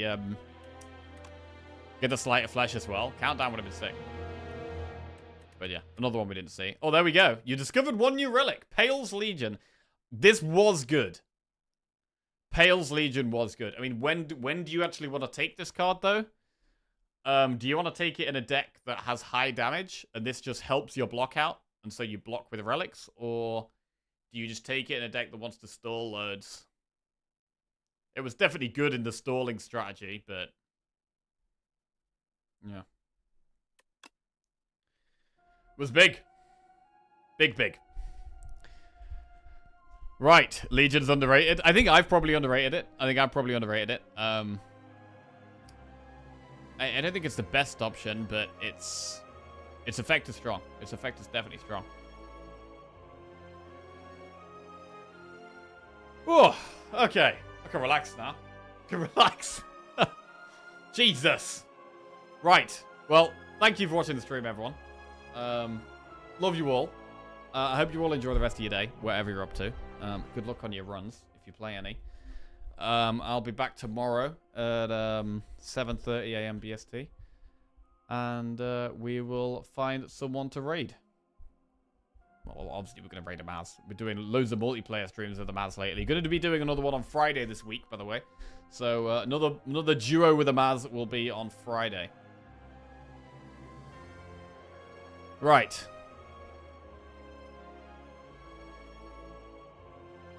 Have a good one, guys. Laters. Firebat is playing Slay the Spire 2? Oh, actually, yeah, I went skydiving with Firebat. It's funny, I raided him the other day. And he mentioned that, and I just totally forgot that he was the person I'd gone skydiving with. Right. There, guys.